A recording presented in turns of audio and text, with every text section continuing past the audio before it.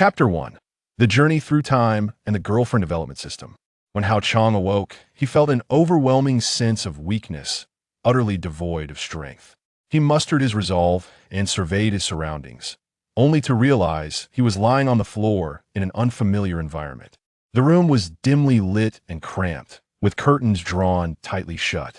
In the center, a fire pit contained the remnants of white ashes from something that had been burned.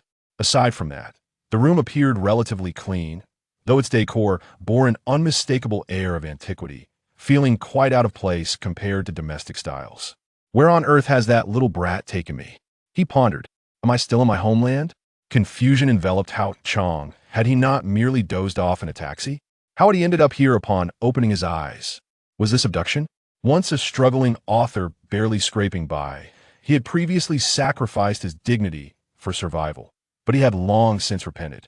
After a sleepless night spent typing away, he had resolved to treat himself by visiting a foot massage parlor, hailing a taxi for the occasion. Who could have anticipated that a brief nap would lead him to this place? This was clearly not a foot massage establishment. Where was he? Hao Qiang was perplexed. Yet, as a surge of unfamiliar memories flooded his mind, realization struck him. Oh, I've traveled through time. Nishihara Chiki, 23 years old, a graduate of the University of Tokyo, born in August 1992, a writer who succumbed to carbon monoxide poisoning. As he digested these fragments of memory, Hao Qiang found the situation rather intriguing. He had never imagined that he would one day traverse time. Fate had certainly smiled upon him. In his recollections, the original inhabitant was an outstanding graduate of the University of Tokyo, endowed with a talent for writing. His debut work, crafted during his academic years, achieved remarkable success, marking him as a prodigy. Consequently, upon graduation, he chose to pursue a career as a professional writer, dedicating himself to literary creation. Alas, subsequent publications yielded mediocre results, garnering lukewarm market responses. The original Nishihara Chiki bore immense psychological pressure, leading him to question his abilities and continuously doubt himself. Ultimately, he opted for carbon monoxide poisoning. This fellow's resilience is astonishingly feeble. I've penned numerous works and still contemplate indulging in foot massages daily. And he chooses to end it all? Truly pathetic. Perhaps it was for the best that he had taken his own life. It had fortuitously bequeathed this identity to Hao Qiang. A 23-year-old graduate from the University of Tokyo, albeit a once prominent writer, this identity seemed fitting for him. As an online literature author, accustomed to themes of time travel and rebirth, Hao Qiang's adaptability was commendable, and he swiftly embraced the reality of his own time-traveling experience. He was rather pleased. After all, he had previously lived a solitary existence, devoid of familial ties. Now, he had the opportunity to explore the myriad charms of Japanese women. A delightful prospect indeed. Ah, I nearly forgot about the benefits of this journey. Where is the system? Hao Qiang slapped his forehead, almost overlooking this crucial detail. It was the 1990s in Tokyo. The economic crisis had already struck, and despair loomed over the job market. There were countless individuals resorting to desperate measures beneath the rooftops. Without a system, he found it somewhat challenging to live joyfully in this place. The environment was indeed too harsh. Fortunately, with the mechanical sound of ding, a virtual screen materialized before Hao Qiang, signaling the arrival of the system. Indeed, a system is a standard accessory for traversers. Ding! The girlfriend cultivation system has been activated and is eager to serve the host. The host may add any girl he fancies to the system as a girlfriend. By spending on the girlfriend, the host can receive a cashback of 2 to 10 times. Increasing the girlfriend's affection level will yield special rewards. Once the affection level reaches its maximum, a second girlfriend slot can be unlocked. Moreover, the affection for the first girlfriend will never diminish. As Hao Qiang gazed at the flickering lines of text on the virtual screen, he gradually began to comprehend his new system. A smile slowly spread across his face, and excitement bubbled within him. The concept of cultivating a girlfriend entails understanding and caring for her feelings and needs throughout their relationship, intentionally supporting and nurturing her aspirations, while simultaneously striving for a harmonious romantic bond. Hao Qiang had previously engaged with similar games and understood the essence of cultivation. This system was remarkably advantageous. Any girl he fancied could be designated as a girlfriend. Gifts and purchases for her would yield cash back. This was not merely a freebie, but a means of profit. Such a scheme promised swift financial gain, and which girl could withstand the allure of monetary affection? They would undoubtedly think, he spends so much on me, he must truly love me. Although he remained unaware of the so-called special rewards, the inclusion of special denoted something extraordinary, perhaps even high-end technological marvels like titanium alloy kidneys. Contemplating this, tears of joy streamed down Hao Qiang's face. He had fantasized countless times about such a day.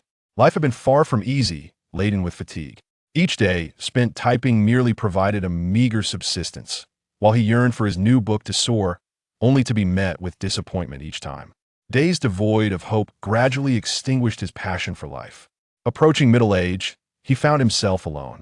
While some might consider this a carefree existence, one person satisfied, the family not hungry, Hao Qiang only felt loneliness and desolation. Visiting a foot massage parlor served as a way to comfort his lonely heart, allowing him to occasionally savor the beauty of life. Otherwise, he feared the onset of depression.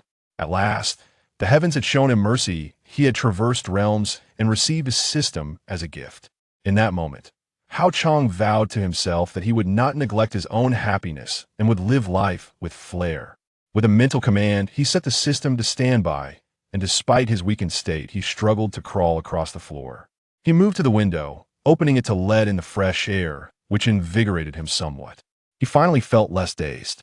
However, his physical condition remained poor, especially as hunger gnawed at him. He had no idea how long the original owner had lain on the floor, certainly more than a full day. Contemplating whether there might be something to eat here, or if he should venture outside in search of sustenance, a sudden knock at the door interrupted his thoughts. He shifted the charcoal brazier to the side in order to avoid any misunderstandings. Hao Qiang staggered to the door and opened it.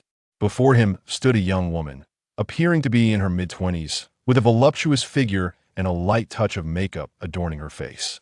Although her beauty was not extraordinary, her gentle demeanor and caring expression brought a sense of comfort to Hao Qiang. However, he could not immediately recall who she was, as his memory remained somewhat muddled. At that moment, the soft-spoken lady addressed him. "Bai Yuanqin, are you all right?" Chapter 2. A request, madam. I'm fine. The woman's voice was tender, filled with genuine concern. Despite speaking in Japanese, Hao Qiang understood her perfectly and could respond fluently in the same language, perhaps a skill inherited from this body. After a vague reply, he frantically searched through the original owner's memories for information about this woman. After a brief moment, he finally found the answer and quickly inquired, "Mrs. Watanabe, what brings you here? Is there something you need?" "Oh, I haven't seen you leave your house for 2 days, and I was worried about your health, so I decided to come by and check on you." "I apologize for intruding. Bai Yuanqin, you look quite worn out. Is it due to your writing? You must take care of yourself." Although she was concerned for him, the gentle woman bowed in apology, fearful of disturbing the writer's creative process. She was Chiku Nakahara's neighbor, a widow. The silence from the house next door over the past 2 days had caused her great unease. She feared something unfortunate might have befallen this remarkable young man. Hesitating for quite some time, and after much internal deliberation, she had finally gathered the courage to come over. Upon seeing that Nakahara was merely a bit frail and unharmed, she felt a wave of relief and prepared to take her leave. "Bai Yuanqin, do not seclude yourself in your room all the time. You should step outside occasionally. Perhaps this will inspire you. Also, remember to eat regularly. Your health is paramount. I shall take my leave now. Goodbye." The woman held a fondness for this young man. He was educated, humble, and polite, with a profession that commanded respect as a writer. Yet his somewhat reclusive nature and lack of daily care made her instinctively wish to look out for him. As she thought to remind him to take care of himself more often and turned to leave, she heard a voice behind her. "Excuse me, Mrs. Watanabe, could I trouble you with a small request?" "Ah, what is it?"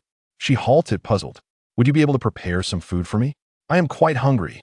Hao Qiang had made what seemed a rather excessive request. It was indeed excessive, for his relationship with Mrs. Watanabe was not particularly close at most. They exchanged polite nods and greetings. In a sprawling metropolis like Tokyo, a palpable sense of distance often separates its inhabitants, who are generally reluctant to impose upon one another. To request something as personal as preparing a meal seems, given the current rapport between the two, rather inappropriate. Nonetheless, Hao Qiang proceeded to make such a request. It was not born out of necessity for Mrs. Watanabe's assistance. His physical condition could still endure for the time being. Rather, he yearned to cultivate a deeper connection with this widow. After all, it seemed quite reasonable to ask a neighbor as amiable and gracious as she to assist him. "Are you suggesting I prepare a meal for you, Kitaharkin?" "While I can certainly do that, I must mention that I am still at work and cannot be away from the convenience store for too long," Mrs. Watanabe replied, somewhat taken aback. Her surprise stemmed from the abruptness of the request, yet she dismissed it, perhaps attributing it to the young man's genuine hunger. However, she felt a twinge of guilt for leaving her post during work hours, especially since it was the first time Kitaharkin had sought her help, and she could only offer a refusal. "Please, Mrs. Watanabe, I haven't eaten in 2 days." Hao Qiang implored weakly. "What? You haven't eaten for 2 days? That's serious. It's too late to cook. I'll fetch a bento from my store. It won't take long." Upon hearing this, Mrs. Watanabe was instantly alarmed. Without further ado, she hurried out. In just a few fleeting minutes, she returned, breathless, clutching a bento box and a bottle of milk. "Kitaharkin, you must take better care of yourself. How could you let yourself go hungry for so long? Come, eat. The bento has been warmed." She guided Hao Qiang to the dining table, opened the bento box, unscrewed the cap on the milk, and retrieved utensils from the kitchen. "Drink some milk first, and take your time. Eating rushing could upset your stomach." "Thank you so much, Mrs. Watanabe. Without your kindness, I might truly have starved today." Hao Qiang expressed his gratitude sincerely as he began to eat. "Don't mention it. It's only right for neighbors to assist one another. But, Kitaharkin, you mustn't let this happen again. Take care of your health," she admonished gently. Seeing Hao Qiang relish the meal, she involuntarily swallowed hard. The bento she had chosen was a moderately priced teriyaki chicken box, a more delectable and digestible option compared to the cheaper vegetable or pork cutlet bentos. She had pondered for a few moments before selecting it.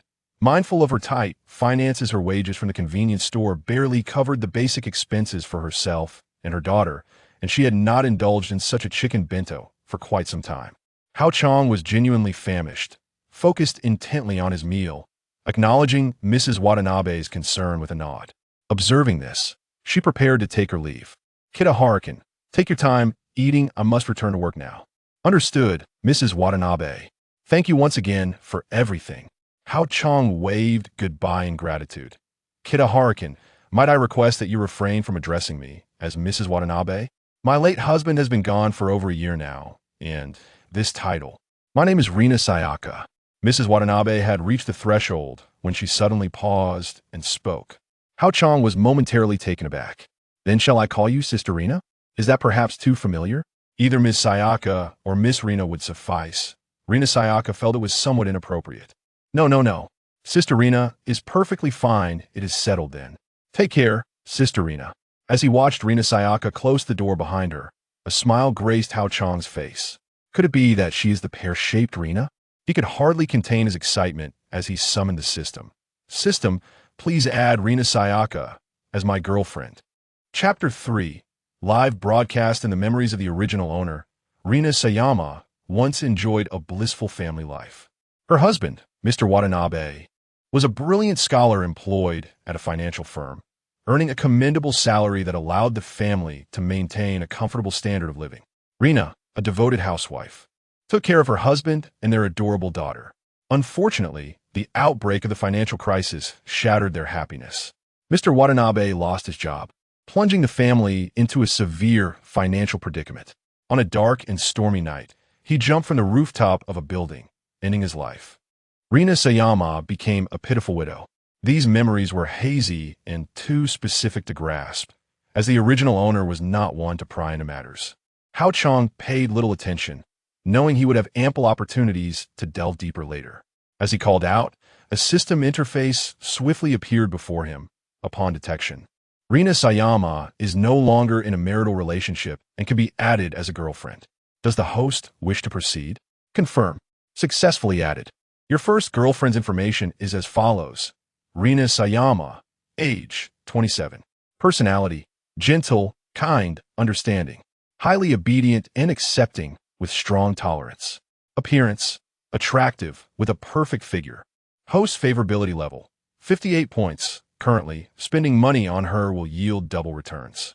Increase favorability to 60 points for triple returns. Ultimate wish, to bear a pair of children and become a full-time housewife. Current emotion, as long as Kitahara-kun is fine, the teriyaki chicken bento smells delicious. And a convenience store job is exhausting. Ah, splendide, très splendide. She is the epitome of an ideal wife, devoid of unrealistic aspirations, merely wishing to be a full-time homemaker. Hao Qiang admired such a woman, feeling that nurturing the relationship would be effortless. Her understanding nature ensured she would not display the typical capriciousness seen in many women, maintaining emotional stability. This aspect was crucial for the consistency of favorability, preventing fluctuations due to emotional issues. Her ultimate wish was refreshingly simple, almost excessively so, indicating a woman who values life's mundanity. Let it be known, Hao Qiang was certainly not a lecherous soul, nor was he a scoundrel, and he harbored no peculiar inclination towards widows. No, he was simply inclined to assist this woman, for she was undeniably pitiable, and he could earn a little in the process. After all, the original owner left behind scant wealth. One must survive, after all. At that moment, Hao Qiang noticed an icon labeled girlfriend's real-time status at the lower left corner of the interface. He mentally clicked it, and instantly the virtual screen transformed into a scene within a convenience store. In this setting, Rina Sayama donned a convenience store apron, diligently working, occasionally arranging shelves and assisting customers in selecting products. She was patient and meticulous, taking her responsibilities seriously, her fair, beautiful face adorned with a faint smile. This is essentially a live broadcast. Hao Qiang was dumbfounded. As he watched Rina's broadcast, he finished his box meal and drank the last of his milk, finally feeling a sense of fulfillment akin to that of surviving a calamity. However, his body remained weak, and he knew that a good night's sleep was essential for recovery. Reluctantly shutting off the broadcast, Hao Qiang retired to the bedroom, lying on the bed, closing his eyes to rest. He eagerly anticipated the life that lay ahead. Alas, it was regrettable that this transmigration was a soul transfer rather than a physical one. The original Hao Qiang was no more. He had become Chiku Kitahara. At 3 o'clock in the afternoon, the former Hao Qiang, now Chiku Kitahara, rose from the bed. At this moment, he had recovered significantly from his previous state of exhaustion. Chiku decided to take a stroll outside to explore the Tokyo of this era, a place he was quite curious about. Having only seen it through videos in his past life, never experiencing its heat firsthand. Before venturing out, he organized the meager possessions left by the original owner. The original owner's background was quite tragic, an orphan without parents, raised in an orphanage, which had contributed to his introverted and reserved character. He had published 4 works, with only the first achieving moderate success, earning him a total of 15 million yen over the years. The remaining 3 fared poorly, collectively bringing in only 3 to 400,000 yen. Though nearly 20 million yen in royalties sounds substantial, in reality, well, it was not insignificant. However, the cost of living in Tokyo was exorbitant, with a simple bento costing over 1,000 yen and a decent meal easily exceeding 10,000. Renting an apartment could cost upwards of 1 to 200,000 yen monthly. Consequently, after deducting several years of expenses, the original owner was left with a mere fraction of 1 million yen. This financial strain was one of the reasons for his tragic decision to end his life. Chiku Kitahara gazed at the stack of bills in his hand, his heart calm. It mattered not that the sum was small, converted to RMB. It amounted to merely tens of thousands. Yet, having some initial capital was better than none. Furthermore, even now, royalties from the original owner's first book continued to trickle into the account, albeit meagerly, enough to cover utility bills. Next came the time to leverage this small fortune. He intended to purchase something for Rina Sayama and test the system's cashback feature. After changing into clean clothes, Chiku approached the washstand, scrutinizing his reflection in the mirror. Before him stood a slender young man with somewhat unkempt, slightly long hair, possessing a ruggedly handsome face that exuded a scholarly charm. Yet, he appeared rather frail. Standing approximately 175 centimeters tall and weighing less than 120 pounds, he projected an impression of fragility, lacking a sense of security. It seemed imperative to nourish himself better and establish a more regular routine to build up his strength. Without a robust physique, how could he support a tarnished soul? Perished the thought. He was not tarnished. After tidying his disheveled hair, Chiku took the key and stepped out, departing from his rented apartment.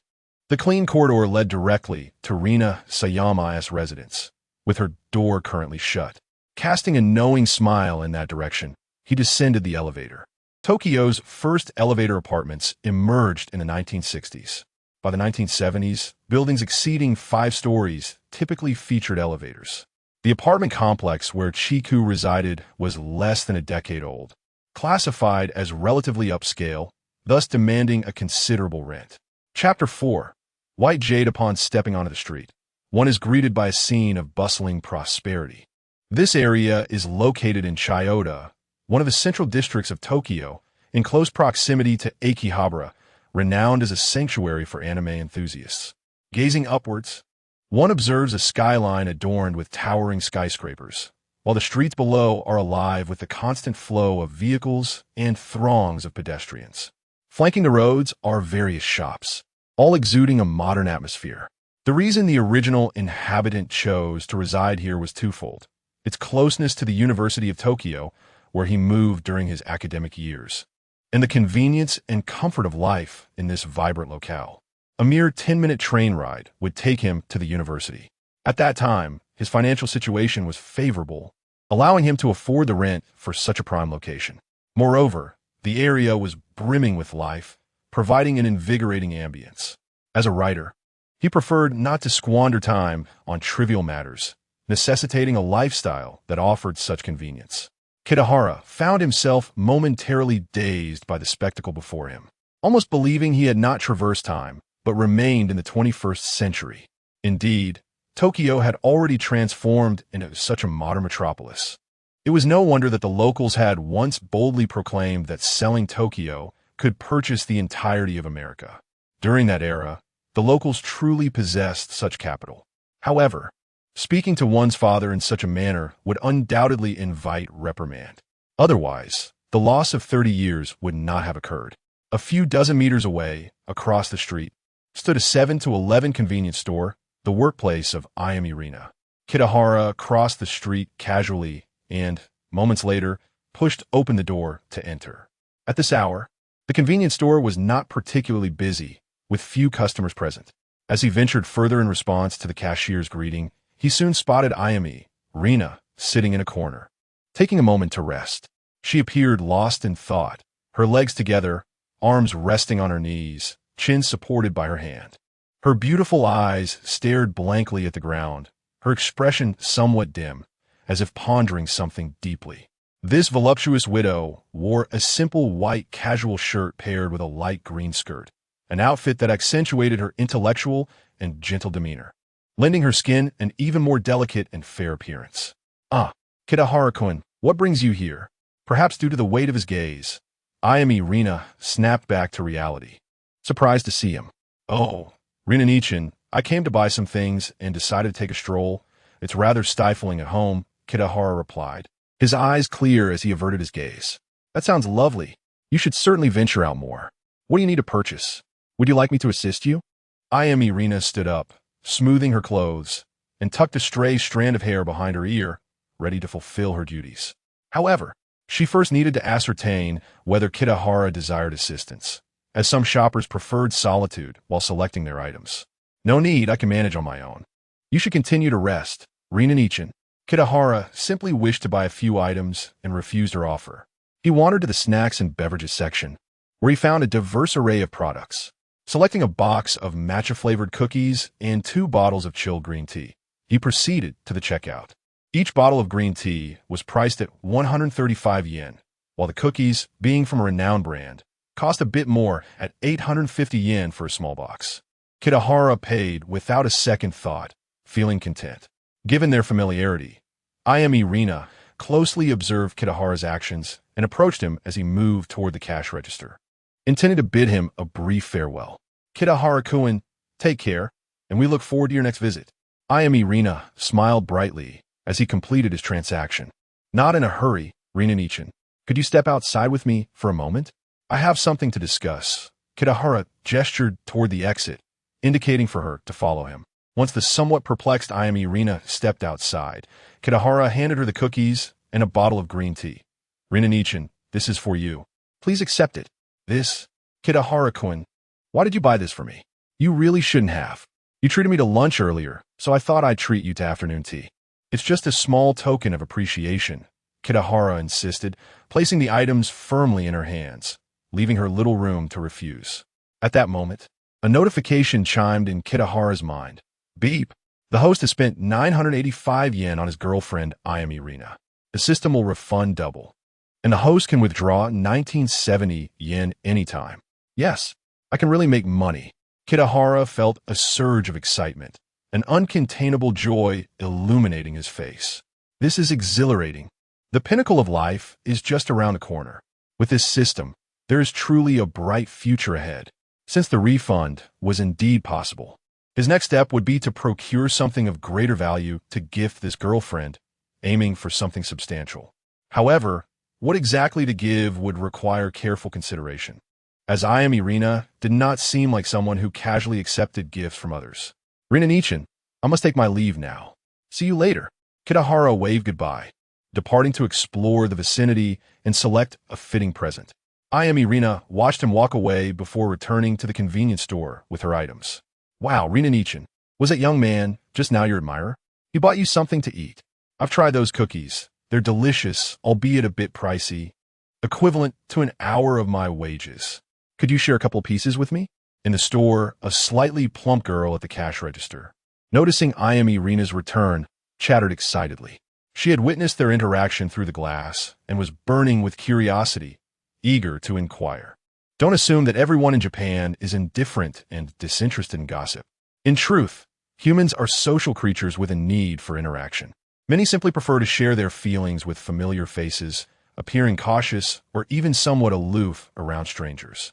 This girl had been working with Ayami Rina for over 6 months, and due to their compatible personalities, they had become friends, well acquainted with each other's circumstances, which led to her somewhat unrestrained chatter. Chapter 5. Tokyo is too hot early in the morning. Rina Hayami noticed that her colleague had misunderstood her and hastily clarified. No, Sachiko-chan, don't jump to conclusions. I don't mind, but Kitahara-kun is still an unmarried young man. We shouldn't tarnish his reputation. After speaking, she unwrapped a package of matcha cookies and shared them with her colleague, Sachiko-chan. Sachiko cheered and picked up a cookie to taste, although she disagreed with Rina's statement. Mumbling as she ate, what reputation are you talking about? It's just the two of us here. No one else will hear us. Who is this Kitahara-kun anyway? I think he must like you. Rina-ne. Otherwise, why would he buy you something to eat? P.S. My neighbor. I bought him a bento earlier today as a gesture of goodwill. Oh, really? You think so? P.S. a writer, a graduate of the University of Tokyo. So why would he be interested in a widow like me who has already had children? P.S. the writer neighbor you mentioned. No wonder. He looks so refined. An University of Tokyo graduate. How impressive. Rina-ne, if you don't want Kitahara-kun, I might just pursue him. Money is so hard to earn these days. His income as a writer should be stable, right? I'm not sure. He tends to be quite low-key, and I don't know much about him. But Sachiko-chan, you could certainly take the initiative. If you married him, at least you wouldn't have to work 2 jobs. Let's not joke about that. I wouldn't be worthy of him. Why not give it a try? Sachiko-chan, you're so kawaii and have a wonderful personality. Perhaps Kitahara-kun would like someone like you? But being kawaii doesn't matter. We live in completely different worlds. The atmosphere fell into a momentary silence. After a while, Sachiko pushed the cookie box toward Rina. Rina-ne, I'm fine with just 2. You should keep the rest for little Aya. She glanced at the luxurious apartment building across from the convenience store and continued. Speaking of which, I'm quite envious of you, Rina-ne, for having a property here. That is something I can only dream of. Don't be envious. I'm actually considering selling this property to live in a more secluded area. My savings have nearly run out, and my income isn't enough to support myself and little Aya. Rina's expression turned somber as she slowly revealed her impending life-altering decision, despite her reluctance. This apartment was purchased after her marriage to Mr. Watanabe, and they had only lived there for a few years. It felt as new as ever. It contained countless beautiful moments of her life, chronicling her daughter Aya's growth and her cherished memories with her late husband. Moreover, the location was convenient and comfortable, with lovely neighbors. Yet the selling price she had inquired about had already dropped by a third since she bought it. But what could she do? She was at the end of her rope. The sorrows and joys of humanity do not resonate with one another. While the two women at the convenience store struggled to breathe under the weight of life's pressures, Kitahara was leisurely strolling through the streets.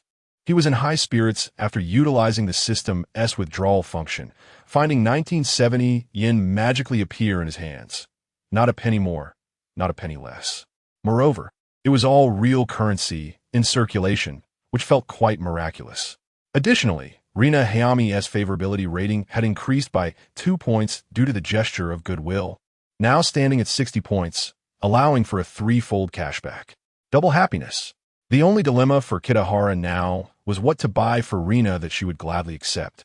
Purchasing clothing or accessories would surely be met with resistance. They were merely neighbors, and in reality, she was not yet his true girlfriend. He had just passed by many gift shops and cosmetic stores filled with items suitable for women, yet he felt it was not the right time for such gifts. He needed to enhance their intimacy first, at least transition from neighbors to friends. Once they were friends, things would be easier. From this perspective, he thought of bringing some ingredients to her home as a means of gratitude for her help that morning. Surely, she would not refuse. As Kitahara contemplated, his thoughts began to crystallize. He resolved to approach things this way, boosting his presence and trustworthiness. He presumed that his favorability rating would rise considerably as a result. I should buy some good quality ingredients. The threefold cashback is too enticing. Even if the portion I eat doesn't earn cashback, it's still a delightful way to enjoy a meal without any cost. Quite a bargain. With this determination, Kitahara ceased aimless wandering and headed toward a nearby department store at the intersection. Indeed, Tokyo was sweltering. After just a short walk, he was already sweating. Everywhere he looked, fashionable young girls wore short skirts or shorts, their bare legs glistening in the heat, leaving him parched. He had already drained a bottle of green tea. It was unbearably hot.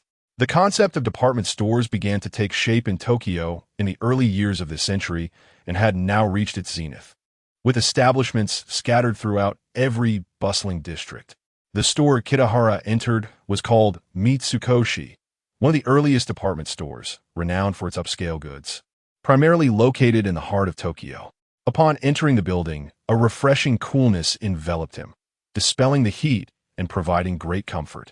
After inquiring with an attendant, Kitahara made his way to the ingredients section, where an array of dazzling food items dazzled his eyes.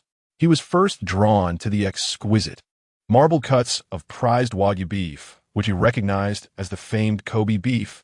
It certainly looked enticing. However, upon glancing at the price tag, he gasped internally. Wow. Over 20,000 yen per kilogram. What a steep price. This amounted to more than 1,000 yen per kilogram, requiring an ordinary person to work several days to afford it. Truly a delicacy reserved for the wealthy. Nevertheless, he may not be wealthy, but he had the system. Excuse me, I'll take 2 pieces of this. The service in upscale establishments was attentive. The attendant asked how Kitahara planned to prepare it and offered to cut it for him, neatly packaging it with ice for preservation. With the box in hand, Kitahara glanced around again. Not far to his right was the seafood section, showcasing a variety of precious seafood. Live lobsters waved their claws, crabs brandished their massive pincers, and colorful fish swam gracefully in tanks. They too bore hefty price tags. After a moment's contemplation, Kitahara decided against purchasing seafood. He feared that buying too many expensive ingredients at once might overwhelm Rinane. There would be more opportunities in the future. He would save such purchases for another time.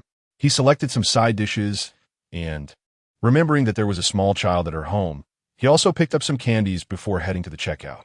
Though he didn't buy much, he still spent nearly 60,000 yen, and Kitahara felt quite satisfied. This simple and unadorned experience was immensely enjoyable. Chapter 6. Allow me to feel the warmth of home. Without further delay, Kitahara returned home, placed the ingredients in the refrigerator, and wearily collapsed onto the sofa to rest.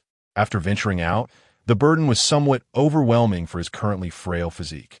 He needed time to recuperate, estimating it would take several days to fully recover. After a brief moment, feeling a tad bored, Kitahara switched on the television in his room, intending to pass the time. He recalled that Hayasaka Rina usually returned with her child around 5 or 6 in the afternoon, leaving him with ample time to spare. Oh, is Doraemon airing already? Upon turning on the television, the screen displayed the animated series Doraemon, which would later become widely recognized. Kitahara was unaware that this animation had debuted so early, sustaining its popularity for so many years. The show was quite entertaining. Although the visuals appeared somewhat rudimentary and lacked refinement, it sufficed for a leisurely distraction. Before he knew it, 2 episodes of Doraemon had concluded. After a few advertisements, an even older classic, Ikkyu-san, began to air.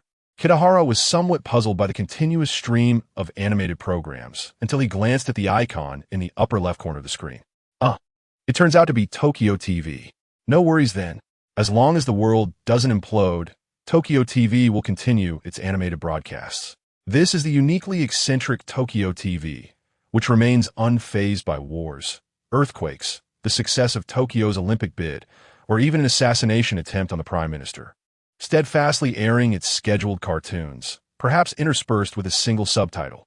Indeed, it shows no deference to anyone, earning the title of the mudslide among television stations.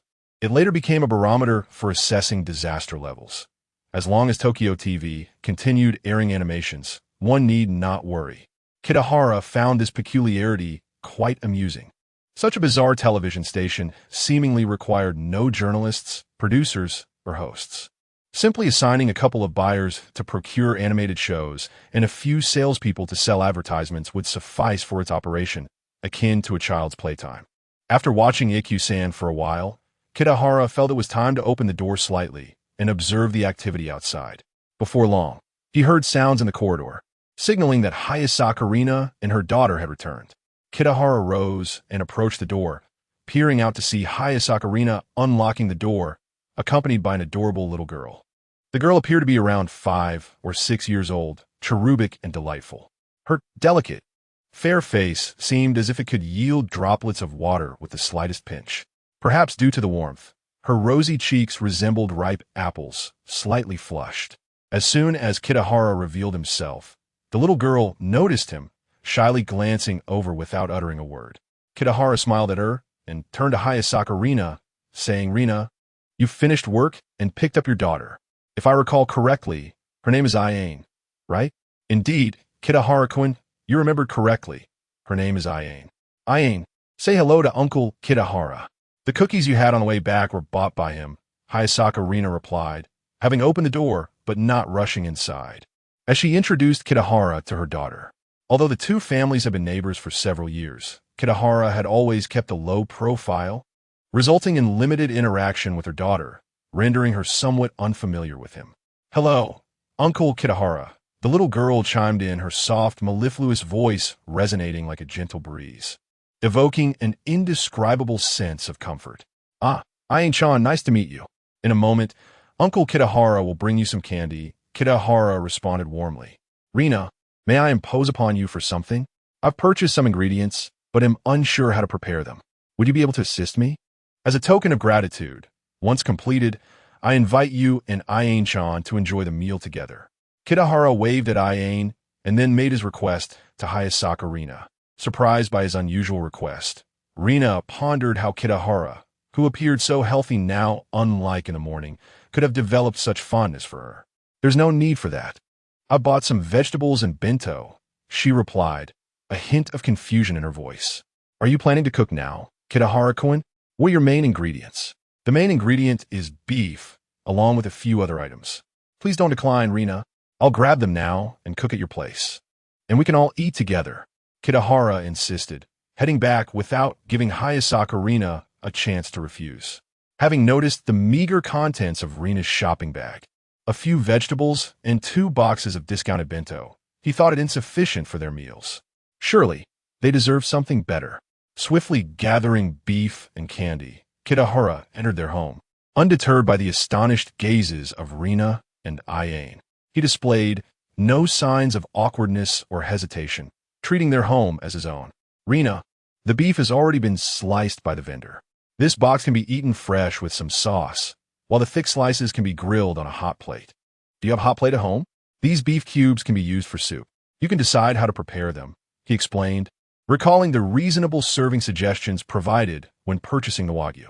While listening to Kitahara's instructions, Hayasaka, Rina scrutinized the various boxes of beef. After he finished, she looked up and inquired, Kitahara-kun, is this a 5-grade Wagyu? Such premium beef is quite expensive. Iane and I cannot possibly partake in it.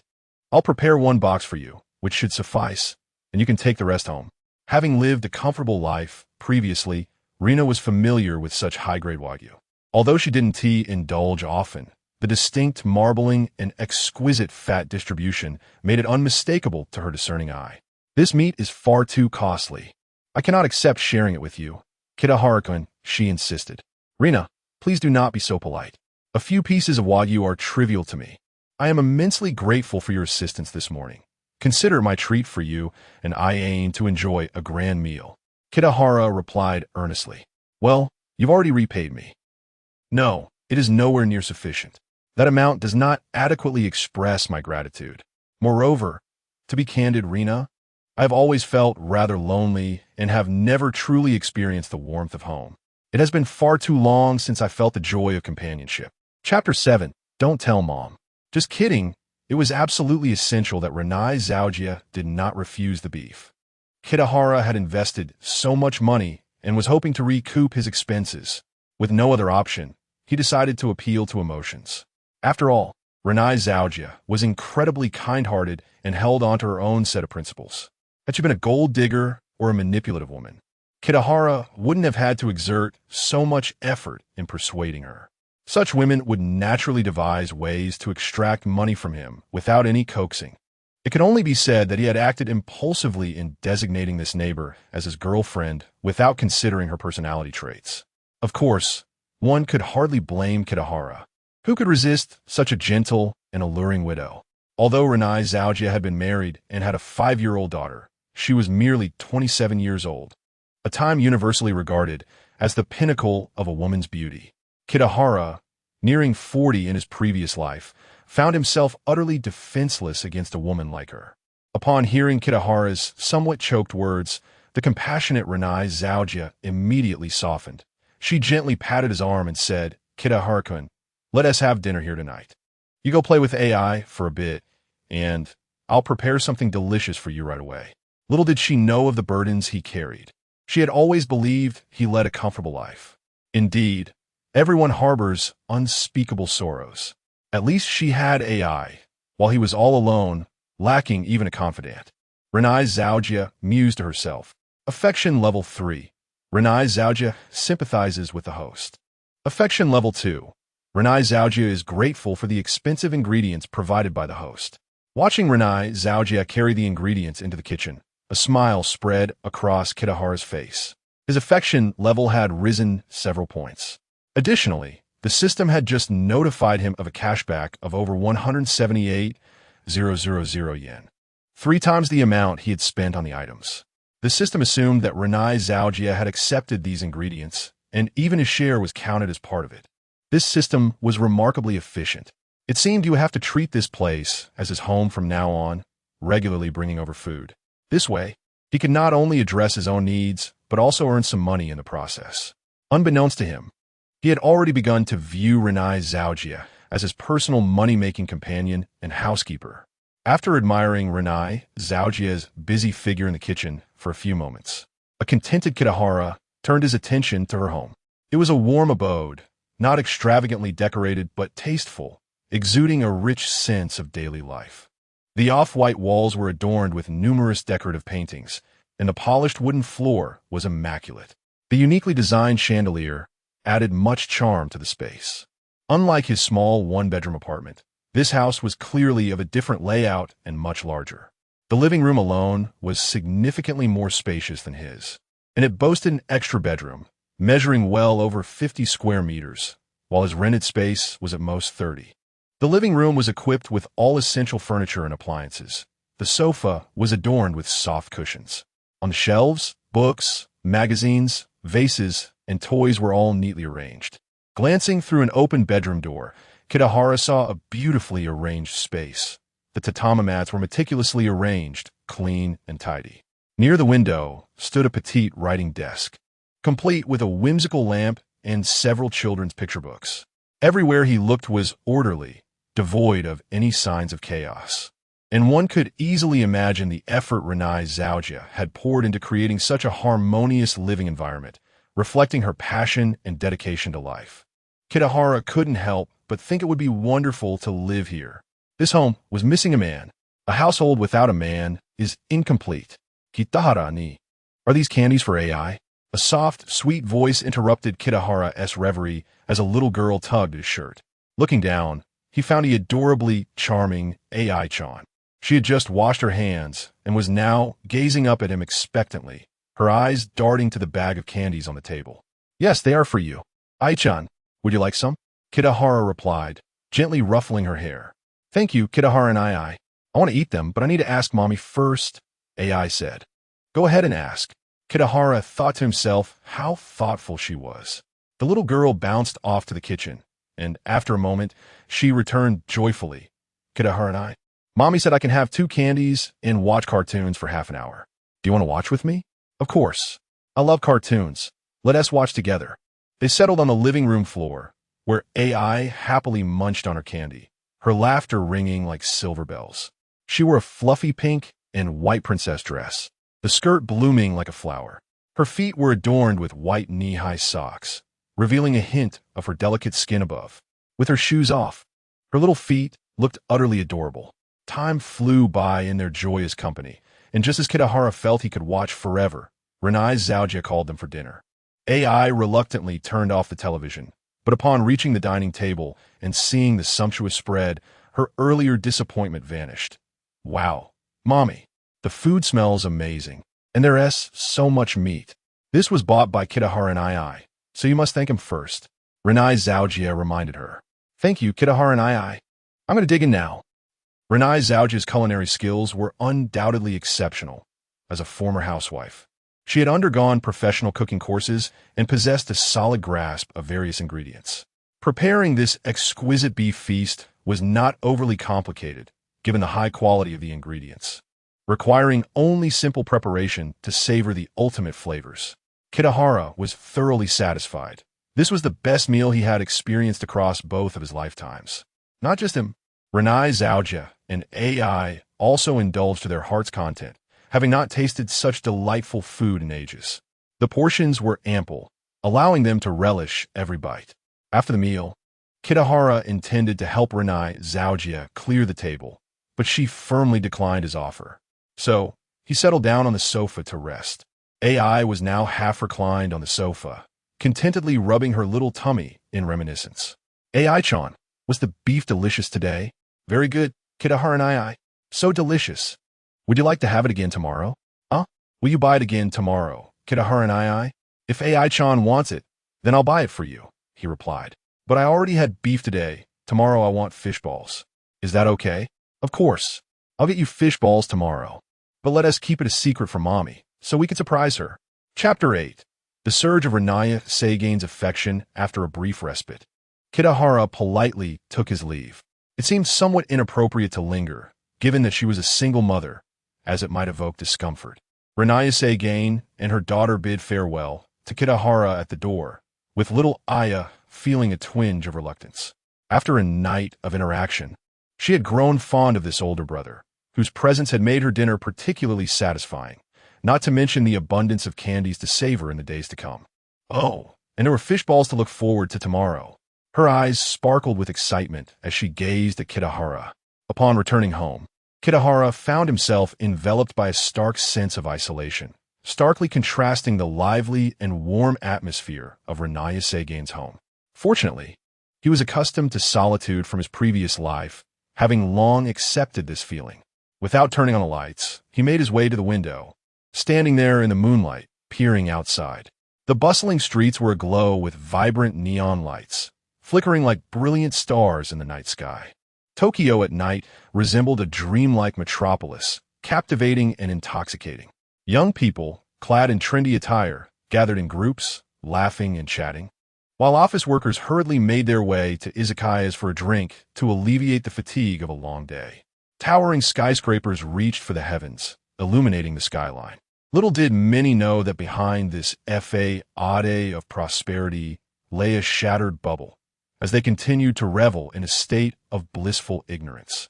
Not every industry had been affected, and perhaps some were aware yet felt powerless to effect change, choosing instead to numb themselves in a dreamlike escape. In a sense, this was indeed a grand era, marked by economic decline and pervasive silence.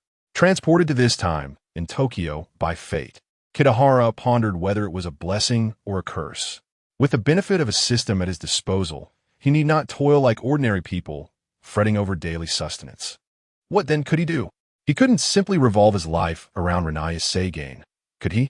Idleness could lead to stagnation. Previously, the system had indicated that upon reaching the maximum affection level with Renaya Seigain, he could unlock a second girlfriend slot.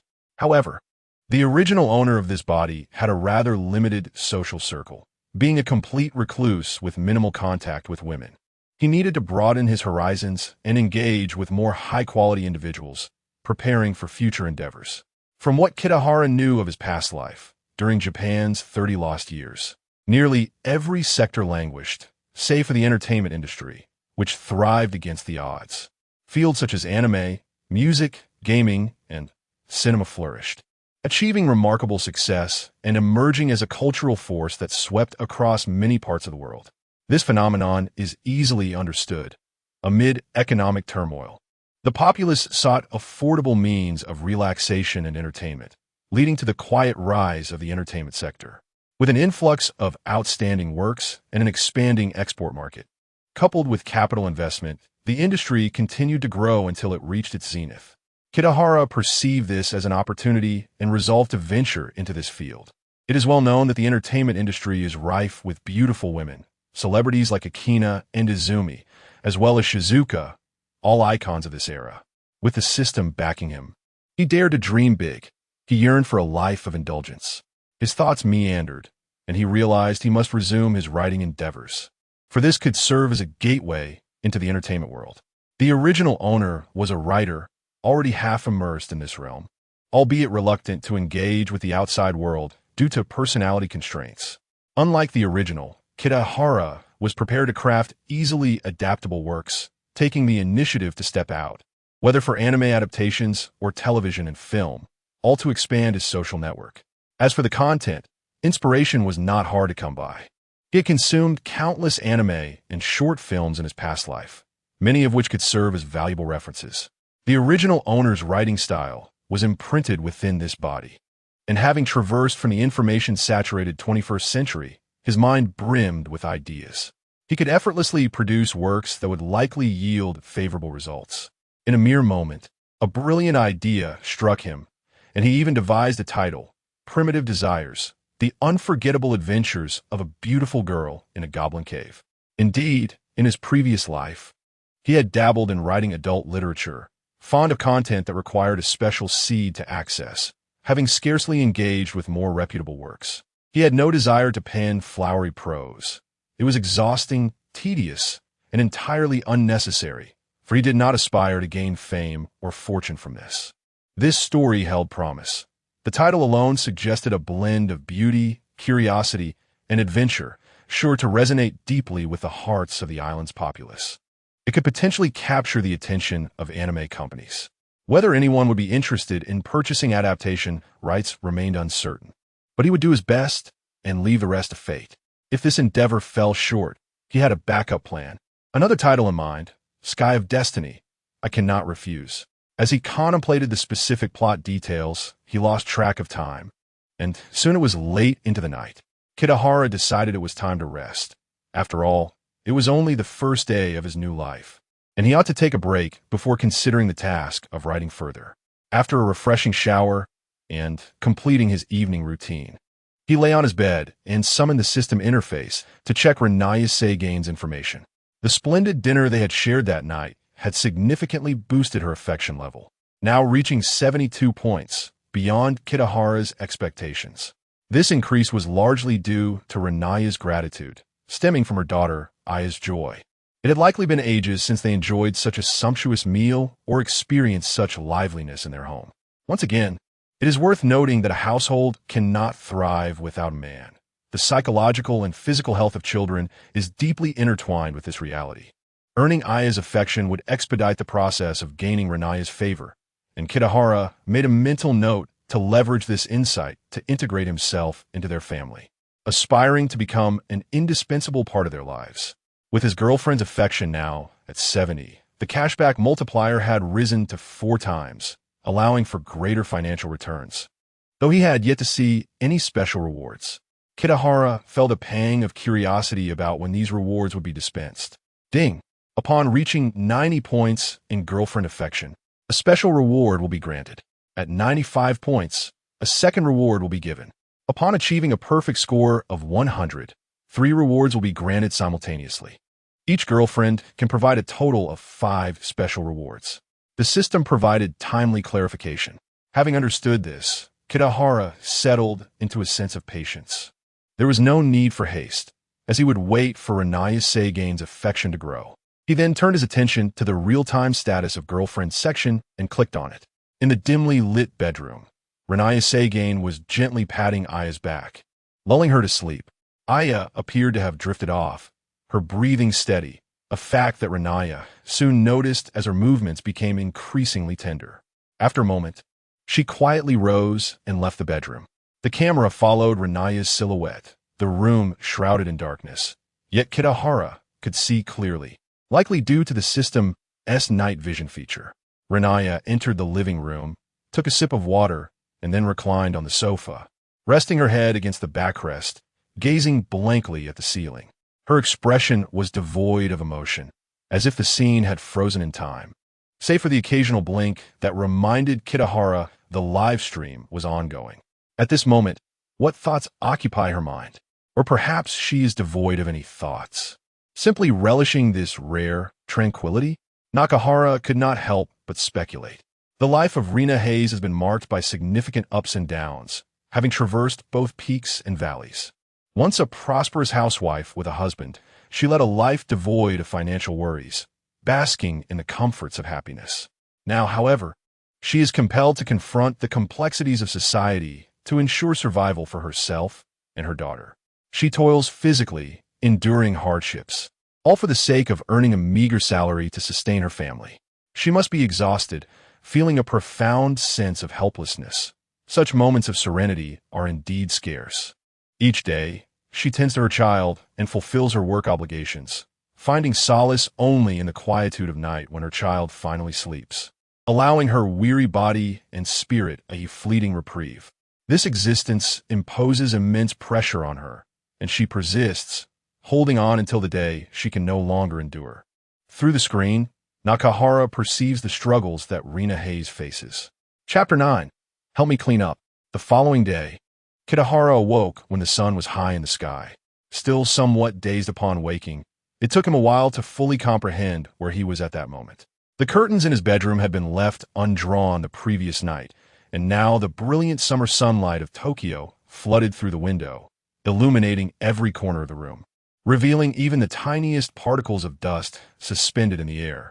With a languid stretch, Kitahara rose from his slumber, feeling a pang of hunger within him. A glance at the clock revealed it was already past 10. Indeed, he had indulged in a refreshing sleep until the natural hour of awakening. After swiftly attending to his morning rituals, he donned his attire and set out in search of sustenance. Wandering downstairs, he casually entered a ramen shop where he savored a bowl of tonkatsu ramen, satisfying his appetite. He contemplated taking a leisurely stroll to aid his digestion before returning to commence his writing endeavors. However, as he approached a street corner, a flyer he received altered his course of thought. The flyer was a beautifully printed advertisement featuring half-body photos of several young women clad in yukatas, their radiant smiles exuding youth and charm. "Sir, I am Please visit our massage parlor for an experience that will surely satisfy you. Our standard massage package is just 800 yen. An absolute bargain. The young woman distributing the flyers eagerly intercepted Kitahara, attempting to secure him as a customer. Intrigued, he considered the prospect. After all, he had yet to experience the delights of a Japanese massage. For someone like him, a frequent visitor to foot massage establishments, this opportunity held considerable allure, rivaling even the excitement of meeting Rina Hayami. Having earned over 10,000 yen the previous day, he pondered treating himself today. "Excuse me, is this a legitimate massage establishment?" Kitahara inquired. "Absolutely legitimate. However, if you have any special requests, we can accommodate that as well, and our prices are quite reasonable. Sir, you may follow me for a brief tour of the facility to observe the environment and our staff before making your decision. It is just a short distance ahead." The flyer girl replied, her enthusiasm palpable as she sensed Kitahara's interest. "Very well, I shall accompany you," he decided, feeling leisurely with no pressing obligations and curious to witness how this Japanese massage compared to those back home. From what he gathered, this place appeared to be more open and less reserved. The girl's smile widened upon hearing his agreement, and she immediately bowed in gratitude before leading the way. Kitahara noted that she was quite attractive, youthful, and remarkably polite. During their walk, he ventured to ask, "May I inquire if your establishment allows for hourly bookings? I would like to request your services." "Nanny? Me?" she responded, slightly taken aback. "I apologize, sir, but I am merely a part-time employee distributing flyers to invite customers. I cannot provide services myself. However, we have specialized technicians for you to choose from. I sincerely apologize." "Ah, what a pity. It is an honor to receive your attention," Kitahara replied. Although she had mentioned it was nearby, they eventually arrived at a massage parlor nestled deep within an alley after nearly 5 minutes of walking. However, the establishment's prominent sign reassured him that it did not appear to be a shady venue, allowing him to enter with ease. "Welcome." Upon stepping inside, a chorus of greetings enveloped him. Familiar with such scenes, Kitahara smiled and exchanged pleasantries with several female technicians. Some guided him to a sofa, others poured tea, while another presented him with a menu of services. Soon, he found himself surrounded by a bevy of beautiful women. One could not deny the exceptional service in this establishment. Their warmth and enthusiasm far surpassed that of similar venues back home. After perusing the price list and listening to the attendant's explanations, Kitahara opted for the 800 yen full package instead of the basic 800 yen option. Please do not misunderstand. This is a legitimate service, totaling 90 minutes, he clarified, finding the price quite reasonable. After placing his order and sipping his tea, he was escorted to the second floor. As for the experience itself, it was satisfactory, though perhaps not overwhelmingly remarkable. Kitahara felt that, compared to the techniques employed, the primary value here lay in the emotional experience provided. The service was undeniably commendable. The technician bowed numerous times, continually inquiring about the pressure and his overall feelings. While the incessant questioning became slightly tiresome, it did convey a sense of respect, making him feel that his expenditure was indeed worthwhile. Chapter 10. One must always pay a price after indulging in a soothing massage. Kitahara succumbed to the allure of slumber right there. Upon awakening, he discovered the time had slipped into the afternoon. He descended to settle the bill, greeted with polite farewells and expressions of gratitude, before stepping out of the massage parlor. The sky had turned overcast, casting a heavier warmth over the surroundings. Kitahara first sought a barber to refresh his hairstyle, then proceeded to a department store to procure ingredients, primarily seafood for the day. Little Aya had expressed a desire for fish balls, so he selected the finest cod balls available, crafted from premium cod source from Hokkaido's fishing grounds. This exquisite fish, known for its delectable flavor, is even suitable for consumption raw.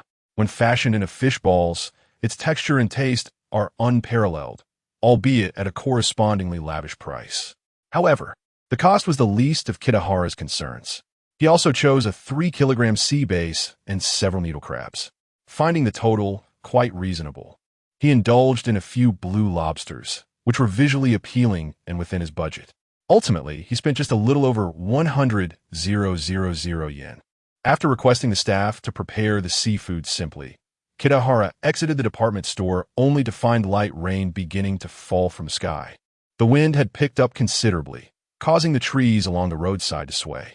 The temperature had taken a refreshing turn. Is the weather changing? Could a typhoon be approaching? Kitahara murmured as he hurried home. It is well known that Tokyo is frequently visited by typhoons, particularly during the summer months of August, when such phenomena are common. To be safe, it was prudent to return home and seek refuge. Fortunately, the rain was light, merely a gentle drizzle, and by the time he reached the entrance of his apartment building, his clothes remained mostly dry. While awaiting the elevator, he heard a familiar voice behind him. Turning around, he was pleased to see Rina Hayasaka and little Aya returning as well. "Oh, Rina, you're home early today." "Hello, Aya." "Hi, there's a typhoon today, and the kindergarten notified parents to pick up their children early, so I took leave to fetch Aya." Rina smiled warmly, and Kitahara-kun, "You look so refreshed with your short hair." Indeed, it was a typhoon, but it seemed to be a mild one. Otherwise, he would have received an evacuation notice. It appeared to be a rather ordinary typhoon passing through. Kitahara thought as he lifted the shopping bag to show Rina and Aya. My previous hairstyle was a bit unkempt, so I decided to have it cut. By the way, I just bought some ingredients. Let us head home and prepare dinner." "Huh? More ingredients?" "Kitahara-kun, please don't do this. I feel undeserving," Rina replied, her expression turning somewhat troubled. "But I've already bought them, and I can't cook, so it would be wasteful otherwise." "Rina, please accept it. I bought fish balls. I'm sure I will love them. Right, Aya?" Kitahara winked at Aya, who eagerly nodded and gazed at her mother with hopeful eyes. Seeing this, Rina appeared even more conflicted. After a moment of contemplation, she replied, "Well, since we can't accept your generosity without giving something in return, how about I help with the housework this evening? I could wash the clothes as compensation." "Sure, that sounds wonderful," Kitahara readily agreed. Yet, upon returning home and inspecting the sumptuous seafood Kitahara had purchased, Rina found the notion of exchanging housework for such lavish gifts somewhat ludicrous. The abundance of high-quality seafood was indeed quite valuable. One session of housework would hardly suffice. She would need to clean daily to repay such generosity. Kitahara-kun's extravagant kindness is truly a dilemma. How shall I repay him? Feeling damp and still carrying remnants of massage oil from his earlier indulgence, Kitahara chose not to wait at Rina's home for dinner. Instead, he returned to his own abode to freshen up before sitting at his desk to write. When dinner was ready, Rina would surely come and notify him. The wind outside seemed to intensify, and although the doors and windows were tightly secured, the mournful sounds of the storm reached him, creating an atmosphere quite suitable for writing. After a moment of introspection, he settled his thoughts and began to pen his manuscript. "Hey, Kaori, have you heard? There's a rumor about a hidden cave located behind Akiyama. I'm planning to explore it. Would you care to join me?" "What? No way, Sakura. That sounds too dangerous." "That is precisely what makes it thrilling. Come along. If you're scared, we could also bring Nanako. She is a member of the martial arts club, and she could protect us if we encounter any danger." "But oh, come on. Aren't you the slightest bit curious about what secrets lie deep within that hidden cave? Imagine if we stumbled upon a treasure." All right, then, Chapter 11. The Happiness of Hayashi Rina, the narrative of the original desire. The unforgettable adventure of the beautiful girl in the Goblin Cave is rather straightforward. Kitahara has crafted a tale in which the protagonist, a young girl named Kiru, embarks on an expedition to a concealed cave under the influence of her friends. Well prepared with supplies, they set off on a splendid morning, arriving at their destination. Gazing into the abyss of the cave, filled with the allure of the unknown, curiosity propels them to venture inside. At that moment, they remain blissfully unaware that they are about to encounter a nightmarish journey that will irrevocably alter their fates. Deep within this cavern resides a vast horde of goblins. As we know, these creatures are notoriously depraved. Upon entering the cave, the three girls are predictably captured by the goblins. Despite having a highly capable ally among them, they appear as mere jesters before the numerous and cunning goblins. With a flurry of strokes, the pen glides swiftly across the paper, each word materializing as if by divine inspiration. Kitahara is filled with an exhilarating creativity, finally able to write what he had longed to express in his previous life. He writes with fervor, producing 2 pages, over 1,000 words, before pausing to reflect. After reading through his work, he feels a profound satisfaction, knowing that only minor adjustments to phrasing are necessary. The literary foundation of the original author is impressive. The command of vocabulary, precision in word usage, and evocative scene descriptions leave him in awe and deeply appreciative. In his past life, he was constrained by his limited literary skills, relegating him to write simplistic narratives devoid of depth. Now, he senses a transcendence in his writing. Although the words remain the same, their new arrangements breathe freshness into his prose. Suddenly, a knock resounds at the door. Kitahara realizes it is time for dinner. As his neighbor calls for him, "Kitahara Nyakin, Mama sent me to call you for dinner." To his surprise, it is not Hayashi Rina at the door, but the adorable little Aya. The sight of this charming girl instantly lifts his spirits. Such kawaii little girls possess an uncanny ability to elevate one's mood.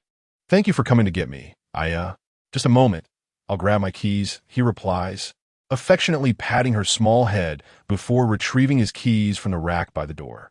Together, they proceed to her home. Upon entering, the rich aroma of a sumptuous meal envelopes him, and the lavish spread on the dining table ignites his appetite. Having consumed only a bowl of ramen earlier in the day, and with dusk approaching, he is ravenously hungry. Had he not been anticipating this delightful feast, he would have sought out a snack to quell his hunger. "Kitahara-kun, please start eating with Aya. The fishball soup will be ready shortly." Hayashi Rina calls out from the kitchen. He acknowledges her with a nod, not hesitating to dig in alongside Aya. "Come, Aya, let us indulge in the lobster." The delectable garlic butter lobster, rich and buttery crab, steamed sea bass, exquisitely tender and flavorful fishball miso soup, and Ed seasonal vegetables accompany perfectly cooked rice. This meal surpasses the previous day's offerings, and both Kitahara and Aya focus intently on their food. Rina assists them in peeling the lobster and crab shells, serving the fish balls, attending to their needs with a radiant smile of joy that reflects her affection. She recalls moments similar to this that she once experienced and often cherishes. Ding! Hayashi Rina's affection, level 1 ding. Hayashi Rina's affection, level 1 ding. Hayashi Rina's affection, level 1 chapter 12. A desire to understand the system's prompts echoed intermittently in his mind, and Kitahara felt an overwhelming sense of joy, making the food he consumed taste even more exquisite. He was thoroughly content with his current state, enveloped in warmth, akin to a family of 3. A tender and considerate wife, a lively and adorable daughter, and he, the male head of the household. This was the blissful life of their small family. After a moment, he accepted a peeled lobster tail from Azumi Rina and spoke. "Sister Rina, you needn't peel it for me. I can manage myself. Please, have some too before it gets cold." It had been quite a while, and Rina had hardly eaten, focused instead on attending to Kitahara and little Aya. He felt somewhat embarrassed. He had never experienced such treatment before. He had only heard that women in stable households would tend to their men, where the husband's status was elevated, and many women would even serve in a kneeling position. Yet experiencing it firsthand made him a bit uneasy. There's no need for concern. Such a lavish meal remains delicious even when cold. "You should enjoy it first, Kitahara-kun," Rina insisted, shaking her head, continuing her attentive service. In a bid to leave a good impression on Rina and enhance their rapport, Kitahara reached out and took the peeling tool from her hand. "Let me handle it. I've eaten enough. Sister Rina, you should partake as well. From now on, allow me to serve you." "What? Kitahara-kun, that is inappropriate." Rina attempted to refuse, but he smiled and shook his head, taking the tool and diligently beginning to prepare the food. Moments later, he placed a lobster leg onto Rina's plate, gesturing for her to eat. "Ah, Kitahara-kun, you are truly considerate. I wonder which fortunate girl will marry you in the future. She will undoubtedly be very happy," Rina mused. "Haha, I can only hope she is as beautiful and gentle as you, Sister Rina. That would suffice for me." "Alas, alas, what?" Rina inquired, chewing her food. "Alas, I fear it may be quite difficult for me to encounter such a person." Kitahara lamented. "You know, I am not particularly eloquent, and I seldom venture out. My social interactions are limited, and I struggle to communicate with women. Sometimes I ponder, perhaps I shall spend my life in solitude. Rina quickly comforted him. Do not think that way, Kitahara-kun. You are exceptional. You will surely meet the girl destined for you. It's merely a matter of timing. I've noticed you've become much more cheerful these past few days. That is a promising start. Perhaps, but I still hesitate to hope. My current wish is that you do not reject me and can accept my frequent visits for meals. I truly enjoy this state of affairs. Kitahara-kun. No one is rejecting you. Both Aya and I like you very much and are grateful for you. You may visit often, but please refrain from bringing too many expensive ingredients. It puts a strain on me. Do not feel pressured, Sister Rina. These things are trivial for me. As you know, I am a writer, and my income is quite reasonable, allowing me to bear such expenses. It is merely food. It hardly counts as waste. Ah, Kitahara-kun, you are impressive. Over the course of the meal, the two exchanged many words, deepening their understanding of one another. Kitahara gained several points of affection from Rina, marking a smooth progression in their relationship. After a brief respite and some playful games with Aya, Kitahara took his leave. Kitahara-kun, may I come to your home to tidy up after Aya falls asleep?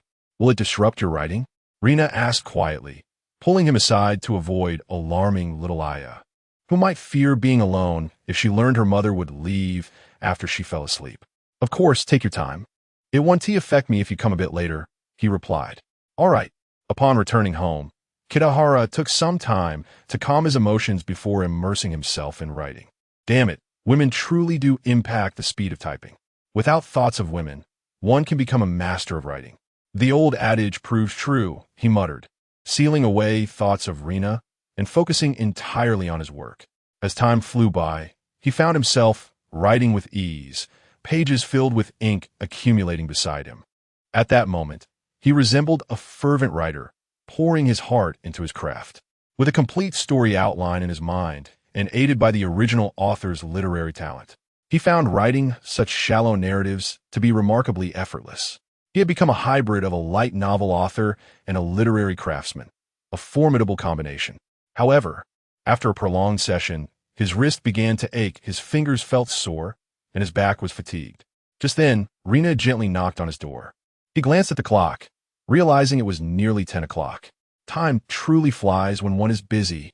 He calculated that if he worked until midnight, he could produce another 2 or 3 pages, totaling around 5,000 words, an impressive feat for handwritten work in comparison to typing on a computer. Rising to open the door, Rina's graceful figure once again captured his attention. She first bowed and then entered, explaining, I apologize, Kitahara-kun. Aya's school is on break tomorrow, which has made her quite animated and reluctant to sleep. I arrived late. Not at all. This time is just right. Are you tired, Sister Rina? Would you like to rest before we begin working? Kitahara smiled. No need. Let us start now. You need to worry about me. Just focus on your work, Rina stated, surveying the room before organizing her thoughts and getting to work. She began by gathering Kitahara's dirty clothes and soaking them in detergent in the bathroom, then took a cloth to wipe down various surfaces and the floor. In the stillness of the deep night, a fierce wind howled outside, with raindrops being relentlessly driven against the window, creating a cacophony of sound. Yet, within the confines of the room, 2 individuals remained undisturbed, each absorbed in their respective tasks. The man was hunched over his desk, fervently penning his thoughts, while the woman methodically tidied the space around her. They resembled a couple who had shared many years together, harmoniously coexisting without intruding upon each other's endeavors, both diligently contributing to the welfare of their household. After a considerable time, as Rina Hayasaka moved gracefully through every corner of the house, a sense of order began to emerge. The floor gleamed spotless, clutter was neatly organized, and even the bedding had been meticulously arranged. Finally pausing to admire her handiwork, Rina's face illuminated with a proud smile, a sense of accomplishment washing over her. Wiping the sweat from her brow with her arm, she prepared to tackle the laundry, marking the completion of her tasks for the day, allowing her to retire for some well-deserved rest. At that moment, she cast a glance towards the desk where Chiku Kitahara was immersed in his writing. She noted how intently This talented young man focused on the manuscript before him, as if it contained a myriad of captivating stories waiting to be unveiled. His brow occasionally furrowed in contemplation, only to be replaced by a smile as his pen danced across the page with fervor. His concentration was palpable, his brilliance evident. For a fleeting instant, Rena felt a stir in her heart, a whimsical thought crossing her mind. How wonderful it would be if he were her husband, in this tranquil atmosphere. Such an implausible wish made her chuckle softly to herself. It was a dream far removed from reality. Leaning against the corner wall, she gazed at Kitahara, a young prodigy whose talents eclipsed those of most. Though unaware of his financial status, her observations over the past few days, coupled with his fleeting remarks, suggested that his earnings must be substantial. After all, he had spent considerable sums on gourmet ingredients for their meals, hinting at a lucrative income that likely exceeded her own expectations. The profession of a writer retained an air of mystery, often inaccessible and elusive regarding remuneration. Yet, the willingness to spend several thousand yen on a single meal implied a monthly income well over 1,000,000 yen, placing him firmly among the higher echelons of earners. Perhaps there was even more to it than that. Contemplating this, Rena found herself feeling not excitement, but rather disheartened. The more Kitahara earned, the more it signified his exceptional abilities, thereby diminishing her own chances of being chosen by him to near impossibility. Nevertheless, a lingering question nagged at her. What could explain Kitahara's recent unusual behavior? His extravagant purchases of fine ingredients for their shared meals were perplexing. Surely, no one would be so generous without reason. Or perhaps, as he had suggested, he merely sought to stave off loneliness and embrace the warmth of a home. Rena's thoughts swirled in confusion, her brow knitting in concentration. After a moment's reflection, she ventured a bold hypothesis. Could it be that he harbored feelings for her? After all, during dinner, he had mentioned wanting to find a woman like her. If that were the case, what should she do? Meanwhile, Kitahara felt fatigue creeping in, his eyes growing weary from the prolonged effort, and his back began to ache from sitting too long. After completing a segment of his narrative, he set down his pen, rubbed his eyes, and rose to stretch his back. The body he inhabited still bore the remnants of its former self, and today's extended writing session had pushed it beyond its limits. He realized he needed to be more mindful of his health, allowing time for recovery without excessive strain. Earlier, he had forced himself into a state of productivity, gradually losing himself in the rhythm of creativity, especially as he crafted a climactic scene. 3 beautiful maidens stumbled into a goblin cave, the labyrinthine passages ensnaring them. One girl, Kaori, found herself separated from her companions, soon to be discovered by a horde of goblins. This chaotic moment marked the book's first real tumult, and Kitahara had reveled in writing it until the pain in his back became unbearable, dragging him back to reality. Damn it, my body is hindering my creativity. If only I could pull an all-nighter. The flow was exhilarating. He muttered under his breath, massaging his sore muscles as he searched for Rena's presence. He had been so engrossed that he had completely overlooked whether she was still in the vicinity. Turning, he quickly spotted Rena peeking around the corner, seemingly lost in thought, her gaze fixed in his direction. Rena-chan, Rena-chan, he called out, bringing her back to the present. Oh, Kitahara-kun, weren't you writing? What happened to me? I seem to have spaced out, she replied, shaking herself from a reverie. I've stopped for now. My back is a bit sore. Let us call a night, he said. Rena-chan, you must be tired as well. It's quite late. You should head home and rest. Sir back. Kitahara-kun, there's no rush to rest. Would you like me to give you a massage? I've learned a bit and have some understanding of it, she offered. Ah, that would be a great help, Rena-chan. Chapter 14. This is unreasonable. Kitora Chiku was taken aback when Sigusarina unexpectedly requested to give him a massage. It was truly surprising. One could say that every investment yields a return, and indeed, his money was well spent. Even before the massage commenced, he already felt his back pain alleviating by half. Sister Rena, where shall we do this? Shall we move to the bed? Kitora inquired. That would be more convenient. Please go ahead and lie down. I'll wash my hands first. Rena replied with a nod before heading to the bathroom for a quick cleanse. Upon her return to the bedroom, Kitora had already positioned himself comfortably, lying face down. The lighting in the room was dim, casting a warm ambience. Rina settled at the edge of the bed, her hands gently resting on Kitora's lower back as she began to apply pressure slowly. "Is this pressure suitable, Kitora-kun?" she asked. "Just perfect. Thank you for your hard work, Sister Rina," he responded, closing his eyes to relish the ministrations of his neighbor. Through the thin fabric of his clothing, he could distinctly feel the soothing touch of her gentle hands. The sensation was delightful. Moreover, Rina seemed to possess genuine skill in massage, though perhaps not professional. There was an undeniable sense of relief as she continued to knead, easing the discomfort in his back. The stiffness that had plagued him began to dissipate. In the softly lit room, Rina's hands rhythmically pressed against Kitora's body. He was not particularly robust, allowing her work to proceed with relative ease. However, as the hour grew late and fatigue from the day's labors weighed on her, she too felt a tinge of exhaustion. Nevertheless, she reflected on Kitora's own struggles. Writing was not as effortless as it appeared, demanding both mental energy and physical endurance. Observing his efforts to alleviate his own discomfort, Rina felt a strong desire to help him relax. After a while, she switched sides to continue her work. Unable to sit at the edge of the bed due to Kitora's position, she opted to climb atop the bed, kneeling beside him. This position allowed her to leverage her body weight, facilitating a more effective massage. Perspiration began to bead on her forehead, her hair sticking to her skin. Yet Rina persevered through the fatigue. Time seemed to slip away until she heard the rhythmic sound of Kitora's soft snores.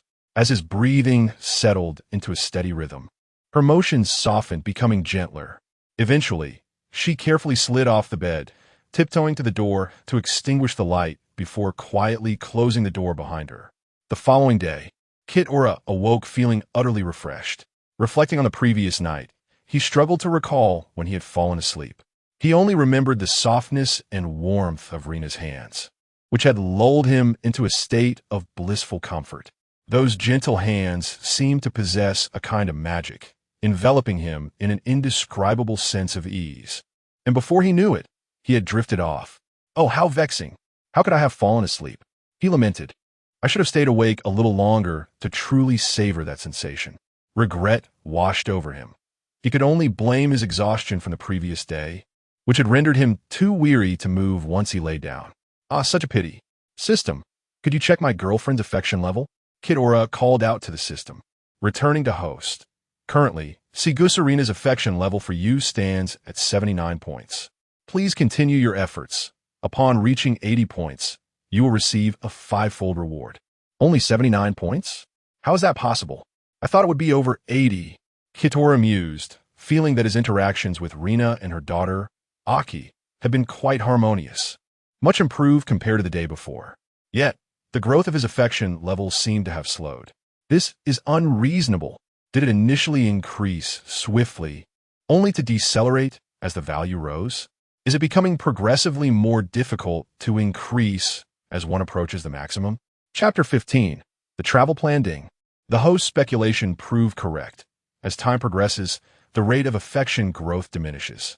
It is advisable for the host to simultaneously satisfy his girlfriend both materially and emotionally to expedite the accumulation of affection. The wise Tsuko offered timely advice. After a moment of contemplation, Kitahara's brow furrowed, and a spark of inspiration ignited within him. When it comes to emotions, there is no one better than I to navigate this realm. Now let me masterfully handle the charming Rina." After completing his morning routine, Kitahara-chiku approached the window to observe the outside world.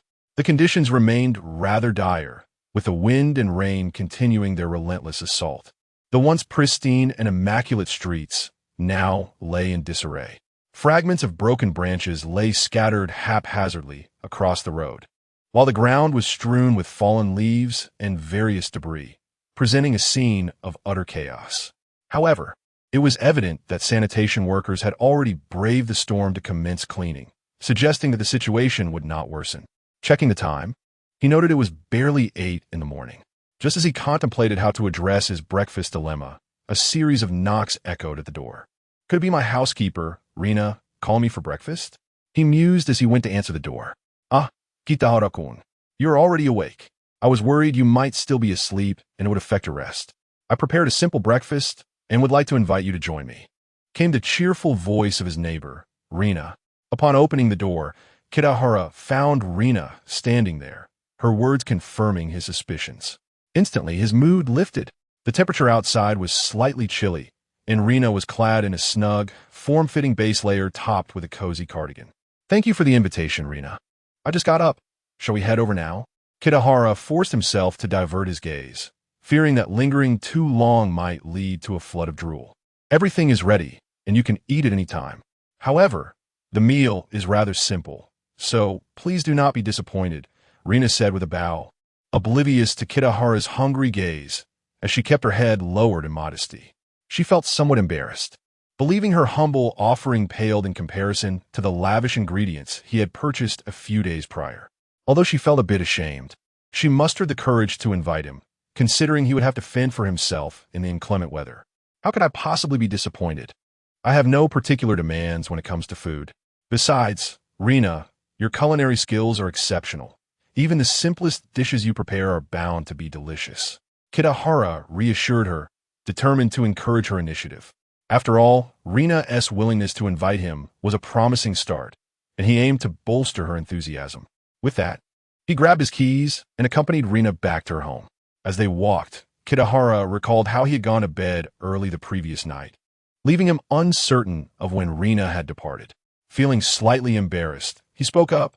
Rina, I apologize for last night. I must have fallen asleep. You must have returned quite late. That was inconsiderate of me. It's quite all right. No need to apologize. You must have been exhausted, and what I did is trivial compared to your generosity. If you ever need assistance, I am more than willing to help, Rina replied, shaking her head, dismissing his concerns. Her spirits lifted by Kitahara's praise of her cooking. She felt the uplifting power of emotional value. Upon entering Rina's warm abode, Kitahara noticed the table was already set with food. Indeed, it was quite simple. Rice, pickled vegetables, natto, fried eggs, and some leftover fish balls from the previous night. Nevertheless, such fare sufficed for breakfast. A typical family might enjoy these dishes, unless one belonged to the truly affluent. Kitahara refrained from overtly expressing his thoughts. To exaggerate the simplicity of the meal would only serve to embarrass Rina. It was best to maintain a normal demeanor. Spotting the adorable little Aya already seated at the table, he greeted her and took a seat himself. Let us eat, he declared. Did you catch the weather forecast, Rina? How long will this typhoon last? Kitahara casually inquired while enjoying his meal. It should pass soon. The wind and rain have already diminished compared to last night. The morning news indicated that the typhoon's effects would dissipate within a day or two, Rina replied. That's splendid. I have a plan for the weekend. I'd like to invite you and little Aya for a fun outing, and it seems we can go. Today is Thursday, and by Saturday, the weather should be fine. What do you think, Rina? Aya. Kitahara revealed his carefully considered plan. This was his strategy to deepen their emotional connection through the novelty and excitement of an outing, allowing them to grow closer. Yes, outings are wonderful. I'm all in, Kitahara and I can. Aya exclaimed, enthusiastically nodding her head even before swallowing her food. Rina, too, wore a smile, though a hint of hesitation crossed her face. Kitahara-kun, the expenses for Disneyland are rather substantial. I cannot afford it. Perhaps we should consider some free attractions instead? Chapter 16. The enchanting editor Tokyo Disneyland, established in the early 1980s, is located in Chiba Prefecture, just outside of Tokyo. It is the first Disney resort outside of the United States. It is widely acknowledged that Disneyland is a place of immense fun, yet it comes with a hefty price tag. Not only are the entrance fees substantial, but the costs of dining, lodging, and surrounding merchandise are also exorbitant. While families with moderate incomes might manage to visit once or twice a year, for someone like Rina Ayami, merely subsisting is a challenge, let alone indulging in such extravagant entertainment. Her leisure activities now revolve solely around free attractions, and even those must be within close proximity to her home, as traveling further would incur additional expenses. Every penny saved counts.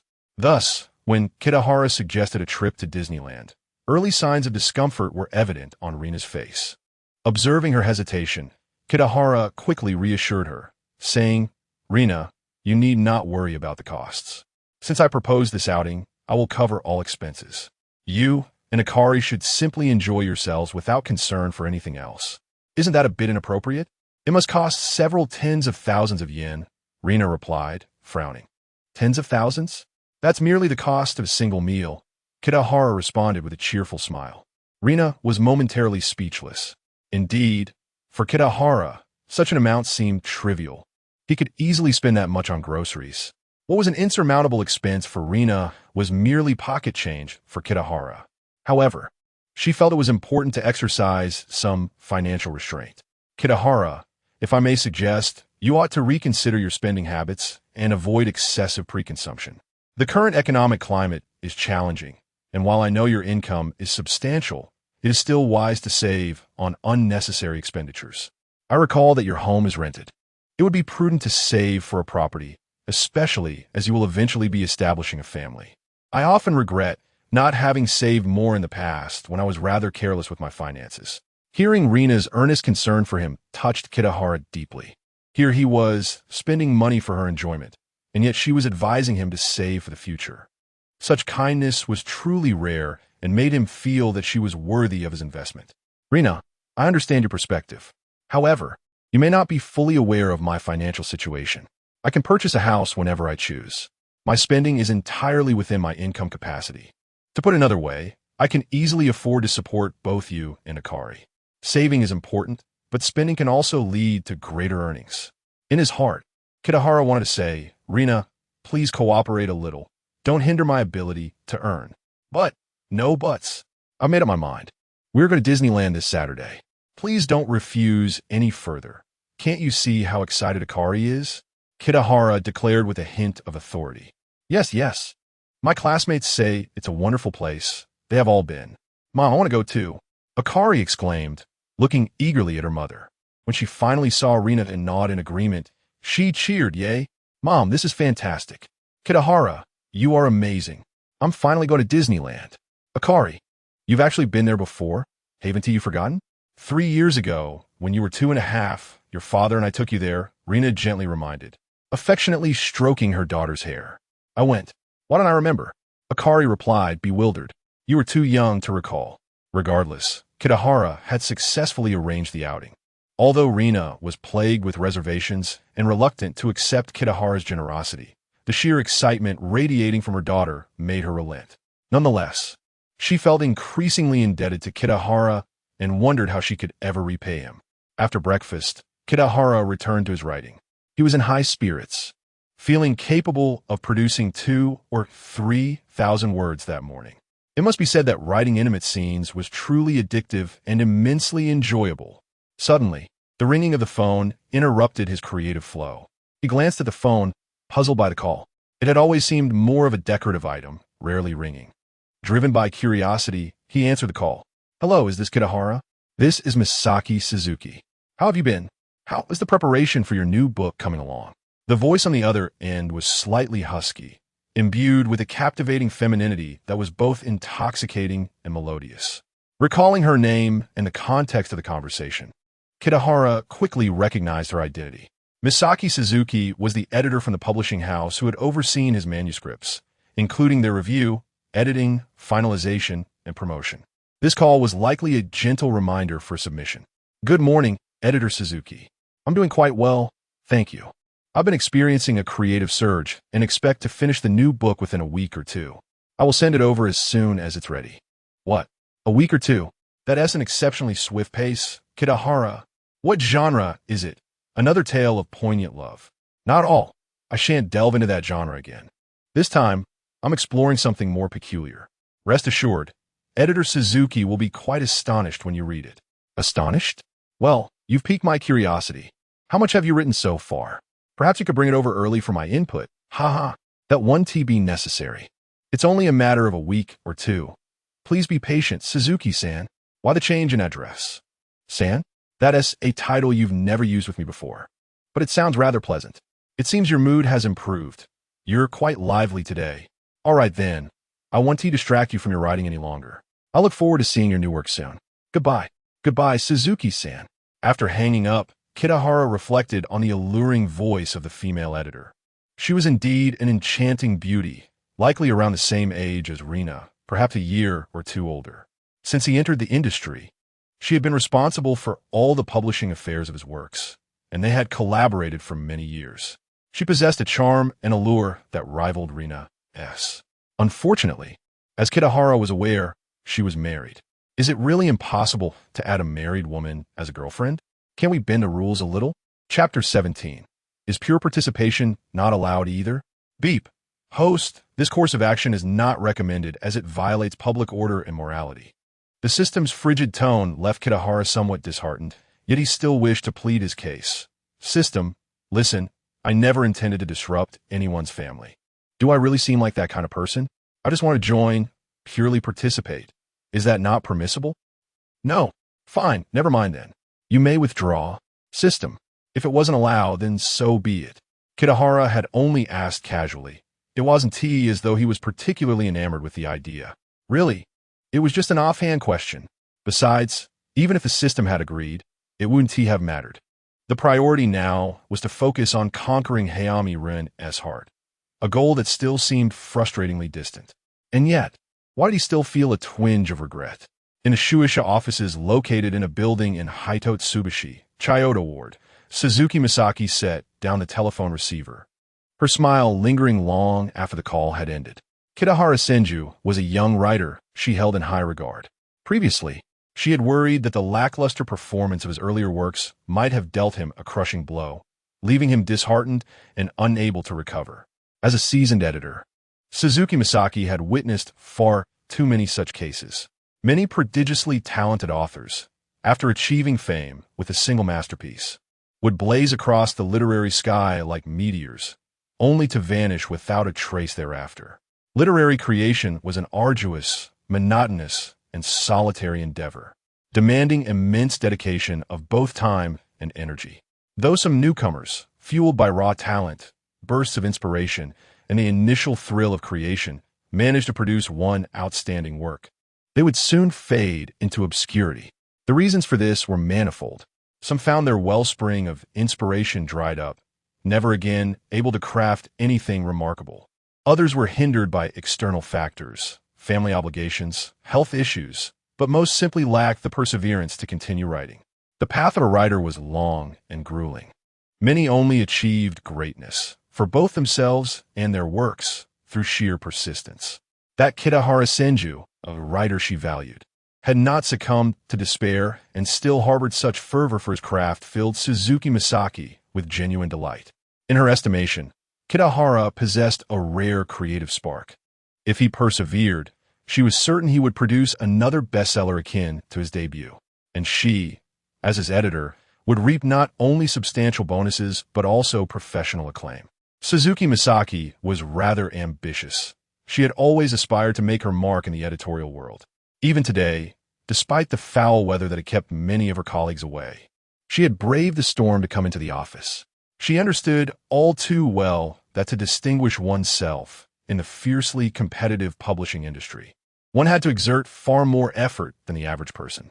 Every discussion with an author, every meticulous refinement of a manuscript, these were the steady strides she took toward her dreams. Shueisha was a major publishing house teeming with talent. As a woman in a profession where her gender often placed her at a disadvantage, she had no choice but to work twice as hard as anyone else. I wonder what kind of surprise Kitahara-kun will bring me this time. Smiling to herself, Suzuki Misaki murmured the thought aloud before shaking her head and returning to her work. It seemed she had quite the workload ahead of her today. Only this little bit today. Apologies. I've caught a cold, and my head is pounding. Just took some medicine. Off to bed now. Hopefully, I'll feel better by morning. Chapter 18. Important reminder from the system, do not feel too regretful, host. There is still a glimmer of hope. Suzuki Misaki's current marriage is unstable and is expected to face dissolution within a year, presenting you with an opportunity. As Kitahara Chiku felt a twinge of regret, the system suddenly provided a proactive reminder, which took him by surprise. How do you know this, Brother Toko? The system is omniscient. Are you implying she will divorce within a year? What is the reason? Suzuki Misaki is overly focused on her career, neglecting her family, which has left her husband quite dissatisfied. The couple also harbors irreconcilable differences regarding having children. All right, let us set that issue aside for now. Brother Toko, if I confess to Ayami Rina now, do you think she would accept me? Kitahara inquired. He refrained from discussing Suzuki Misaki further, as the pressing matter was his feelings for Ayami Rina. He had been contemplating confessing to her, but hesitated, fearing that a rejection would diminish her regard for him, thus proving counterproductive.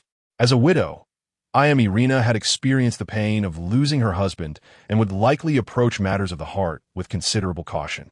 Her attachment to past relationships, fear of ridicule or misunderstanding, and concerns about her child's acceptance would all contribute to her indecision. Kitahara Chiku was troubled by these considerations and found himself unable to commit. A rejection would create a rift that would require immense effort to mend. Yet, he also yearned for the possibility of successful confession, where Ayami Rina would accept him and agree to be his true girlfriend. That would undoubtedly elevate her regard for him, allowing him to lavish her with gifts and rewards. This inner conflict left him in turmoil. Currently, Ayami Rina's favorability towards the host is at 79 points, which indicates a high likelihood of success in confession. However, it is recommended that the host raise this to above 80 points to further enhance the chances of success. Additionally, the host must be mindful of the timing of the confession and how to respond once Ayami Rina fulfills her obligations as a girlfriend. After all, given the host's current health issues, her ability to meet his needs will significantly affect their future rapport. The system's response sent a chill through Kitahara Chiku. The latter reminder was of utmost importance, one he nearly overlooked. Indeed, once the confession succeeds, they would enter a legitimate romantic relationship, and Ayami Rina would likely exhibit affectionate behaviors in their daily lives. The temptation of such a captivating woman would be irresistible to him. Whether she took the initiative or not, he found himself wanting to approach her. The consequences of failing to meet her expectations were all too apparent. She would undoubtedly feel disappointed, disheartened, and despondent, leading to a decline in her regard for him, a consequence he could not bear. Thank you, Brother Toko. Is there anything else I should be aware of? Kitahara Chiku sincerely expressed his gratitude to the system. He had been focused solely on the benefits of a successful confession, neglecting deeper implications. Thankfully, he received the system's reminder. Otherwise, the repercussions could have been severe. None, the system replied coolly. Well, you worked hard. Please rest for now. Even so, he concluded that he must confess. The allure of elevated favorability post-confession was too enticing to resist. The only caution was to maintain a certain distance from Ayami Rina afterward, avoiding excessive intimacy. Once the confession was successful, he would immediately launch into a campaign of lavish gifts to win her over, striving to elevate her regard to 90 points and alleviate his unspoken burdens. At that point, he could genuinely express his affection, fulfilling her needs and further enhancing her favorability. Achieving satisfaction in both material and emotional realms would soon lead to an exponential increase in her regard. Kitahara Chiku contemplated these plans, gradually solidifying his strategy, feeling that this course of action was indeed feasible. A promising future lay ahead. Later, he returned to the task of writing. At noon, Kitahara dined at Ayami Rina's home, appearing quite satisfied with the simple meal to respect her pride. Although his favorability had not increased, he sensed that Ayami Rina was in good spirits, perhaps believing she had earned his recognition and thus reciprocated in kind. After the meal, he took a brief nap, and upon waking, he noticed that the weather had improved significantly. He resolved to venture outside to procure some items. Prior to this, he withdrew the cash back he had previously earned from the system. The substantial sum of over 10,000 yen he had withdrawn 2 days prior had now multiplied to an astounding 40,000 yen through fourfold cashback. Upon successfully withdrawing the funds and gazing at the stack of cash before him, Kitahara was filled with joy. Money truly is a remarkable asset. With this amount, he had nearly matched a typical employee's monthly wage and was approaching half of the inheritance left by the original owner. Earning in a single day what others made in a month made him feel as though he need not worry about finances in this life. Moreover, this was merely for groceries. He had yet to purchase any extravagant items. Should he decide to acquire luxury goods, such as bags or vehicles, his earnings would only increase, which was indeed staggering. However, if the amount were to reach tens of millions or even billions of yen, the origins of such wealth might raise eyebrows. Brother Toko, where did this money come from? Is there any risk involved? Kitahara inquired. Rest assured, host. The funds originate from money forgotten or lost in this country, posing no issues. Thanks to my system's intervention at a higher dimensional level, no one will suspect your possession of significant wealth. It will merely be perceived as normal. As expected, the system reassured him, alleviating his concerns. There was an abundance of misplaced funds in the country, with estimates suggesting that tens to hundreds of billions of yen go missing annually. His sum was insignificant in comparison. The system's ability to prevent others from raising suspicions was quite considerate. He no longer needed to conceal his wealth or fear scrutiny. With everything organized, Kitahara took an umbrella and set out, intending not only to purchase groceries but also to acquire a few decent outfits. With upcoming outings planned, the original owner had not prioritized appearance, and Kitahara found the previous garments unsatisfactory. He resolved to invest in higher quality attire, while also planning to buy a few outfits for Ayami Rina and Little Aya. Chapter 19. An uneasy situation through the past few days of interaction. Kitahara Chiki observed that Hayami Rina's attire appeared somewhat worn, showing significant signs of wear, likely purchased several years ago. Although Akari was dressed in new clothing, the quality was quite mediocre and the style was rather ordinary. Considering her family's financial situation, Kitahara could empathize with her. He resolved to procure some better clothing for the mother and daughter, hoping to not only spend a little money, but also to foster a sense of goodwill. Upon exiting the apartment building, he noted that the weather had improved, though the sky remained overcast, with only sporadic light rain falling, accompanied by a slight chill in the air. Dressed lightly, he felt a bit cold. He hurried to the department store, heading straight to the clothing section on the upper floor, where he selected several casual and athletic outfits for himself. As a freelancer, he had no need for formal wear, so he refrained from purchasing any. Nonetheless, given the high-end brands, he spent several tens of thousands of yen. Women's and children's clothing was even pricier. After casually buying a few dresses and pairs of shoes, his expenditure exceeded 100,000 yen. Of course, there were more affordable brands available, but those did not meet Kitahara's standards, which he deemed lacking in cost-effectiveness. These undergarments are exquisite. Rina would surely look stunning in them, he mused, admiring the array of alluring dresses and various styles of stockings, black, white, fishnet, and sheer. Regrettably, it was not yet the right moment to purchase such items. Reluctantly leaving the women's section, Kitahara felt a twinge of regret, wishing to buy many beautiful outfits for Rina to wear at home, such as stepmother skirts, form-fitting miniskirts, and lacy camisoles. The variety of women's clothing was indeed vast. Unfortunately, their relationship had not yet reached that level of intimacy, making such purchases inappropriate. He was uncertain how to persuade her to accept even the items he had already bought. After completing his clothing purchases, Kitahara proceeded to acquire groceries. Noticing the quantity of his purchases, the store staff kindly offered to assist him. Grateful for their help, he inquired, "Do you provide a delivery service?" "Certainly, sir. At Mitsukoshi Department Store, we offer this service for customers with too many items to carry home. We have a dedicated vehicle to transport both customers and their purchases." "May I ask where you reside? Is it far?" "Not at all. It's just a few minutes' walk," he replied. "Understood. I may need your assistance with delivery shortly." He nodded, relieved that he could buy more items today without worrying about transporting them. In terms of groceries, he opted for high-quality, albeit expensive, ingredients and bought extra to store in the refrigerator at home, saving him time in subsequent days. He selected a variety of fresh vegetables, 2 bags of premium rice from Hokkaido, milk, eggs, and more. The refrigerator at Rina's home had ample space, and Kitahara had previously noted its emptiness. He believed he could fill it now. Additionally, he chose several types of alcoholic beverages. In his past life, he often enjoyed a drink, as he felt that a little alcohol sparked his creativity while writing.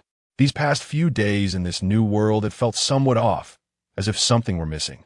Perhaps he simply yearned for that pleasantly tipsy sensation. Kitahara was not picky with alcohol and selected several cases of beer, a few bottles of sake and shochu, along with several bottles of red wine. At the checkout, his total expenditure approached 500,000 yen. A bit pricey. It seems yesterday's earnings were insufficient, he mused. However, he remained unfazed, knowing he would earn a fair amount today as well, even if some items were for personal use and would not yield cash back from the system. The groceries and the clothing for Rina and her daughter would total around 300,000 yen, ensuring a cash return of over 1 million yen. Delighted, 2 delivery personnel followed Kitahara back home, pushing a cart filled with his purchases. Along the way, he pondered how he might convince Rina to accept his gifts if she were unwilling. Upon arriving home, however, as the delivery workers began moving items into Rina's residence, she seemed initially stunned and flustered, yet she ultimately said little, which puzzled Kitahara. Please move the alcohol, except for some beer, to this household. Thank you, he instructed the workers. While they worked, he observed Rina calmly assisting with the organization of items, occasionally glancing in his direction. Her lovely face appeared composed. Yet Kitahara detected a subtle tension in her demeanor, as if she had made a decision. Why does it feel as though something is amiss? Why do I feel a sudden pang of anxiety? The workers finished placing the items in the room and departed. Little Akari joyfully picked up each dress, trying them against her frame and giggling with delight, frequently exclaiming how wonderful brother Kitahara was. Kitahara assisted her in trying on the clothes and shoes, finding them quite suitable, with no errors in sizing. Meanwhile, Rina, who was busy organizing items for the refrigerator, was drawn in by her daughter's laughter, a look of affection and joy crossing her face. Yet, she seemed hesitant to meet Kitahara's gaze, her eyes betraying a sense of avoidance. The atmosphere in the room felt subtly discordant.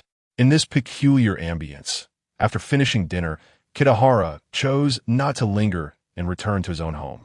Something was indeed off. The rapport had not improved at all, which seemed illogical. What was troubling Rina? Despite accepting so many gifts, she had shown no sign of gratitude. Or perhaps she intended to express her feelings in another manner. The thought sent a chill down his spine. Kitahara dared not dwell on it further, fearing the situation might unfold in an unwelcome direction. Women's thoughts were truly inscrutable. He decided to focus on writing instead, hoping nothing would go awry. At 10 o'clock that night, a knock on his door startled him. What could Rina want? She hadn't mentioned coming over this evening. Please don't do this to me. Opening the door, he was met with Rina, seemingly refreshed and wearing a light nightgown, which only heightened his concern. Blocking the doorway, he asked Rina, "Is there something you need? It's rather late. Perhaps we could discuss it tomorrow?" Her expression revealed surprise, as if she had misinterpreted the situation. "Kitahara-kun, that is not what I meant," she stammered, her cheeks flushed with embarrassment, realizing she had misjudged the moment. Yet, she had come all this way. "I see you are still working hard on your writing.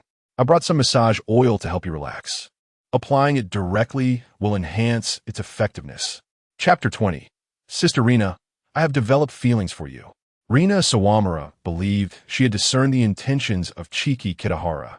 For several days, this neighboring writer had been unusually attentive, purchasing extravagant ingredients and inviting her and her daughter to outings.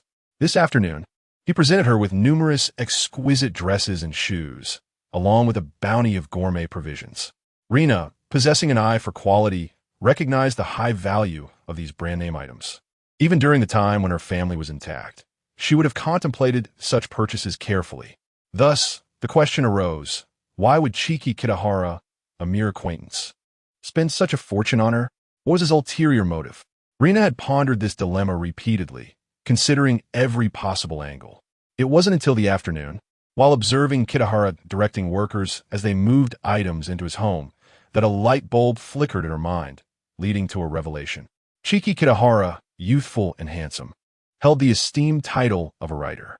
In contrast, her own life was fraught with hardship, necessitating assistance. If the price of receiving his unwavering care was merely to offer her body, that seemed an acceptable trade-off. Indeed, the prospect of receiving continued support from Kitahara was enticing. After all, she had even contemplated selling her sole property at one point. There was even an occasion when a talent scout from a certain industry had approached her with an invitation to star in a film. and she had found herself tempted by the prospect of generous remuneration. Thus, Rina made her decision. She would submit to Kitahara's desires, ensuring that his generosity would not go unreciprocated, while also hoping for his continued support. Given the extent of Kitahara's investment, it would be unreasonable for her to remain oblivious to the situation. With a kind heart, Rina waited until her daughter had fallen asleep before changing into a more alluring outfit. As she glanced in the mirror and noticed her lips appeared somewhat pale, she applied a touch of lip gloss and knocked on the Kitahara's door. However, the encounter did not unfold as she had envisioned. "Isn't this unnecessary?" Kitahara hesitated at the door, torn by his emotions, yet hesitant to let Rina enter. "Are you not tired, Kitahara-kun? My skills are quite proficient. Allow me to help you unwind." Rina, perplexed, wondered if Kitahara was simply shy and unable to let go of his reservations. "Really, it's not necessary, Rina-nichan. I'm quite all right today. I'm not exhausted, so let's leave it at that. But I've come all this way, and I have everything prepared, Kitahara-kun. Please, let me express my gratitude." Rina interpreted his reticence as a reflection of his modest nature, prompting her to take the initiative. As she spoke, she gently placed her hand on Kitahara's shoulder, urging him forward. Upon entering, Rina headed straight for the bedroom, soon prompting him to join her. With no other choice, Kitahara steeled himself and stepped into the room. Rina-nichan, we can skip the massage oil this time. It would be quite bothersome to clean up afterward. Let's just do as we did last time and keep our clothes on. It's quite late, and you should head home to rest. Nonsense, Kitahara-kun. There is no need to worry about inconvenience. I'll clean you up with a warm towel afterward. Come on. Rina stood by the bed, smiling as she spoke. Really? Come on, don't be shy, Kitahara-kun. It's perfectly fine if I don't return home tonight. Seeing Kitahara's reluctance, Rina grew impatient and assisted him in removing his clothing. "Stop." Kitahara firmly rejected her. "Rina-nichan, what has gotten into you? Are you still the respected Rina-nichan I once knew? I'm quite disappointed." Rina, taken aback by his outburst, released her grip on him, momentarily a loss for words. "Look at yourself. What are you trying to accomplish? You say you don't need to go home tonight. Rina-nichan, I must say your thoughts.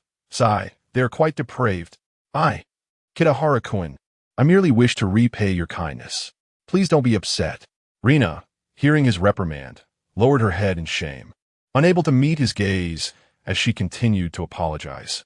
Feeling utterly embarrassed, she stammered, "Kitahara-kun, I must confess I may have misinterpreted your care for me and Ayaka. Do you not harbor any feelings for me?" "What feelings?" Kitahara feigned ignorance, sitting on the bed and hugging a pillow to his chest. "Well, you spent so much money on me. It seems as though you've developed feelings for me, but are too shy to express them, so I took the initiative." "Kitahara-kun, do you truly not have any feelings for me? Then what was the purpose of buying all those items, including the dresses and shoes?" With her dignity now in tatters, Rina decided to lay her cards on the table, confronting Kitahara directly for answers. To be honest, this left Kitahara somewhat troubled. He questioned his own actions, believing he had done nothing wrong by showering affection on someone he admired through gifts to win her heart. Where had he gone astray? Rina's feelings of gratitude should have been enough. Why the urgency to express them through action? After a moment of contemplation, Kitahara finally spoke. "Rina-nichan, I must confess, I have indeed developed feelings for you." Chapter 21. Do not mock my hobbies. Does Kitahara-kun truly like me? Then what was that earlier? Sayo Rina raised her head in surprise, her expression quickly shifting to one of confusion and bewilderment. She could not comprehend the true intentions of Kitahara Chiku. If he liked her, why not simply accept it? She had been so proactive, presenting herself openly, and would not have rejected him no matter how he approached her. How could she have received a reprimand instead? She was certain she had not misjudged the situation, yet found herself entangled in such an awkward predicament. Was it possible that a writer's thought process differed so greatly from that of ordinary individuals? Rina felt her head spinning as she awaited Kitahara's explanation. On the other side, Kitahara Chiku finally gathered his thoughts and spoke slowly. "Rina-ne, to be completely honest, I do harbor feelings for you that exceed mere friendship. In countless sleepless nights, I have imagined a relationship with you that transcends the bounds of friendship, seeking solace for my lonely heart that has nowhere to rest." Kitahara-kun. Rina gasped, covering her mouth in astonishment. Kitahara halted her from continuing, saying, "For this reason, Rinane, you hold a sacred place in my heart, one that must not be tarnished, akin to the pure white moonlight. You should not repay this affection in a manner that taints its purity. My assistance to you and Ayaka-chan was born from a desire to help, recognizing the challenges you both face in life. You may express your gratitude through other means, such as household chores, but it must never involve our emotions. I wish for our relationship to gradually deepen in the simplicity of life, culminating naturally when the time is right. This is the love I aspire to, untainted by ulterior motives, unaffected by external influences. Not like today. Today's actions were sordid. Something I detest. Do you understand my meaning, Rinane?" Phew. Indeed, it was a challenge for Kitahara to devise such a reasonable explanation in a short span of time. After delivering his monologue, he finally exhaled in relief, realizing he had managed to navigate the situation for the time being, and their relationship could remain unchanged. Furthermore, this explanation provided him with greater flexibility moving forward. With this narrative in place, he could claim to be a proponent of pure love, ready to deflect Rina's advances by stating that his feelings had yet to fully develop, until his affection reached a threshold of 90 points. He could not allow things to progress naturally. Thus, Rina was left waiting, compelled to respect Kitahara's sincere feelings. "I am indeed quite clever." Kitahara congratulated himself inwardly. At that moment, having heard Kitahara's earnest explanation, Seo Rina felt a pang of guilt. She finally realized how innocent and naive Kitahara truly was. Did he still believe in love? He seemed like a student living in an ivory tower, harboring a beautiful yearning for romance, and she was the object of his affection. Regarding this rather tentative confession, Rina did not feel overwhelmingly happy. Rather, she felt unworthy of the feelings Kitahara had for her. He was too pure, while she felt so worldly and flawed. "Kitahara-kun, why not pursue someone else?" I'm not worthy of you." Rina recoiled, finding herself retreating before such an exceptional young man, a perfect partner for marriage. In contrast to Kitahara's innocence, she felt tarnished, an intolerable blemish. However, Kitahara did not share the same sentiment. Hearing her words, he realized he had perhaps overacted, inadvertently causing this widow to feel inadequate. "Rinane, do not underestimate yourself. You have no idea how beautiful you are. My heart is filled with thoughts of you. Aside from you, I, for the time being, would not pursue anyone else." "Really? Am I that wonderful?" "But Kitahara-kun, I am a widow." Rina responded, still lacking confidence, particularly when she mentioned her status. To be a widow in their society equated to being a woman who had lost her husband, a mother raising children alone. It was no wonder she felt this way. Imagine a widow suddenly being confessed to by a wealthy, talented man earning millions. Who would believe it? Who would not be confused? In comparison, it seemed more practical to be used by such a wealthy man for some gain. Rina found herself caught in this very mindset. A large fortune had unexpectedly fallen into her lap, and she could hardly believe it. "Rinane, to be candid, I actually find your status quite endearing." "Please do not mock me for it," Kitahara said shyly, smiling. "Huh? Kitahara-kun, your preferences are indeed quite unique. I apologize, I did not mean to make light of it. I admire your honesty, and I respect your interests." With that, Rina's mood lightened considerably, and a hint of delight began to surface. She felt grateful for fate's arrangement that had brought her together with Kitahara. She considered herself exceedingly fortunate.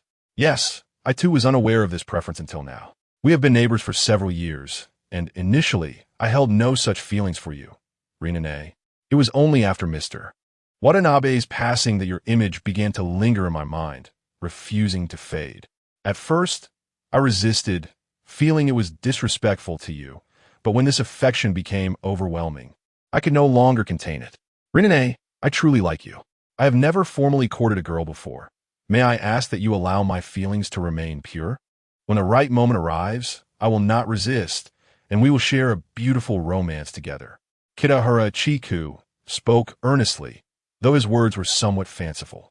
At that moment, Seo Rina found herself completely taken in by his words. Kitahara's explanation was coherent and devoid of flaws. She felt convinced that this was the truth of their situation. She was enveloped in immense happiness. Taking a step closer, she gently crouched before Kitahara, her eyes brimming with affection and warmth as her vision blurred with emotion. Kitahara-kun, I will heed your wishes. I am so happy. Does this mean we are officially beginning to date? No, I have yet to formally confess to you, Rinane. You may expect something soon. It will not be long before you receive my declaration. Kitahara tightened his embrace around the pillow. Wow, there's even a formal confession. Kitahara-kun, you truly value the process, not at all dismissive. I shall await it eagerly. So what about now, Kitahara-kun? Shall we continue the massage? Rest assured, I will have no ulterior motives. I merely wish for you to relax. Never mind, I don't feel like it today. Rinane, perhaps you should return and rest. But, did you not just say you wanted to hear me? Rinane, there is plenty of time ahead of us. Shall we allow our relationship to develop gradually? I do not favor forcing things. All right. Chapter 22. Self-strategy at long last. Rina Hayami departed. Her heart brimming with joy as she made her way home, her steps light and buoyant. Her silhouette was enchanting, reminiscent of a full moon illuminating the night sky with its soft, round glow. Such a graceful and voluptuous figure left Kitahara reluctant to part. Yet, Kitahara found himself with no other choice, for he had already moved on. Yes, he had simply moved on in the most literal sense. Alas, what a torment it had been. When would such days come to an end?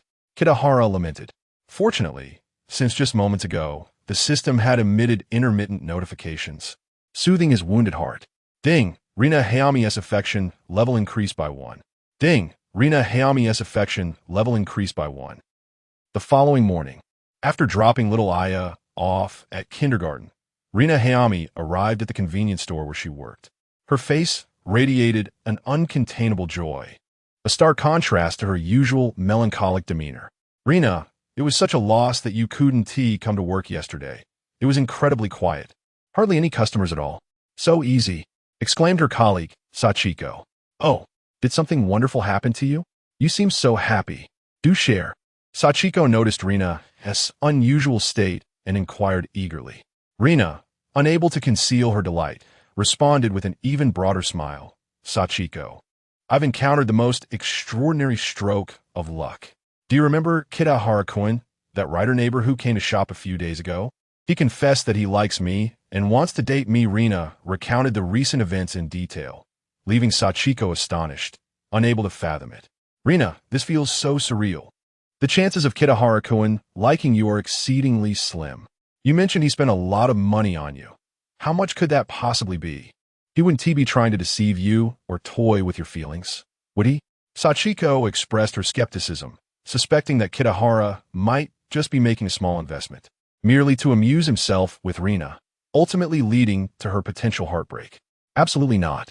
Just in these few days, Kitahara-kun has spent several tens of thousands of yen on me. But that's not the crux of the matter. The key is that last night, I offered myself to him, yet he didn't accept me. Rina explained with a smile. Nanny? Why not? Didn't he say he liked you? Sachiko asked, puzzled. That is precisely what makes Kitahara-kun admirable. He expressed that he has yet to formally confess to me, to cherish this budding relationship and preserve its purity and beauty. He believes we should refrain from becoming intimate for now. Rina continued. Rina, could it be that Kitahara-kun has never been with a woman? If he had, I doubt he could hold back. I'm certain Kitahara-kun is quite innocent.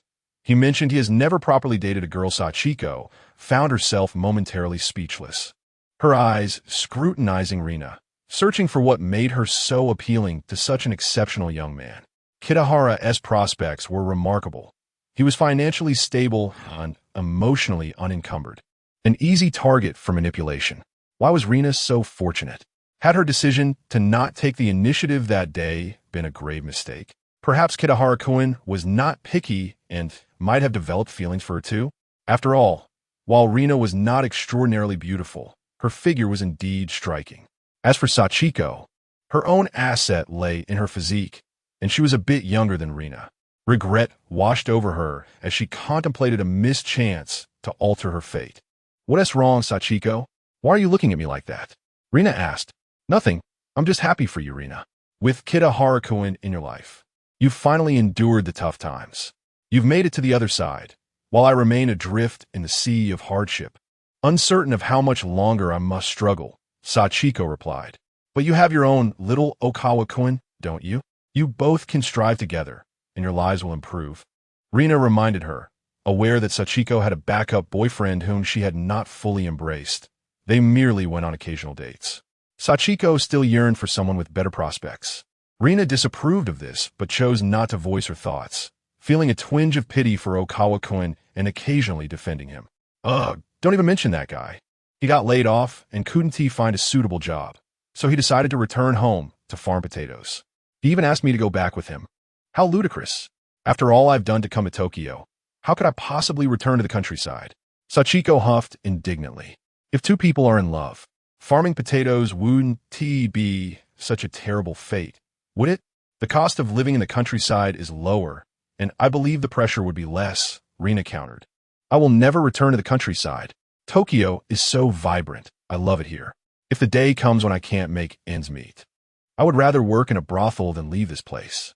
Speaking of which, if it ever comes to that, I do prefer to shoot adult films instead. I've heard that one can earn a substantial amount in just a day. Unfortunately, I probably don't meet the criteria, Rina mused. A substantial amount? ISNT at more like 20 or 30,000 yen at the least. Sachiko interjected. How does Rina know so much about this? Sachiko asked, intrigued.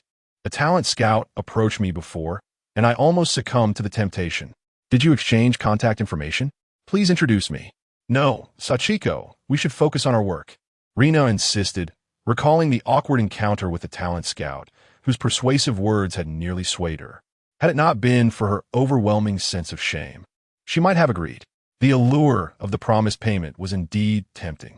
Thankfully, she had remained steadfast and avoided any foolish actions. Otherwise, she might not have had the chance to meet Kitahara-kun.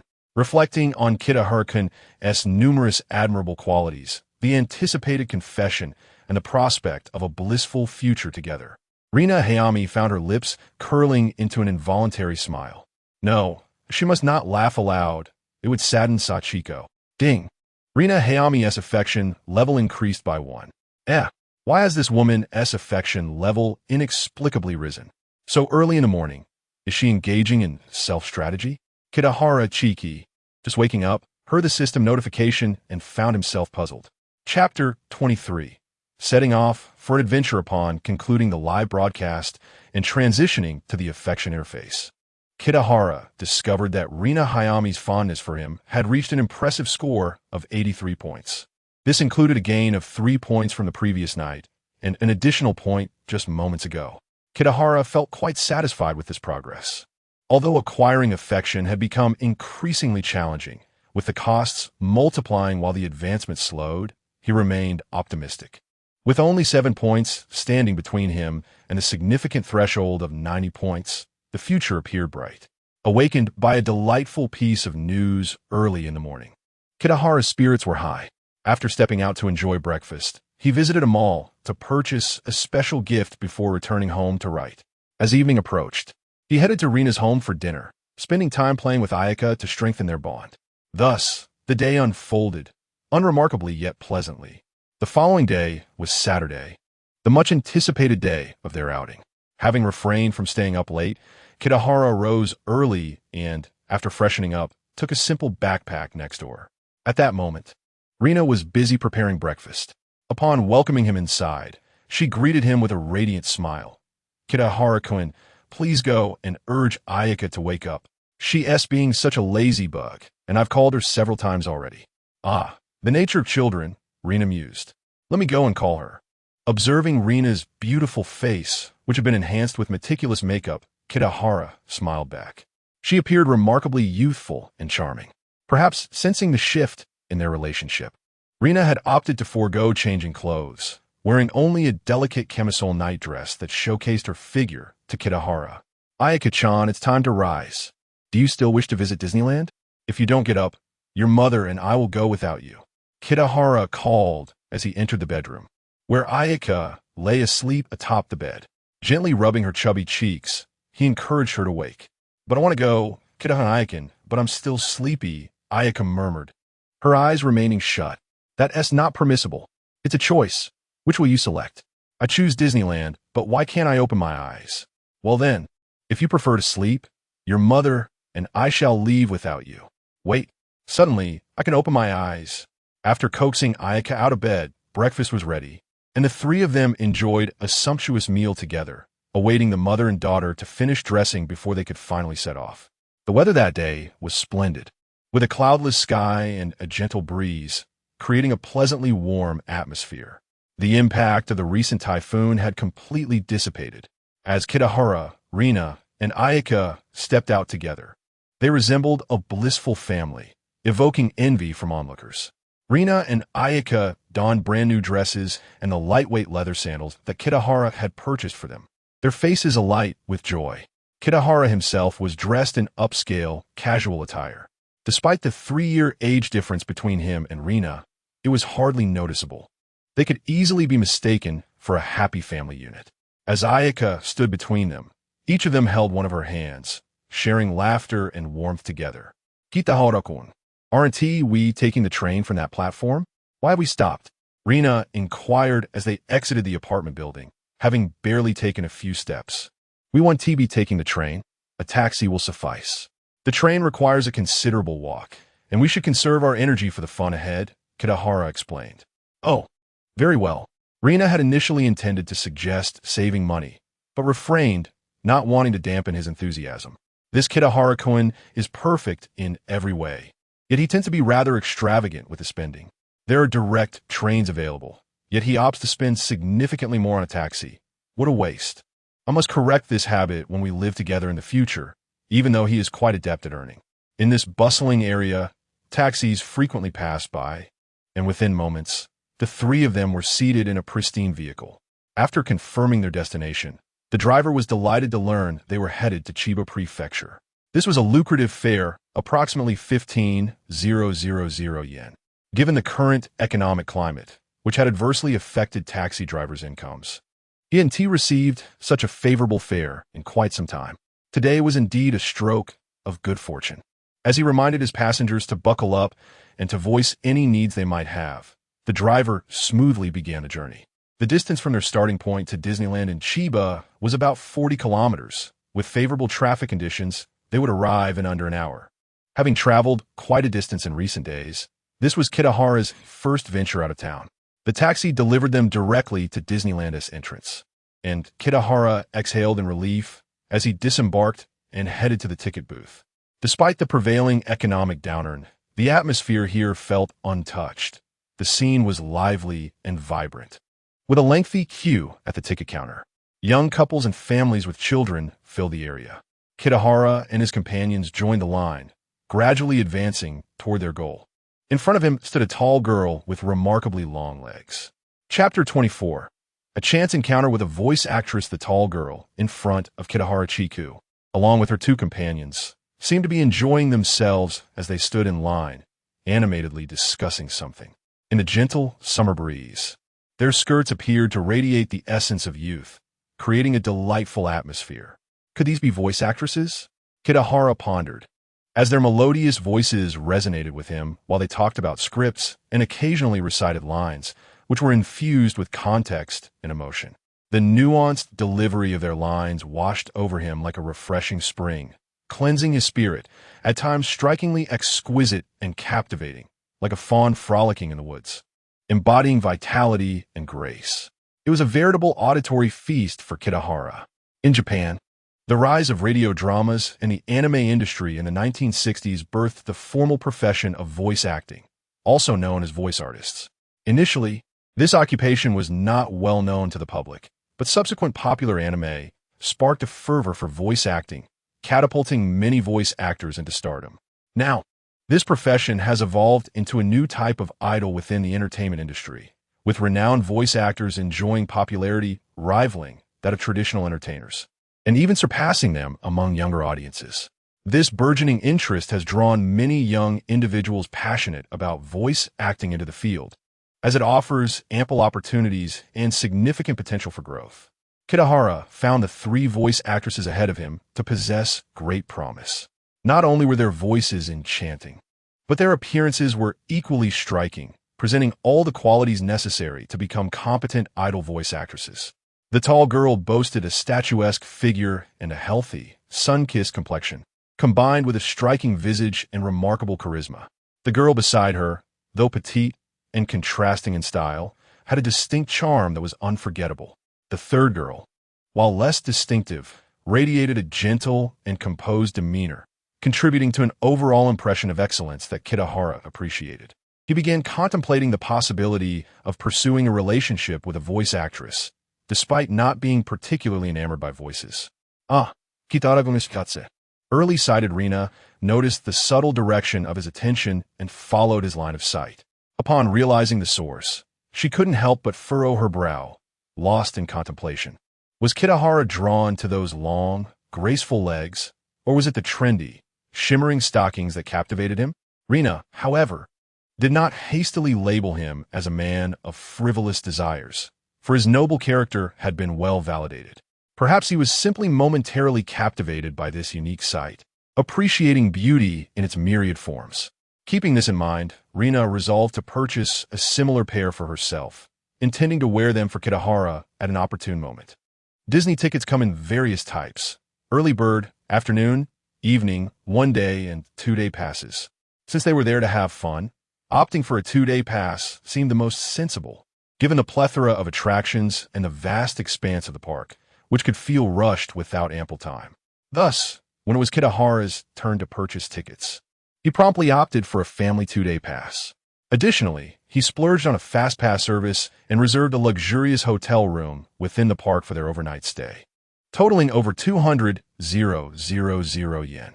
Observing Kitahara's unwavering resolve as he paid without hesitation, Rina felt a pang of sympathy. Kitahara-kun, you really didn't need to book 2 rooms. We could all squeeze into one. A single room for the night costs over 40,000 yen. It's exorbitant. And the fast pass is also quite pricey. It seems unnecessary. Rina murmured after they received their tickets, unable to contain her concern any longer. Having grown accustomed to frugal living, witnessing Kitahara's extravagant spending left her unsettled. Understanding Rina's good intentions, Kitahara's fondness for her only deepened. However, he couldn't articulate that spending money was merely a reflection of his earnings. Instead, he explained, Rina-ne, it's perfectly fine. These expenses aren't excessive. Booking an extra room ensures we can rest comfortably, and the fast pass is essential. Did you not see the throngs of visitors? If we had to wait 1 or 2 hours for each attraction, we would squander our time standing in line. Now that the money is spent, let's not dwell on it. Come on, let's south enter the park. Look, AI-chan is already brimming with excitement. With that, Kitahara took AI-chan's hand and led the way. Rina lingered for a moment before following suit, beginning to grasp that Kitahara's financial capacity was indeed substantial, and perhaps she should refrain from voicing her opinions too freely in the future. Upon entering the amusement park, they were greeted by a bustling, whimsical street adorned with cartoon characters, reminiscent of a fairy tale village. Along both sides of the street, a myriad of uniquely styled shops and restaurants flourished, some vibrantly decorated and playfully charming, while others exuded a vintage elegance with meticulous craftsmanship. Numerous plush toys eagerly interacted with visitors, creating a joyous sea of happiness where one could relish delightful experiences. At that moment, AI-chan's eyes sparkled with wonder. This place is amazing. I love it. A delightful Minnie Mouse plush happened to be nearby, and upon noticing AI-chan, it approached her and took her hand, twirling around her in gleeful circles. AI-chan squealed with delight, her cheeks flushed with excitement, even after the plush left to greet new friends. All right, our joyous adventure officially begins now. Let us set off, Kitahara exclaimed, holding AI-chan's hand with one hand and gently clasping Rina's delicate hand with the other as they strolled down the bustling street together. Chapter 25. A successful confession in the enchanting park.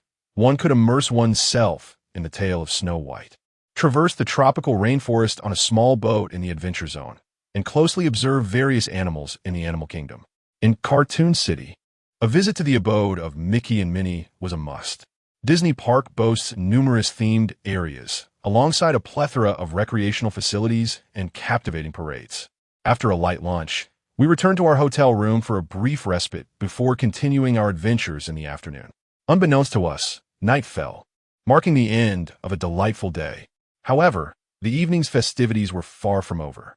For dinner, we had a reservation at an upscale Western restaurant within the park, where we secured a table by the window. As we awaited our meal, fireworks erupted outside. Brilliantly colored displays soared into the sky, each firework blossoming like a flower against the night. The vibrant explosions painted the heavens in a dreamlike array, a sight of breathtaking beauty. Each firework danced joyfully in the air, twirling before vanishing in an enchanting spectacle. People gazed upwards, captivated by the dazzling display, completely absorbed in this visual and emotional feast. Naturally, Chinshu Kitahara and her daughter, Rina Sayaka, were equally enthralled by the fireworks. Little Aya pressed her face against the window, her eyes wide with wonder, occasionally cheering as a firework burst forth. Chinshu, having seen such displays many times in his past life, soon turned his gaze away. The allure of the fireworks paled in comparison to that of Rina Sayaka. He retrieved an exquisite gift box he had carried with him and gently tugged at Rina's arm to draw her attention. "Kitahara-kun, what is this?" Rina asked, her initial confusion quickly giving way to realization as she placed her hand over her mouth in astonishment, her eyes sparkling with delight. The elegant gift box contained a stunning necklace, adorned with countless dazzling diamonds that shimmered like the Milky Way. At its center was a flawless, teardrop-shaped gem, pure and transparent, reminiscent of the ocean's depths. Such a beautiful piece was irresistible to any woman. Rina's gaze was wholly captivated by the necklace, her expression filled with surprise and emotion. Her cheeks flushed as she exclaimed, "Kitahara-kun, is this for me? It's too precious. Sister Rina, the moment I laid eyes on this necklace, I knew it had to be yours. Only you deserve to possess it. You see, I have been searching for that special person who makes my heart race and keeps me awake at night. And then I met you. You are so gentle and beautiful. Every second we spend together, every conversation we share, fills me with joy. This is my sincere feeling. To know you is a blessing from fate. The beauty of the fireworks pales in comparison to the light in your eyes, and the gentle night is nothing compared to you. Sister Rina, I wish to be part of your life from this day forward, to weather life's storms together and witness the sun rise and set. I want to spend my life with you. Sister Rina, would you be willing to date me?" Chinshu's heartfelt confession resonated within the elegantly adorned restaurant, where soft piano melodies floated through the air amidst the brilliant fireworks illuminating the night sky. Everything felt so perfect, so dreamlike. Rina was overwhelmed with excitement. At that moment, she was enveloped in immense happiness, her life illuminated by joy. Tears welled up in her eyes, sparkling with bliss. "I will. Kitahara-kun, I will. Thank you," she stammered, a little lost for words, caught off guard by the wave of happiness washing over her, her mind a blank canvas, much like an innocent young girl unversed in the ways of the world. All she knew was that Kitahara-kun would be her support from now on. The system's notification chimed in her mind. Rina Sayaka's affection 1. Rina Sayaka's affection 2. Chinshu smiled, gazing at the tearful woman before him. "Sister Rina, why are you still crying? You should be smiling now. Let me help you put on the necklace. Let's see how it looks. It fits perfectly. Kitahara-kun." "You are so kind," Rina shyly responded. Placing the gift box on the table, Chinshu carefully took out the necklace and approached Rina from behind to adorn her with it. Rina's skin was exceptionally fair, particularly around her neck, which glowed softly under the lights. As Chinshu touched her skin, he felt its smoothness and delicacy. The necklace was soon fastened, and after a careful inspection, Chinshu nodded in approval. "Indeed, it suits you beautifully, Sister Rina." Rina looked down at the exquisite necklace, elegantly resting around her neck, every detail captivating her heart. The perfect gem nestled in the hollow of her collarbone, enchanting and impossible to look away from. Wearing such a necklace elevated her elegance significantly. "Kitahara-kun, I am so happy. Thank you." After admiring the necklace, Rina's gaze shifted to the handsome young man before her. and she felt compelled to express her feelings further. She stepped closer and embraced him, wrapping her arms around his waist, resting her head against his chest. After a moment, she lifted her gaze to meet his eyes, saying, "Kitahara-kun, all you have done for me, I will repay you well. I will devote my entire being to you. Please take care of me in the days to come." Captivated by her expressive eyes and the warmth of her embrace, Qianshu gently kissed her forehead. In this public setting, where emotions were typically restrained, such displays were rare. Fortunately, most patrons were engrossed in the fireworks, oblivious to the unfolding scene. Even if someone noticed, they would discreetly avert their gaze, stealing glances out of curiosity. Except for one person. "Hey, Mom, what you two doing? Kitahara and Ayakin, are you going to be my dad?" Chapter 26, another special hobby. The inquisitive voice of Shao Ling interrupted the passionate embrace of the two. Upon hearing her, Kitahara Chiku quickly ceased the behavior that could lead to inappropriate influences on a child.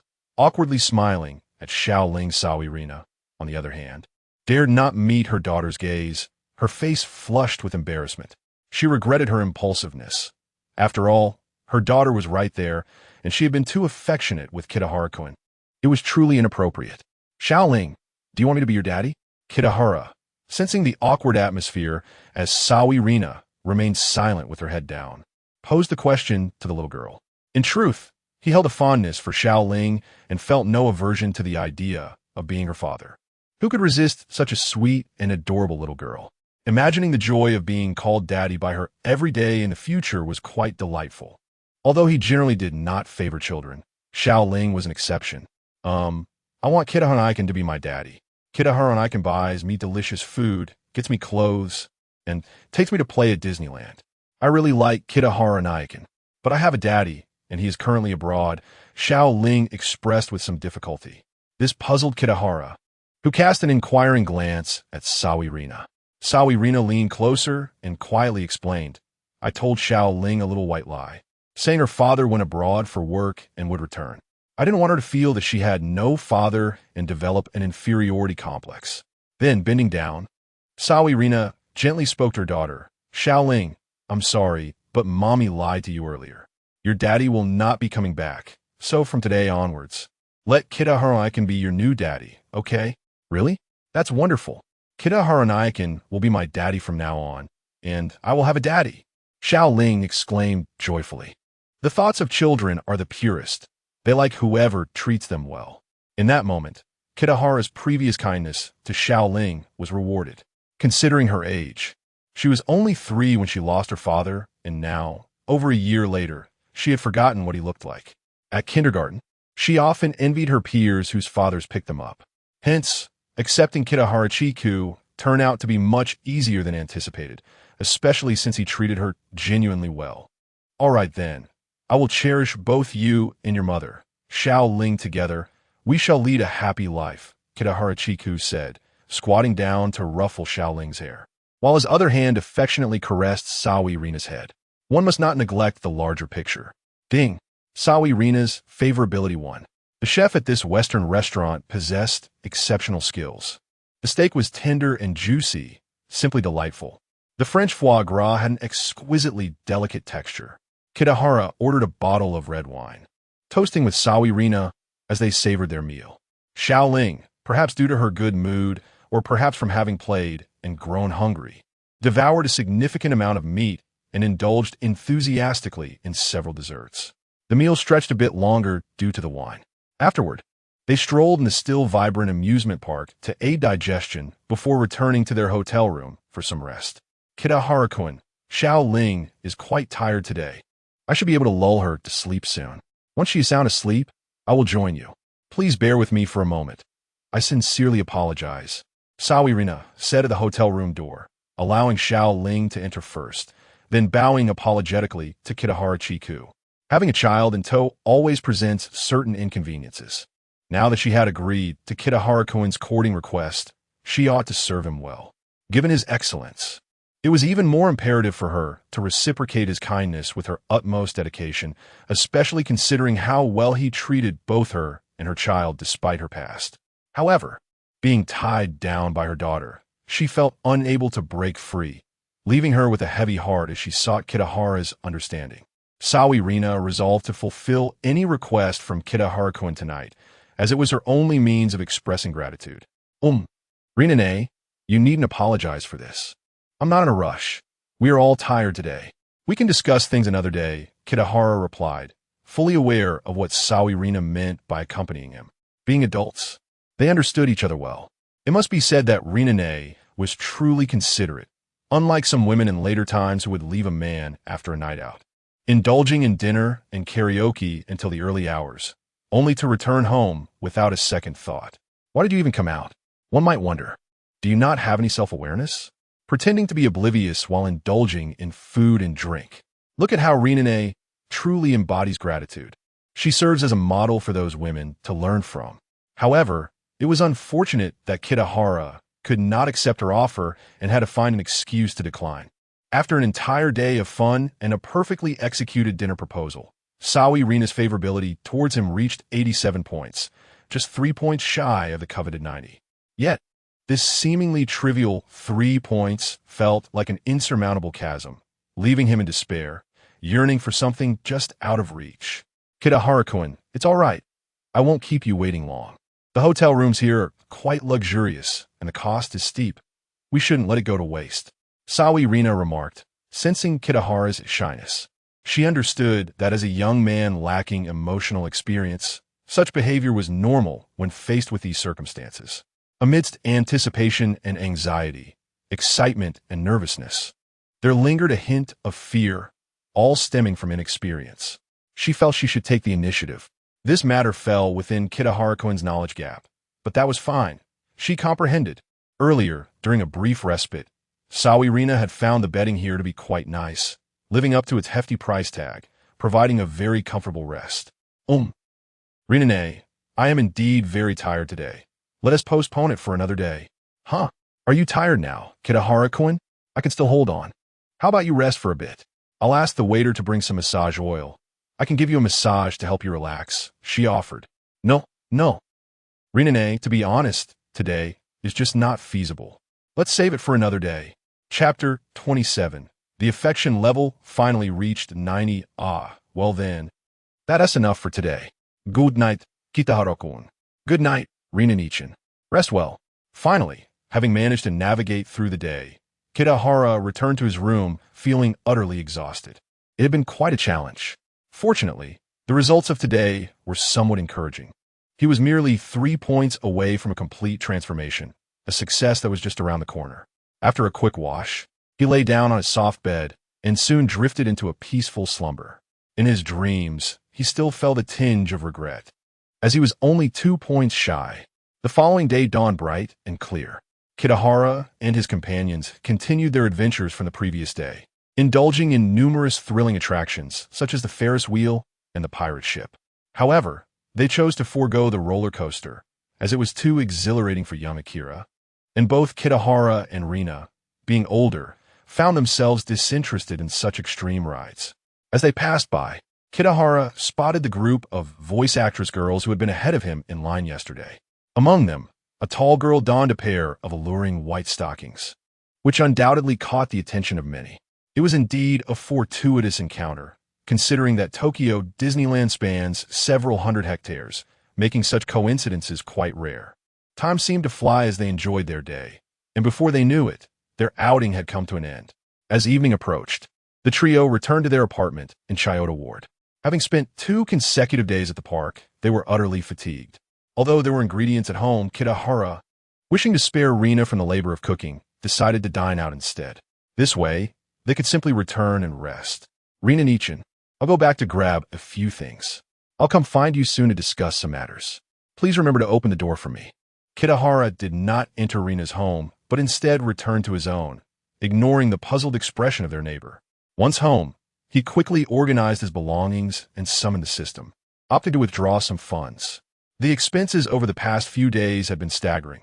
A single necklace cost over 40,000 yen, and the combined costs of dining, entertainment, and transportation at Disneyland amounted to nearly 50,000 yen. Altogether, he was approaching a total of 1 million yen. With a 5-fold return, Kitahara received nearly 5 million yen a staggering windfall. He withdrew 2 million yen in cash, holding it in his hands as he stepped outside and knocked on the door of the neighboring apartment. Well, Mama, Kitahara Nai has brought back so much money. No, wait, it's Kitahara Papa. Mama, Papa has brought a lot of money. The door was opened by Akira. Upon seeing the thick stack of cash in Kitahara's hands, she gasped in astonishment. At her age, she had developed a vague understanding of money, recognizing it as something valuable that could fulfill many of her desires and ensure a better life, which filled her with excitement. Rina, who was organizing their souvenirs from the trip, glanced over upon hearing the commotion and promptly sent Akira to her bedroom to play with her toys. Kitahara-kun, what is this? She inquired. Kitahara, not in a hurry to respond, took Rina's hand and led her to the sofa, placing the money into her hands with sincerity. Rina Nichin, this is a portion of my savings. Now that we are officially together, I want you to use this to support our household. Please don't refuse. I know that you and Akira have had a difficult time, and I want to ensure that you both will no longer have to live in hardship. From now on, I will provide you with sufficient living expenses each month, and you won't need to work at the convenience store anymore. It pains me to see you so exhausted every day, but this is too much, Rina said, deeply touched. It's not too much. I promise to ensure that you and Akira live well. Use this money for yourself. Take care of your health, do your hair, buy clothes you love, spend it freely. And for Akira, we must provide her with everything that other children have. I want to allow her to feel inferior. She deserves a beautiful childhood. Since she calls me Papa, I will take on the responsibilities of a father. Rina Nichin, why are you crying? Rina's affection level increased by 1. Rina was crying. Yet Kitahara was smiling, only 1 point away from success. Here, Rina Nichin, this is 2 million yen. From now on, I will give you 200,000 yen each month. I'm assigning you a task. You must spend all of this money every month. That is too much. I won't need that much. Just a few 100,000 would suffice. Kitahara-kun, you're too good to me and Akira. I don't know how to thank you. There is no need for thanks. All I desire is your happiness and that of Akira. A few 100,000 is simply insufficient. It must be 2 million, not a single yen less. Wah! Kitahara-kun, I'm so happy. Why didn't I meet you sooner? Then I could have given you the most precious things. Your kindness overwhelms me with guilt. Rina was truly moved to tears, sobbing uncontrollably. Typically, her and Akira's monthly living expenses barely reached 200,000 yen, as her meager earnings from work were hardly enough to sustain them, forcing them to live frugally. Kitahara's sudden generosity of 2 million yen was nothing short of life-changing. This was not merely a tenfold difference. Previously, the 20,000 yen was strictly for essential expenses, leaving virtually nothing for leisure. With 2 million yen, she could freely allocate 180,000 yen for her own desires. The disparity was monumental. Rina had hoped for an improved life after becoming involved with Kitahara, but she had never dared to dream of such luxury. She felt incredibly fortunate, overwhelmingly happy. Kitahara-kun, please stay tonight. I'll have Akira sleep in another room, Rina said, gripping his hand tightly. Of course, Kitahara readily agreed, for he heard the system's notification. Rina's affection level increased by 1. The girlfriend's affection level had reached 90 points, granting the host a special reward. Chapter 28, Body Repair Liquid. It was not easy, far from it. At long last, the day had arrived, and Kitahara Chiku couldn't help but feel a surge of emotions. At the same time, he was filled with anticipation for the evening ahead. Before him stood Ayazaki Rina, her eyes glistening with tears, yet her face bore a smile filled with hope. At that moment, her beautiful gaze was fixed intently on Kitahara, brimming with fervent emotion. Such a look, emanating from a delicate and charming widow, was irresistible to any man. Her figure was both voluptuous and exquisitely shaped, with her rounded shoulders, slender waist, and ample hips creating a perfect silhouette that captivated all who beheld it. Moreover, her gentle demeanor and tender spirit radiated an endless warmth. Each smile and frown revealed a depth of softness that rendered her nothing short of enchanting. Kitahara found himself growing impatient. I think I should head back first, he said, unable to linger any longer, fearing he might lose control. Rina, You should go comfort Lilia first. And remember to keep the money safe. With that, he gently withdrew his hand from Rina's grasp. He had to return to claim his reward and could not afford to dawdle in such an alluring atmosphere. He was still inexperienced, lacking the strength to resist temptation, and even the slightest affectionate gesture could throw him into a state of confusion. That would be quite awkward. Are you really leaving, Kitahara-kun? You could wait here. It shouldn't take long, Rina replied, her heart fluttering at the thought of his departure, reluctant to see him go. Kitahara chuckled, Don't worry, Rina. I'm definitely coming back. In fact, I'm even more eager than you are. But let us not rush. The night is long, and we have plenty of time. All right. Rina's cheeks flushed with embarrassment. She stood to escort him to the door, her lips pressed together as she bid farewell. Kitahara-kun, I will prepare a bath for you. Upon returning home, Kitahara eagerly called out to the system, Come on, give me my reward quickly. I can hardly wait. Slightly exasperated, he thought, Rina is simply too tempting. I must teach her a lesson tonight and show her my worth.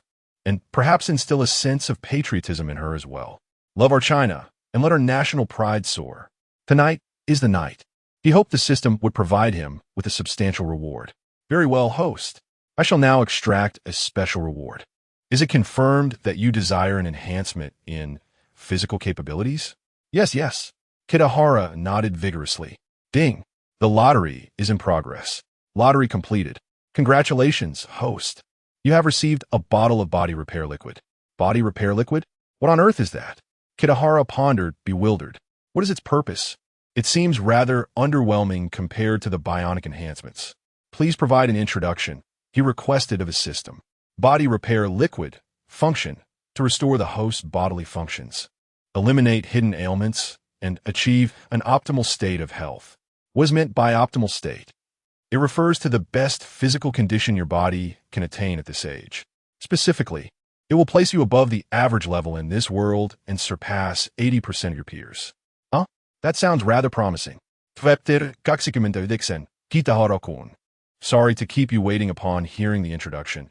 Kitahara felt that this restorative liquid would elevate him above the majority, not necessarily to achieve extraordinary performance, but at least to meet the passing mark. Surely, it would satisfy Sister Rina. This was his first reward, and to receive something like this was sufficient for now. After all, one should not be overly greedy. Deciding to claim the reward, a small blue vial abruptly appeared in his hand. Simultaneously, he received instructions from the system on how to use it. Simply drink it. Trusting the system without hesitation, Kitahara consumed the liquid in one swift motion and then attentively observed the changes within his body. Standing still for a few seconds, he gradually sensed a tingling sensation coursing through him, akin to a gentle electric current. This unusual feeling surged quietly from within, initially a mere whisper of tingling, like being softly brushed by a feather. However, this sensation rapidly expanded, as if electricity was freely traversing through him. The tingling grew increasingly intense, enveloping his entire being. Every muscle and nerve seemed to quiver under the influence of this invisible force. While it was not unbearable, the sensation was decidedly different from his usual state of comfort. It was neither as piercing as pain nor as bothersome as itchiness, but rather a wondrous experience that lay somewhere between the two. From the onset of this tingling, Kitahara also felt his body gaining strength step by step. Approximately 5 minutes later, the tingling subsided and his body underwent a remarkable transformation. The results far exceeded his expectations. Kitahara could distinctly feel his heart beating powerfully, each contraction and relaxation akin to a rousing symphony, brimming with vitality and rhythm. His breathing had also become steady and prolonged. Meanwhile, the increase in physical strength astonished him, seemingly at least doubling, a surge of power overwhelming him. The changes were numerous. Kitahara felt as if he had been reborn, shedding his old self and radiating an unprecedented vigor.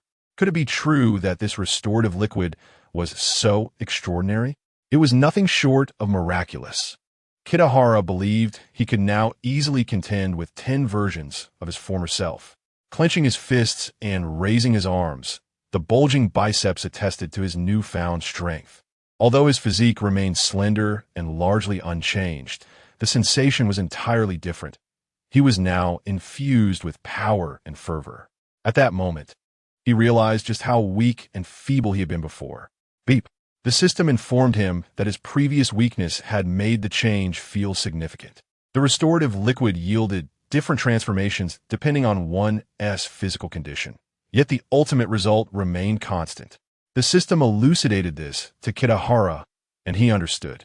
It was akin to two individuals using the liquid simultaneously, one robust as an ox, the other gravely ill. After consumption, both would emerge as strong as an ox. For the former, there would be no noticeable effect, but for the latter, it would be a life-restoring elixir. Kitahara realized he had fortuitously stumbled upon a great opportunity. Feeling triumphant, he headed to the bathroom to wash off the sweat and grime, emerging refreshed and clean.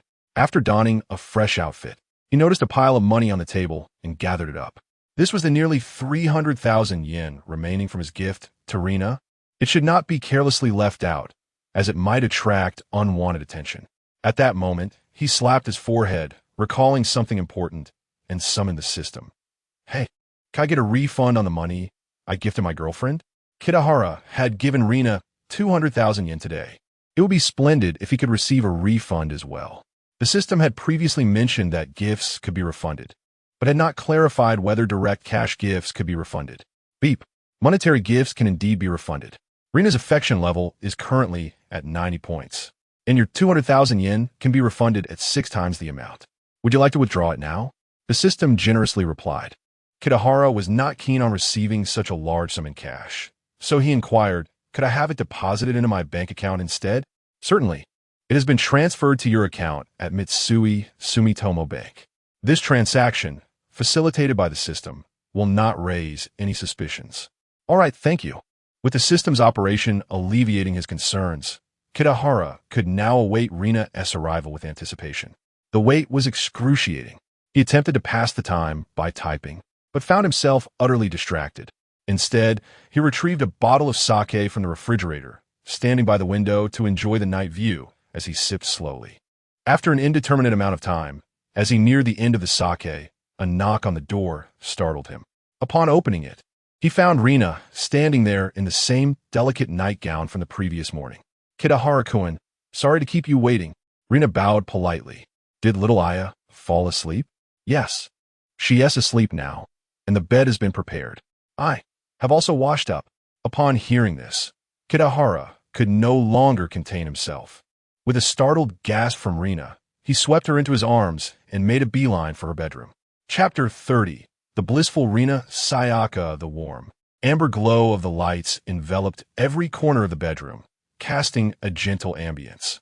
A few damp strands of hair gracefully clung to Rina Sayaka's flushed cheeks, her entire being radiating the freshness of a post-bath allure. She proclaimed that she was done bathing. Yet Kitahara was skeptical. Such matters cannot be taken at face value. A thorough inspection was undoubtedly in order. It is widely acknowledged that a woman's words can often be deceptive. Although Rina did not strike him as the type to be untruthful, it was prudent to ascertain the veracity of her statement. Rina Sayaka offered no objections, maintaining a serene demeanor, with a tender, bashful smile gracing her lips. Her eyes were filled with understanding and acceptance. Thus, through their tacit interaction and cooperation, the inspection was completed seamlessly. Everything unfolded so naturally, as though it were destined to be. Afterward, Rina curled up like a languid kitten against Kitahara's chest. She gently closed her eyes, breathing softly, seemingly still lost in the moments they shared. Kitahara tenderly placed his hand on Rina's shoulder, savoring the delicacy and softness of her skin. He gazed down at the beautiful woman in his embrace, his heart swelling with pride. Outside, the gentle summer breeze of Tokyo wafted through the curtains, bringing a refreshing coolness. Moonlight cascaded through the window, casting mottled shadows across the bed. The entire room was enveloped in a tranquil and exquisite atmosphere, instilling an immense sense of comfort and security. The following day, as dawn broke, Kitahara Chiki opened his eyes. Although he felt somewhat fatigued from the previous night, A night's sleep had fully restored him. He could not help but marvel at the resilience of his current physique. It was truly remarkable, and he felt an immense sense of satisfaction. Rina Sayaka stirred, her eyes gradually fluttering open. After a brief moment of confusion, she regained her composure and turned to the man who had brought her happiness, greeting him with a smile. "Good morning, Kitahara-kun." "Good morning, Rina-ne," he replied with a smile. "You can sleep a little longer. It's still early." "No, Kitahara-kun." Such a beautiful morning would be wasted on sleep. Rina eagerly nestled into his embrace, gently closing her eyes to savor the exquisite sensation of their skin meeting. After a while, Rina reluctantly dragged her weary body from the bed to get dressed. She had breakfast to prepare, and she needed to take little Aya-chan to school before heading to her part-time job at the convenience store. There was much to do, and time was of the essence. Kitahara, half reclining at the head of the bed, observed the fatigued Rina and gently advised, "Rina-ne, why not quit your job at the convenience store? It's unnecessary for you to work so hard. After dropping off Aya-chan, you could come back and catch up on some much-needed rest. Wouldn't that just add to your burden, Kitahara-kun?" Rina replied, nervously brushing her disheveled hair. Quitting her job would mean she would have no financial support, and her daughter's livelihood would entirely depend on Kitahara. Though they had officially begun dating and had crossed certain boundaries, she still felt a pang of guilt. "Come now, Rina-ne, do you truly think I cannot provide for you and little Aya-chan? Rest assured, there will be no pressure. You are well aware of my financial means. Your earnings are minimal. It would be wiser to conserve your energy for other pursuits," Kitahara said with a knowing smile, understanding his implication. Rina's face flushed with a hint of shyness, and she nodded gently. "Then I will rely on you from now on, Kitahara-kun. I will inform the store manager of my resignation today, though I may need to work a day or two more. After that, I will devote myself entirely to caring for you." "That's the spirit," Kitahara praised. Rina hurried off to prepare breakfast, and Kitahara decided to rise as well. Little Aya-chan would be waking soon, and he wanted to avoid any embarrassment in front of her. After showering and changing, he returned to find Rina urging Aya to eat. Upon seeing Kitahara, Rina quickly served him a portion of rice. "I can manage on my own, Rina-ne. You should take Aya-chan to kindergarten afterward. I will clean up here." "That is unacceptable, Kitahara-kun." Rina, typically gentle and compliant, suddenly adopted a serious tone, as if a suggestion had crossed a line. "You should not concern yourself with such trifles. You are a budding talent, a rising star in the literary world. One day, you will be celebrated like Haruki Murakami or Kigo Higashino. You must not be burdened by mundane tasks. Your energy should be devoted to your craft. Please do not squander or neglect your remarkable talent." In Rina's eyes, Kitahara's writing prowess was undeniable. He could sustain himself through his writing, and his financial standing was surely substantial. Though Rina was not well-versed in the literary scene, only familiar with a few renowned authors, she sensed that Kitahara's future was radiant and that he was still young, with limitless potential. How could he allow domestic trivialities to encumber him? All right then," Kitahara stammered, momentarily taken aback, nodding foolishly in agreement. "Budding talent? Rina-ne, you have quite the way with metaphors. Why not call me a fierce dragon instead? I have little assurance of becoming a star in the literary realm. However, I do believe I can make a name for myself in the realm of adult novels." Chapter 31. Sachiko's determination to embark on an irrevocable path in her haste. Rina Sayaka barely had time to eat breakfast before departing with little Aya after the latter had finished her meal. Before leaving, she specifically instructed Kitahara, who was still eating, to finish up and attend to his own affairs, assuring him that she would handle everything upon her return. Watching Rina's departing figure, Kitahara shook his head with a wry smile. Truly, comparing oneself to others can be disheartening. He recalled a past relationship with a girlfriend during a previous life. Back then, he was just a hard-working individual, filled with a spirit of diligence, while his girlfriend was unemployed, relying solely on him for support. He toiled day in and day out, striving to earn a bit more money to provide her with a better life, one where she could possess the latest smartphone, wear clothes she adored, and enjoy lavish meals. Initially, cohabitation brought them happiness. Despite his unilateral contributions, at least the bed felt less lonely, filled with moments of shared entertainment. That girl was his first love. However, as time passed, he noticed that every night when he returned home under the stars, the pot was cold, while the bed remained warm. Despair engulfed him. Reality delivered a harsh blow, awakening him to the truth, and henceforth, he became a frequent visitor to the foot massage parlors. At that moment, Kitahara pondered that had his former girlfriend been even half as considerate as Rina Sayaka, he surely would have married her and perhaps even welcomed a second or third child. He could have endured the challenges. Alas, the beauty of youthful love. After reminiscing, he felt for a fleeting moment that his current life was perfect. He lacked for nothing. Money was sufficient, Rina was gentle, and little Aya, a delightful bonus, could be raised slowly. It seemed there was nothing left to pursue. He thought maintaining this status quo, living quietly with Rina and her daughter, would suffice. However, as soon as this thought crossed his mind, he swiftly slapped himself. How could he be so complacent? Just because a widow had captivated him, he could not be rendered immobile. Wasn't the voice actress alluring? What about the editor? The celebrity goddesses were still waiting for him. Kitahara, cast aside your kindness, abandon your conscience, reveal your brilliance, and become a heartless teddy bear. Upon arriving at the convenience store, her colleague Sachiko immediately noticed the dazzling necklace adorning Rina's neck. It was simply too eye-catching, too attention-grabbing. Simultaneously, she observed Rina's radiant demeanor. "Rina, have you moved in with Kitahara?" she inquired. "Yes," Rina replied with a smile and a nod. "Wow, Rina, you truly won over Kitahara. Do tell, how has he been treating you? I noticed he seems a bit frail. You must take care not to break him." Sachiko chattered, her curiosity piqued. "By the way, that necklace must be a gift from Kitahara, right? It looks so luxurious. It must have cost a fortune." Sachiko continued, her envy palpable. Rina shook her head with a bittersweet smile. "I have no idea how much Kitahara spent on the necklace. Probably several 100,000 yen. And Sachiko, Kitahara is not frail.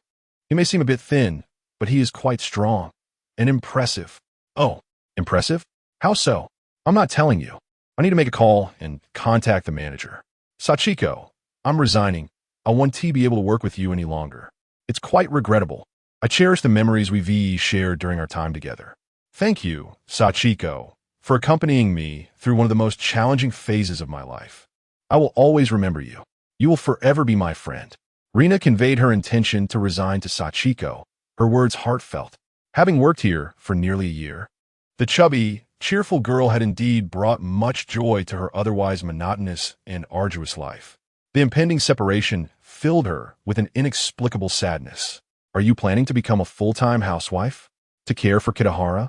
Sachiko, devoid of any sorrowful expression, merely asked with curiosity. "Yes, Kitahara believes my job is too taxing, so he has asked me to stay home and care for him and little Aya." "Wow, I envy you, Rina. I want a life like that too. Kitahara is so considerate. You've reached the pinnacle of life. Indeed, Kitahara treats me very well." "Sachiko, I hope you find happiness too," Rina offered comfortingly. "As for me, I no longer dare to hope." Sachiko replied, her spirit somewhat deflated. "Actually, Rina, even if you didn't resign, we wouldn't have many days left to work together. I've already decided to take a job at a brothel. I plan to resign soon."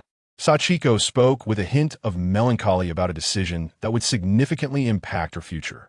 The seemingly light-hearted statement carried a heavy weight for both women present. It signified that the lively and cheerful Sachiko might never return to a normal life trajectory. She would drift further away from the ordinary existence. "Sachiko, why not reconsider? Once you take that step, there's no turning back. What about those boys who used to pursue you? You could reach out to them." After a moment of silence, Rina sincerely urged her. She truly wished to see Sachiko avoid such a path, though she herself had entertained similar thoughts. While that line of work might offer quick financial gain, becoming a sex worker would strip her of the right to seek love. No exceptional man like Kitahara would ever accept her. If she were fortunate, she might earn some money over a few years and find a simple, honest man. If fortune did not smile upon her, she could end up living in loneliness for the rest of her days. Acutely aware of these potential consequences, Rina encouraged Sachiko to hold on a little longer and consider alternative solutions. Sachiko shook her head, her face reflecting her discomfort. "I've reached out, Rina, for some reason. They no longer wish to date. I have no other options left." Sachiko was genuinely puzzled. Once, she had several backup boyfriends, some who delivered meals, some who provided pocket money, and others who bought her clothes. Those days had been so carefree. Yet for reasons unknown, one by one, her backup boyfriends had abandoned her. The last, Shokawa, returned to his hometown just days ago. With only the meager earnings from her job, she lacked any additional income or anyone to cover her bills. Given the high cost of living in Tokyo, she wanted to stay but refused to lower her quality of life. Thus, this was the only path available to her. "Rina, please stop advising me. My mind is made up. Wish me luck in earning a lot of money and living a good life." Sachiko forced a smile. At that moment, a thought crossed her mind. During her recent job search at the brothel, the madam had mentioned that if she could attract high-quality clients, she would receive generous bonuses. Kitahara seemed like a very high-quality client. Chapter 32. The writing must accelerate. Sachiko has a limited acquaintance with wealthy individuals. Given her modest educational background, her employment primarily consists of basic, foundational roles within the lower echelons of society. Among the few high-caliber men she knows is Kitahara Chiku, a writer, affluent and youthful. It is said that he is quite robust as well. Even without considering the generous monetary rewards, she yearns to engage in conversation with Kitahara. Although it is regrettable that she cannot enjoy the same fortune as Sister Rina, who lives alongside him, cherishing even a fleeting encounter can still yield beautiful memories. Sister Rina, you have yet to reveal just how remarkable Kitahara-kun truly is. I won't tell you. Suffice it to say, he is impressive. Did you not notice how exhausted I am today? At that moment, Kitahara Chiku remained blissfully unaware that he had piqued someone's interest. He was diligently typing away, continuing to compose his work, Primitive Desires, the unforgettable adventures of a beautiful girl in a goblin's cave. His weekend jaunt had cost him 2 precious days, significantly hindering his progress on the book. Meeting his deadline this week was proving to be a formidable challenge, compelling him to hasten his pace. In truth, he no longer needed to write such material. Just yesterday, he had earned over 10 million yen, and he was poised to make at least that much each month moving forward. The funds were abundant, far beyond his capacity to spend. Nonetheless, everyone ought to have dreams. For what is a life devoid of aspiration other than that of stagnant fish? Kitahara's ambition was to craft adult literature. Even if it never sees publication or generates income, writing for enjoyment sufficed. With no financial pressures weighing upon him, the act of writing became more liberating and enjoyable. He found his work to be rather commendable. If, perchance, it were to achieve great success upon publication, perhaps it could influence societal norms, subtly enacting a form of revenge. Additionally, Sister Rina harbored hopes for him to become a great author. Thus he was determined to persist in his writing endeavors. It is essential to recognize that an erotic author is still an author. Does the thematic or stylistic divergence of one's work warrant a hierarchy among writers? Clearly not. In the vast and boundless realm of literature, every individual who pours their heart into writing and expressing themselves through words deserves respect and acknowledgement. Whether narrating romantic tales of love and beauty or depicting the bittersweet realities of life, whether portraying grand historical narratives or delicately probing the profound depths of human nature, all serve to tell the story of existence. At present, Kitahara's manuscript had progressed to approximately 1/3 completion, with the plot advancing to the moment when the protagonist, Kaori, became separated from her companions and faced the brutal treatment of goblins alone. After enduring such a harrowing nightmare, Kaori had believed her demise was imminent, only to discover that, unexpectedly, she had persevered. Furthermore, something within her seemed to have awakened. She found herself no longer repulsed by the goblins. It was utterly absurd. At this juncture, Kitahara devised a scene, introducing a dark lake within the underground cavern. The young girl Kaori was led to this subterranean lake area by a goblin squad, where she reunited with 2 companions. Their experiences mirrored her own, albeit with slightly graver circumstances. Having refrained from resistance, she had avoided suffering physical harm. In contrast, her physically adept companion bore numerous injuries, with a leg severely injured.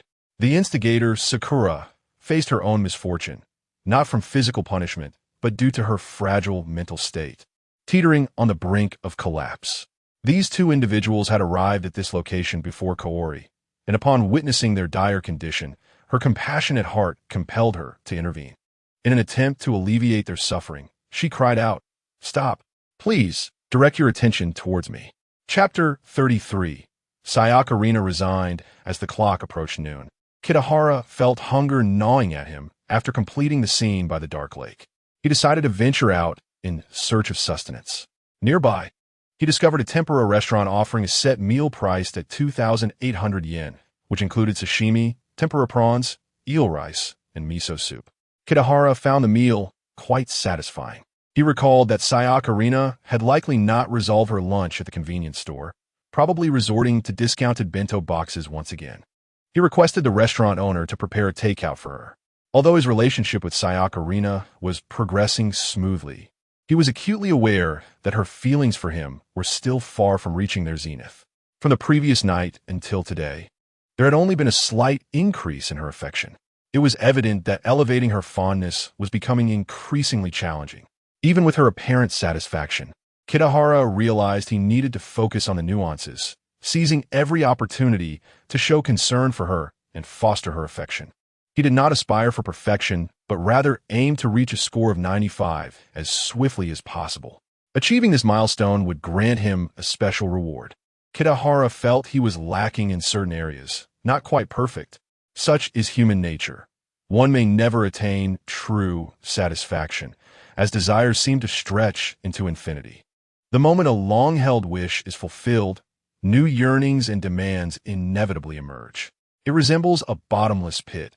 No matter how one attempts to fill it, it can never truly be satisfied. This relentless craving ensnares individuals, making escape difficult. Yet, paradoxically, it also propels societal progress and development. By the way, could you prepare another takeout? Kitahara suddenly thought of a colleague of Sayaka Rina, wanting to bring her a meal as well. Perhaps it was an extension of his affection. He had a favorable impression of the chubby girl. After all, she was endearing and certainly wouldn't be a bother. Once the food was packaged, Kitahara made his way to the convenience store. Along the way, he opened a live stream to check on Sayaka Rina, discovering that she and her colleague were debating which flavor of bento to choose. Prompted by this, he quickened his pace to arrive at the store before they reached a conclusion. "Rina, I brought you lunch. Please don't settle for bento. And this young lady has a portion as well," he announced as he entered, waving the food in his hands. Sayaka Rina's face lit up with surprise, her expression blossoming into a sweet smile. She had not anticipated Kitahara's thoughtfulness in delivering her lunch. A wave of warmth and an inexplicable sense of happiness surged within her. "Kitahara-kun, you are so kind to me. There is really no need for such trouble." Her voice was sweet, gently resonating in the air. "It's no trouble at all. I just wanted you to enjoy a good meal. Hurry and eat before it gets cold." Kitahara replied with a warm smile, helping to open the food container and inviting the two women to indulge. As the box opened, the freshly fried tempura emitted an enticing aroma, its golden hue making it undeniably appetizing. The two women, already hungry, began to salivate at the sight. After exchanging their thanks, they commenced their meal. Sachiko, while savoring her food, occasionally glanced at Kitahara-chiki, who was engaging in intimate conversation with Sayaka Rina.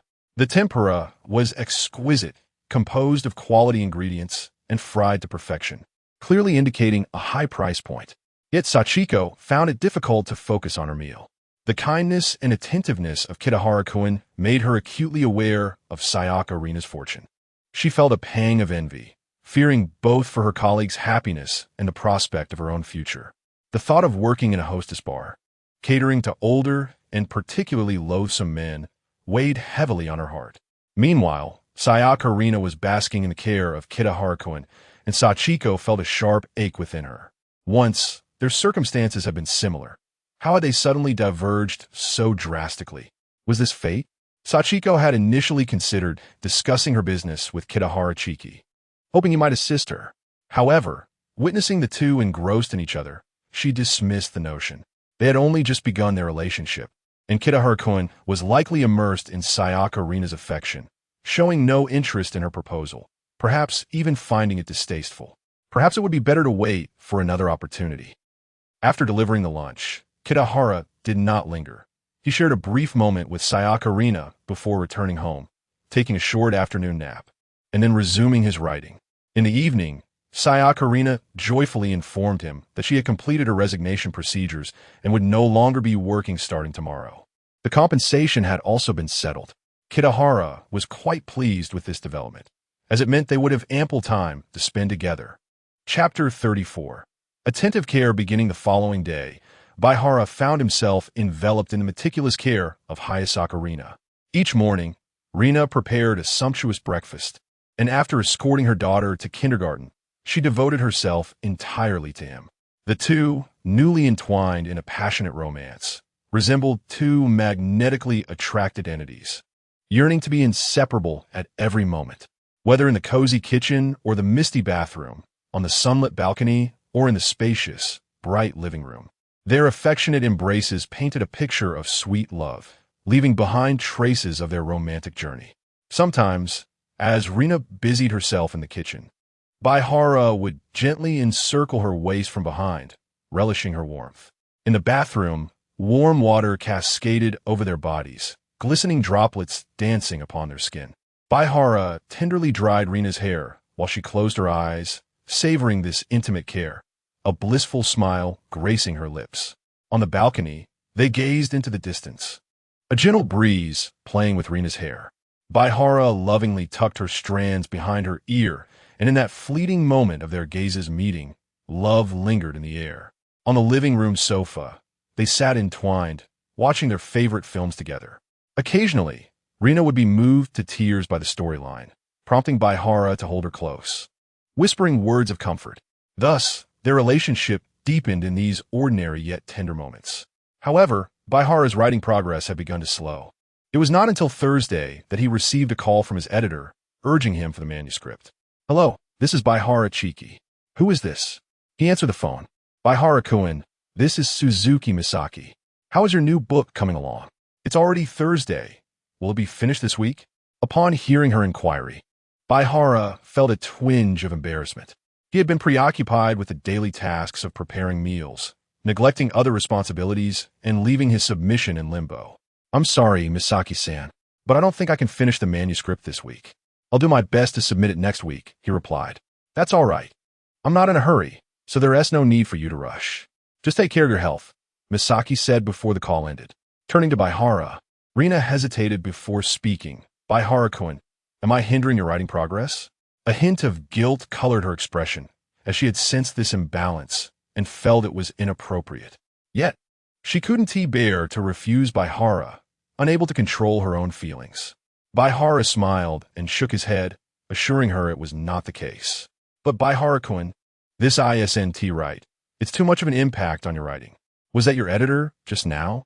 How about I take little Aya to my parents' house for the weekend? That way, you can have some peace and write more," she suggested. Your parents' house? I don't even know where Rina-chan's hometown is," Baihara replied, intrigued. "My hometown is Kamakura City in Kanagawa Prefecture. It's been over 6 months since I last visited my parents. I miss them a bit. Then you should go back. Besides your parents, do you have any other relatives?" Baihara inquired. "Just one younger sister," Rina answered. Chapter 35. The unhappiness of my sister's marriage. Kitahara Chiku had little understanding of Ayami Rina's familial circumstances, despite the closeness they had developed. There were several reasons for this lack of knowledge. He had never inquired, and Ayami Rina had not volunteered any information. Their relationship had progressed too swiftly for them to truly comprehend each other. Additionally, the people from Kojima tended to be rather indifferent towards familial ties. Unlike in our home country, where family bonds are highly valued, many individuals here have long lost contact with their parents without anyone batting an eye. Siblings, aunts, uncles, and cousins are often regarded as virtual strangers. Many adults, upon gaining independence, maintain minimal contact with their parents. From what Ayami Rina indicated, her relationship with her parents was decent. She also had a sister, but her status, age, marital status, remained a mystery. Kitahara-kun, during my visit back home. Could you possibly inform my parents about our relationship? They have been quite worried about my well-being.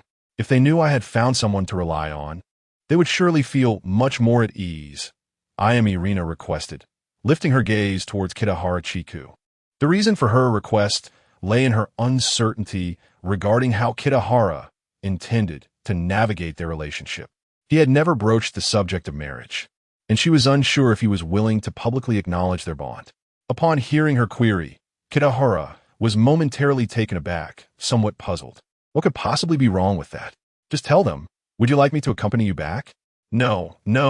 That would be an imposition on your precious time. This is more than sufficient, Ayami Rina replied, her cheeks flushing with delight, a smile illuminating her face. She was elated that Kitahara had consented to her disclosing their relationship. Then, Rinane, when you return home, do purchase some gifts for your parents. Allow me to provide you with 1 million yen for your expenses, Kitahara proclaimed generously. Is this another opportunity for extravagance? Ayami Rina quickly retorted, there is no need for that, Kitahara-kun. I have plenty of money. Besides, it is merely a trip home.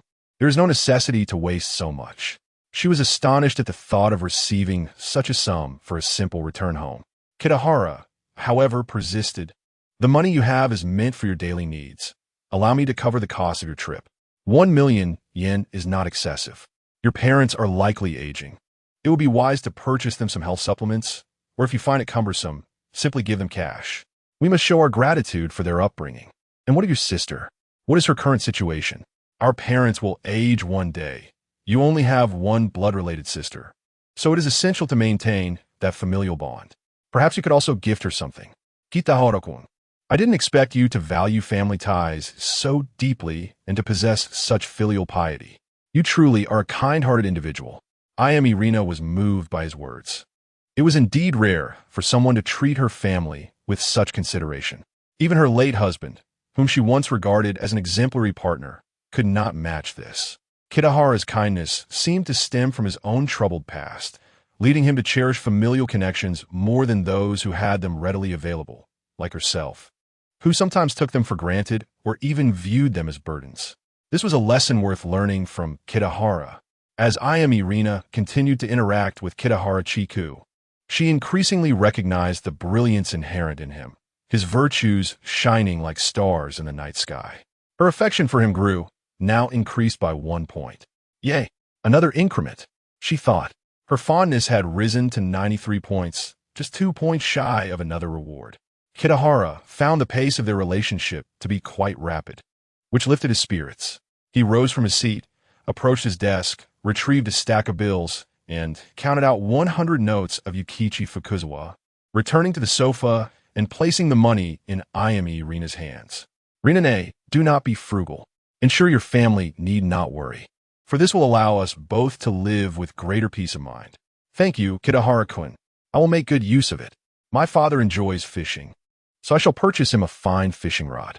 My mother loves cooking and has always wished for a set of German knives. I shall buy her those. As for my sister, she is already married. The last time I returned, it was to attend her wedding. I am at a loss for what to gift her. Ayami Rina reflected as she accepted the money. Married already? What a pity, Kitahara mused silently. However, during a recent phone call with his mother, she had mentioned that his sister's marriage was fraught with difficulties, though the reasons remained unclear. Perhaps I should offer her some financial assistance to alleviate her burdens, he thought, feeling a surge of excitement at the prospect. With the generous sum gifted by Kitahara, Ayami Rina could only repay him with her boundless affection. Kitahara Chiku, naturally, invested considerable effort into their relationship. The day passed uneventfully, but the following Friday afternoon, Ayami Rina returned home with her daughter, leaving Kitahara unencumbered by romantic concerns and free to concentrate on his writing. Ayami Rina's hometown, Kanagawa Prefecture, lay not far from Tokyo, just over an hour's drive southwest, making a short journey. Thus, Kitahara found no cause for concern. The subsequent weekend saw him dedicating his full attention to composing his work, Primal Desires, a beautiful girl's unforgettable adventure in the Goblin Cave. He was in excellent health, brimming with energy and clarity of mind, making his writing experience exceptionally fruitful. After 2 long nights of toil, he finally completed the first draft. On Sunday afternoon, as evening approached, Irina returned with her daughter, Seo. The little girl bounced with joy, clearly thrilled to have spent 2 days playing in the countryside. Upon seeing Kitahara, Irina rushed into his open arms, expressing her longing for him. Yet, soon a shadow of concern crossed her face as she spoke. Kitahara-kun, my sister's marriage may be falling apart. It is facing a crisis. What has transpired? Please elaborate. Chapter 36. We are all family. Upon hearing Kitahara's inquiry, Irina hesitated briefly before responding. Kitahara-kun, please keep this to yourself. My sister's fiancé seems to be gay. What? Gay? Yes, precisely. Ever since their marriage, my sister has been in great distress, struggling for 6 months. And she has recently decided to end this union. Irina confirmed with a nod. How could such a thing happen? The odds of encountering this are exceedingly rare. Did your sister not have any relations with him prior to their marriage? Kitahara asked in astonishment. No. He appeared to be quite refined, and since he did not take the initiative, my sister could not either. The man had commendable qualities, and my sister unwittingly married him, never anticipating such an outcome. What is the current situation? Is a divorce feasible? Kitahara inquired with concern. The man is unwilling to divorce. He wishes to maintain the facade of their marriage, claiming that it is acceptable for my sister to seek companionship elsewhere as long as it remains discreet. However, my sister can no longer endure this torment. She finds it repugnant and cannot bear to stay in that home for even a day longer. She has returned to our parents' house.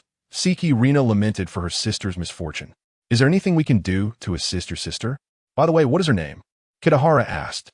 My sister's name is Irina. Interestingly, she is the same age as you, Kitahara-kun. Alas, the man is still dragging his feet. We shall see how this unfolds. My sister wishes to resolve this matter swiftly and may seek employment in Tokyo to temporarily escape that sorrowful place. When the time comes, she might stay with us for a while. What do you think, Kitahara-kun? Irina looked to Kitahara for his opinion. Kitahara met her gaze with determination. I wholeheartedly support this. Reina-chan is so unfortunate. We must help her feel the beauty and kindness of this world. We must aid her in emerging from the shadows of her misfortune. Thank you, Kitahara-kun. I am fortunate to have you. Otherwise, I would be at a loss on how to assist her. Speaking of which, your generous financial support enabled me to purchase gifts for my parents, which they greatly appreciated. They are also delighted that I have found someone like you to rely on. I allocated a portion of the remaining funds to my sister, which will at least alleviate some of her living difficulties.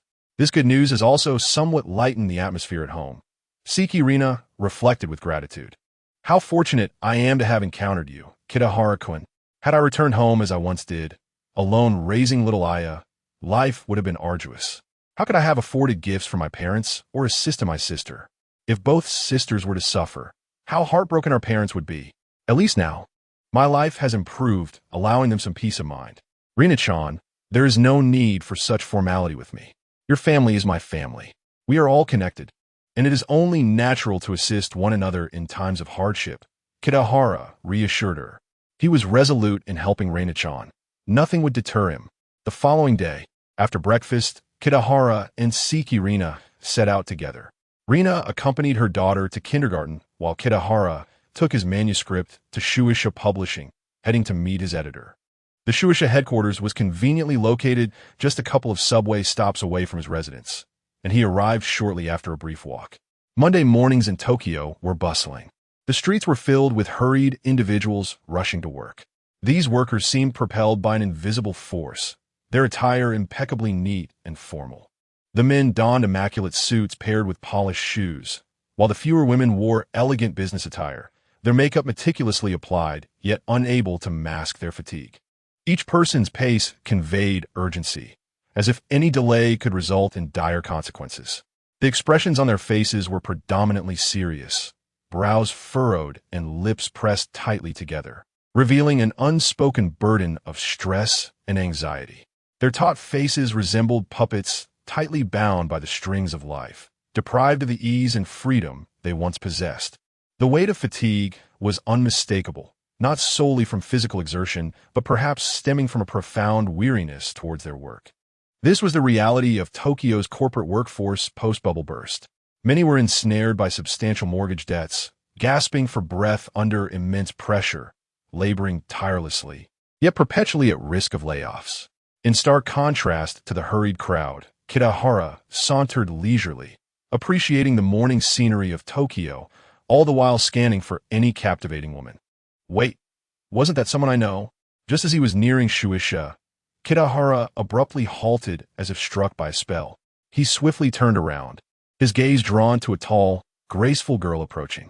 Her appearance was reminiscent of a flower blooming in spring, delicate and enchanting, her pure beauty captivating. She possessed an elegant figure, long legs, and a slender waist that radiated an aura of freshness akin to the warmth of the sun's first rays in the morning. The pivotal detail was that Kitahara recognized her. She was none other than Kanju Izumi. In his past life, most women he encountered were entangled in the dark underbelly of society. Yet, Kanju Izumi stood out as one of the few clean and admirable girls. She was a national idol among those in her circle. What was she doing here? What were her intentions? How could their paths intertwine? In an instant, 3 philosophical questions emerged in Kitahara's mind. Chapter 37. The Persuasion of Misaki Suzuki. There is no doubt about the beauty of Izumi Banji. True to her name, she embodies the purity of a crystal-clear spring. She is often hailed as the most visually striking rock musician in history, beautiful, pristine, and untainted. This is the immediate impression she leaves on everyone who beholds her. Yet, these mere descriptors fall short of capturing the essence of her beauty. For her ethereal and graceful aura is beyond articulation. At this moment, Kitahara's heart stirred.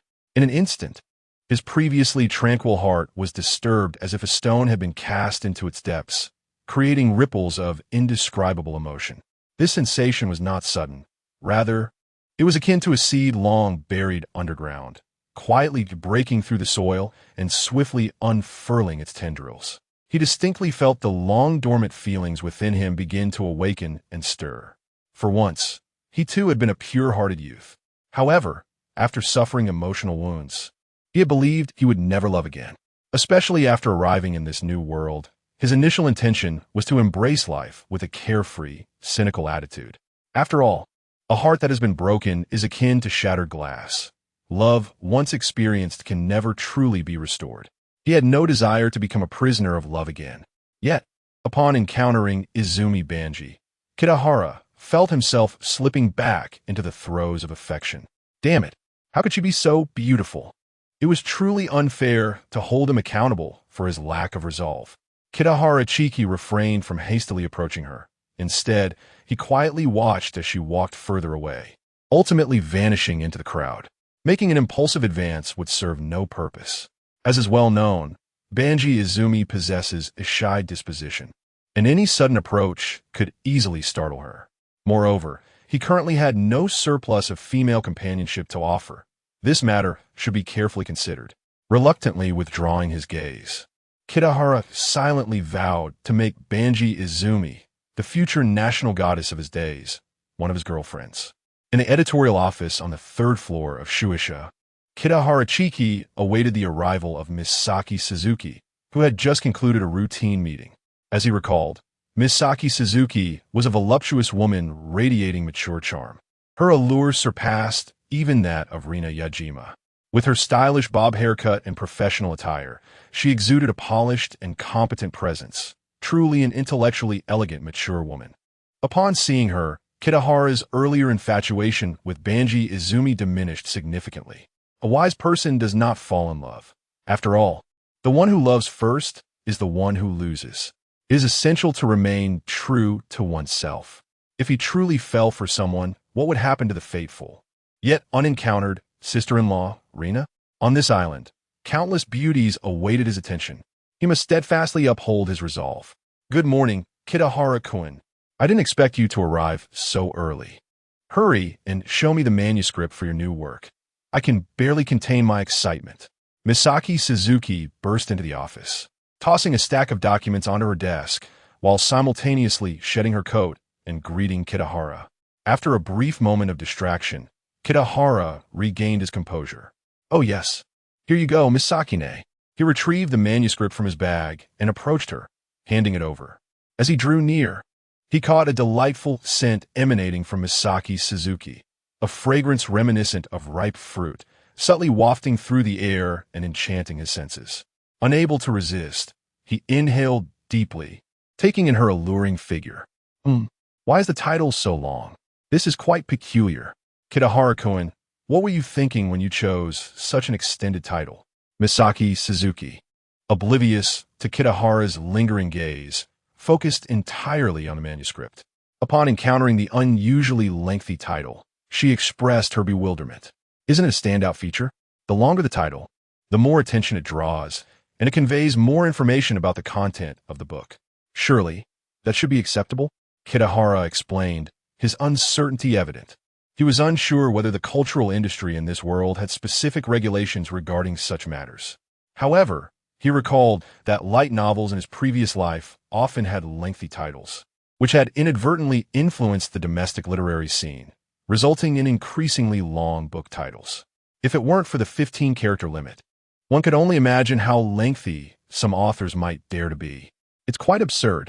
Truly, it is difficult to refrain from critique or comprehend.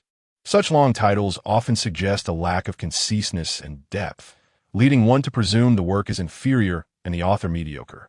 Kitahara shared this sentiment. However, these lengthy titles did attract attention.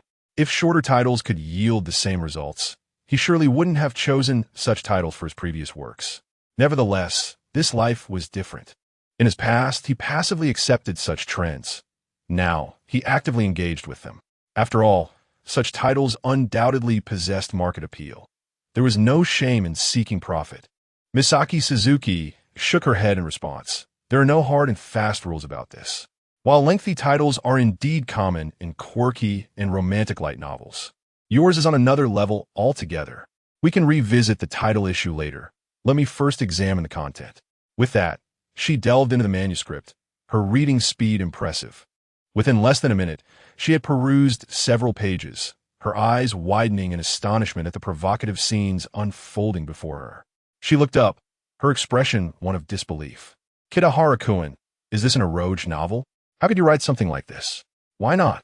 Kitahara-chiki shrugged and retorted. Because, Kitahara-kun, is this a result of your previous works not performing well? You cannot resort to such measures. That would be a waste of your talent. Misaki Suzuki admonished earnestly. Indeed, literary creation is arduous and often grueling. However, you must not surrender so easily.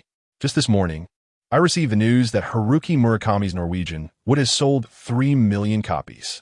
What an exhilarating piece of news. Kitahara-kun, I have always believed your talent rivals that of Mr. Murakami. You must persevere, Misaki Suzuki earnestly urged. Kitahara, upon hearing this, could only offer a resigned smile and shake his head. Misakine, I could never write a book like Norwegian Wood. However, perhaps I could manage Norwegian Moans. Would you like to read that? Chapter 38. The professional Misaki Suzuki, when Kitahara-chiki observed Misaki Suzuki's reaction to her jest, a flicker of disappointment crossed her eyes, revealing her sorrowful emotions unmistakably upon her countenance. Recalling the myriad kindnesses she had previously extended to her, and how genuine her recent concern had been, Kitahara felt an overwhelming urge to prevent this mature woman from harboring any disillusionment towards him. He hastily began to clarify, Sister Misaki, I assure you, I have not abandoned my literary aspirations. However, I must earn a living, mustn't I? Ideals cannot sustain me, nor pay my rent. Writing adult novels is a necessity I find myself compelled to undertake. Are you in dire financial straits, Kitahara-kun? Have your expenses become unmanageable? Would you require a temporary loan from me to tide you over? Upon hearing his words, Misaki's expression softened somewhat. She genuinely held a favorable view of Kitahara and thought to offer him financial assistance. Kitahara hesitated at the thought of accepting money from a woman, as he was not one to live off others. This was merely an excuse he had conjured. That won't be necessary, Sister Misaki. Instead, could you assist me by reviewing my new manuscript to see if it is worthy of publication? To be candid, I have been under immense pressure lately, nearly succumbing to a mental breakdown. After finally emerging from that turmoil, I resolved to write something lighter. I believe this piece has merit. I sense I possess a certain aptitude for crafting adult literature. Scratching his head, Kitahara offered a shy smile. Misaki chuckled in response, but soon her demeanor turned serious. Kitahara-kun, you must prioritize your mental well-being. When overwhelmed by stress, it is vital to seek relief, be it through confiding in friends or reaching out to me. You must release your emotions. Writers indeed bear substantial pressure, and it is all too easy to succumb to extreme actions, including self-harm. In our country, each year sees both renowned and obscure authors take their own lives. This is something you must take very seriously. Kitahara nodded in acknowledgement. Yes, I will be mindful. However, for now, this issue should not trouble me. Writing this genre induces no stress. Sister Misaki, please assist me with my manuscript. He thought to himself, what a pity that your reminder came too late. The original Kitahara is already gone. Otherwise, this book, titled Primitive Desires, a maiden's unforgettable adventure in a goblin's cave, would never have come to fruition. Currently, Kitahara felt no pressure whatsoever. In fact, the more he wrote, the more exhilarating it became. At times, when engrossed in his writing, he would even wish to engage in practical exercises with Hayami Rina. Where was the stress in that? However, he was aware of the high suicide rate among writers. He had come across statistics indicating that 80% of authors experience emotional disturbances, with 45% suffering from manic or depressive disorders. It was indeed a perilous profession.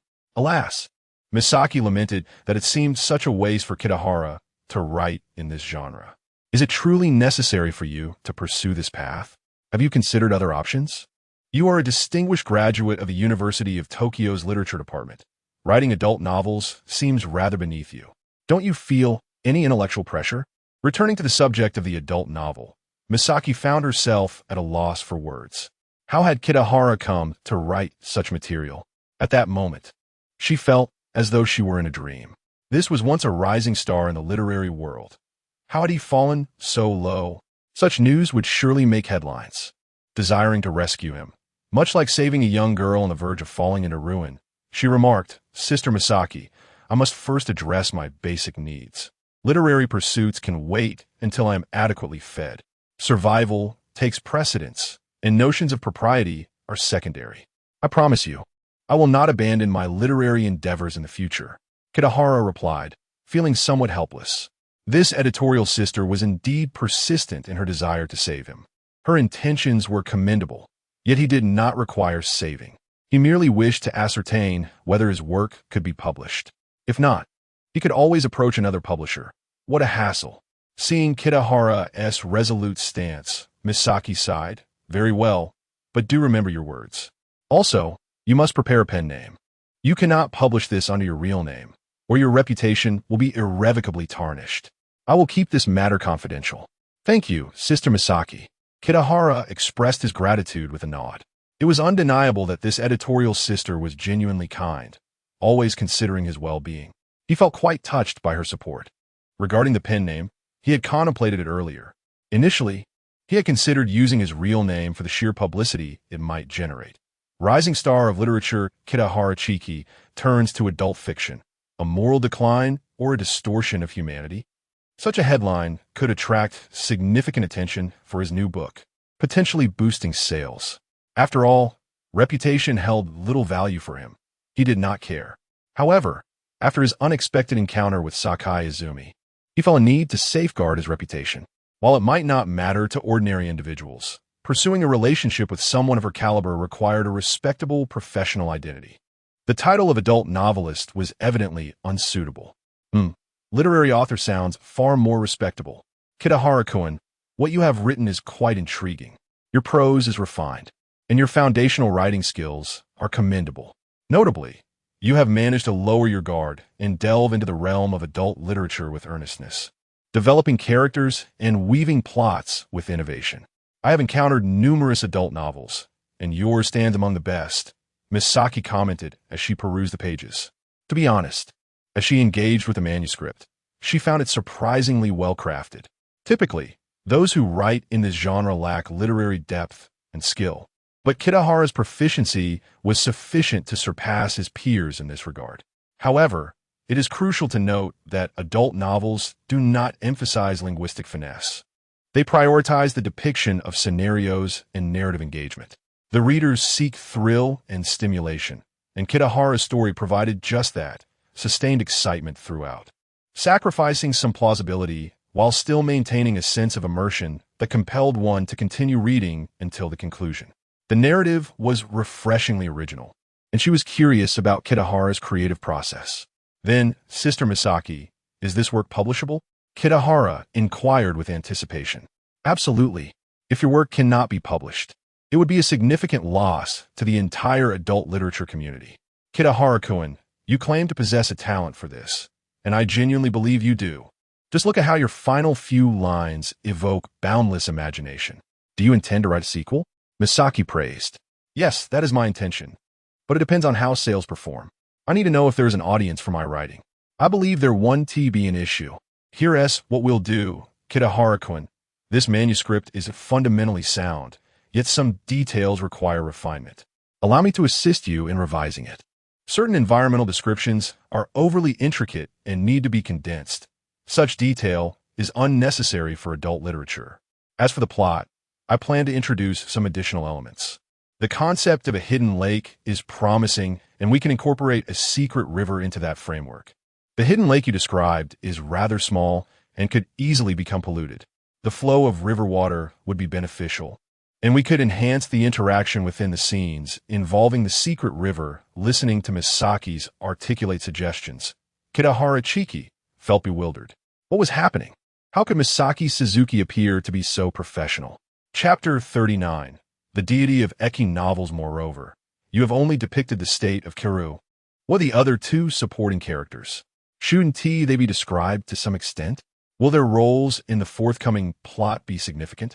Is there a necessity for this? Misaki Suzuki voiced her opinions regarding the issues with this book, primarily focusing on the rectification of details and the overall narrative direction.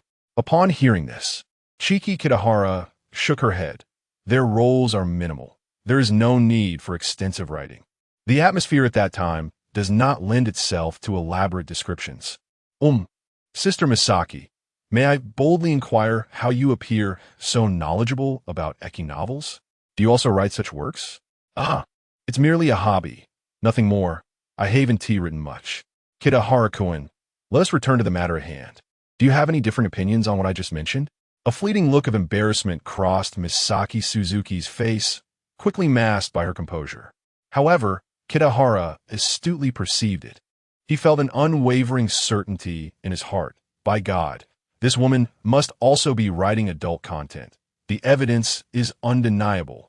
Indeed, not only do novelists indulge in side ventures, but editors do as well. Kitahara yearned to uncover her true identity and see what she had penned.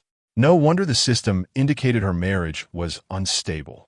Being so busy with work and juggling side projects, there must be little time left for a marital life. Stability would be quite the rarity. He chuckled, saying, I have no objections, absolutely none. I trust Sister Misaki's professional standards. With a beautiful editor willing to assist him in revising his work, he could not express enough gratitude. He would never nitpick. After all, this endeavor was inconsequential, merely a light-hearted narrative. Unlike certain extreme authors who regard their works as their own children, more precious than life itself, Kitahara was flexible. Provided it could be published, he welcomed any modifications. He would not even mind a complete overhaul, as long as he was not the one to undertake it, preferring assistance from someone like Misaki Suzuki. Very well. I shall assist you in revising it over the next few days. You can come by to review it. If there are no issues, I will submit it for approval. The review process for Eki novels is quite swift. If all goes smoothly, it could be published by next week. The publishing industry in Kojima is remarkably advanced, ranking among the best globally, especially in the 1990s when per capita book consumption was at its peak.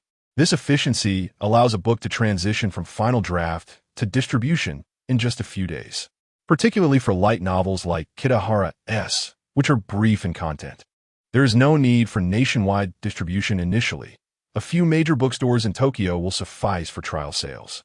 In such cases, Publication can occur in as little as 2 to 3 days, rivaling the speed of newspapers. Hearing Misaki Suzuki's words brought a smile to Kitahara's face. He felt an authentic joy, as this would mark the first time his writing, in this life or the last, will be published as a printed book. The sense of achievement was palpable. He pondered how many would be willing to purchase it. However, a question soon arose: Sister Misaki, the cover of this book must feature a skilled artist, as its appeal will largely hinge on its allure. Misaki Suzuki responded with a smile. Rest assured, Kitahara-kun, we place great importance on this aspect as well. After all, if the sales are strong, I benefit from performance bonuses, and our publishing house profits too. I will arrange for a talented artist to design it, featuring a scene from the Dark Lake with 3 beautiful maidens centrally positioned, surrounded by a throng of short, green goblins. How does that sound? Sound good. I shall take my leave now. Sister Misaki, please notify me when the cover is being created. Once the content is revised, there is no need for further discussion. I will use the pen name Hinokawa Kasaka. No need for further deliberation. Hinokawa Kasaka?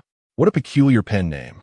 Shueisha is a large publishing house, and Eki novels are not prohibited publications here. Thus, with the approval of editor Misaki Suzuki, the publication of Kitahara's book was practically sealed. Consequently, his spirits soared. Publication was all that mattered.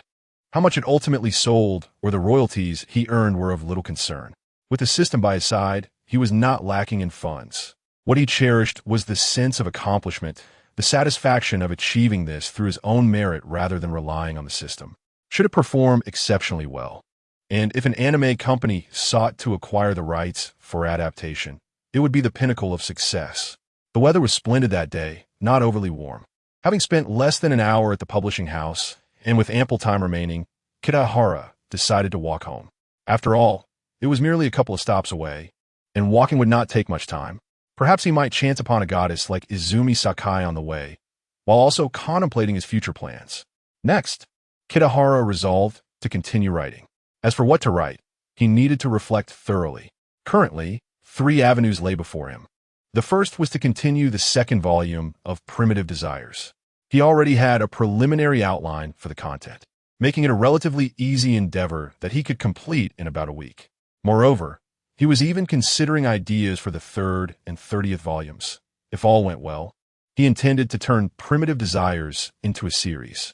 Should he succeed, it would undoubtedly make waves not only in the Eki genre, but also throughout the entirety of the Japanese literary scene. The second direction was to write Fate's Sky. This book would be equally straightforward to write, as it was largely a derivative work, requiring little creativity for plot development, merely the application of his writing skills. Furthermore, the story had proven its worth in the market, possessing a certain degree of influence and recognition. It would likely be released a decade ahead of its original timeline, and he anticipated that the Japanese populace would wholeheartedly embrace it. Additionally, Kitahara planned to transform Fate's Sky into a series as well, drawing inspiration from renowned adult anime, allowing for innovative alterations in the plot and enhancing the narrative quality. Thus, fundamentally, he aimed to elevate the standard of Eki novels single-handedly, using these 2 series to establish the pen name Hinokawa Kasaka as the deity of Eki literature. This notion was a nascent idea that had recently taken root in his mind, primarily stemming from his personal interests and peculiar tastes, offering little assistance in other areas. He did not require money and fame. Such a thing must be shrouded in anonymity, not paraded openly. He was already contemplating whether to pursue this path. However, a third option lingered in his thoughts, one he had just resolved to follow: the path of pure literary creation. Undeniably, this route was fraught with challenges. As previously mentioned, many had found themselves ensnared in dead ends, driving themselves to despair, much like the original owner of this body. Yet, he was determined to tread this path. He needed this identity. In Japan, being a writer is a highly respected and beloved profession. Due to copyright protections, the income in this field is considerable. If one possesses genuine talent and diligence, it is indeed possible to amass significant wealth, just as Haruki Murakami did with Norwegian Wood, selling millions of copies and earning exorbitant royalties. However, this was not the most critical aspect. The true significance lay in the social status one gained. Who would dare to treat a major literary figure with disdain? If it were Kitahara, who could resist being enamored by him? Of course, he did not delude himself into believing he possessed the same prowess or exceptional talent as Murakami. Yet, he found solace in the fact that he had the system as an ally. Dear esteemed host, within your array of special rewards, are there any that enhance literary prowess, aiding me in becoming a distinguished literary master? Indeed, there are rewards available. However, one cannot directly specify a selection, but must draw from a broader spectrum of artistic skills. Chapter 40. Early sightings of Rina's abundant sense of security. Once again, unable to directly select a reward, Kitahara felt a tinge of melancholy. Are there many options within this artistic skill? How difficult is it to draw from? He inquired of the system.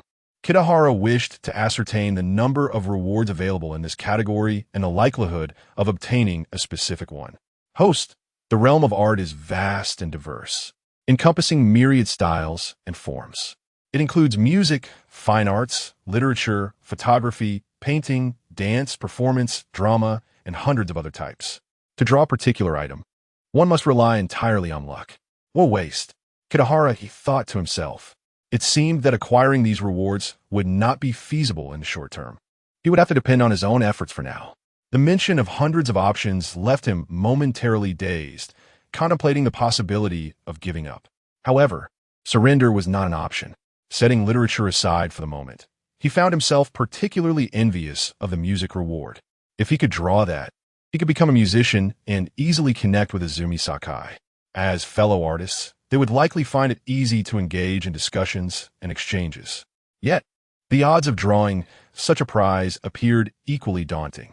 Kitahara pondered that it was essential to hasten his efforts to win over Ayami Rina, striving to elevate her affection towards him as swiftly as possible. This way, he could secure 4 opportunities for special rewards through her, while also leaving a little room to further enhance his happiness index. Surely, the remaining 3 attempts would yield something useful. On his way home, he casually purchased a bouquet of fresh flowers for Ayami Rina from a nearby flower shop. Upon receiving the flowers, Rina was undeniably thrilled, her eyes sparkling with joy, her smile radiating sweetness. Kitahara's heartfelt gesture did not go unappreciated, although it regrettably did not increase their affection level, only yielding a modest cashback of a few thousand yen. Kitahara-kun, you bought me flowers? What a delightful surprise! Ayami Rina exclaimed, cradling the vibrant roses in her hands, her face adorned with a charmingly shy smile, akin to the exquisite blossoms of peach trees in spring. It had been many years since she had last received flowers. She could hardly recall the last occasion. Her late husband was not one to understand romance, only occasionally gifting her flowers during their courtship, and such delightful surprises ceased after their marriage. She had thought Kitahara Chiki was inexperienced in matters of love and would not comprehend such gestures. To her astonishment, he was not as dull as he seemed. He possessed a keen sense of life's pleasures. I saw them at the flower shop on my way back, so I thought I'd buy a bouquet for Rina Nichin. Roses symbolize love and represent my feelings for you, Rina Nichin. Do you like them? Kitahara spoke earnestly. Yes, I like them. Kitahara-kun, I love you too, Ayami Rina responded, deeply moved, and embraced Kitahara to express her emotions. No woman could resist the charm of flowers and sweet words, especially when bestowed by someone as admirable as Kitahara. By the way, Kitahara-kun, what did the publisher say about your new book? Did it pass the review? Of course it did. Just look at my demeanor. Kitahara replied with a smile. Wow, Kitahara-kun, you are impressive. It passed the review in one go. When will it be published and available for sale? I assume writers receive royalties based on sales, right? How much do you think you'll earn from this book? Ayami Rina asked with genuine curiosity. Given their close relationship, inquiring about such matters seemed perfectly reasonable. She indeed wished to understand Kitahara's specific income, as it pertained to the stability of her future life. This was a matter of human nature, unrelated to moral character. After a moment of contemplation, Kitahara responded, "This book is expected to be available for sale next week. As for royalties, I estimate I could earn several million yen, possibly even over 10 million. After all, This is a light novel that I completed in just a week. One cannot expect too much. Wow, that much? Ayami Rina exclaimed, astonished. You can earn so much money, Kitahara Koen, several hundred to over 1,000 million yen in just a week. At this moment, her emotions were a whirlwind: shock, delight, disbelief, and a myriad of complex feelings. She recalled her own laborious efforts, earning barely a few tens of thousands a month, while Kitahara could earn in 1 week what took her years of toil. How profoundly unfair. Yet, soon enough, she felt an overwhelming sense of security. Unfairness was a part of life, and Kitahara's ability to earn was indeed a good thing. The more he earned, the more stable her life with Ayaka would become. Is it true that writers can earn so much? At that moment, her sense of security soared. Little did she know that Kitahara was exaggerating his income. In reality, even if the book sold exceptionally well, he doubted it would exceed 1 million yen. Light novels were generally low-end publications, commonly priced at only a few hundred yen each, meaning his royalties would likely amount to mere tens of yen per copy. How could he possibly earn millions from this? How many copies would he need to sell? Not many people were interested in goblins. Kitahara merely sought to inflate his earnings to bolster his own prowess, ensuring that Ayami Rina would not be frugal with her spending, which might hinder his income. He wished to avoid wasting words while purchasing things for her. Haha, Rina Nichin, now you know my economic capabilities, right? So there is no need to save money for me anymore. Feel free to spend.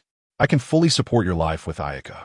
By the way, I plan to write this book as part of a series, which will ensure a steady stream of income in the future. If I also sell the adaptation rights, there will be even more substantial income on the horizon. Kitahara continued his embellishment. Ayami Rina, however, was overjoyed, leaping into Kitahara's embrace.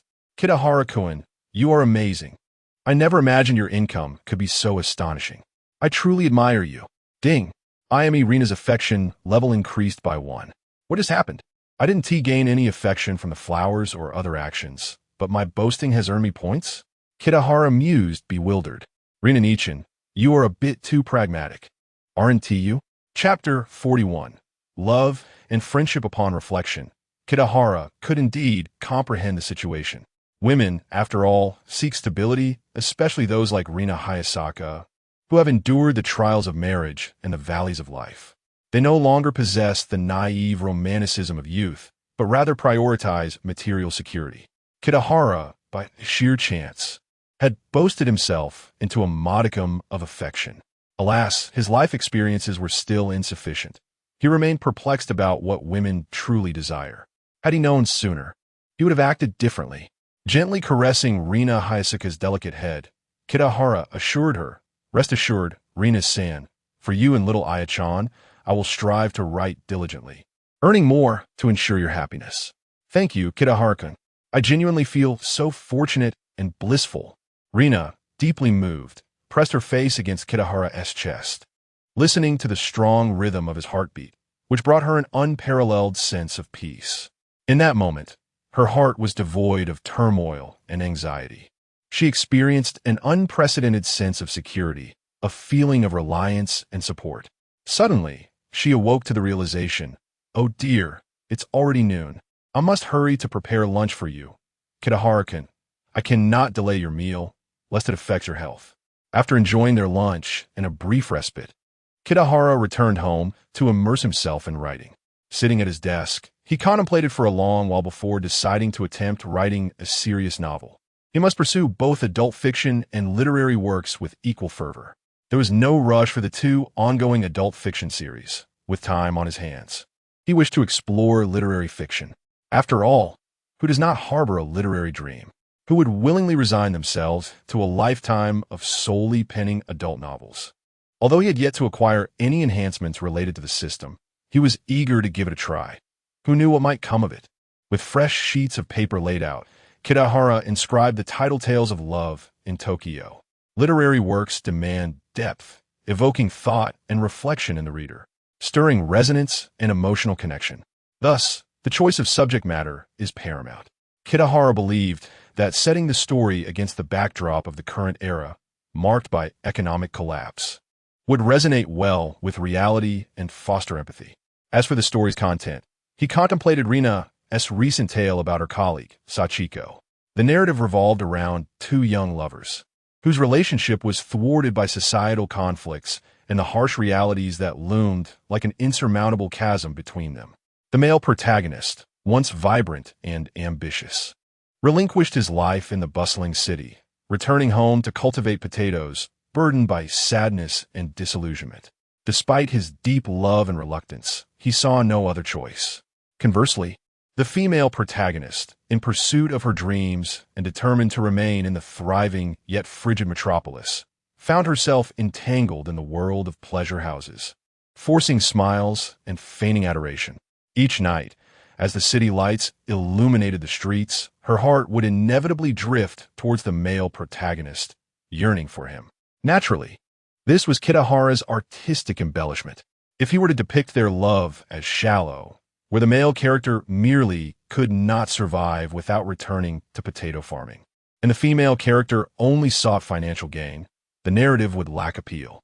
He needed to craft plausible motivations that would not only enhance the storyline, but also illuminate the harsh realities faced by the youth in contemporary society, as well as the indifference experienced by the lower class in the big city. Kitahara had already envisioned the ending.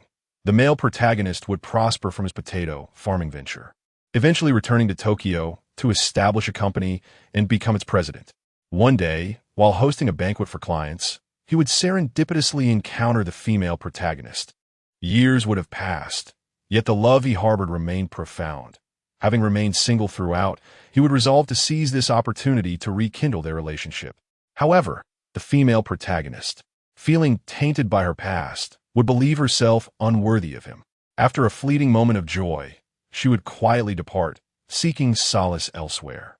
Such literary works cannot culminate in perfect endings. Tragedy is essential. A sense of regret must linger, ensuring the narrative remains impactful.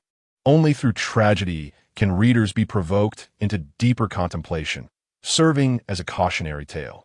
Kitahara deemed his ending design to be flawless. As for the plot, he could refine it further.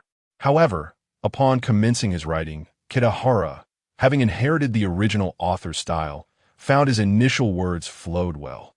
Yet, as he continued, an alarming realization struck him. Why had he begun the narrative with the female protagonist's fall into disrepute? Why was he focusing on her encounters with various clients, detailing her diverse experiences? Had his indulgence in adult fiction rendered him incapable of crafting serious literature? He sighed in resignation, setting aside the pages he had penned, temporarily shelving this creative endeavor for another day. For now, he resolved to focus on his goblin narrative. Otherwise, his efforts would be wasted on a disjointed tale. Writing about goblins proved far more effortless, requiring little mental exertion. The conclusion of the first volume had already laid the groundwork. The protagonist, Kaori, was evidently left wanting. Addicted to the thrill, Kitahara envisioned the content of the second volume as Kaori and her companions returned to the city school, often reminiscing about their unforgettable encounter. Such an indelible adventure left a lasting impression, leading her to develop what could be termed a masochistic addiction. As the tranquil days passed, Kaori's nostalgia intensified, reaching its zenith. Realizing there was no danger to her life, she ventured alone back to the cave. The next day, exhausted yet fulfilled, she returned. From then on, she began to visit the cave regularly, unbeknownst to her boyfriend, whose concern grew as he noticed her peculiar behavior.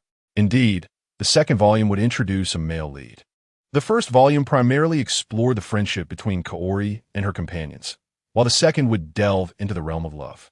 Both friendship and love hold unique significance in human experience, worthy of exploration and narration. Upon discovering her unusual activities, Kaori's boyfriend, filled with worry, discreetly followed her to uncover the truth. What he witnessed would haunt him for a lifetime, a scene of unimaginable anguish, compounded by the realization that Kaori had willingly participated. Overwhelmed by despair, he confronted her, demanding an explanation. Yet, he received no answer. His life was extinguished in that moment. The Goblin clan, realizing he was not female, promptly devoured him. In the wake of witnessing her boyfriend's demise, Kaori was consumed by regret. She felt guilt for her actions, compelling her to seek atonement. She vowed to annihilate the goblin horde, driven by a desire for vengeance for her beloved.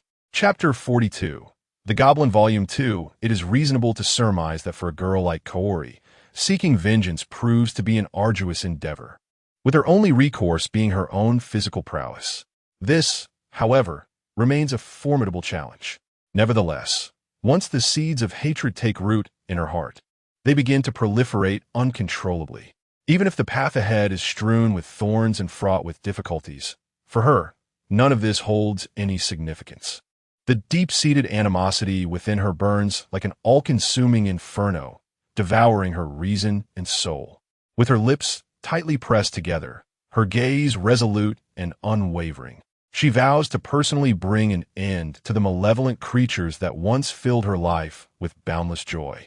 She intends for their lives to serve as a tribute to the beautiful and innocent youth forever frozen in the bloom of adolescence.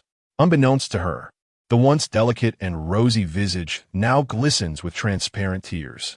Yet, Kaori steadfastly suppresses her inner anguish and fury, striving to ingratiate herself with the grotesque goblins.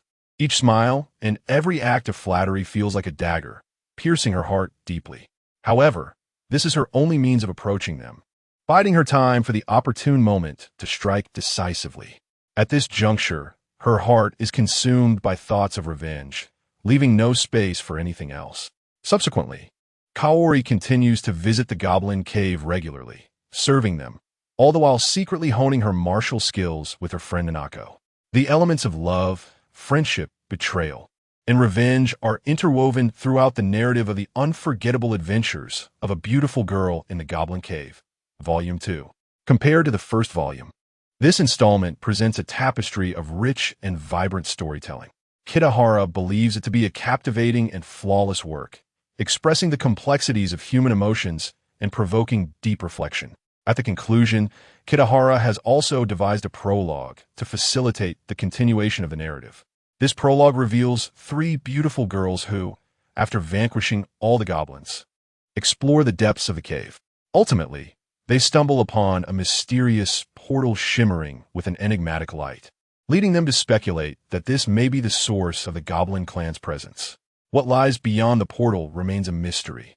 The overall outline of the story is thus complete, and Kitahara has mentally organized it, allowing for a smooth writing process, much more fluid than the disarray of Tokyo Love Story. Immersed in the joy of writing, Kitahara lost track of time until Rina Hayasaka came to summon him for dinner, at which point he realized it was already evening. He had spent the entire afternoon writing, producing 3,000 to 4,000 words. Rising from his seat, he stretched his slightly stiff body and rubbed his aching neck and wrists. With a smile, Kitahara addressed Rina. "Sister Rina, what delicious meal have you prepared? I must admit, I am feeling a bit hungry." Rina did not respond verbally, but instead approached him with a look of concern and empathy, guiding him back to his chair. Her hands rested gently on his shoulders, applying a soothing pressure. "Kitahara-kun, prolonged periods of sitting are detrimental to your health. You should periodically rise and stretch, lest you overexert yourself." "Yes, I understand. I became so engrossed in writing that I lost track of time. Your massage feels wonderful. Please, press a bit harder," he replied. Upon hearing this, Rina immediately increased her pressure. At that moment, she felt a deep admiration for Kitahara. Despite his remarkable talents, he worked diligently, which undoubtedly contributed to his achievements and financial success. Clearly, success is not a mere coincidence. It is the result of Kitahara's unwavering dedication. Truly impressive. This realization made her feel somewhat inadequate. She could not simply bask in the fruits of his labor without offering something in return. Rina pondered what she could do to express her feelings and offer assistance. At the very least, she wanted Kitahara to know her intentions. Little Aya was still next door, so after a brief while, the two decided to return home. Rina promised to give him a massage again before bed. Dinner was sumptuous. Since Kitahara's arrival, the quality of meals in their household had significantly improved, with fish, meat, eggs, and dairy no longer in short supply. The expressions on Rina and her mother's faces had brightened considerably as a result. At the dining table, they savored the delectable food while listening to little Aya animatedly recount her amusing tales from kindergarten, creating a warm and harmonious family atmosphere. Although their lives were ordinary, this simplicity was profoundly precious, brimming with happiness. After dinner, the family ventured out for a stroll. The beauty of Tokyo's nightscape unfolded before them, with vibrant neon lights illuminating the streets. This city never sleeps. Even at night, crowds bustle about, street performers showcase their talents, and numerous food stalls await eager customers. Children frolic, couples bicker, some weep, while others laugh. All of this imbues the city's nighttime with life and intrigue. Chapter 43. A turning point in the dimly lit bedroom. Rina Hayami retrieved the massage oil she had prepared, uncapping the bottle and pouring a small amount of the elegantly fragrant liquid into her fair palm. She then gently pressed her hands together, slowly and delicately rubbing them, as if wishing to transfer her warmth to the cold oil. As her hands continued to massage, the initially cool oil gradually warmed to a comfortable temperature. Once ready, Rina leaned slightly forward, applying the now heated oil onto Chiki Kitahara's back. Her touch was exceedingly gentle, and the moment the oil met the skin, a wave of warmth and comfort surged through Chiki's entire being. Subsequently, Rina began to employ her adept massage techniques. She initially used her fingers to gently press on the acupoints along Chiki's back, the pressure perfectly balanced to elicit a noticeable sensation without inducing any pain. Then, she used her palms to knead along either side of the spine, soothing the tension and fatigue within the muscles.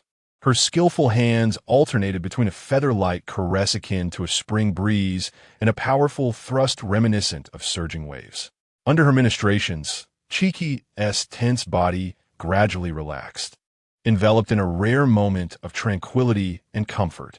The night deepened, and the air in the bedroom grew slightly stifling.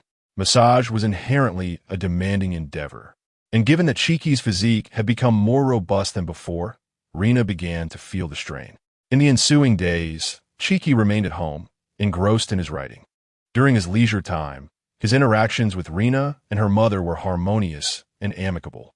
Unfortunately, his affection level remained stagnant at 94 points, just shy of earning another reward. Chiki found himself growing anxious. The pace of his progress seemed painfully slow, and he felt compelled to take action. But what could he do? Gift-giving? Outings? Travel? It all felt unfounded and inappropriate. Was he truly relegated to merely waiting? On Thursday morning, however, a turn of events unfolded. Chiki received a call from his editor, Misaki Suzuki, requesting his presence at the publishing house to sign the authorization agreement for his novel, as well as to discuss the cover design. He set out promptly. The proceedings went smoothly, as the original author had collaborated with Shueisha for many years. The contract was a mere formality, and he quickly signed it. As the author, he had little say in the matter and simply adhered to their guidance, unless he achieved renown as a celebrated writer, at which point he could negotiate terms regarding royalties. The cover design was equally straightforward. Misaki had arranged for an artist who had prepared 3 drafts, from which Chiki selected the most provocative one. After finalizing the choice, he departed from Shueisha, returning home. Upon exiting the elevator, he noticed several formally dressed strangers standing at Rina's door. They were bowing and nodding, seemingly imploring Rina for something. Rina, however, wore a cold expression, blocking their entry. Chiki, puzzled, wondered about the nature of the situation. Were these individuals insurance salespeople? "Excuse me, please step aside," he said, parting the strangers to enter Rina's home, inquiring about the unfolding drama. Rina's countenance was grim. She gently shook her head and addressed the foremost stranger, Mr. Nakamura. "There is no room for negotiation in this matter.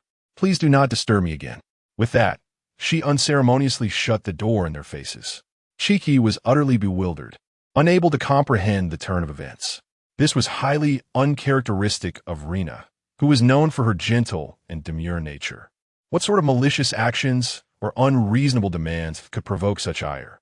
He observed Rina return to the sofa, her expression darkened, and slowly recline against the backrest, as if sapped of all her strength. Initially, she merely wept silently, but it soon escalated into soft sobs, her shoulders trembling. Witnessing this, Chiki could not help but speculate boldly. Could it be that Rina had been entangled in some sordid dealings with the Yakuza, or perhaps the adult entertainment industry? Had she borrowed from loan sharks? Posed for scandalous photographs? The rumors suggested that the underworld and gray markets in this vicinity operated with a semblance of decorum. Yet, this seemed excessively polite for such dealings. As a multitude of questions swirled in his mind, Cheeky composed himself and sat beside Rena, offering her a tissue and a shoulder to lean on. Pressing her for answers at this moment would be inappropriate. It was best to wait for her to regain her composure and speak in her own time. As anticipated, after a while, Rena eventually spoke. Those were representatives from a bank. Cheeky sighed with relief upon hearing it was merely the bank. Chapter 44. Bold ideas. Are you in debt to the bank, Sister Rena? Kitahara inquired with concern. It is not I, but my late husband, Watanabe. He borrowed a substantial sum from the bank during his lifetime, which ultimately led to his tragic decision to take his own life. We had both aspired to own a detached house. Sigusa Rena slowly recounted the story's origins. After listening intently, Kitahara finally grasped the situation. It turned out that after marrying her husband, Sigusa Rena had purchased this apartment as a temporary residence. Both of them harbored a desire for a detached home, planning to acquire a plot of land to build their own independent house, while renting out or eventually selling this apartment. The real estate market was thriving at that time, with property values soaring each year. Purchasing a home seemed a foolproof investment. Her husband, Mr. Watanabe, enjoyed a lucrative income due to his career in finance, which typically exceeded that of ordinary professions during prosperous economic periods. His confidence swelled, leading him to believe he could consistently earn such a high salary, resulting in overly optimistic expectations for the future. Consequently, after spotting a desirable piece of land, he disregarded the exorbitant price and took out a loan from the bank to acquire it. This included further loans for design, construction, and renovation, culminating in a situation of excessive consumption. It was not until the financial crisis struck that he lost his job and became unable to repay the loans. Faced with relentless debt collection, Watanabe chose to end his life. This raised a pressing question. Should not Sigusa Rena also bear the responsibility of repaying Watanabe's bank loan? After all, they were married at that time. It seemed only natural for the bank to pursue her for the debts. Why, then, was Sister Rena displaying such indifference? Kitahara voiced his confusion. Sigusa Rena countered firmly. I have no obligation to repay. Watanabe had already made arrangements for my and our daughter's future before his passing. We had agreed to divorce prior to that, and legally, we are no longer connected. According to the divorce agreement, all assets, including our daughter, belong to me, except for the unfinished detached house. This is the price Watanabe paid with his life for the stability of our lives, and no one has the right to take it away. Her expression reflected a mixture of sorrow and indignation. Perhaps the memories of her late husband's kindness and their once happy life overwhelmed her.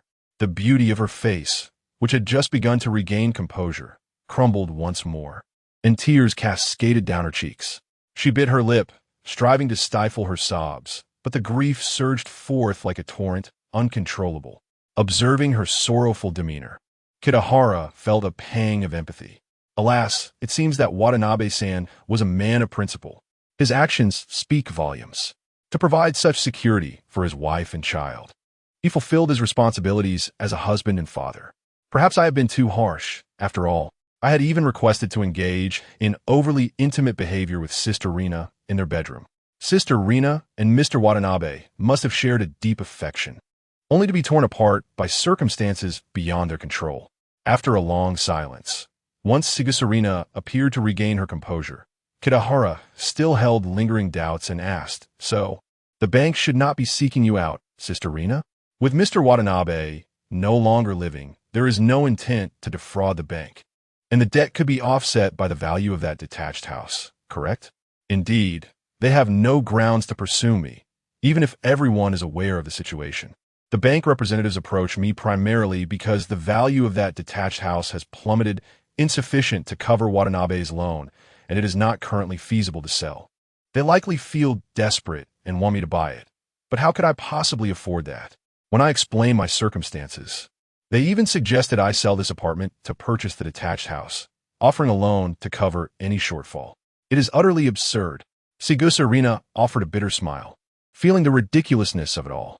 The bank's representatives, in their eagerness to recover their losses, seemed oblivious to the plight of a widow and her child. Were it not for Kitahara's timely arrival, they would scarcely have enough to eat, let alone consider moving to a larger home. A smaller, more affordable residence would be far more reasonable. Sigusarina had never anticipated such shamelessness from the bank, and this was not their first visit. They had approached her multiple times already. She had made her refusal clear long ago, yet they continued to persist, leaving her perplexed at their motivations. Now, Kitahara finally comprehended the situation. He understood the bank's actions. They were simply attempting to salvage a bad loan by seeking someone to take over the debt. With the borrower deceased, it was only natural for them to turn to the borrower's family. If Sigusarina had any emotional attachment to that house, she might impulsively make an outrageous decision, allowing them to recoup their losses. Though the likelihood of such a scenario was slim, the possibility still existed. It seemed the current state of the banking industry was dire, prompting them to take risks in hopes of a windfall. Gently, Kitahara placed his hand on Sigusarina's delicate shoulder, expressing his sympathy and concern. "Sister Rina, they haven't coerced you in any inappropriate manner, have they? If it is merely persuasion, that is understandable. Everyone is just trying to make a living. However, if their behavior becomes excessive or if they repeatedly harass you, affecting your daily life, that would be unacceptable. I must intervene to warn them." Sigusarina shook her head. "No, this is a society governed by law. They dare not overstep. This is their third visit, and while that may not seem excessive, each encounter leaves me feeling downcast for quite some time." Kitahara nodded in understanding. Anyone would feel disheartened in such circumstances. "Indeed, it is outrageous. If they come again, Sister Rina, simply do not open the door or call the police to report their harassment. Alternatively, you can inform me, and I will handle it." "Thank you, Kitahara-kun, but resorting to violence is not right. It may lead to your injury. I will just refrain from answering the door." Sigusarina's spirits began to lift slightly. Perhaps it was the act of having someone listen that alleviated her burden. She felt less despondent than before. It could also be the newfound sense of support that brought her comfort. "By the way, Sister Rina, what does that detached house look like? How much did Mr. Watanabe borrow from the bank for it? Do you have an attachment to that house?" Kitahara asked, his curiosity piqued. Suddenly, a bold idea sparked in his mind. Chapter 45. The detached house. Kitahara contemplated that if Rina had indeed developed an affection for that detached house, he would certainly consider purchasing it for her. It is well known that the residents of the small islands hold a peculiar sentiment for detached houses, displaying an extraordinary fondness for them. A detached house signifies a unique building for a single family, where one can acquire land and construct a dream home tailored to personal desires and preferences, an aspiration that many islanders pursue throughout their lives. Owning such a residence symbolizes the pinnacle of success and fulfillment. Statistics reveal that over half of the island's population resides in these detached houses. Those who do not live in one are not devoid of desire, but rather lack the means to purchase land and construct their own homes. Kitahara speculated that this situation might stem from a deep-rooted attachment to land, the complete dominion over one's living environment, and the tranquility and privacy it affords. Nevertheless, he felt that living in an apartment was quite convenient. After all, wasn't it akin to a villa back home? However, if Rina enjoyed the idea, that would be a different matter entirely. The thought of moving into the meticulously crafted detached house by her ex-husband alongside her and Ayaka filled him with anticipation. Moreover, it could yield substantial returns, making it all the more appealing. Yet, he wondered what the house looked like and whether it would align with his aesthetic sensibilities. He presumed it should be satisfactory. After all, he wasn't particularly picky. Unbeknownst to Rina, Kitahara's thoughts were far from her own. She could hardly fathom that he might consider purchasing that house for her, given its staggering value, a notion that would seem far-fetched to most. Pondering this, she hesitated momentarily before speaking. "That house is located over in the 2nd district, not too far from here. You must be aware, Kitahara-kun, that land prices in Chiyoda Ward are exceptionally steep, especially in recent years. They have soared to outrageous levels. The land area of that property is nearly 200 square meters, and the asking price was close to 200 million yen. Mr. Watanabe primarily financed the purchase through loans." "What? 200 million yen? Kitahara exclaimed in astonishment. Indeed, 200 million yen. How much was Mr. Watanabe earning monthly? How could he dare to take out such a loan? Kitahara struggled to comprehend, finding it utterly nonsensical. How could one sleep soundly under the weight of a 200 million yen debt? He mused that if it were him, sleep would elude him.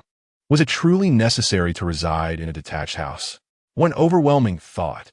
Back then, Watanabe's monthly salary was approximately 2 million yen, augmented by year-end bonuses and other benefits, yielding an annual income of around 30 million yen. You may find it hard to grasp, Kitahara-kun, but at that time, purchasing such land for 200 million yen was still a worthwhile investment. This type of land is scarce. It gets snatched up as soon as it becomes available, and prices tend to rise by about 10% annually, making it a profitable acquisition indeed. Concerned that Kitahara might misunderstand her late husband's ambitions, which led to their current predicament, Rina patiently clarified. They were a high-income family, part of the affluent class, not just ordinary people.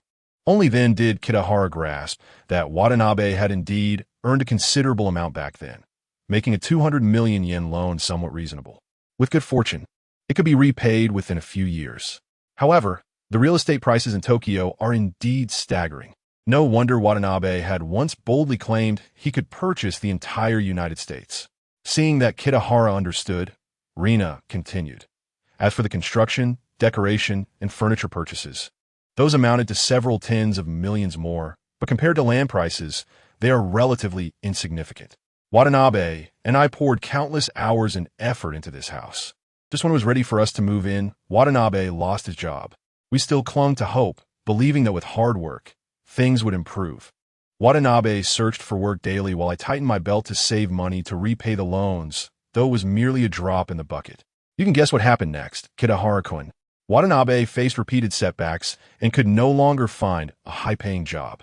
Ordinary jobs wouldn't even cover the loan repayments, let alone sustain our basic living needs, and his spirit crumbled. Oh, Rina-nichan is so gentle, and Ayaka-chan is so adorable. Watanabe should never have taken that step. Kitahara sighed. Rina nodded in agreement. Yes, I told Watanabe the same. We weren't truly at the end of our rope.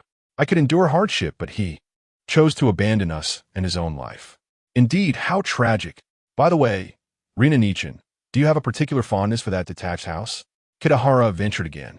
Yes, Watanabe and I discussed countless details about that house, investing an immeasurable amount of time and effort into it. Perhaps it is the thing I have invested the most in throughout my life. Alas, I should never expect to live there. A profound sadness enveloped Rina as she spoke. Which bank were those people from? Sumitomo Mitsui Banking Corporation. Why do you ask, Kitahara-kun? You wouldn't be? Rina inquired, surprised. I was merely curious, Rina-nichan. Please don't overthink it. Now, I must return to my writing. You should take some time to recover your spirits. The past is behind us. We must look forward, right? Kitahara Chiki refrained from divulging his intentions, for the outcome remained uncertain. It was prudent to hold his tongue to avoid unnecessary sorrow should things not materialize. Upon leaving, Kitahara did not head home. Instead, he resolved to visit Sumitomo Mitsui Bank to inquire about the current selling price of the property and its appearance. As for the price, it was the one aspect he truly did not mind. While waiting for the elevator, a fleeting image crossed his mind. It seemed the original owner had an acquaintance at Sumitomo Mitsui Bank. Yes, a girl. After a moment of careful recollection, Kitahara decided against descending and instead retrieved his keys. Returning home, once inside, he rummaged through his belongings until he unearthed a stack of envelopes. From within, he extracted several sheets of stationery, searching until he finally found one that contained contact information. The girl's name was Yumi Matsuda, a junior who had once pursued the original owner, bravely confessing her feelings and hoping for a relationship. This girl had harbored affection for the original owner for an extended period, and most of the letters were from her. The most recent dated a month prior. In it, she expressed her longing for Kitahara and her desire for a response, as well as an agreement to date. Kitahara mused that even if he did not offer her this opportunity, her unwavering love for the original owner over the years warranted a significant gesture in return. He recalled that Yumi Matsuda was not particularly striking in appearance, merely average. However, her smile radiated charm and vitality. Quite kawaii indeed. Chapter 46. The Charming Junior. Matsuda Yumi Kitahara's delightful junior, Matsuda Yumi, is a year below him and graduated last year. Following her graduation, she secured a position at Sumitomo Mitsui Banking Corporation. This information was conveyed in a letter she sent last autumn. Upon reviewing the specific branch details, Kitahara discovered her workplace was located in Shinjuku, which was not too distant. He resolved to pay her a visit. Although the branch where she worked might not be the same as the one he had just encountered, it was still part of the same bank, and it was likely she could assist him with his concerns regarding non-performing assets. It was already past 10 in the morning, and realizing he would not return in time for lunch, Kitahara knocked on the door of Hayasaka Rina's home to explain his situation. "Kitahara-kun, where are you headed?" Hayasaka Rina inquired, a hint of curiosity in her voice. Kitahara was not one to frequently venture out or engage socially, so his sudden departure piqued her interest. Could it be that he was contemplating something significant? After all, it involved a substantial sum of 1 or 200 million yen.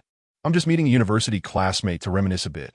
I should be back by the afternoon, so no need to worry, Rina-chan," Kitahara replied with a smile. Upon hearing this, Rina felt relieved and even pleased that Kitahara was taking the initiative to socialize. "All right then, be careful on your way. And it's perfectly fine if you return a bit later." "Thank you, I'll be on my way." Stepping outside, he summoned a taxi and headed directly to his destination. 20 minutes later, Kitahara found himself in front of an imposing building, the Shinjuku branch of Sumitomo Mitsui Bank. Upon entering, he approached the service staff at the reception desk to request assistance from Matsuda Yumi and provided his name.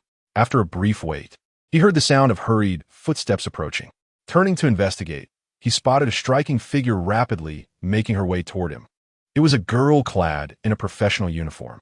Her crisp white shirt was neatly pressed, with the collar slightly unbuttoned, revealing a slender neck. The black suit hugged her curvaceous form, its hem gently swaying in the breeze, enhancing her elegance.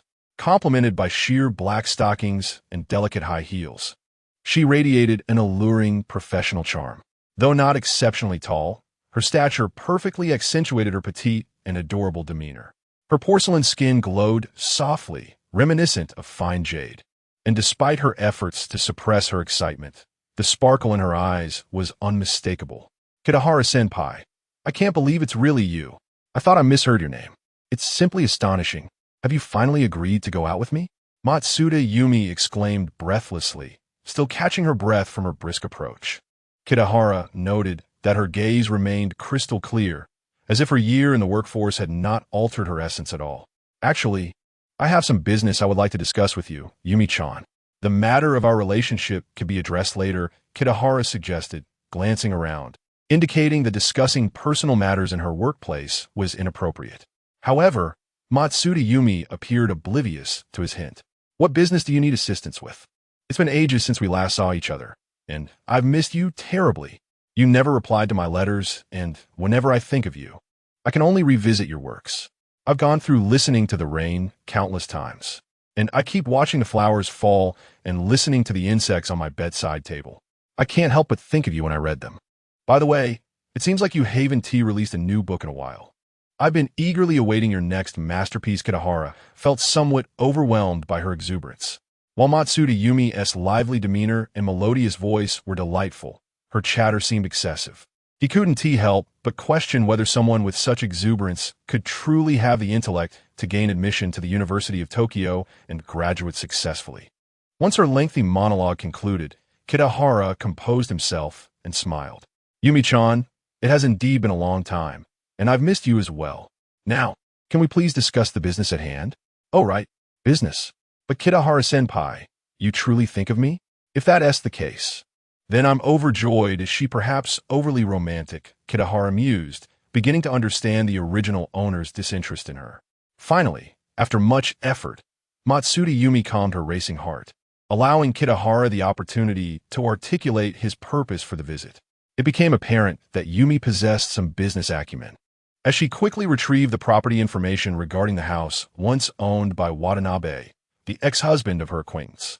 "Senpai, you're interested in purchasing this property?" It's quite expensive. Do you have the financial means for it? To be honest, now is not the best time to buy real estate. Prices in Tokyo have been declining. This property has been on our books for several years, and its price has dropped from 250 million yen to 180 million yen, yet remains unsold. Frankly, I suggest you wait and observe. As Yumi continued to chit-chat about the property, Kitahara found her insights refreshing, especially since she was genuinely considering his best interests rather than simply pursuing a commission. It was evident that she truly cared for him. After gathering the documents, Kitahara decided he wanted to see the property in person. Yumi-chan, may I visit the site to view the house? Of course. But senpai, you must consider your options carefully. Always act within your means. I've heard that the previous owner of this property tragically went bankrupt and took their own life. Chapter 47. Senior, please go out with me. I will. Yumi-chan. So can we set off now? Kitahara found himself at a loss for words. Why do these words feel so off? Who could possibly know more about the original owner of this house than him? All right, Senior, I will first report to the supervisor about the application. Please wait here for a moment. Matsuda Yumi twisted her slender waist and went to find her superior. Watching her curvaceous silhouette, Kitahara mused that it would be wonderful if she were mute. After a while, a capable-looking middle-aged man approached with Matsuda Yumi.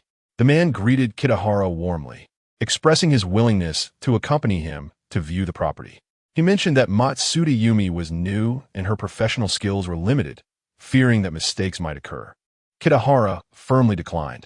He could tell that this section chief was quite invested in the transaction and genuinely concerned about Matsuda Yumi's capabilities. However, he was not concerned about her professional skills. He simply wanted to see the property and, if it met his standards at a reasonable price, purchase it, provided that his junior-esque commission was not shortchanged. Despite her naivety, Matsuda Yumi was a decent person. After exiting the bank, they took a taxi. Matsuda Yumi appeared quite excited and cheerfully remarked to Kitahara, Senior, you have truly honored me by believing in my abilities, even though I don't think I possess any. She continued, moreover, your decision was astute. That Miyamoto section chief is not a good person. If you had allowed him to accompany us, he would have done everything in his power to trick you into purchasing this property. Though he seems respectable, he is, in reality, quite unscrupulous and has tried to take advantage of me multiple times. I thwarted his attempts, and he retaliated by undermining me at work. What? He is so shameless?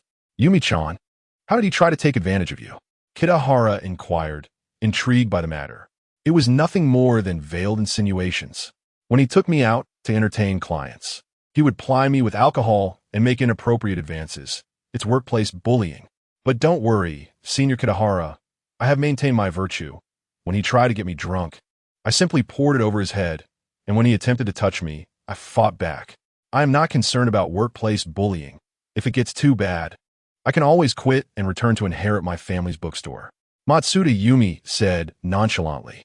Kitahara looked at this seemingly carefree girl and realized she was not as innocent and untroubled as she appeared. Deep within her eyes lay a sense of helplessness and a feeling of powerlessness towards the darker aspects of society. Yet, she wished to retain her innocence, refusing to compromise or retreat. Perhaps she had once felt lost in the complexities of the world, but ultimately, she still harbored a beautiful longing for life. This girl was quite intriguing. However, he lamented that in terms of appearance and figure, she fell a bit short. His standard for a girlfriend were rather high, and he felt it was somewhat wasteful to invest in Matsuda Yumi. It wasn't that she was inadequate, but his expectations were simply too lofty. Compared to a goddess like Sakai Izumi, she was on an entirely different level. Yet, considering her high favorability towards him, it seemed only fair to give her a chance. Perhaps he could list her as a potential girlfriend? Let Izumi move back a bit. Surely she wasn't in a rush. Ding! The host's thoughts are quite astute. As the host's admirer, Matsuda Yumi starts with a very high favorability rating and possesses a pure heart, making it easy for the host to increase her favorability to the maximum, thus earning a total of 5 special rewards. Perhaps sensing Kitahara's inner conflict, the system proactively interjected with advice. Upon hearing this, Kitahara decided to go along with it. The system's agreement only reinforced his decision. All right, Toko, stop popping up and startling me. I know what to do, please stand by. Kitahara mentally commanded the system to remain quiet. While the system had its merits, its sudden interjections were occasionally exasperating. Yumi-chan, you are truly commendable for standing up against workplace bullying. Such a heroine. I admire you, Kitahara said, giving Matsuda Yumi a thumbs up, praising her for preserving her virtue, which deserved recognition. If all the girls were like her, that would be splendid. Matsuda Yumi beamed at Kitahara's compliment, revealing a set of pearly white teeth. Really? You think so, senior? Unfortunately, many of my colleagues have succumbed, willingly enduring bullying. Some, I hear, have even had photos taken of them. Sigh. Let us not dwell on such mood-dampening topics. Senior Kitahara, may I ask if you're now willing to go out with me?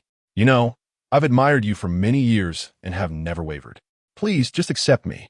During this encounter, Matsuda Yumi realized that her feelings for Kitahara Chiki had not changed with time. From initially liking him due to his works to discovering that he was her senior at school, she bravely pursued him. Matsuda Yumi felt she was quite persistent, but it was worth it. After a long absence, Kitahara still appeared so charming and captivating, and it seemed his demeanor had become more cheerful. He was no longer so shy, which was quite nice. She recalled that he had once been too timid to speak to her. Kitahara Chiki felt a blush creeping onto his face. This was the first time he'd been openly confessed to by a girl, and so directly at that. She was such a cute and determined girl. Should he accept her or not?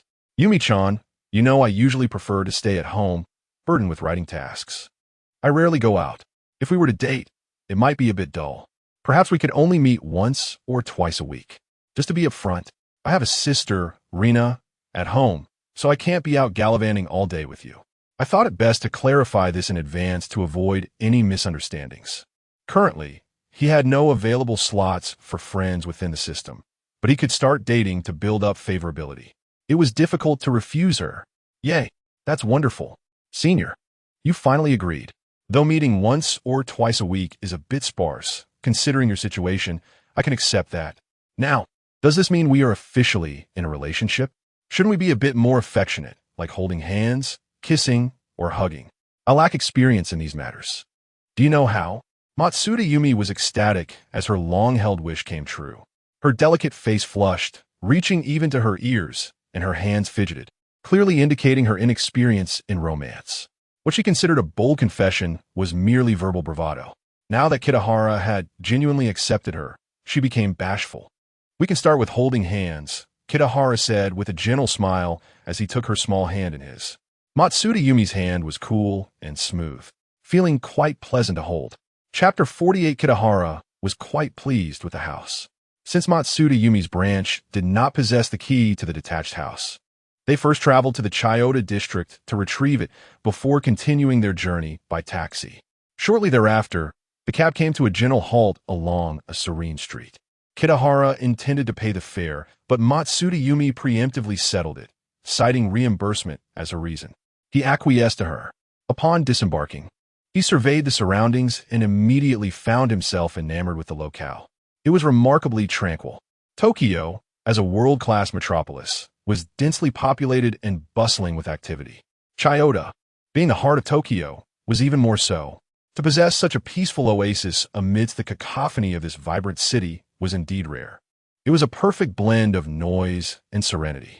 Here, the sounds that graced his ears were no longer the rumbling of vehicles or the clamor of crowds, but rather the gentle rustling of leaves swayed by the breeze and the melodious chirping of birds. The streets were lined with lush greenery and vibrant flowers. The fresh air was invigorating, enveloping him in nature's warm embrace. Time seemed to slow down in this haven, creating an atmosphere of tranquility as if he were in a world apart. This place is wonderful, Matsuda Yumi exclaimed, seemingly sharing Kitahara's sentiments. Senpai, living in such a place should be beneficial for your writing career. It's so quiet. The Imperial Palace must be nearby. She pondered. Indeed, no wonder the environment is so splendid. It appears there are no towering buildings or commercial establishments nearby, only these modest structures. Kitahara was surprised at the prospect of having the Emperor as a neighbor. He mused about the possibility of a chance encounter with the Empress or Princess, perhaps leading to something more. He wouldn't mind giving the Emperor a run for his money. Ah, it seems such buildings are not permitted here, Matsuda Yumi remarked, pointing to a residence.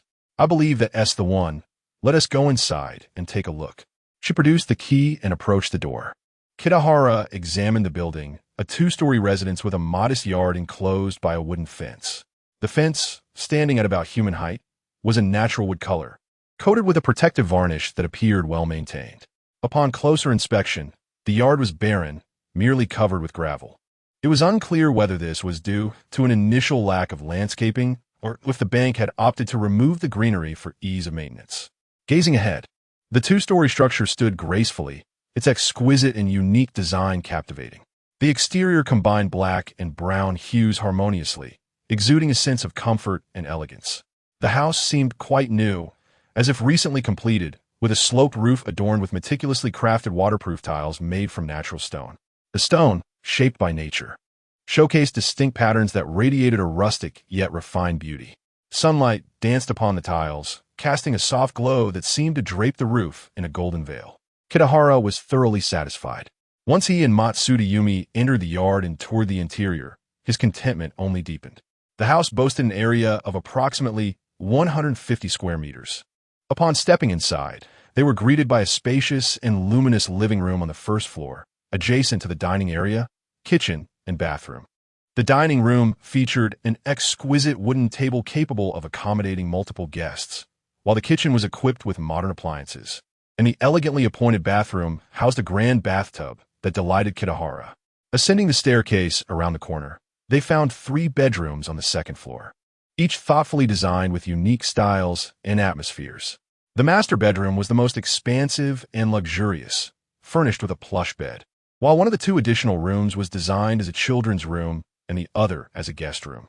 Furthermore, a dedicated study was present on the second floor, featuring a high-quality desk, with the rest of the room remaining empty. Notably, the entire house had been tastefully decorated, with every detail from the flooring to the ceiling meticulously attended to. Additionally, the furniture and appliances were largely in place. If one were not particularly discerning, it would be entirely feasible to move in with just a suitcase. It's quite clean. Perhaps our bank has employed a cleaning service for regular upkeep? Matsudayumi inquired. Senpai, this house is magnificent. Are you truly considering purchasing it? Do you have enough money for such a property? She seemed to question Kitahara's financial capacity, believing this residence belonged to the realm of the affluent, far beyond her reach.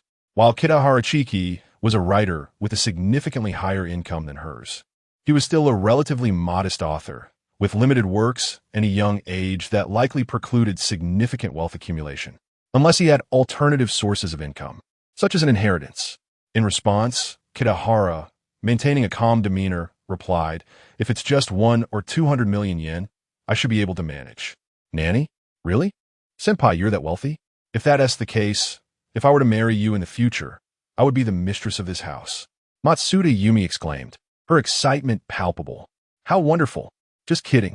Senpai, don't look at me like that.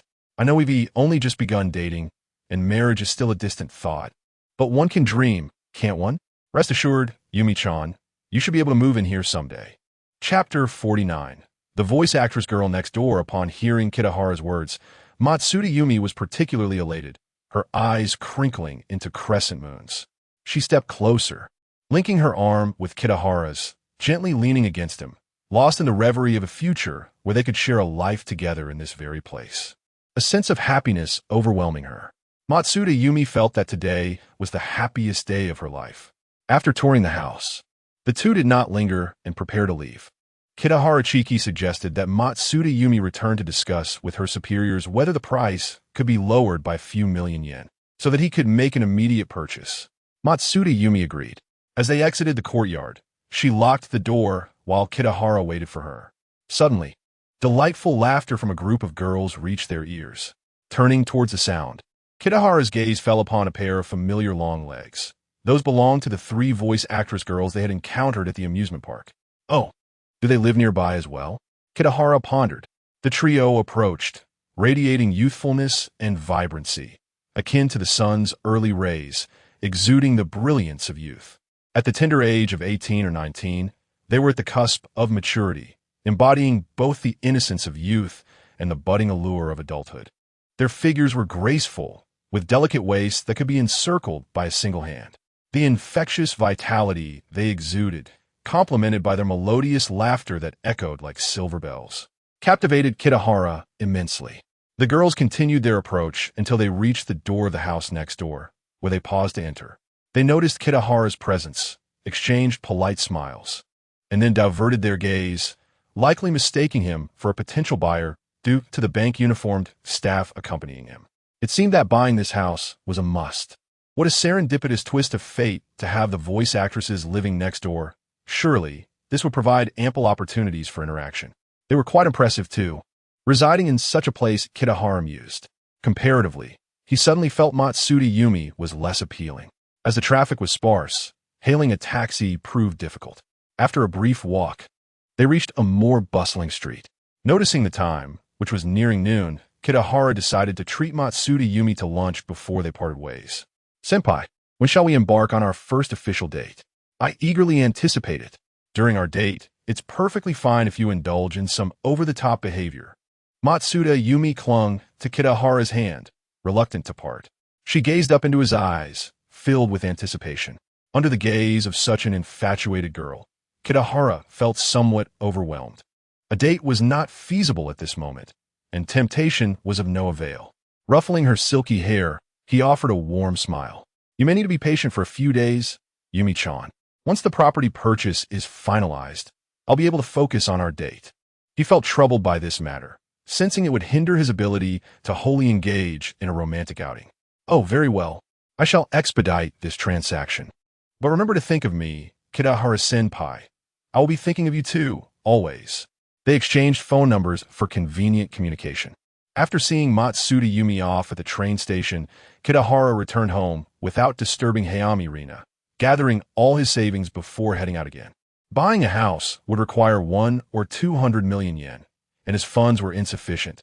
He needed to acquire more money. He wandered through the Mitsukoshi department store, but found nothing that piqued his interest. Thus, he ventured toward the slightly distant Ginza district.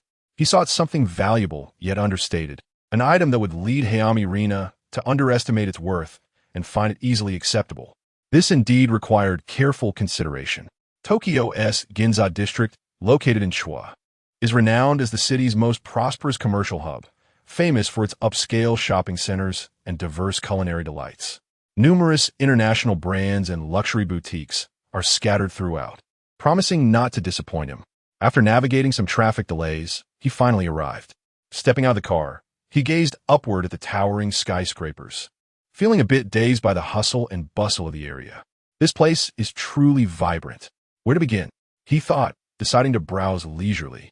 Initially, Kitahara intended to purchase a jade bracelet, adhering to the old saying that gold has a price, but jade is priceless. He envisioned acquiring a fine piece of jade and convincing Hayami Rina that it was inexpensive, assuming she lacked discernment.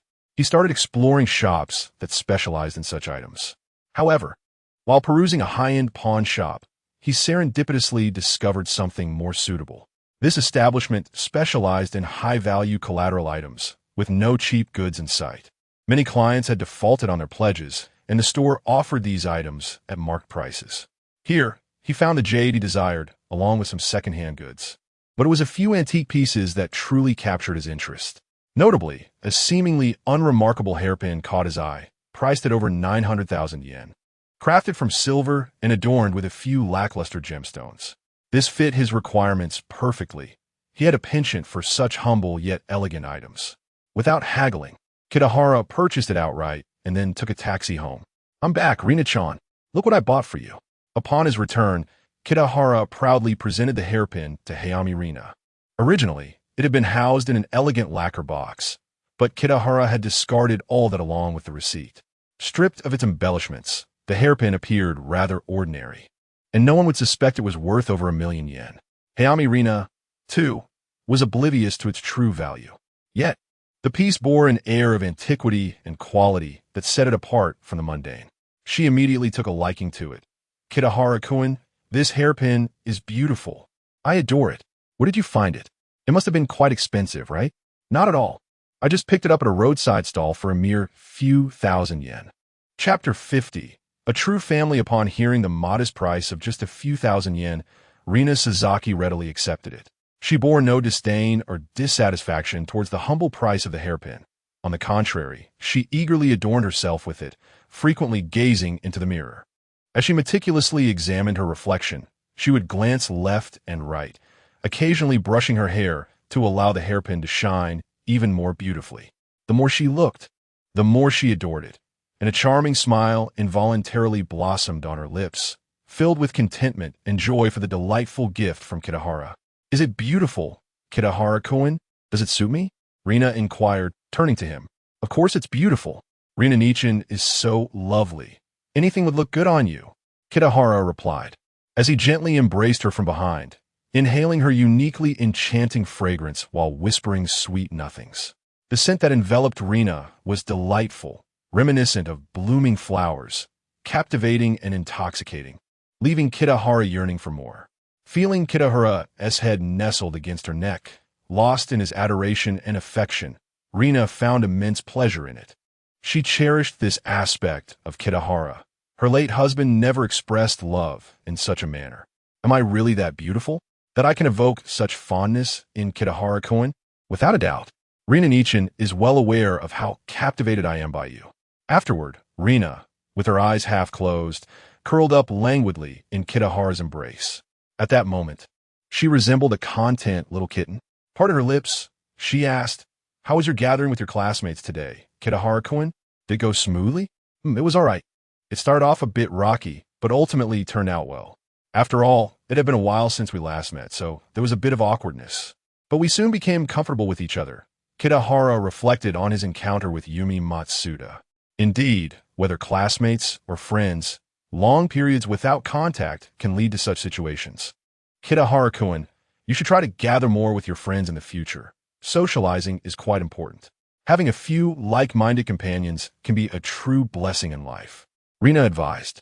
Through their time spent together, Rina observed that Kitahara was not as introverted and awkward as she had initially believed. She had thought he might have social anxiety, as he rarely ventured out and was not particularly talkative. Perhaps something had changed. Rina was genuinely pleased to see him attend the gathering. Regardless, it indicated a positive development. While socializing might not be essential, its benefits are numerous. Whether listening or sharing, it allows for emotional expression and fosters a positive mindset. It broadens one's horizons, revealing different lifestyles and thought processes, thereby enhancing self-awareness and personal growth. In times of difficulty, true friends will extend a helping hand, providing support and companionship, rendering life less lonely and helpless. This was Rina's perspective on life, shared with the younger Kitahara, as she wished to guide him away from potential missteps. "Rina-nichan, you speak so wisely. I shall do so. However, this means I might frequently be out and unable to accompany you and little Aya at home," Kitahara replied, momentarily taken aback. Rina-nichan is truly considerate. Rina beamed at his remark. Kitahara-kun might not realize, but in fact, men like you who stay home every day are quite rare. Typically, men in normal households, after working at the company, often go out for drinks with colleagues or friends and return home quite late. The notion of spending time with their families is something only you seem to consider. Really? Is it truly like that? Kitahara feigned ignorance. Indeed, that is precisely why I find you adorable, Kitahara-kun, for valuing family so highly. However, it's not necessary. Please pursue your own interests, and rest assured, I will take care of home. Rina perceived the innocence in Kitahara's thoughts. Recognizing his naivety stemmed from his limited experience in the working world and society. While she appreciated his presence and the ample time he devoted to her, she understood that he should not be confined by familial obligations. She aimed to encourage him to engage more with the world for his growth. Otherwise, he would always seem like a child. Is that so? Then I shall rely on you, Rina-nichan, from now on. Kitahara chuckled. Rina felt a desire to nap. Yet she refrained, as the time to pick up her daughter from school was approaching. Should she succumb to sleep now, she risked losing track of time. Although she relished this tranquil moment nestled in Kitahara's embrace, she eventually compelled herself to rise. After refreshing herself in the bathroom, her spirits lifted. She gazed into the mirror at her vibrant complexion and smooth skin, feeling as though she had transformed. Rina marveled at her significant change. all thanks to Kitahara-kun. Once dressed and composed, she confidently descended to fetch her child. In a sleepy haze, Kitahara felt a soft, warm presence snuggling into his embrace, stirring restlessly and disrupting his slumber.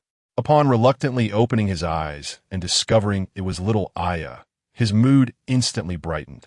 Anger was out of the question, especially in the company of such a kawaii child.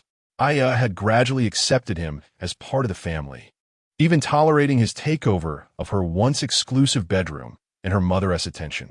Occasionally, if there were no special events in the evening, Aya would stay with them, embodying the essence of a true family. Chapter 51. How could Kitahara have malicious intent? Kitahara and I, you're awake. Some sigh. Is it because of me? A soft and sweet voice filled with apology resonated, its melodious tone dancing through the air and stirring the heart. Kitahara affectionately embraced her. It's all right, little Aki-chan. I just woke up. I should thank you. If I had accidentally slept too long, I wouldn't have been able to sleep tonight. That's wonderful. Mom said you were tired and resting, and she didn't want me to disturb you. But I wanted to come over because I enjoy being with Kitahara and I. Aki-chan replied cheerfully. But do you not mind that I smell a bit? I don't mind at all. I like smelly Kitahara. Kitahara felt puzzled, wondering what was so special about him that endeared him to the child. Their bond had grown increasingly intimate over these days, surpassing even that of blood relations. He couldn't quite comprehend it. Was it perhaps that she was yearning for paternal affection that she had missed out on before? Her choice of terms for him was also curious. Sometimes she called him Papa Kitahara, while other times she referred to him as an II. When he inquired why she didn't stick to one name, she simply replied that she enjoyed calling him that way. Perhaps it was merely a playful whim of childhood. The two continued to frolic and play, and soon, Sawamura Rina entered the room. Upon witnessing Aki-chan's antics, she sighed in exasperation. Aki-chan, why are you being disobedient? Did I not tell you not to disturb Kitahara Papa while he sleeps? Why did you come here? Mom, Aki-chan looked slightly wronged. On the verge of tears, Kitahara quickly waved his hand to halt Rina. Sister Rina, it's all right. I'm already awake. Don't scold Aki-chan. She is being so good. Seeing Kitahara defend her daughter, Rina felt she could not say more. With dinner still cooking in the kitchen, she lacked the time to linger. She shot a stern glance at Aki-chan, warning her with a fierce gaze before hastily returning to the kitchen. In truth, one of the reasons she had not wanted her daughter to come over was that Kitahara was not fully dressed. It felt somewhat inappropriate for her daughter to be there. However, seeing the two so joyfully engaged, she reconsidered. After all, Aki-chan was still so young and innocent. Perhaps she was overthinking things. Moreover, Kitahara was such a principled and upright person. How could he harbor any ill intentions? Surely, she was just being overly cautious and could always remind Aki-chan about it in a few years when she was older. Not long after, dinner was ready, and Kitahara had finished a shower, donning clean and fresh attire. Kitahara-kun, it's a bit warm today. Would you like to have some cold beer? Rina asked, having set the food on the dining table and removed her apron upon noticing him approach. At that moment, Aki-chan was already sitting obediently at the table, waiting for dinner. Sure, let us have a little. Sister Rina, you join me. Kitahara replied. All right. Rina agreed cheerfully and headed to the fridge to fetch the drinks. The table was adorned with delicious food and refreshing beer. The room was enveloped in a warm atmosphere as the family shared stories of their lives, laughter echoing throughout. Everything felt so perfect. After dinner, Kitahara spent some time watching television with Aki-chan before returning home to prepare for writing. He had wasted the day without producing a single word and felt a pang of guilt. Damn it, having been accustomed to daily updates in his past life. It had become a bad habit. A day without writing made him feel as if he had wronged his readers. This habit needed to change. However, for now, he felt a surge of writing passion and decided to write a bit. Unexpectedly, shortly after arriving home, and before he could even begin writing, a phone call came in. Moshi, this is Kitahara. Senpai, you finally answered. That's wonderful. I've called you so many times, I thought I had the wrong number. Before he could finish his sentence, the voice on the other end rambled on excitedly. Thankfully, it was a pleasant and melodious voice, a girl-esque voice, otherwise. Kitahara would have hung up due to the rudeness. Yumi-chan, I just got home and might have missed your calls. What's the matter? Kitahara said warmly. Of course. After being apart for so long, I missed you, Kitahara-senpai. Hee, but I do have something to discuss. This afternoon, after returning to the bank, I reported to that lecherous section chief. He learned about your purchasing intent and asked for your contact information so he could call you directly. He wants to have a chat with you, but you didn't answer. He tried to call several times this afternoon, but couldn't get through. Yumi-chan, what does he mean? Does he not want to lower the price? Kitahara cut to the core of the issue. Yes, indeed. He probably thinks you're young and easy to deceive, dismissing what I relayed to you. Matsuda Yumi nodded on the other end. Is that so? In that case, let us leave him hanging for a couple of days. I'm not in a hurry. Let him feel anxious first. I want to answer his calls, denying him the chance to communicate with me. Yumi-chan, you can tell him that I will only discuss this transaction with you and ignore anyone else. If he truly values this deal, he should show some sincerity.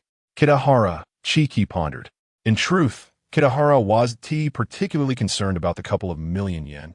With his system, he could gain substantial cash back, and he didn't lack that kind of money. What mattered to him was the attitude to face. Of course, no matter how wealthy one is, one cannot be a fool. Transactions must be at reasonable prices. His money came from the system, not from the wind. Since that pompous section chief was so eager to deceive him, it was better to let him cool off for a bit. Senpai, your approach aligns perfectly with my thoughts, but I want to rush to explain it to him. I'll wait a couple more days to see how anxious he gets, haha. Through the phone, Kitahara could imagine how delighted Matsuda Yumi must be at that moment. What a clever little girl indeed. It seems she had quite the disdain for her superior. However, senpai, does that mean our date will be delayed for a long time? We want to be able to see each other these days. What should I do if I miss you? Matsuda Yumi's voice came through the receiver, tinged with a playful tone. Kitahara thought for a moment and replied, let's move it up a bit. How about a date tomorrow evening? Yay! Chapter 52. The anticipation of a first date with Senior Kitahara upon hearing that she would be going on a date with Kitahara Chiku tomorrow. Matsuda Yumi erupted into cheers on the other end of the phone. Her excitement was palpable, reflecting her eagerness for the forthcoming rendezvous. Kitahara, too, found himself buoyed by her exuberance, the corners of his mouth lifting in a smile. Indeed, there was something quite charming about such a cheerful girl. One could only wonder if she would exhibit the same vivacity in more intimate moments. So, Yumi-chan, what time do you finish work tomorrow afternoon? We need to settle on a time and place to meet, Kitahara inquired. I'm flexible. I can easily take a day off. You just decide. Matsuda Yumi's mood was exceptionally bright, so much so that she was willing to skip work for the date. It was clear how much this meeting meant to her. In Japan, the work ethic is typically rigorous, with many viewing their jobs as paramount, sometimes even more important than life itself. Yet, Matsuda Yumi seemed to be an exception. Kitahara pondered for a moment, struggling to think of a suitable date location in Tokyo, which he was not very familiar with. He decided to pass the decision back to her. Perhaps you could suggest a place, Yumi-chan? I rarely go out and am unsure where would be appropriate. How about we meet at Golden Gai in Shinjuku? It's quite lively there. Without much deliberation, Matsuda Yumi proposed a well-known, bustling area. Golden Gai is a pedestrian street renowned for its eclectic array of eateries and small bars, surrounded by various entertainment venues like karaoke, cinemas, and couple-friendly hotels, an ideal setting for couples to enjoy a delightful time together. Kitahara had only heard of the place and had yet to visit, but since Matsuda Yumi recommended it, he was open to experiencing it. Sounds great. How about we meet tomorrow at 6 in the evening? Perfect. Let us meet at the entrance of Golden Gai, where there is a large archway. I'll be there waiting for you right on time. I'm so looking forward to it. After hanging up the phone, it took Kitahara quite some time to regain his writing flow. It seemed that women could significantly impact his writing speed. In a quaint little alley of Shinjuku, inside a bookstore bearing the sign Matsuda Bookstore, Matsuda Yumi, after ending the call, could hardly contain her joy. Oh, this is wonderful. Dad, Kitahara-senpai has agreed to go on a date with me tomorrow. Hurry and wish me luck. She approached a middle-aged man who was organizing books, shaking his arm playfully. This man, Matsuda Yumi's father, Matsuda Hongo, was not particularly tall. His slender frame, and slightly hunched back hinted at the burdens of life he had carried. Yet, upon closer inspection, his features were quite refined, especially his deep, bright eyes that exuded a scholarly aura. Matsuda Hongo, momentarily interrupted from his work, turned to his daughter, contemplating the name she mentioned. Kitahara-senpai? Is that the one you've been pursuing? The writer? Yes, that's him. Kitahara-senpai has finally been moved by my sincerity and agreed to my request for a relationship. My dreams are coming true. Well done, Yumi-chan. However, be mindful that writers can often be rather dull. You should prepare yourself mentally. It might be wise to approach this relationship cautiously, avoiding too much emotional investment initially, to prevent excessive heartache should things not work out. Matsuda Yumi vehemently disagreed. I want to break up with Kitahara-senpai. We'll get along splendidly, marry, and have a bunch of children, living happily ever after. And while he may not be the most talkative, he is certainly not boring. Much more interesting than you, at least. Recognizing that his daughter was infatuated and perhaps blinded by love, Matsuda Hongo could only manage a resigned smile and shake his head. He was not optimistic about this romance. The girl's overly proactive stance might lead the boy to undervalue her. Turning away and heading upstairs, Matsuda Yumi declared, Dad, I want to be helping you at the store today. I need to prepare for tomorrow's date. Matsuda Yumi resided on the second floor of the bookstore, which was modest in size, about 40 to 50 square meters. Aside from her father's bedroom and common areas, her personal space consisted of a small room of less than 10 square meters. This room was tidy and inviting, filled with a delightful fragrance typical of young women. Though small, it was well equipped, with everything organized neatly, devoid of clutter. A petite single bed adorned with a pink floral pattern sheet was placed against the wall. Beside it stood a nightstand holding a uniquely designed lamp and several open books. A shoe rack, a wooden desk, and a shelf for storage occupied the space, while a large wardrobe seemed somewhat out of place, taking up a significant portion of the limited area. Matsuda Yumi opened the wardrobe, sifting through an array of beautiful dresses to select the most fitting one for her date. After trying on several options, she finally made her choice and began contemplating the details for the following day. For a first date, it would be thoughtful to bring a small gift for Kitahara-senpai. But what should she choose? And she mustn't forget to bring some money. Although he appeared financially stable, it would be prudent to split the costs. One shouldn't expect the other to bear the entire expense from the outset. How much should she take? Perhaps 50,000 yen would suffice. Her head began to ache again, her thoughts becoming muddled. She resolved to continue writing the next chapter later in the afternoon or evening. Chapter 53. The preferences of Sigusarina were greatly cherished by Kitahara. Kitahara-chiku penned his novel until after 10 o'clock in the evening. Feeling a touch of fatigue, he tossed aside his pen, deciding that it was time to call a night.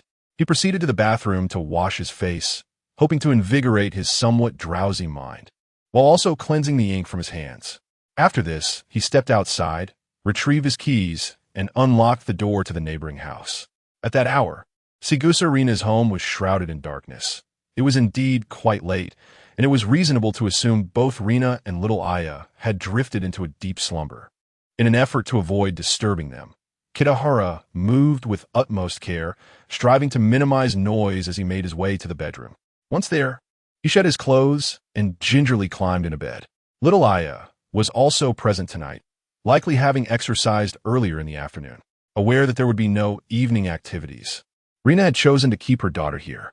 At this moment, both mother and daughter were peacefully enveloped in sweet dreams, sleeping soundly. Moonlight streamed through the window, casting a silvery veil over them. Their sleeping postures were heartwarming. Rina lay on her side, one hand resting protectively on Aya, who curled up into a small ball, snuggling closely against her mother. This scene filled Kitahara's heart with warmth. Gradually leaning in, he joined them in slumber. A night of silence ensued. The following morning, Kitahara was roused by little Aya's playful antics. The young girl, having gone to bed early, also rose with the dawn. Although she did not intentionally mean to interrupt Kitahara's slumber, her wriggling his arms soon rendered further sleep impossible for him. Fortunately, Kitahara's physical condition was quite commendable. Despite a slightly later bedtime the previous night, he had managed to rest for a solid 7 to 8 hours, sufficient to meet his bodily needs. ensuring he remained in a splendid state of mind and full of vigor. Upon awakening, Kitahara felt refreshed and brimming with energy, as if every fiber of his being was charged with vitality. Aya, you won't allow your brother Kitahara to sleep in, will you? That makes him rather unhappy, and I shall punish you for it. Are you prepared to accept my punishment? He teased. Huh? How will you punish me, brother Kitahara? She inquired wide-eyed. I shall transform into a great tiger and devour you, he declared playfully. No, please don't eat little Aya. Mommy, help. After a brief bout of playful wrestling on the bed, they finally got up to wash up, as Rina had already urged them to hurry for breakfast. During breakfast, Kitahara seized the opportunity to inform Rina about his plans for the evening. Rina, I shall not be dining at home tonight. I intend to meet some friends for drinks, and I may return quite late. That's perfectly fine, Kitahara-kun. Do not worry about us. Aya and I will be just fine, Rina responded with delight, clearly pleased that her earlier encouragement had borne fruit. It was indeed a positive development that Kitahara was taking the initiative to socialize. Feeling a twinge of guilt at Rina's supportive demeanor, he quickly added, Rina, please don't confine yourself at home all day. Once you finish your chores, you should consider visiting a beauty salon for some self-care, or perhaps revisit any hobbies you once enjoyed. Our financial situation is stable enough now to enhance our quality of life and savor its pleasures. In a spirit of reciprocity, Kitahara wished to express his gratitude for Rina's generosity in allowing him to enjoy his freedom. Thank you, Kitahara-kun. I will certainly take care of myself for your sake, Rina replied with a charming smile. No woman is indifferent to beauty, and now that she belonged to Kitahara Chiku, Rina, several years his senior, was determined to maintain her allure and keep his interest piqued. As for hobbies, I once practiced belly dancing for a time, and I found great enjoyment in it. Nanny? Belly dancing? Kitahara exclaimed, taken aback. Yes, after giving birth to little Aya, my body changed a bit. I heard that belly dancing could help regain one's figure, so I took a few classes back then. Our financial circumstances were not problematic at that time, Rina explained. Kitahara's excitement grew. Rina, please ensure that you continue with your belly dancing classes. The cost is of no concern. I implore you. The day passed predominantly in the pursuit of his writing, feeling both fulfilling yet somewhat monotonous. At 5 o'clock in the afternoon, he ceased his labors, donned a fresh outfit, and groomed himself before stepping out, ready to embark on his romantic rendezvous with Matsuda Yumi. Anticipation bubbled within him. Yumi's vibrant personality promised that their date would be anything but dull, likely to be quite delightful. With time on his side, Kitahara opted not to take a taxi, but instead chose to travel by train. Eager to experience Tokyo's extensive and well-connected rail system, which serves as the primary mode of transportation for many residents. Alas, his hopes for an enchanting encounter were dashed as he arrived at the meeting spot without incident. Disregarding any lingering disappointment, he steadied his resolve and proceeded to the designated location. After a few minutes of walking, the grand archway of Golden Street came into view, with still a handful of minutes remaining before their scheduled 6 o'clock meeting. Yet, from a distance, he spotted Matsuda Yumi, resplendent in a flowing white dress, standing beneath the archway, glancing at her wristwatch intermittently, seemingly ensuring the time was accurate. Her gaze would then drift anxiously around her surroundings, as if fearful of missing any potential sighting. The evening sky, washed in the warm hues of the setting sun, cast a breathtaking glow upon Yumi, enhancing her beauty even further. Chapter 54. The elegantly adorned Matsuda Yumi. Kitahara-senpai, over here. Matsuda Yumi, who had been scanning the surroundings, finally spotted Kitahara. She waved and called out, then briskly jogged towards him. Kitahara also quickened his pace to meet her. As they drew closer, Kitahara noticed that Matsuda Yumi's makeup today was exceptionally refined, with every detail meticulously attended to. Clearly, she had put in considerable effort to enhance her appearance. This made her previously ordinary features appear significantly more attractive.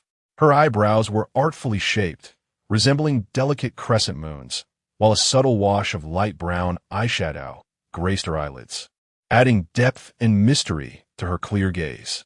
Soft shadows along the sides of her nose accentuated the contours of her face, rendering it more three-dimensional. and her lips were adorned with a soft pink gloss, exuding allure. Her attire was equally commendable, a pure white off-the-shoulder chiffon dress, radiating purity.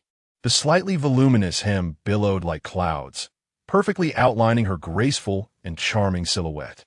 The dress fell just above her knees, swaying gently with her steps, occasionally revealing her slender, elongated legs. She wore white socks paired with brown sandals. The overall ensemble was simple yet elegant, a blend of innocence with a hint of playful charm, which Kitahara found delightful.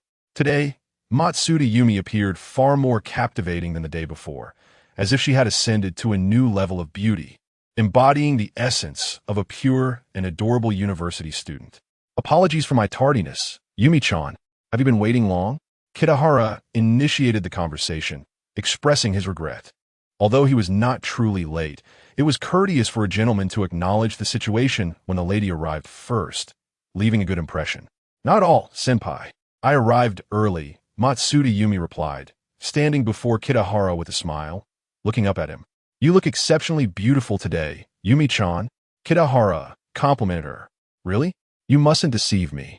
Senpai, do you truly find me beautiful? She asked, her eyes sparkling with anticipation. Absolutely, Kitahara affirmed without hesitation, causing Matsuda Yumi's smile to blossom even more radiantly. With those words, all her efforts felt worthwhile. For this date, with Kitahara, she had taken the afternoon off work, returning home to prepare herself meticulously, presenting what she believed to be her most perfect self. In that moment, receiving Kitahara's praise filled her heart with an overwhelming sweetness and joy, illuminating her world. Love possesses a certain magic, compelling one to give willingly, with the realization that such giving brings happiness. Senpai, you look quite handsome today as well. Let's walk and chat as we explore ahead, Matsuda Yumi said, looping her arm through Kitahara's as they strolled forward. Indeed, the Golden Street lived up to its reputation, bustling with vitality. Although it was merely evening, many office workers might still be enduring their commutes on the train, yet the area was already teeming with crowds, bustling with activity. Looking around, the shops lining the streets were aglow with lights, neon signs illuminating the district as brightly as day. Pedestrians flowed like a river, with the sounds of chatter and laughter rising and falling in a delightful cacophony. Kitahara Chiki's exterior was commendable, with an above-average presence and a refined style that matched well with the exquisitely adorned Matsuda Yumi, making them a striking couple. As they walked side by side, engaging in whispered conversations, they attracted envious glances from passers-by. After some mutual consultation, they decided to enter a yakitori restaurant to enjoy their dinner. Kitahara noticed that the sign outside particularly highlighted the availability of chicken lanterns, piquing his interest to try this delicacy. Yakitori, as the name suggests, refers to grilled chicken. In the early days, the yakitori establishments featured ingredients such as quail, wild chicken, and sparrows, but now they predominantly serve chicken alongside vegetables, seafood, and other meats. The chicken lantern is the specialty of these establishments, consisting of partially developed egg yolks from chickens, skewered and resembling tiny lanterns, hence the name. It is not particularly extraordinary, merely novel. I'll share this for now. My cold has not yet recovered, and my head is pounding. Alas, my body grows weaker as I type. Chapter 55. Savoring yakitori. The average expenditure at this yakitori establishment hovers around 10,000 yen, placing it in the mid-range category. Upon entering, one is immediately greeted by a meticulously arranged environment.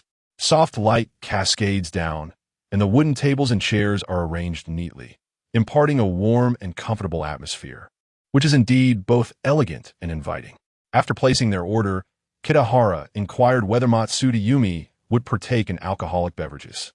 Upon receiving an affirmative response, he ordered 2 glasses of beer, contemplating whether to indulge in sake later, depending on the circumstances. Before long, the server presented 2 glasses of chilled beer, with delicate foam reminiscent of freshly fallen snow, accompanied by an assortment of appetizers. The duo sipped their beer to beat the heat while engaging in lively conversation. Not far away, the open kitchen's charcoal grill was adorned with an array of ingredients, sizzling enticingly under the heat. A middle-aged chef was diligently attending to his craft, fully engrossed in his work. This vibrant scene infused the establishment with life and energy, allowing patrons to appreciate the chef's artistry and witness the creation of delectable dishes. The refreshing beer was crisp and pure, and with just a few sips, much of the heat dissipated. Matsuda Yumi appeared to have a penchant for music and was quite fond of gossiping about various artists, sharing amusing anecdotes as they chatted. Kitahara-senpai, do you like Sakai Izumi? She's incredibly popular this year.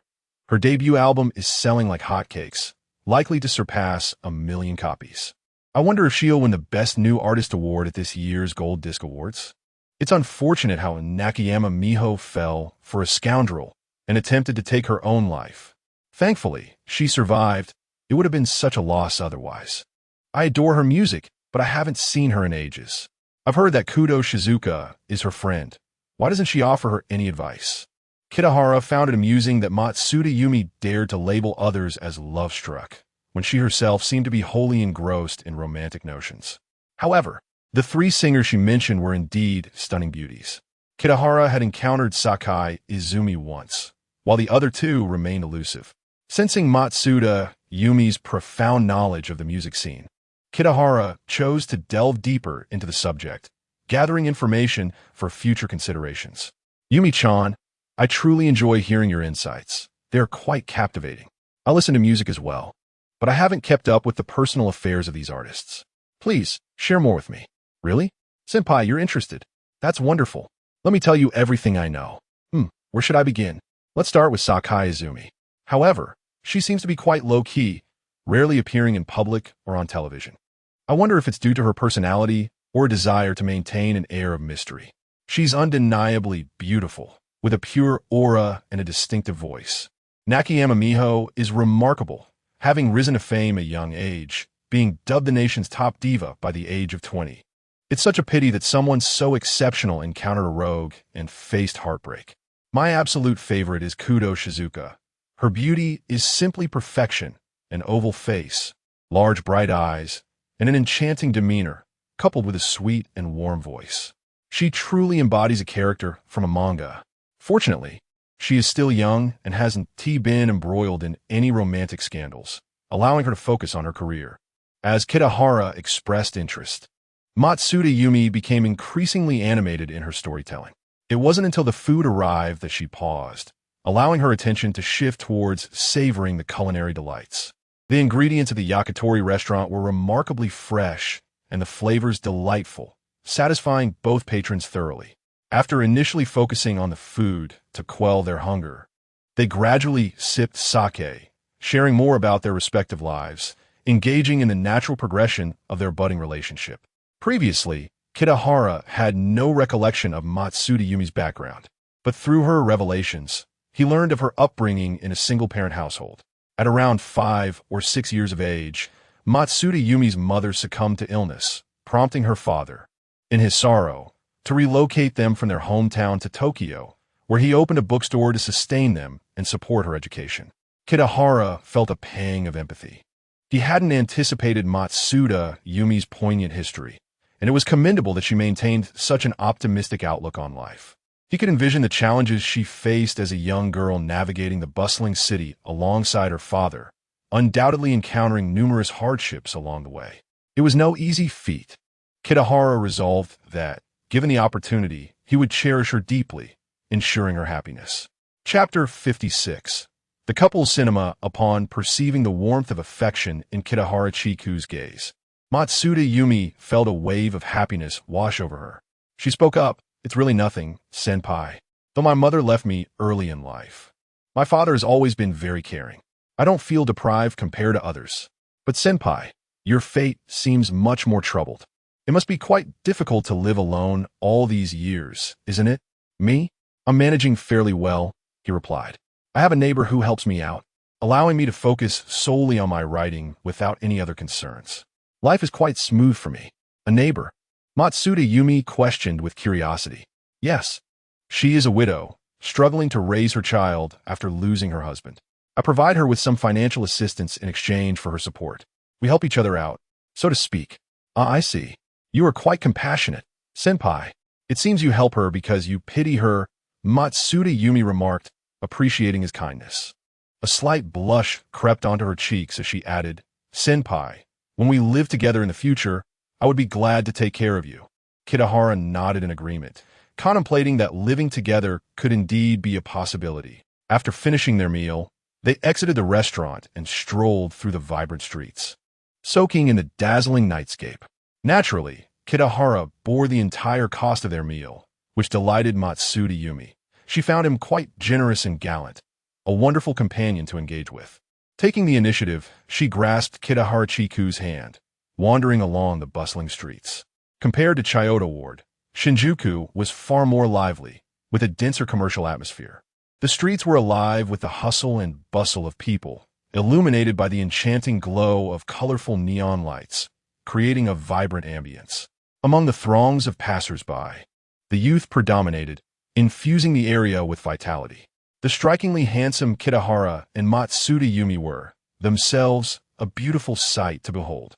They entered a lively marble shop, where they enjoyed some playful moments together. At an outdoor karaoke venue, Matsuda Yumi bravely took the stage to sing a song. Although her singing left much to be desired, her courage was commendable. Kitahara, however, lacked the confidence to join her, fearing ridicule from the audience. Primarily, Yumi's voice, while not perfectly in tune, was pleasant enough to listen to, coupled with her beauty, which endeared her to those present. Kitahara, however, felt that if he were to sing, he would undoubtedly invite mockery. He preferred to maintain his dignity. Eventually, they made their way into a newly established couple cinema, eager to conclude their date with a film. This cinema, recently opened, boasted exquisite decor and state-of-the-art projection equipment. Given its designation as a couple's cinema, it was meticulously designed to ensure privacy and comfort, highly sought after by couples. The seating featured soft materials, thoughtfully crafted to conform to the contours of the human body, providing a relaxed and enjoyable experience for couples. Whether cuddling together or leaning on one another, they selected a newly released film. Yet Kitahara found himself utterly absorbed by the enchanting Matsuda Yumi rather than the movie's plot. Exiting the cinema, Matsuda Yumi's cheeks still bore a rosy hue. One could say that while their relationship had not crossed certain boundaries, everything that could have happened did. "Senpai, we wasted our movie tickets. We hardly watched anything." Matsuda Yumi lamented. "How could that be a waste? Compared to the film, I found you far more captivating." Kitahara replied with a smile. "Really? I didn't expect you to be such a tease, senpai. But do you like me?" Indeed, Matsuda Yumi was taken aback by how swiftly their relationship had progressed. She had initially thought Kitahara was inexperienced and not the proactive type, unaware of the nuances of romantic interactions. Yet, he appeared quite adept, leaving her somewhat flustered. Whether he possessed prior experience or was simply a self-taught master of romance mattered little. What truly mattered was their mutual attraction and affection, free from unnecessary complications. From her bag, Matsuda Yumi produced a delicate picture frame and handed it to Kitahara. "Senpai, I wasn't sure what gift to give you, so I brought my favorite photo. I hope you can place it on your desk." "Is that too much to ask?" Kitahara examined the frame closely, recognizing the photo was of Matsuda Yumi from a few years prior. In it, she appeared youthful and innocent, like a blooming flower in spring, exuding a blend of purity and subtle allure. Her radiant smile was irresistibly captivating, instantly brightening one's mood. "I truly adore this photo, Yumi-chan. I'll place it on my desk as soon as I get home." "Your gift is quite lovely." "That's wonderful," Matsuda Yumi exclaimed, her joy evident as she jumped up in excitement. Since the previous night, she had agonized over the choice of gift, fearing that something too inexpensive would be beneath Kitahara's notice, and aware that her financial means were limited, she had struggled to find something meaningful. After all, if he could afford a lavish mansion, he would likely dismiss ordinary gifts. It was only when she spotted her cherished photo frame that inspiration struck. Why not gift him a photograph? Thus, she had the favorite picture framed anew for their date. To her delight, Kitahara genuinely appreciated it. After safely storing the frame, he ensured that Matsuda Yumi would not leave empty-handed, purchasing a bouquet of fresh flowers for her from a nearby florist. Despite the last-minute nature of the gift, Matsuda Yumi was elated to receive the flowers. In a thoughtful gesture, Kitahara escorted her to her doorstep. This date had been nothing short of perfect. Driver, to Chiyoda Ward, please hurry. After concluding their enchanting evening, Kitahara hailed a cab, feeling a sense of urgency as he headed home. Chapter 57. The successful transaction of purchasing a home. Matsuda Yumi's youthful form is entirely distinct from that of Azumi Rina. Her body is graceful and lithe, exuding a unique vitality and charm that is characteristic of youth. Her delicate skin is exceptionally taut, each inch filled with resilience and tension, as if a mere touch could set her fingers bouncing away. In contrast, Azumi Rina possesses a mature allure, her skin somewhat less elastic yet infinitely softer and more inviting. Both types captivate Kitahara. The recent intimate encounter with Matsuda Yumi has left Kitahara in a state of agitation, unable to vent his frustrations. He seeks solace in the company of Rina. The taxi speeds through the city, soon arriving at a condominium in Chiyoda Ward. After settling the fare, Kitahara ascends the stairs briskly. He first returns home to take a shower before heading to the adjacent bedroom. Azumi Rina, still awake, stirs upon his entrance. Kitahara-kun, is that you? Just back? Her voice is soft and gentle, mindful of her daughter, who is also sleeping nearby. The following day, being Saturday, little Aya need not attend school, and the household indulges in a leisurely morning, rising late. This includes Rina, who is typically an early riser, but last night had left her rather fatigued. She assumes Kitahara is simply in high spirits from having consumed alcohol and gives it little thought. In fact, she finds it rather enjoyable. During the subsequent weekend, apart from accompanying Rina and her daughter on a stroll through a nearby park, Kitahara dedicates most of his time to writing at home. He manages to squeeze in a trip to the vicinity of Ginza, where he purchases an antique ornament for Rina, costing him 15 million yen. Adding this to the previous 9 million yen, and considering the six-fold return on investment, he is nearly able to cover the cost of the home. Although he is still slightly short, it is not a significant concern, as it can be easily resolved. On Monday morning, Kitahara receives a call from Matsuda Yumi, who informs him that the bank's management has agreed to a price reduction of 10 million yen. If Kitahara finds this agreeable, they can proceed with the transaction immediately. Alternatively, should he have any objections, he is welcome to meet for further discussion. From her tone, it is evident that the bank's leadership is earnest and has made considerable concessions. Kitahara feels it is time to head over. It must be noted that the executives at Mitsui Sumitomo Bank are indeed perplexed. They have never encountered a client quite like Kitahara. He insists on communicating solely with a junior staff member, denying them any opportunity for face-to-face negotiation. Is it truly necessary to be so adamant? This young man possesses an extraordinary talent for negotiation. Were it not for the substantial funds evident in Kitahara's account, they might have doubted his purchasing capability, suspecting him to be merely a jester playing games with them. However, upon confirming with Matsuda Yumi that Kitahara indeed has the intention to purchase, the bank staff begins to take him seriously.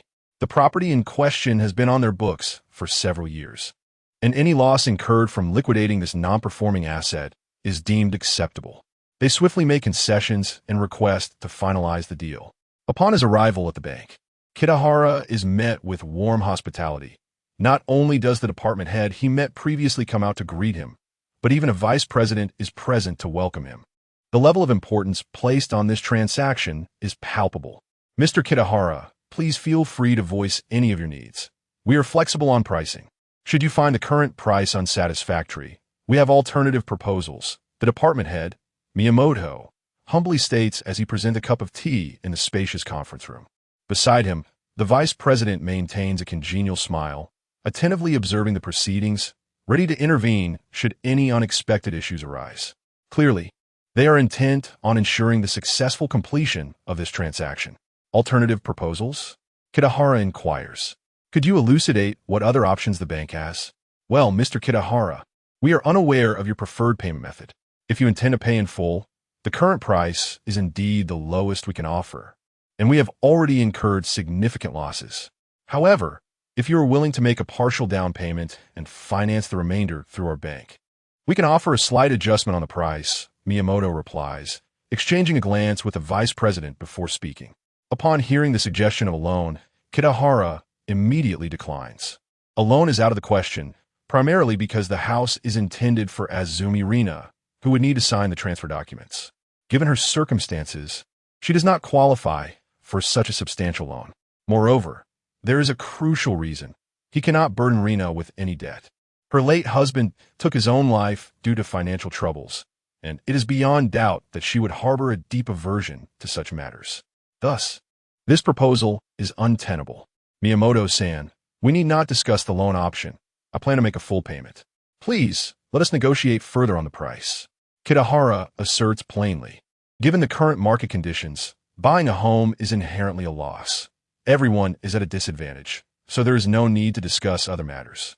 If you can satisfy my requirements, I am prepared to provide a deposit and sign the contract today. Kitahara does not wish to expend excessive energy on this issue, so he speaks candidly. He is eager to finalize the purchase to significantly enhance Rina's affection for him and quickly attain special rewards.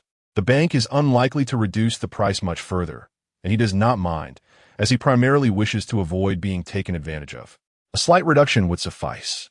Although he can afford the price, allowing them to profit feels more disheartening than incurring a personal loss. Upon hearing Kitahara's words, the atmosphere shifts, and the attendees become more serious. Except for Matsuda Yumi, who appears indifferent, the remaining individuals exhibit solemn expressions. Miyamoto exchanges a glance with the vice president, who nods in agreement and directly addresses Kitahara. Mr. Kitahara, we can reduce the price by an additional 5 million yen. This is our final offer. Please understand our sincerity and strong desire to collaborate with you. Very well. Let us proceed with the contract. Oh, and one more thing. Do not deduct Yumi-chan's commission. Chapter 58. The considerate Kitahara. The negotiations concluded successfully, leaving both parties in high spirits, and the next step was the contract signing. Kitahara initially paid a deposit of 20 million yen, with an agreement to settle the remaining balance the following day and to complete the transfer procedures. After navigating this straightforward process, he called Section Chief Miyamoto to the side and said, "Chief Miyamoto, I have a small favor to ask. Could you arrange for Yumi to take a day off tomorrow? Due to certain special circumstances, I would prefer her not to be present." Kitahara intended to bring Azumi Rina the next day to handle the transfer, and it would be difficult to explain to Matsuda Yumi that he was purchasing this property for another woman. It could lead to unnecessary complications, especially considering their newly established romantic relationship. Upon hearing this, Chief Miyamoto, though somewhat puzzled, suppressed his curiosity in the spirit of customer service and quickly nodded in agreement. Of course, Mr. Kitahara.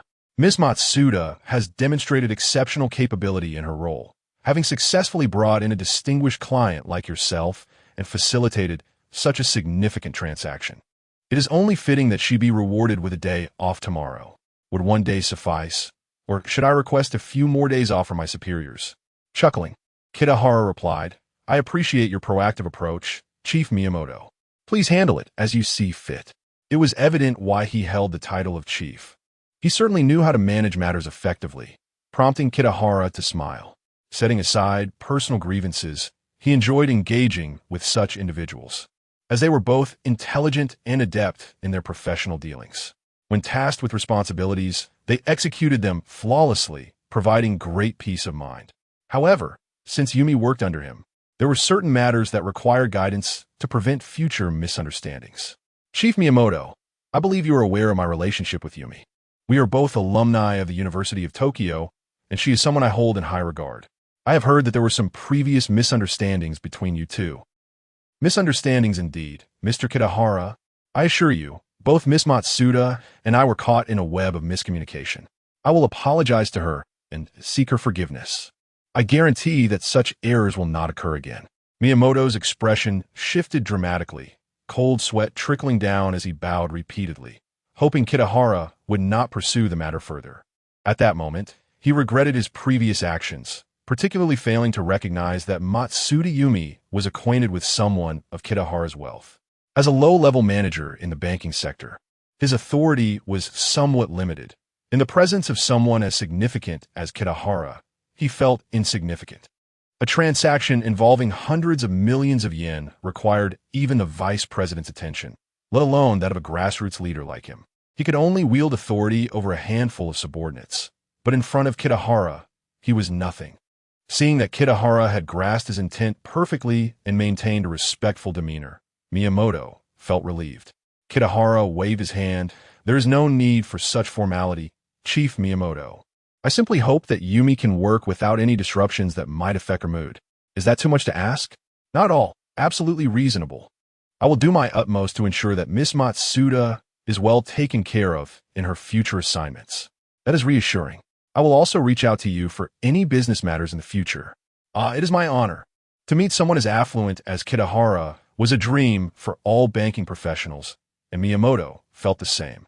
Essentially, their role was to serve the wealthy, as their livelihood depended on it. A casual transaction from Kitahara could significantly boost his performance and yield substantial commissions, just as it did today. Miyamoto felt fortunate that Matsuda Yumi had initially resisted him. Otherwise, the consequences could have been dire. Graduates from the University of Tokyo were indeed unpredictable. Despite his relatively modest background, one could never know when a formidable senior might emerge. He resolved never to underestimate graduates from such prestigious institutions in the future. On the other hand, Kitahara found some utility in someone like Miyamoto. For instance, he was now tasked with proving his competence and value. Kitahara wished to acquire the keys to a residential property and arrange for cleaning before bringing Azumi Rina there the following day, ensuring a flawless experience. Upon learning this, Miyamoto promptly replied, "Mr. Kitahara, how could I trouble you with such trivial matters? If you trust me, I shall handle it myself.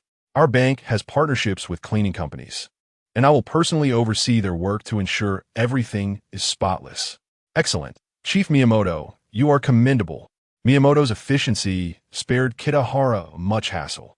After leaving the bank, Kitahara realized there was still a slight financial gap. He did not rush home, but instead sought out nearby establishments. He found a high-end beauty salon and purchased an annual membership for Azumi Rina, costing 2 million yen. He also discovered a comprehensive dance studio and enrolled her in numerous one-on-one dance lessons with professional instructors, totaling 3 million yen. Only then did he feel his task was complete. Upon returning home, he handed the 2 cards to Azumi Rina and explained their significance. Overwhelmed with surprise and happiness, she playfully chided, "Mr. Kitahara, you really don't need to shower me with gifts so frequently. You've already given me 2 pieces of jewelry recently, and now these 2 cards. Your generosity is quite excessive." Those were mere trinkets. These cards represent a more substantial investment. The beauty card will help you maintain your youthful appearance, and the dance lessons will enhance your allure. Please accept them." Kitahara smiled. Though these cards were the most economical options, he could not disclose that. "All right, but you mustn't waste your money on me so recklessly in the future. I understand your feelings, Mr. Kitahara, and I no longer need material gifts to prove your affection." Azumi Rina felt elated. Despite her words, receiving gifts always brought joy. Both establishments were renowned, high-end venues she had only admired from afar due to their steep prices. She never expected Kitahara would so thoughtfully procure them for her. A man willing to go to such lengths for her was indeed rare. Love radiated from her eyes. Chapter 59. The senior of my daughter, sensing the burgeoning feelings of Sawama Rina, Kitahara Chiki couldn't help but sigh inwardly. It is exceedingly difficult. Despite the circumstances, my affection for her remains stagnant, showing no signs of increase. Is it possible that it is stuck? In a fit of frustration, he chastised Sawamura Rina harshly. "Sister Rina, tomorrow I need your assistance. Would you accompany me to the bank to sign a contract?" He inquired nonchalantly afterward. "Sure, no problem," Sawamura Rina replied, without even asking what the contract entailed. At that moment, she felt utterly fulfilled, her heart brimming with happiness. She would willingly submit, even if Kitahara were to sell her. Later that evening, while riding at home, Kitahara received a call from Matsuda Yumi, who was brimming with excitement on the other end. "Senior, your business deal has greatly benefited me. I received commendation from my superiors. And not only did I earn nearly 1 million yen in commission, but my rank has also been elevated. I feel somewhat undeserving. Perhaps I should return the bonus to you?" "No need for that. Yumi-chan, you have rightfully earned it," Kitahara responded. "However, it feels like I stumbled upon it by chance." "Huh, I think I will use this money for our future dates. By the way, senior, to reward my contribution, the bank has granted me a 3-day holiday. Unfortunately, I won't be able to accompany you to complete the remaining formalities tomorrow. My superior insists I take a break. That's perfectly fine. You should take this opportunity to rest well. I will see if I can carve out some time to meet you. Really? That's wonderful. I am eagerly looking forward to our second date. You must be busy writing right now, so I won't disturb you. Remember to get some rest and not overwork yourself. Yes, Yumi-chan, do rest early as well. After hanging up the phone with a heart full of joy, Matsuda Yumi turned to her father, who was nearby, and said proudly, "Dad, do you think Kitahara-senpai is my destined partner? He has brought me so much good fortune, a promotion, a raise, a bonus, and a holiday. It's simply marvelous. And you said writers are dull, but Kitahara-senpai is truly fascinating. He is nothing like you described. I am happy every moment spent with him." Matsuda Bongo, upon hearing his daughter's words, felt somewhat perplexed. This senior of his daughter certainly had something special about him. After a moment's contemplation, he spoke, "Yumi-chan, I have noticed the changes in you these past few days. It appears you genuinely like him, and he indeed possesses some capabilities. If that is the case, you may continue your relationship. If the opportunity arises, you can bring him to meet me." Meet you? Isn't it a bit premature to discuss that? It feels too early. Matsuda Yumi protested. She simply wished to enjoy her budding romance without involving her family, fearing it might create unwanted complications. Moreover, she was uncertain whether Kitahara would be willing to meet her parents, which made her hesitant to broach the subject. Regardless, a meeting must happen eventually to have a conversation. Rest assured, I will not pressure him. I merely wish to meet him. I am not in a hurry. It will happen when the time is right. Having raised his daughter for over 20 years, Matsuda Bongo felt uneasy about her being courted by someone else. He felt the need to protect her and evaluate this suitor. Looking at the graceful young woman before him, he couldn't help but reminisce about the days when she was a sweet little girl, seeking his comfort and guidance. Time had flown by, and that innocent child had blossomed into adulthood. A wave of indescribable melancholy washed over him, as he realized that it wouldn't be long before she would become a bride. As a father, his role in her life seemed to be gradually shifting. Once, she relied on him for everything, but now, she no longer needed him as she did in her childhood. In her future life, he might even become superfluous. One more thing to consider, Yumi-chan. You must think about the future. If you truly marry Kitahara-senpai, will you choose to resign and become a full-time housewife? Or will you continue working? If you decide to keep your job, how will you manage the matter of children and household responsibilities? Many decisions will need to be made. Do I really need to think about these things so soon? I haven't considered any of this. Matsuda Yumi replied, bewildered. Thinking ahead is never a bad idea. It is wise to make plans. Matsuda Bongo urged his daughter. He had devoted so much to raising her, and even now, he was concerned about her future life. Unexpectedly, Yumi shifted the conversation back to him. What about you, Dad? Shouldn't you also be planning for the future? You, an ant eel can't keep a secret forever. Can you, Nanny? Ant eel, you know about her? Matsuda Bongo was taken aback. You eat her eel rice every day without tiring of it. How could I not notice? By the way, how long have you two been together? Not too long, just a year or two, maybe a bit more. Wow, that's quite a while. Aren't you considering marrying her and living openly together? Are you worried about me not accepting it? Don't be. I've grown up now. I can even rent a place to give you space. Besides, I now have Kitahara-senpai, and who knows, we might get married someday. You really don't have to worry about me. Matsuda Yumi said with a bright smile. The ant eel she referred to was a middle-aged woman selling eel rice at the end of the street who possessed a certain charm. It was admirable that her father had managed to win her over and maintained a relationship for so long. Reflecting on the years of her father raising her, Matsuda Yumi felt it was time for him to embrace his own life, so she openly encouraged him to pursue new beginnings. However, Matsuda Bongo appeared troubled as he replied, I do wish to marry her, but her husband does not agree. Chapter 60. The Elusive Dream of Hayashi Rina. What? Matsuda Yumi's gaze towards her father shifted dramatically. Understanding a daughter like no one else can, Matsuda Bongo realized the direction of her thoughts. Ruffling her hair with a bittersweet smile, he remarked, Yumi, Where has your mind wandered off to? Although Kumi is married, her husband has been bedridden for many years, rendering their marriage essentially void.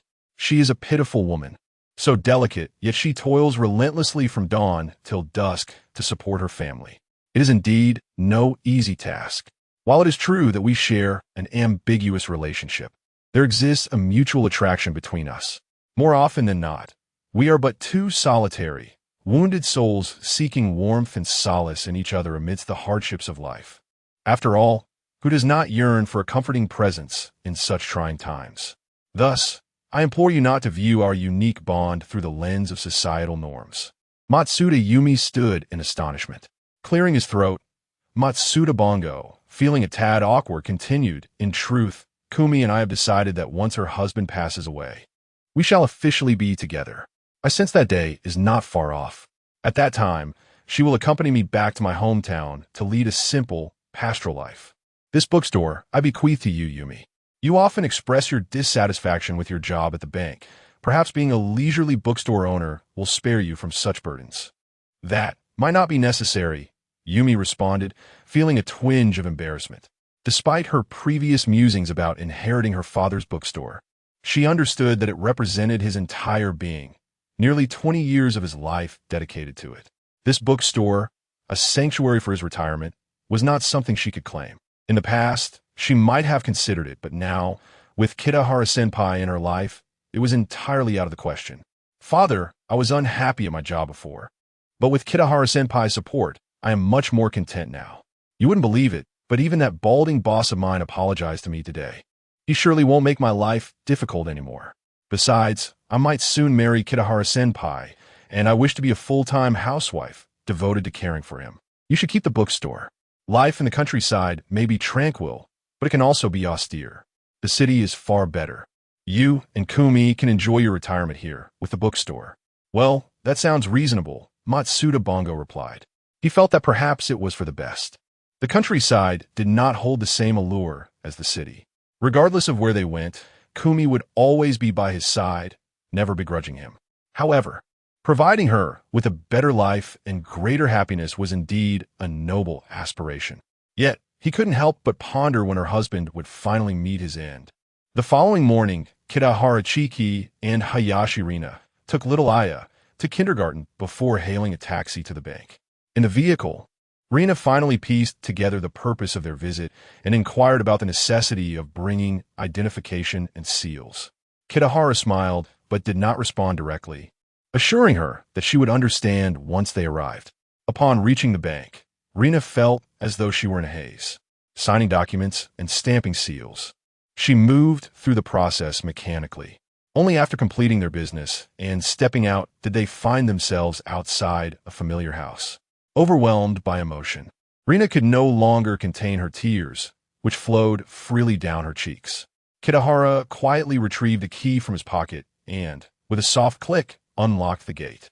He gently took Rina's trembling hand and guided her into this place full of memories. As they entered the living room, Rina momentarily lost herself, memories flashing before her eyes. She moved slowly, tenderly caressing each piece of furniture, every appliance, the wall art, and even the floor. Each touch stirred a flood of unforgettable recollections. As her memories sharpened, Rina's tears flowed more freely, cascading like pearls from a broken string, soaking her clothing. This was the home she had longed for, the dream she yearned to inhabit. In pursuit of this ideal abode, she and her late husband had poured their hearts into every detail. They meticulously planned, selecting each brick and timber with care. From designing the structure to choosing the interior decor, they were hands-on in every aspect. They invested immense time and energy seeking the most fitting furniture, decorations, and household items, all to create a warm, inviting, and unique home. Throughout their arduous journey, they faced countless challenges and setbacks, persevering through sheer determination and dreams of a beautiful future.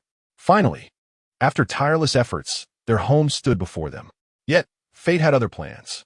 Just as they were set to move in, an unforeseen calamity struck.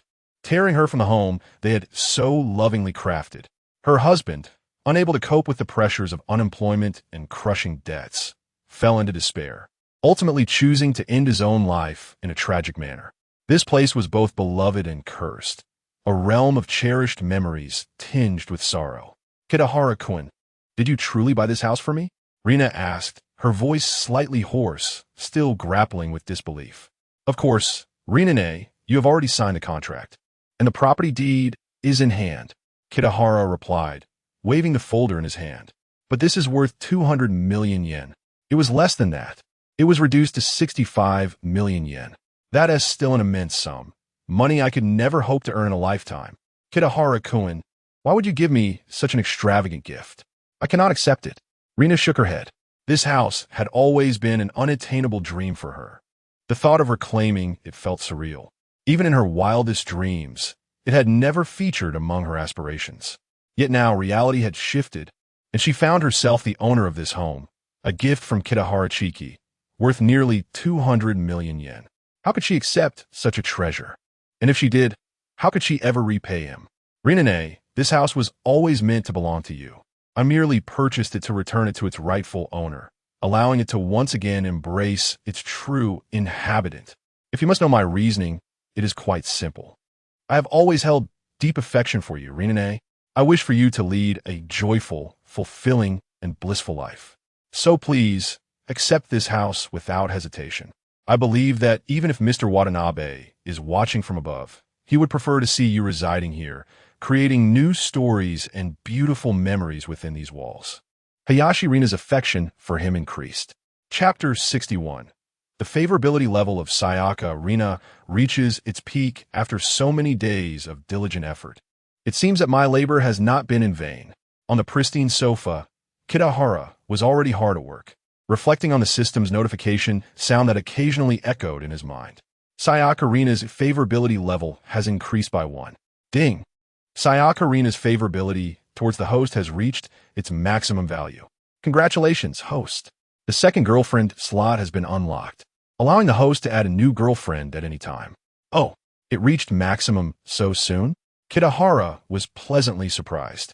He had anticipated that he would need to wait until Sayaka Rina's ultimate dream was fulfilled in the system panel before achieving this milestone. To his astonishment, it had occurred earlier, bringing an unexpected delight. System brother, what is the matter? Kitahara inquired. In theory, for Sayaka Rina's favorability to reach its maximum, she would need to bear a child for the host, or at least become pregnant. However, since the host purchased this property for her, she has exceeded her hidden dream, resulting in an early fulfillment, the system explained. Ah, so that is how it is. Truly, I am remarkable. Little Sayaka Rina was easily won over. Kitahara couldn't help but feel a sense of pride. It seems that his decision to buy her this house was an exceptionally wise choice. This had granted him the opportunity for 4 special rewards, and as a suddenly wealthy person, he was unsure how to utilize them. Well, let us first make the most of this opportunity. System brother, I wish to draw a prize. The reward should pertain to changes in my physical attributes. You understand my meaning, right? Understood. The host is dissatisfied with his height and wishes to grow taller, correct? Are you joking with me? Now I truly comprehend. Today, the system was surprisingly accommodating, and Kitahara felt quite satisfied. A Russian roulette appeared in his mind, with numbers ranging from 5 to 15 encircling a central pointer. With just a thought, the pointer would spin, and wherever it landed, he would receive that number as a reward. Feeling a surge of excitement, Kitahara continued his busy motions. Taking a deep breath, let us begin. Here, some content has been omitted. Kitahara drew the number 8. By the way, system brother, you previously mentioned that when favorability reaches its peak, what happens to the girlfriend? If a girlfriend's favorability successfully reaches its maximum, it signifies that her fondness, trust, satisfaction, and affection for you have all ascended to their zenith. At this moment, she will unreservedly offer you her pure and unwavering loyalty. Furthermore, due to the system's powerful intervention, this maximum state will be eternally fixed, with no possibility of decline or diminishment, consistently maintained at absolute fullness. In such circumstances, you can treat her as you wish. Whether through actions that defy common sense or exceedingly outrageous demands, she will unhesitatingly accept without a trace of refusal. The system's detailed explanation was like a brilliant bolt of lightning illuminating the night sky, instantly clarifying Kitahara's previously muddled thoughts. His eyes sparkled with a mix of surprise and excitement.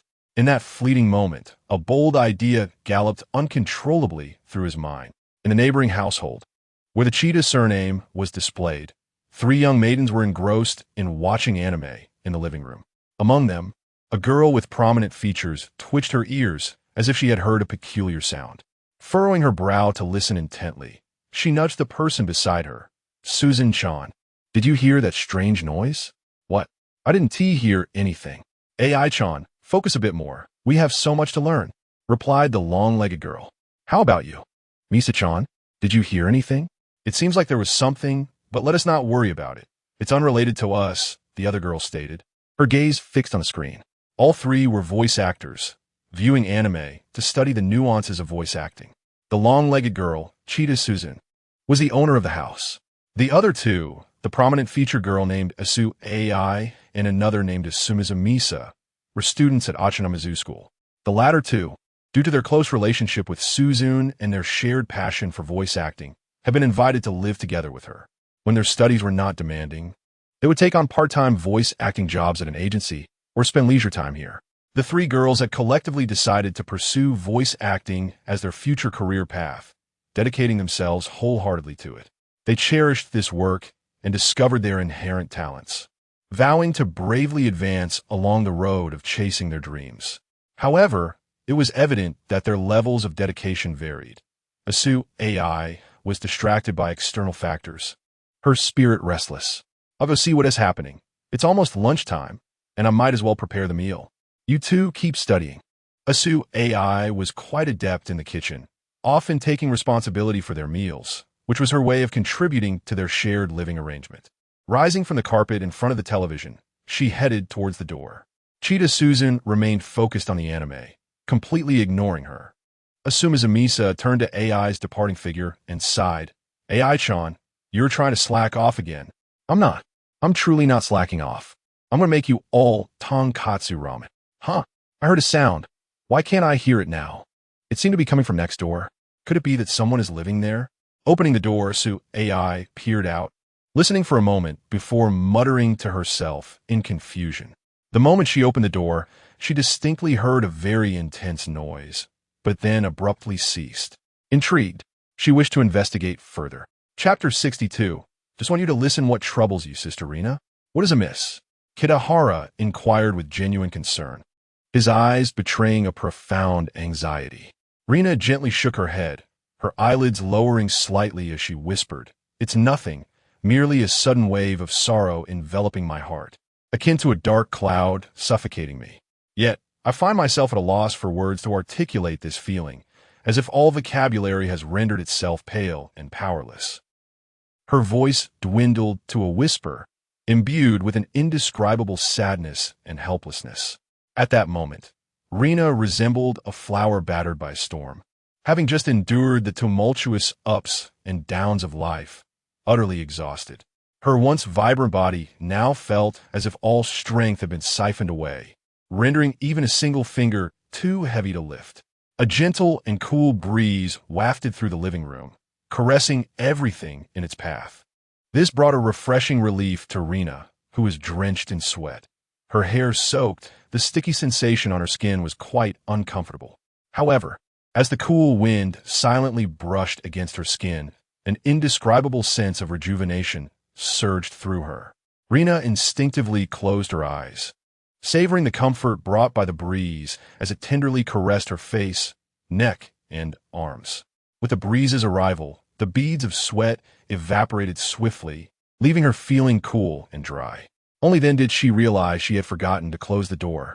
Rina felt as though she had found refuge in a safe harbor. She nestled quietly against Kitahara, attuning herself to the powerful rhythm of his heartbeat reverberating through his chest, a steady and rhythmic thrum akin to a drumbeat, instilling in her an unparalleled sense of security and tranquility. Lifting her gaze, she became entranced by Kitahara's handsome visage. Reflecting on his bravery made her heart melt like spring water. Kitahara was simply perfect, What merit did she possess to earn his favor? Kitahara's kindness towards her was overwhelming. This home, so precious and invaluable, was beyond monetary measure. Without Kitahara, she might never have the opportunity to dwell in the house she had painstakingly crafted. The debt of gratitude she owed him was insurmountable. Rina silently vowed to devote herself entirely to him, to offer her love and sincerity without reservation, solely to ensure that Kitahara could feel the depth of her fervent emotions. Surely, even her late husband, if he were aware, would smile down and support her in this endeavor. Once deeply bonded to her late husband, she had always reserved a place for him in her heart.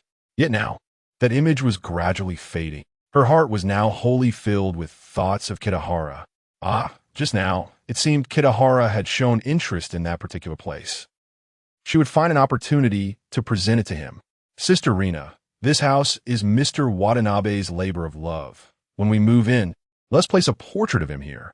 Let him know that you and little Aya-chan are living happily now. Kitahara suddenly interjected. No, please, Kitahara, hear me out. From this moment forward, let us never speak of Watanabe again, shall we? Truly, let us erase him entirely from our lives, as if he never existed. From now on, I am wholly yours. Please believe me, Kitahara. I shall demonstrate my loyalty and sincerity through my actions. No matter what transpires, I will steadfastly stand by your side, unwavering and inseparable through life and death.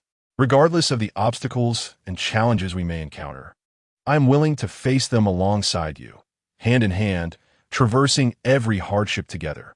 As long as you are by my side, I fear nothing, for you are my sole reliance and source of strength. Rina's gaze was resolute, her expression determined, as she tightly grasped Kitahara's hand, as if to convey the entirety of her emotions to him. Her tone was earnest and fervent. After a considerable time, having gathered her strength, Rina finally calmed her emotions and accepted the reality of owning this house. Kitahara and she discussed their plans, deciding to procure some necessities in the coming days and then move in. After all, this place was much more spacious, with a significantly improved living environment, making many tasks far more convenient. Though it required some effort, Kitahara had already regained his vitality and, at this moment, was fully capable of assisting Rina as they prepared to leave for home. It appeared they would need to acquire a vehicle, although they could reach the bustling intersection on foot within minutes. Under special circumstances, this short distance could prove inconvenient. For instance, Rina found walking somewhat challenging at the moment. Such situations might occur frequently in the future. Kitahara deemed it necessary to purchase a car. Yes, he was not short on funds and could afford a good one. Chapter 63. The addition of the second girlfriend. The affection level for Azumi Rina has now reached its maximum, allowing for a tenfold return on the investment made by Kitahara in her home, potentially yielding an astonishing several billion in returns. This is no trifling sum. It is ample enough to sustain Kitahara's extravagant lifestyle for a lifetime, allowing him to indulge in luxury without concern for financial constraints. He can purchase any opulent item his heart desires, revel in top-tier services, and experience the most lavish ways of living. Indeed, it would not be an exaggeration to assert that he could enjoy a life of utmost comfort and abundance, with every aspect of his existence, from sustenance to leisure, attaining the highest standards of quality and ease. Unlike others who toil tirelessly for meager wages to make ends meet, he will no longer be hindered by financial limitations in pursuing his passions. Yet, amidst this newfound fortune, a sense of monotony begins to creep in. Upon returning to the apartment, the couple first enjoyed lunch before heading home. After a brief respite, they luxuriated in a shared bath, followed by a rejuvenating nap. Kitahara sensed a distinct change in Azumi Rina. Her affections appeared intensified, with a gaze imbued with profound love, bordering on obsession. He found this version of her utterly delightful. Upon waking in the afternoon and returning to his residence, Kitahara summoned the system. System, allocate all 3 of my lottery chances to artistic rewards. With 3 unused chances, he resolved to utilize them all at once. It is impossible to lack ambition. His goals have always been clear and well-defined, as the readers are likely aware. Before proceeding, He aimed to enhance his talents to facilitate the next phase of his plans. Confirming host. All artistic rewards will be drawn. Confirmed. Rewards have been successfully drawn. The host has acquired advanced culinary mastery, advanced painting skills, and advanced writing proficiency. Please accept your rewards. The system's monotonous voice was music to Kitahara's ears, especially as he had struck gold with his writing ability. His luck was indeed fortuitous, although the culinary and painting skills may seem less relevant as the system's voice faded. A torrent of knowledge surged into Kitahara's mind, inducing a mild headache. How careless of me! The influx of information nearly overwhelmed him. Techniques for preparing countless dishes, knife skills, heat control, ingredient selection, and innovative culinary development flooded his consciousness. He also absorbed foundational artistic concepts, color application, aesthetic sensibility, light and shadow, and principles of aesthetics. Furthermore, he acquired the writer's prowess in verbal expression, literary foundation, and the art of story innovation. As the myriad of knowledge settled, Kitahara gradually regained his composure, feeling an extraordinary sense of power. He believed he could effortlessly step into a high-end restaurant as a chef, crafting dishes beyond reproach. He could also thrive as a painter, creating remarkable works that would fetch handsome prices. Most importantly, he acutely felt his writing capabilities had substantially improved. Glancing at the unfinished manuscript of Primitive Desires, the unforgettable adventures of a beautiful girl in the Goblin Cave, he immediately identified several areas for enhancement, details he had previously overlooked due to his prior limitations. System, with my current writing level, can I rival Murakami and produce a work akin to Norwegian wood? Kitahara inquired with anticipation. Not yet. Haruki Murakami is a masterful author, and you still lack some experience. However, your gap is not vast, and among the younger generation of writers in Japan, you're already positioned at the forefront. Kitahara felt a twinge of disappointment, but quickly rejuvenated. That's sufficient. Being among the elite of the younger writers is impressive enough. A desire to pen Tokyo love story ignited within him, yearning for true literary acclaim. However, before embarking on that journey, there was another matter to address. System, add Matsuda Yumi as my second girlfriend. Confirmed. Matsuda Yumi's information is as follows. Age 23. Personality, vivacious, cheerful, playful, optimistic, and full of life. Adaptable and energetic. Appearance, above average looks and physique. Current affection level for the host, 92 points, currently eligible for a six-fold return on expenditure. Aspiration, to become the host's wife, establish a family, and bear his children. Current emotion, longing for another date with Kitahara Senpai. Kitahara reflected on Matsuda Yumi. Although her looks were merely above average, her unwavering loyalty and simplicity were commendable. Her aspirations centered around him, her affection profoundly rooted. With an affection level nearing completion, Kitahara suspected that he could easily elevate her feelings even further. As for her desire to marry and have children, while he was open to the latter, the notion of marriage was firmly off the table. Having recently embraced a philosophy against marriage, he was resolute in his stance. Overall, Matsuda Yumi seemed more easily cultivable than Azumi Rina, presenting herself as a suitable candidate for the role of a partner. Kitahara appreciated her optimistic outlook on life, though he wondered what her adaptability truly entailed. With a mental command, he activated the girlfriend real-time status, revealing Matsuda Yumi's image on the screen. She was likely at her family's bookstore, a quaint establishment with a slightly antiquated charm, its walls tinged with yellowing paint and shelves marked by the passage of time. Matsuda Yumi sat quietly at the checkout counter, her delicate hands cradling her cheeks, her gaze unfocused, lost in thought. She wore a light yellow dress that exuded freshness, her hair cascading over her shoulders, a few strands delicately framing her fair visage. Sunlight streamed through the glass doors, casting a gentle glow upon her, enveloping her in a golden aura that accentuated her features, rendering her skin almost translucent. What does it mean when she keeps fidgeting? After observing for a while, Kitahara decided to terminate the live feed. Matsuda Yumi was a diligent and devoted daughter, assisting her family at the bookstore during breaks, though her restlessness was notable. He contemplated giving her a call to ease her longing, but hesitated, ultimately deciding against it. Today was not suitable for a meeting. Perhaps tomorrow he would make the call in the evening.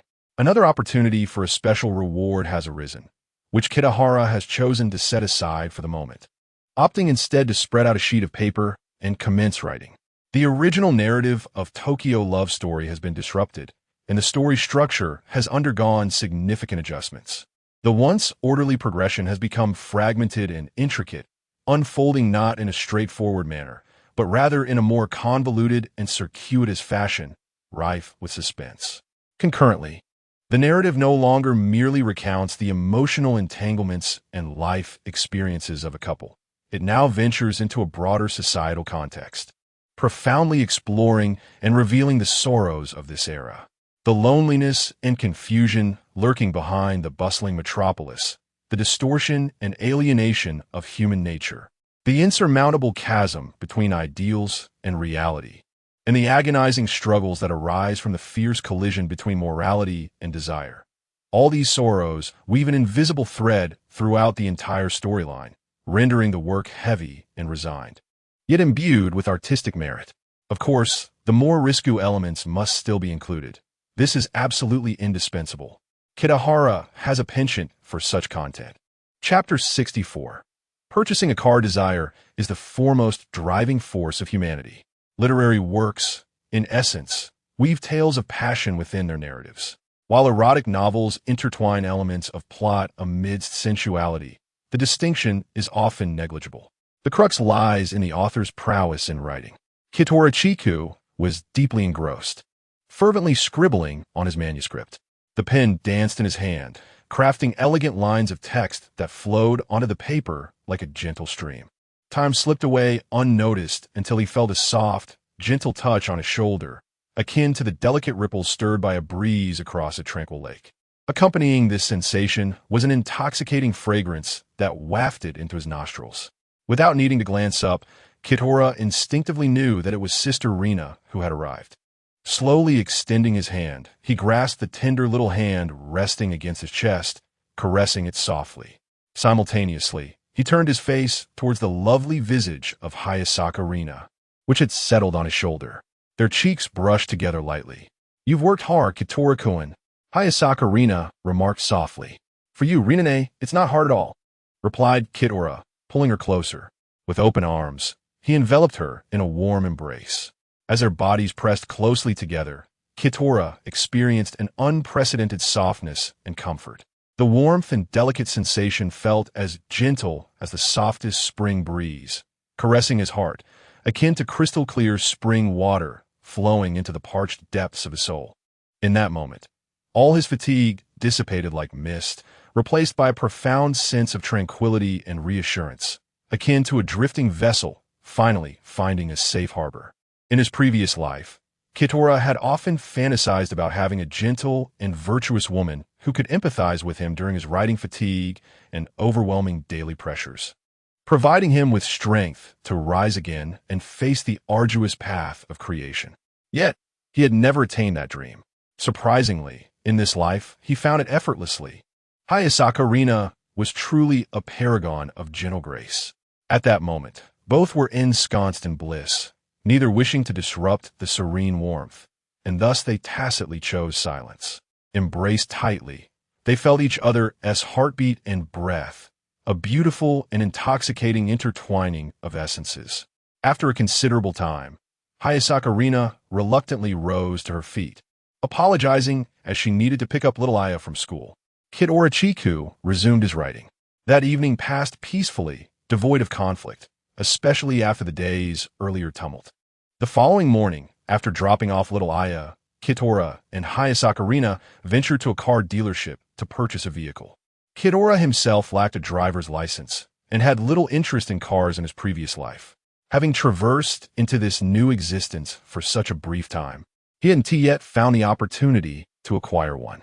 Luckily, Hayasaka Rina possessed a license, making her presence indispensable for the purchase, as she would also need to drive after the acquisition.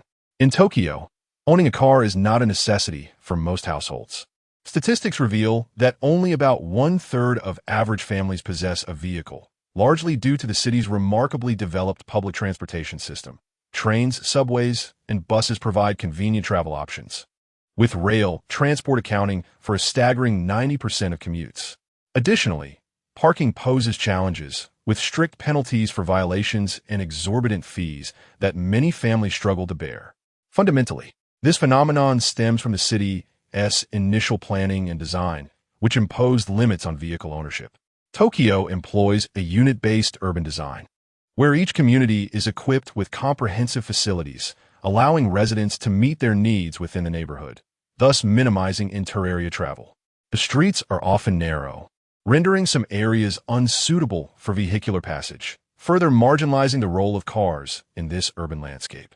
Nonetheless, Kitora was no longer an ordinary resident.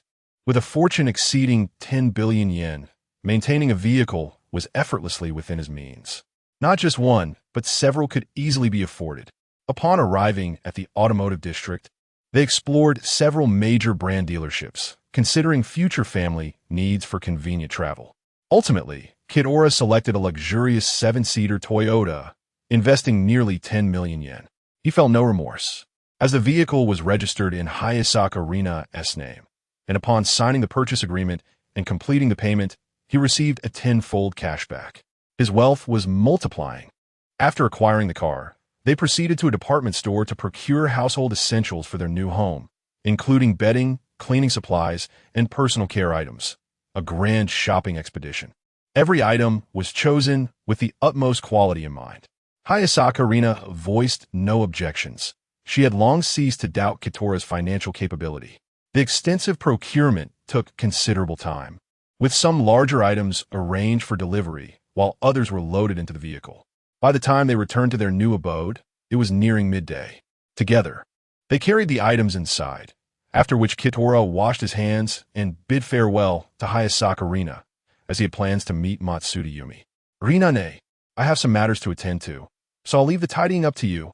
I might be late tonight, or perhaps I won't return at all. Please don't worry about me and little Aya. Now, Kitora felt no need for excuses to indulge himself.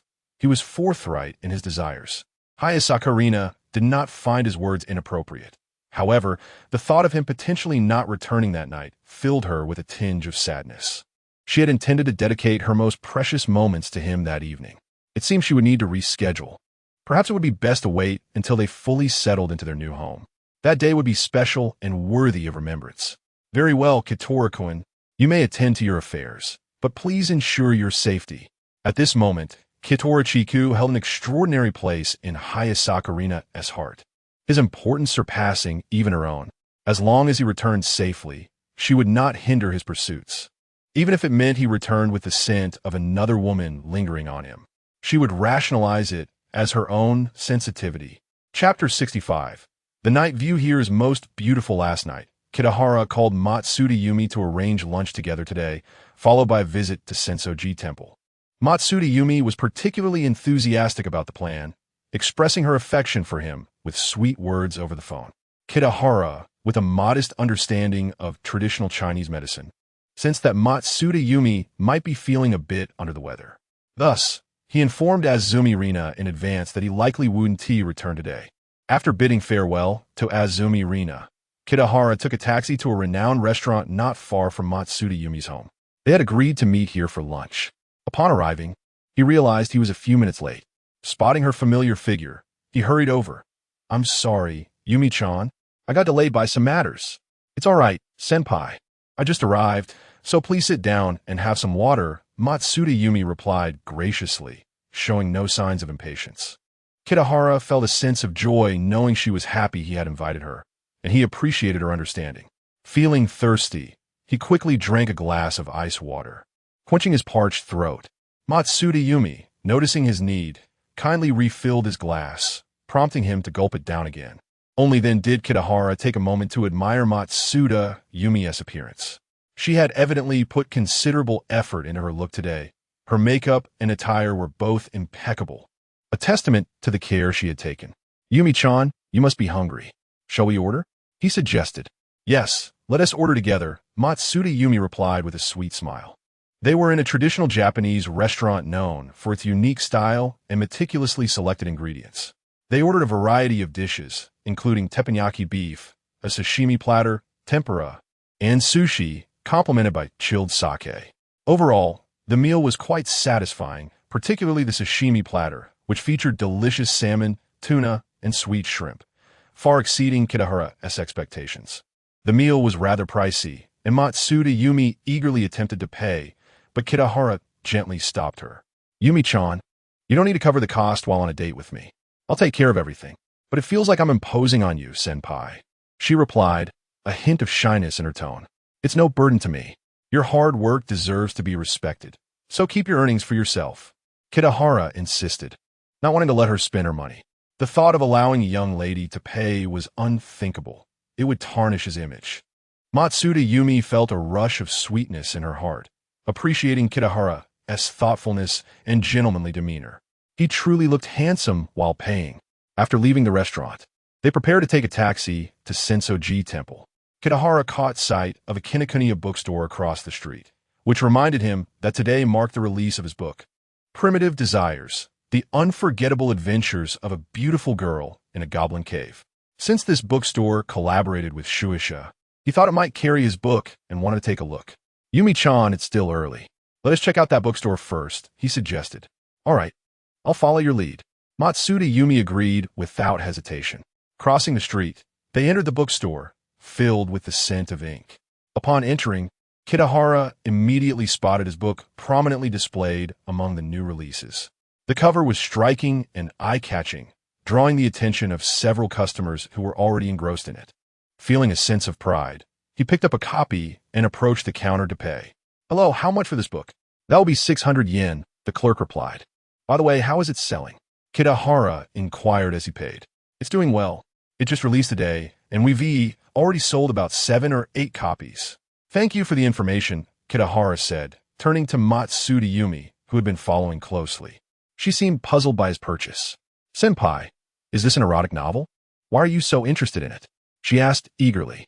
"Well, because I wrote it," he admitted after a moment's thought. Matsuda Yumi's eyes widened in surprise, her beautiful face lighting up with excitement.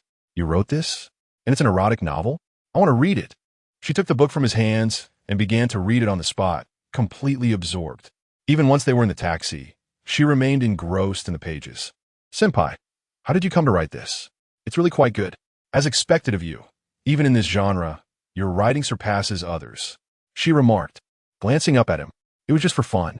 I've been under a lot of stress lately, so I wrote something light to relax and earn a little pocket money," Kitahara explained casually. As he spoke, his hand rested gently on Matsuda Yumi's leg. To write so well just for fun is impressive. "By the way, do you have a lot of experience in this area? Your descriptions are very vivid and relatable," she asked, closing the book and gazing intently at him. Kitahara met her gaze directly. "I have some experience. Do you mind?" "Not at all. It's good that you have experience. I know nothing about it, so I'll need your guidance," she replied earnestly, shaking her head in a serious manner. Kitahara nearly laughed at her earnestness, finding her delightfully amusing. He pulled her into an embrace. Sensoji Temple is located in the Taito district of Tokyo, not far from Shinjuku, and it wasn't long before they arrived. The area was bustling with activity, and upon disembarking, Kitahara noticed numerous commercial establishments, including upscale hotels. After a moment's reflection, he turned to Matsuda Yumi. "Yumi-chan, I've heard the night view at Sensoji is breathtaking. How about we don't head back today and stay at a hotel nearby instead? We could enjoy the stunning night scenery from above." He pointed to a hotel building. I need to call home and let them know." Matsuda Yumi hesitated for a few seconds before agreeing. Chapter 66. The Luxurious Hotel. "Yumi-chan, you are simply marvelous," Cheeky Kitahara exclaimed with a radiant smile, his eyes brimming with admiration as he gazed at Matsuda Yumi, whose cheeks were flushed like a ripe apple, exuding an endearing shyness. "Your decision fills me with immense satisfaction." He nodded gently, expressing his appreciation for her choice. Asakusa Temple, the oldest temple in Tokyo, showcases the architectural elegance of the Edo period. Having undergone numerous reconstructions and restorations, it has evolved into a grand complex. alongside the bustling main hall. Visitors can explore iconic sites, such as the Kaminaraman Gate and the five-story pagoda. During the Tokugawa shogunate, this location was designated as a pilgrimage site, attracting countless devout worshippers. Over the years, the area surrounding Asakusa Temple has flourished, becoming vibrant and prosperous, a legacy that continues to this day. Thus, despite it not being a holiday, throngs of tourists still flock to the site. Chiki and Yumi join the crowd, wandering and enjoying the sights, sampling local delicacies, or pausing to admire captivating views. They found a cozy chair to rest and relish the tranquility. Yumi's sunny disposition greatly enhanced their outing, her infectious laughter creating an atmosphere of joy and delight, making the experience truly memorable. As time slipped away, the evening approached. Having explored the area, they felt no hunger from all the snacks they had consumed. Chiki suggested securing a hotel room for some rest before heading out for dinner, to which Yumi readily agreed. The vicinity surrounding Asakusa Temple is replete with a multitude of hotels and inns established to provide travelers with convenient and comfortable lodging. These accommodations boast comprehensive facilities catering to various needs, including opulent five-star hotels. Chiki opted for the Richmond Asakusa International, reserving a top-floor suite for a substantial fee of 100,000 yen. Isn't that a bit extravagant, senpai? We are only staying for one night. We could have chosen a more economical option, Yumi remarked, feeling that the expense was excessive, as it represented a significant sum for her. Chiki smiled gently, wrapping an arm around her shoulder. Do not worry, Yumi-chan. I can afford it. We must ensure you have the best experience possible. You are so kind, senpai. Yumi felt a wave of gratitude wash over her. The high price of their accommodation was justified, as the hotel exuded elegance both in its exterior design and interior decor, creating an atmosphere of unparalleled comfort even before entering the suite. Upon learning about the hotel's array of upscale dining, entertainment, and leisure facilities, Chiki felt reassured. The luxurious restaurant offered an exquisite selection of gourmet dishes, while the upscale bar featured a diverse array of beverages. Amenities such as a gym and swimming pool provided ample opportunities for relaxation. Furthermore, a dedicated service team was on standby, ensuring that every guest received meticulous care and attention.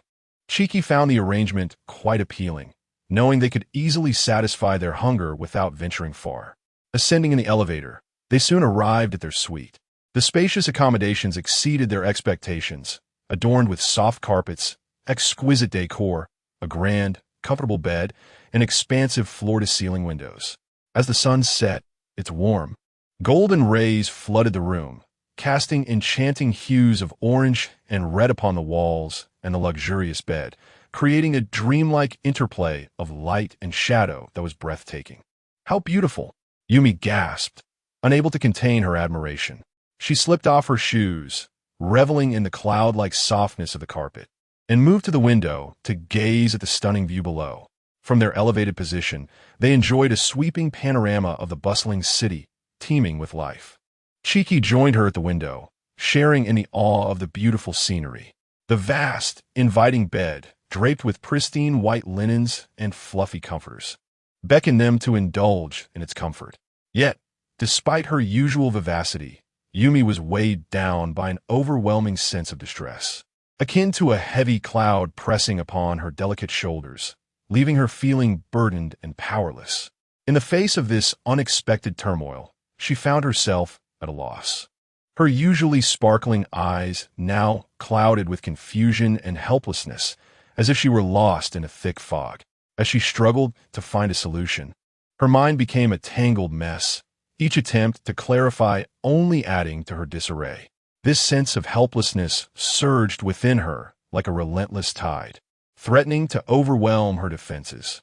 Gradually, her eyes began to glisten, tears welling up as they threatened to spill over.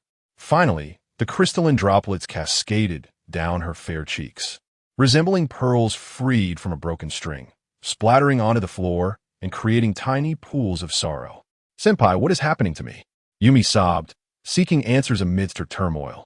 Chiki's eyes widened in shock at the sight before him, a scene he had never encountered before. Yet, despite the turmoil within, he maintained an outward composure. Frowning slightly, He focused intently on the situation at hand, conducting a thorough analysis of the unfolding events. As the moments ticked by, the tension in the air felt almost palpable. After a period of deep contemplation, he turned to Yumi, gently approaching her side. He reached out, softly patting her trembling shoulder in a gesture of encouragement. Leaning closer, he spoke in a low, soothing voice. "Do not worry, Yumi-chan. This is not an insurmountable problem. Trust me, we will navigate through this together." Chapter 67. Yumi Matsuda's predicament after enduring an unexpected series of setbacks. The two from Kitahara found themselves ravenous and utterly fatigued. They exchanged a glance, mutually deciding to take a brief respite to regain some strength before planning their next steps. Thus, they sought a comfortable spot within their room to sit, allowing their bodies and minds to unwind, easing their taut nerves. After a while, the pangs of hunger became too pronounced to ignore, prompting Kitahara to assist Yumi in donning her clothes, gently supporting her as they ventured out to the restaurant for a meal. The hotel's dining establishment boasted an inviting atmosphere, with a sparse number of patrons and ample seating options. Kitahara chose a table by the window, allowing him to savor the culinary delights while enjoying the splendid view outside. Once settled, he summoned a waiter, ordering several signature dishes while specifically requesting that arrangements be made for a fresh set of linens to replace the now disheveled bedding in their room. After the recent tumultuous events, the once pristine sheets had become somewhat chaotic, the creases and folds seemingly narrating the occurrences of the earlier chaos, possibly tainted by traces of sweat or other less pleasant remnants. Such a condition clearly could not provide a comfortable sleeping environment for the weary travelers. Hence, the timely replacement of the linens was of utmost importance, epitomizing the fundamental care and consideration for guests. In the restaurant, the table was laden with delectable dishes, yet Yumi Matsuda found herself chewing as if on wax, clearly lacking the mood to relish the meal.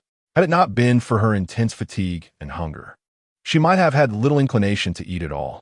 Conversely, Kitahara, cheeky, savored his food with gusto, periodically lifting his glass for a sip of wine or gazing out through the glass at the vibrant nightlife beyond. Noticing Yumi's furrowed brow and troubled demeanor, he offered words of consolation. "Yumi, are you still worried? Trust me, this is truly not a significant issue. Just relax." He gently patted her shoulder, imparting warmth and assurance. "Yet, senpai, I can't shake the feeling that I'm different from others. I must be an anomaly, right? You wouldn't despise me for this, would you?" Yumi Matsuda lamented pitifully. Her concern, while not detrimental to her daily life, had become a source of anxiety regarding whether Kitahara could accept her in this aspect. Although he had not exhibited any signs of disdain earlier, she pondered if he was merely masking his true feelings to spare her emotions. Kitahara responded earnestly. "I genuinely wouldn't. If you remain uneasy, we can visit a hospital for a checkup. Rest assured, I will never harbor any resentment towards you because of this matter. In fact, I find your uniqueness quite endearing." "Nanny? Really?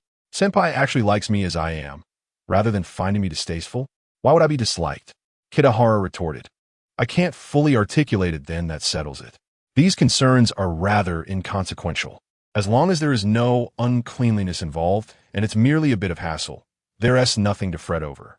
The essence of this matter lies in our feelings toward one another. I am quite content with you. Yumi, what are your thoughts about me?" Kitahara inquired. "As for me, I find you to be nothing short of perfect, though interacting with you is quite the challenge, given your exceptional nature, which I never anticipated. Honestly, it surprises me, yet it fills me with happiness and joy. I feel truly fortunate." Yumi Matsuda replied earnestly, her face beginning to bloom with a smile of happiness. Setting aside her previous worries, Yumi genuinely believed today to be perfect.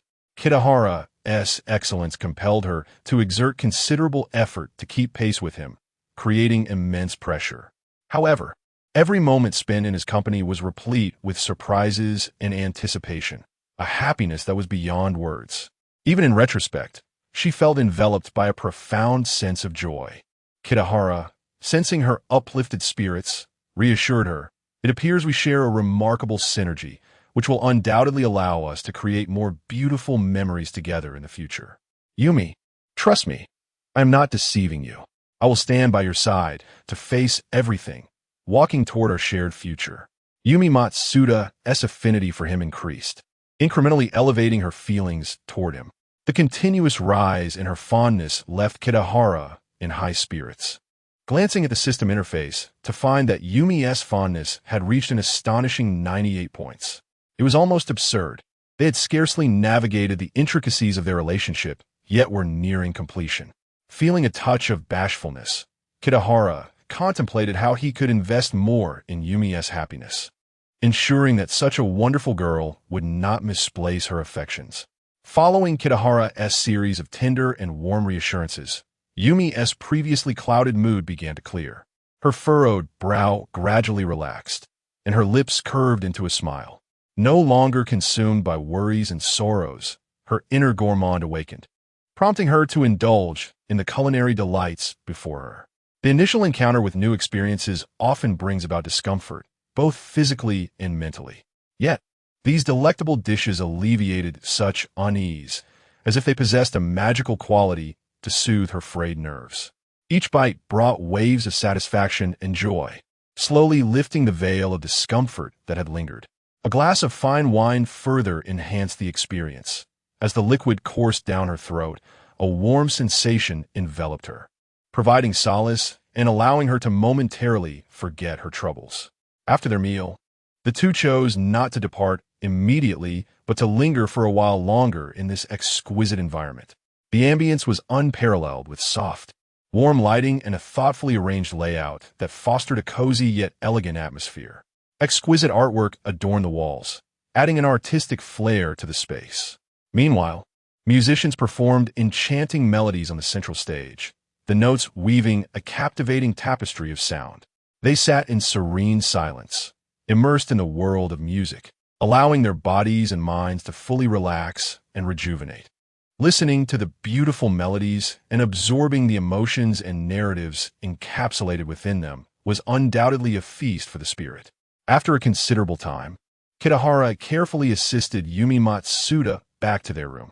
The proximity between them allowed for shared warmth, a comforting presence that enveloped them both. Chapter 68.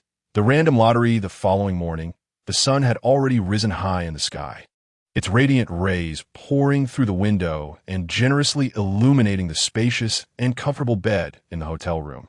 Baihara, still lost in slumber, gradually opened his eyes.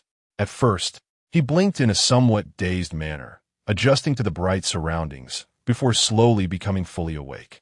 As he realized his location, a gentle smile crept across his lips. In this moment, he felt an undeniable warmth and smoothness emanating from his embrace, as if a soft current of warmth was delicately permeating his skin, causing his heartstrings to quiver ever so slightly. The person nestled in his arms possessed a soft and delicate physique.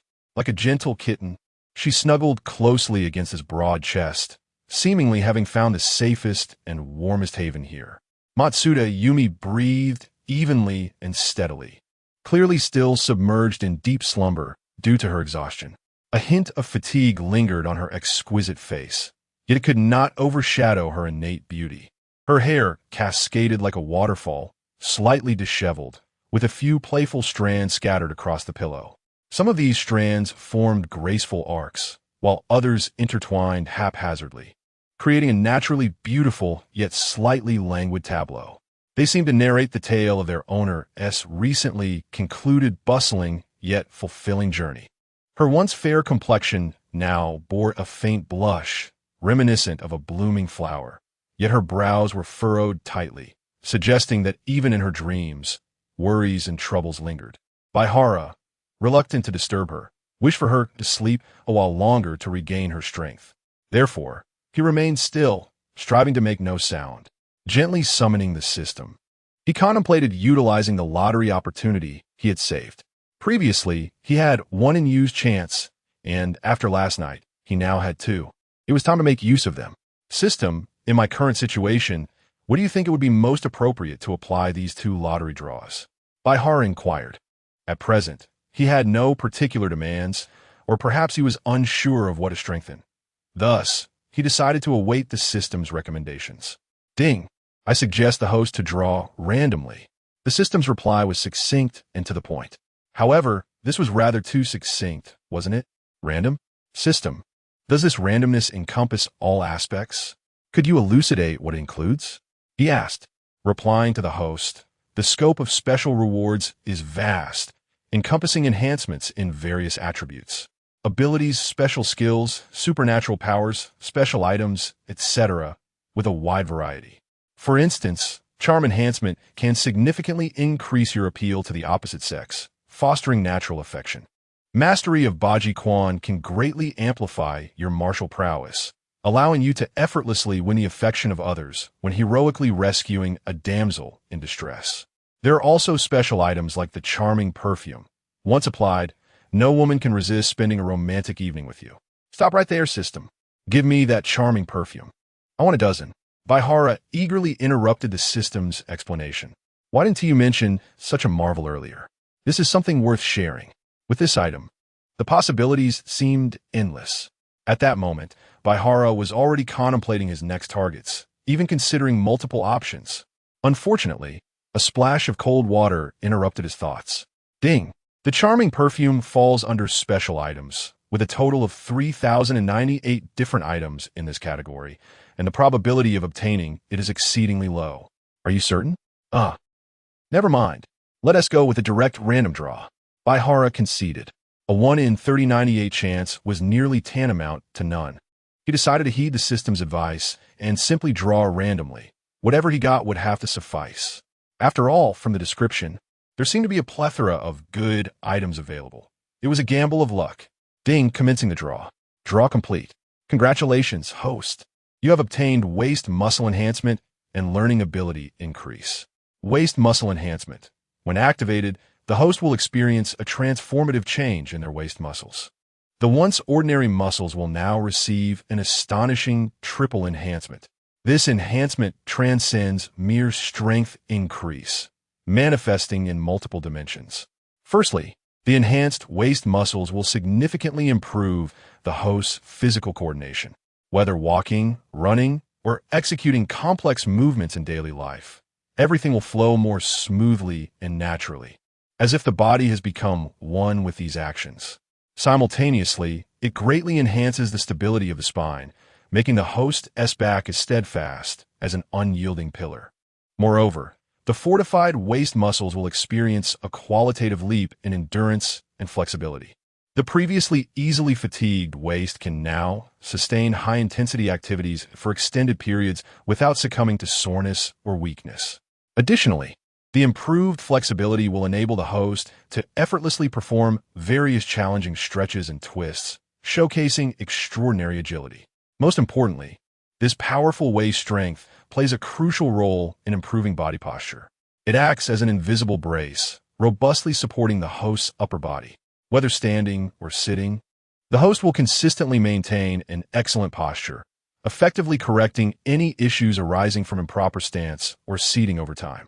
Consequently, not only will the overall image appear more upright and confident, but this will also contribute to the prevention of various health issues arising from poor posture in the long run.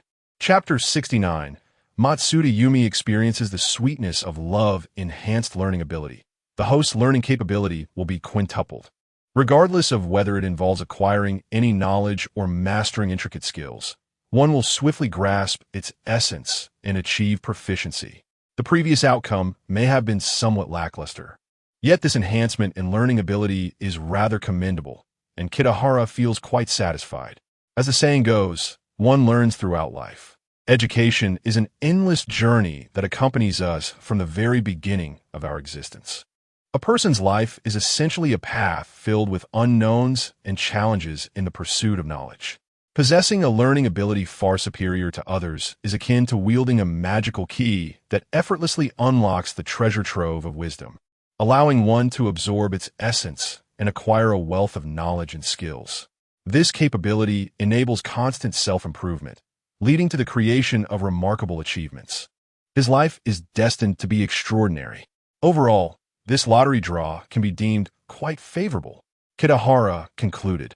Next, his task is to continue courting Matsuda Yumi, striving to elevate her affection to its maximum level. thus allowing for further lottery draws. How delightful! He wondered what splendid items might be obtained in the next triple draw. As a soft hum escaped her lips, Matsuda Yumi slowly opened her eyes. Moments later, she fully awakened, a radiant smile illuminating her fair, rosy cheeks, tinged with a hint of shyness. "Good morning, senpai," she greeted gently, her voice melodious and enchanting. "Good morning, Yumi-chan," Kitahara replied with a smile, his words imbued with warmth and tenderness. As they spoke, he gently placed his hand on her smooth, flawless back, caressing her affectionately. Oh! Perhaps due to maintaining the same sleeping position for an extended period, her body had grown stiff and sore. She shifted slightly, seeking a more comfortable posture to alleviate her discomfort. Observing this, Kitahara rose, stacking 2 pillows at the head of the bed, and helped Matsuda Yumi lean against them, ensuring her comfort. He then fetched some warm water for her to drink. After making a phone call to request breakfast from the attendants, he brought over a warm towel and toiletries to assist Matsuda Yumi with her morning routine. This series of thoughtful gestures filled Matsuda Yumi's heart with gratitude. She gazed at the busy yet ever-smiling man before her, unable to believe the delicate and gentle side of Kitahara-senpai she had never anticipated. "Senpai, you are truly wonderful." Matsuda Yumi felt an overwhelming sense of happiness. Encountering a person like Kitahara-senpai was a blessing she would cherish for a lifetime. "Yumi-chan, this is simply what I ought to do. Allow me to take care of you today," Kitahara said with a smile. After they shared breakfast, the two nestled together at the head of the bed, exchanging sweet words. The hotel provided fresh fruits, and Kitahara peeled grapes and sliced apples for Matsuda Yumi, feeding her as they watched her favorite program on television. Today, Matsuda Yumi truly savored the taste of happiness and the sweetness of love. Matsuda Yumi's affection increased by 1. After enjoying a sumptuous lunch, Kitahara and Matsuda Yumi departed from the hotel. It was a delightful afternoon, with the sun shining brightly and a gentle breeze blowing. The streets were bustling with pedestrians and vehicles, creating a vibrant and lively atmosphere. At this moment, Matsuda Yumi appeared radiant and invigorated, though her steps felt a bit unsteady. Taking a taxi, Kitahara escorted her home. "Senpai, just ahead is my father's bookstore. You should be there now. If you prefer not to face him just yet, you could drop me off here," Matsuda Yumi said thoughtfully, halting a short distance from the bookstore. Kitahara, without much contemplation, replied, "It's no trouble. We will have to meet eventually. It makes no difference whether it is sooner or later. Since you are not feeling well, I shall accompany you inside." "Thank you, senpai." The bookstore appeared quite old, and upon entering, Kitahara felt an immediate impression of its age. It had evidently not been renovated in over a decade. It seemed Matsuda Yumi's family was of modest means. Inside, a gaunt middle-aged man was tending to the shop. As Kitahara and Matsuda Yumi entered, his gaze shifted toward them, revealing a complex expression. Initially marked by confusion and bewilderment, it soon transformed into curiosity, followed by a touch of sadness and silence. "Father, this is Kitahara-senpai, the one I often mention," Matsuda Yumi introduced. "I see," Matsuda Benzo responded gravely. "Yumi-chan, you may go upstairs and rest. I would like to have a word with Kitahara-kun." "Oh." Observing her father's seriousness, Matsuda Yumi dared not defy him. After casting a cautious glance at Kitahara, she limped upstairs. "Kitahara-kun, let us step outside," Matsuda Benzo said firmly. Kitahara followed the thin old man outside, feeling no anxiety. After all, what was there to worry about concerning an elder? "If you mistreat me, I will not hesitate to pursue your daughter. Kitahara-kun, would you care for a cigarette?" All right." Taking the cigarette offered by Matsuda Benzo, Kitahara accepted it. In his previous life, he had been a smoker, but in this life, he abstained due to the original persona's lack of habit. However, he felt it necessary to indulge the old man. After Matsuda Benzo lit the cigarette, they smoked in silence until half of it was gone. Matsuda Benzo finally spoke. "Kitahara-kun, I have read several of your works. They possess a certain depth. You have a remarkable talent for writing." "Thank you, Matsuda-san, but you flatter me. I still have much to improve." "Kitahara-kun, is Yumi-chan still to your liking?" "Overall, I am quite satisfied, aside from a minor incident in between. Everything else was simply impeccable." Kitahara replied earnestly. A minor incident, you say? Matsuda Benzo's brow furrowed slightly, lost in thought. After a moment, something seemed to dawn on him, and his expression grew complex. Kitahara-kun, please do not harbor any ill feelings toward Yumi-chan. She is a good girl. I implore you. Chapter 70. Return to the old place upon their initial encounter. The exchange between Kitahara and Matsuda Yumi's father was rather brief. The atmosphere was so awkward that before long, Kitahara took his leave. To be candid, the old gentleman was quite amiable and maintained a courteous demeanor throughout, never putting him in an uncomfortable position. Regrettably, the lack of common ground rendered their conversation rather barren, and Kitahara found some of the old man's thoughts to be rather perplexing. Matsuda Bongo stood silently, watching Kitahara depart. His mind drifted like a kite, recalling scenes from years gone by. Time, relentless in its passage, had blurred many once vivid memories. Yet, certain fragments, no matter how much time eroded them, continued to shine brightly, indelibly etched in his heart, evoking a sense of nostalgia that was hard to shake. As he journeyed home, Kitahara felt an unsettling sense of having overlooked something of great significance. Despite his efforts to recollect, he could not pinpoint what it was. The vehicle continued its course, eventually halting before a familiar apartment building. Upon entering his home, he found it deserted. It seemed Rina had gone to tidy up a property belonging to Ken. Kitahara decided to retreat to his own abode next door, where he settled before his writing desk, intending to compose a few thoughts. At that moment, a flash of inspiration struck him, and he suddenly recalled what he had forgotten. How could he have overlooked such an important matter? It pertained to a man's dignity. Without hesitation, Kitahara rose and exited once more. He found himself in the familiar alley, greeted by the well-known massage parlor and the customary welcoming voices. With resolute strides, he approached the establishment that had once filled him with profound humiliation, a place that had stripped him of his pride. Each step forward brought forth a tide of painful memories, yet his heart brimmed with newfound confidence and exhilaration. What had transpired here once marked a blemish upon his life. However, as fortune would have it, times had changed. Kitahara had entirely shed the shadows of his past and risen to stand tall. With his head held high and a smile illuminating his face, he exuded an ineffable confidence and authority.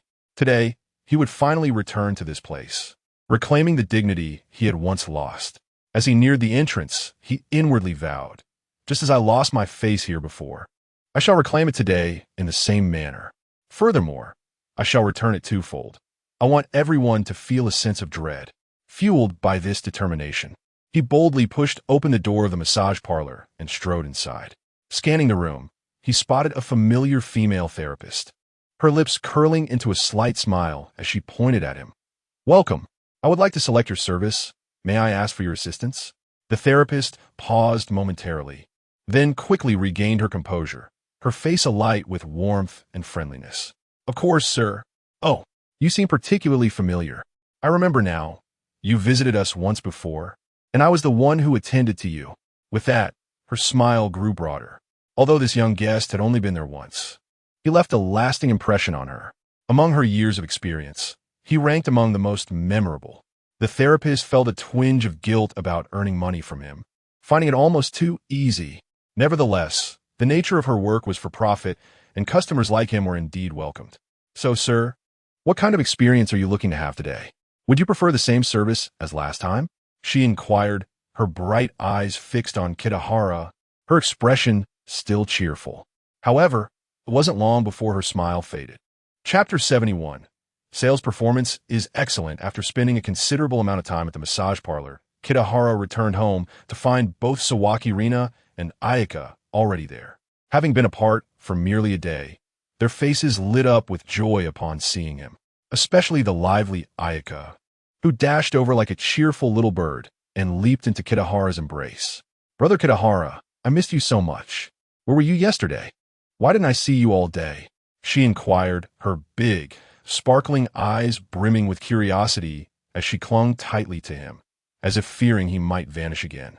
With a gentle smile, Kitahara affectionately stroked Ayaka's hair and replied, "Ayaka, my dear, I had some matters to attend to yesterday, which is why I was out all day. I'm sorry to have worried you. Rina approached as well, her beautiful eyes gazing at Kitahara, reflecting an abundance of affection, as tender and deep as a spring well.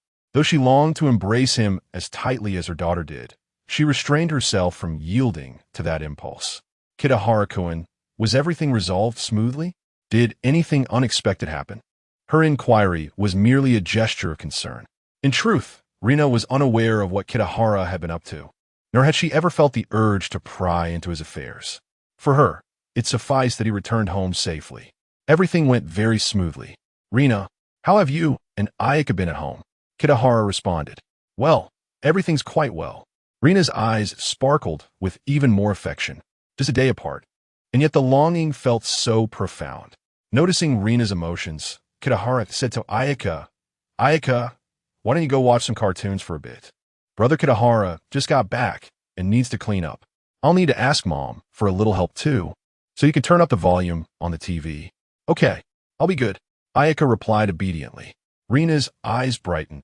The next morning, Rina continued to tidy up a house, while Kitahara focused on his writing, not interfering with her tasks. He was penning Tokyo Love Story, aspiring to become a renowned author and elevate his social standing, thereby facilitating his future endeavors. Ding, ding, ding. The phone rang before he had written much. Kitahara sighed, wondering why it was so difficult to find a moment of peace to write. Moshi Moshi, this is Kitahara Chiki. May I ask who is calling? Kitahara-kun, you finally answered. I called you multiple times yesterday, and you didn't pick up. Don't you want to know how your erotic novel is selling? A soft, feminine voice chimed in. It was editor Suzuki Misaki. Kitahara smacked his forehead, realizing he had completely forgotten about it. Misaki-san, I was out handling some matters yesterday and was busy all day, so I completely forgot. How are the sales? Remarkably well. We did a trial sale the day before yesterday and sold over 300 copies. Yesterday, we expanded the distribution to more bookstores and sold over 1,000 copies. Kitahara-kun, your book is showing promising signs. It might become a hit. We are already preparing for a reprint. That's wonderful. Hearing such good news, Kitahara was elated, although he hadn't expected to make money from it.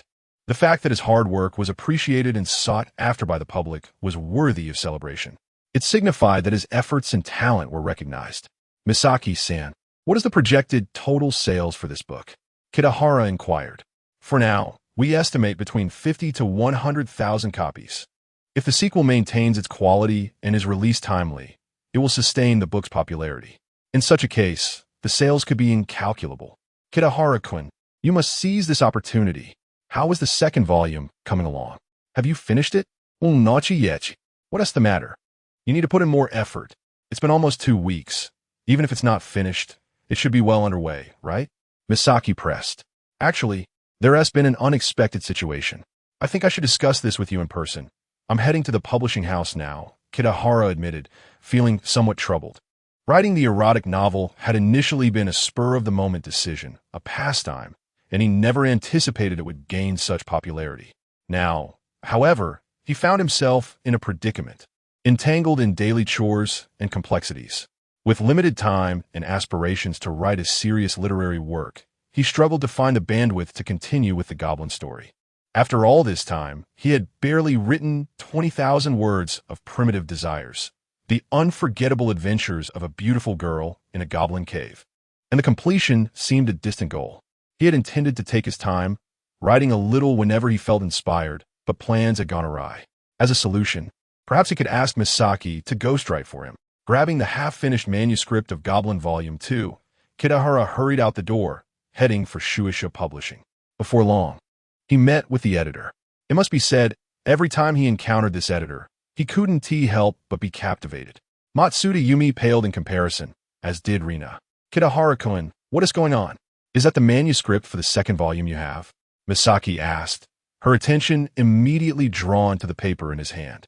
Kitahara could only smile wryly and wait for her to finish reading. Wow, you've even introduced a male protagonist in the second volume. That's quite unexpected. Your creativity is astounding. The love triangle scenario is intriguing. Is that it? Just this little bit? Misaki-san, I've been busy writing a new book. A serious literary work, which has slowed my progress on this one, Kitahara explained. Nanny, you're starting a new book? Aren't you in need of money? This goblin story could earn you a decent sum and alleviate your financial strain. Misaki questioned, puzzled. Well, I was indeed quite short on funds previously, but I've come into some unexpected wealth recently, so I'm no longer in need. What about this book then? Are you not planning to finish it? That would truly be a shame. If completed, I believe it could leave a significant mark in the realm of erotic novels. Misaki expressed, her focus solely on the potential of the work rather than Kitahara's newfound fortune. As an editor, encountering such a situation was profoundly disheartening. They dedicated themselves to discovering and nurturing truly exceptional works. And witnessing a promising piece falter for various reasons was akin to watching a carefully nurtured seedling wither before it could flourish. Seeing her distress, Kitahara proposed, Misaki-san, how about you ghostwrite it for me? We can split the profits. Chapter 72. Misaki Suzuki agrees to ghostwrite what? Me ghostwrite? How is that even possible? Misaki Suzuki exclaimed, her eyes widening in disbelief. The shock twisted her delicate features, and her cherry lips formed a perfect O shape. This was her first encounter with such an absurd proposition. Although hiring ghostwriters is not an uncommon occurrence in the writing world, having an editor personally take on the role, especially a female editor like her, was utterly ludicrous, particularly for a work rife with vulgar and risque elements. From any perspective, it was simply preposterous. Misaki pondered silently. What on earth is Kitahara thinking? His thought process seems exceedingly peculiar. Could it be that he harbors some misunderstanding about me? Misaki-san, I truly have no choice. I'm overwhelmed, Kitahara implored. To be honest, if time were not so scarce, he would prefer to write it himself. After all, writing adult content was his passion, and he relished the creative process. If there were no urgency, he could take his time. However, this book had the potential to become a massive hit, and missing that opportunity would be a grave loss. This was the only solution he could conceive. But I can't possibly do that, Misaki protested. How about I help you find a reliable writer instead? No, I can't trust anyone else. I only believe in you, Misaki-san. If you refuse to help me, I will have to put on hold until I have the time and inclination to write it myself, perhaps next month or the month after that. I might eventually finish the second volume. That won't do. By then, the hype surrounding the book will have faded, and the loss would be too great. Kitahara, you must understand the value of this work. It could easily profit millions, not to mention the potential gains from adaptations and copyrights. I don't care about money right now. Misaki was left somewhat speechless. She suddenly felt more invested in this project than Kitahara, the original author. What could have led to such a situation? It was perplexing. Misaki racked her brain, yet she could find no clear answer. Ultimately, she could only attribute it to Kitahara's own changes. Yes, he had certainly changed. He had become increasingly troublesome and irritating. The thought sparked her anger, and she felt an overwhelming urge to confront him. In Misaki's memory, Kitahara had once been a reserved and quiet individual, somewhat shy and reticent, yet he occasionally revealed unique insights. Although he was not particularly eloquent, he emanated an appealing aura of melancholy and composure. But now, wait, it seemed that the current Kitahara was perhaps more interesting. His tale of a beautiful girl and a goblin was indeed captivating, enjoyable to read.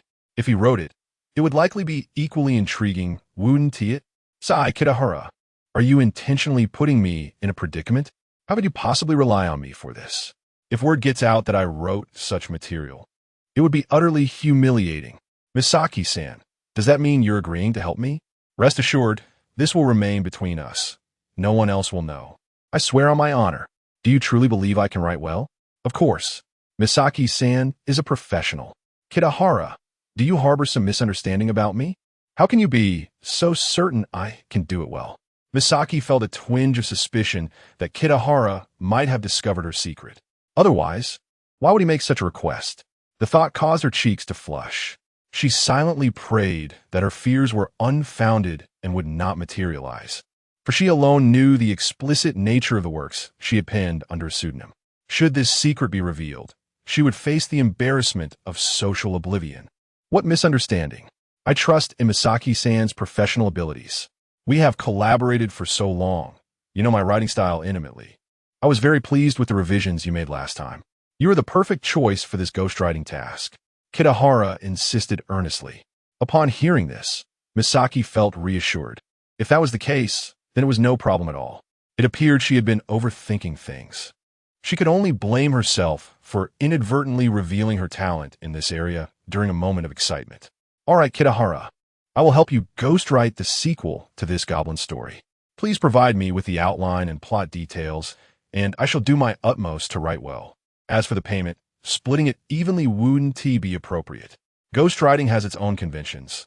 The fee typically ranges from 500 to 5,000 yen per 1,000 words. Just offer me a fair price. Finally, Misaki relented. Kitahara was overjoyed. After all that effort, he had successfully persuaded her. It was no small feat. Now, they would have more opportunities to interact. With her ghostwriting this Riska novel, they would frequently communicate about the plot, which was laden with suggestive content.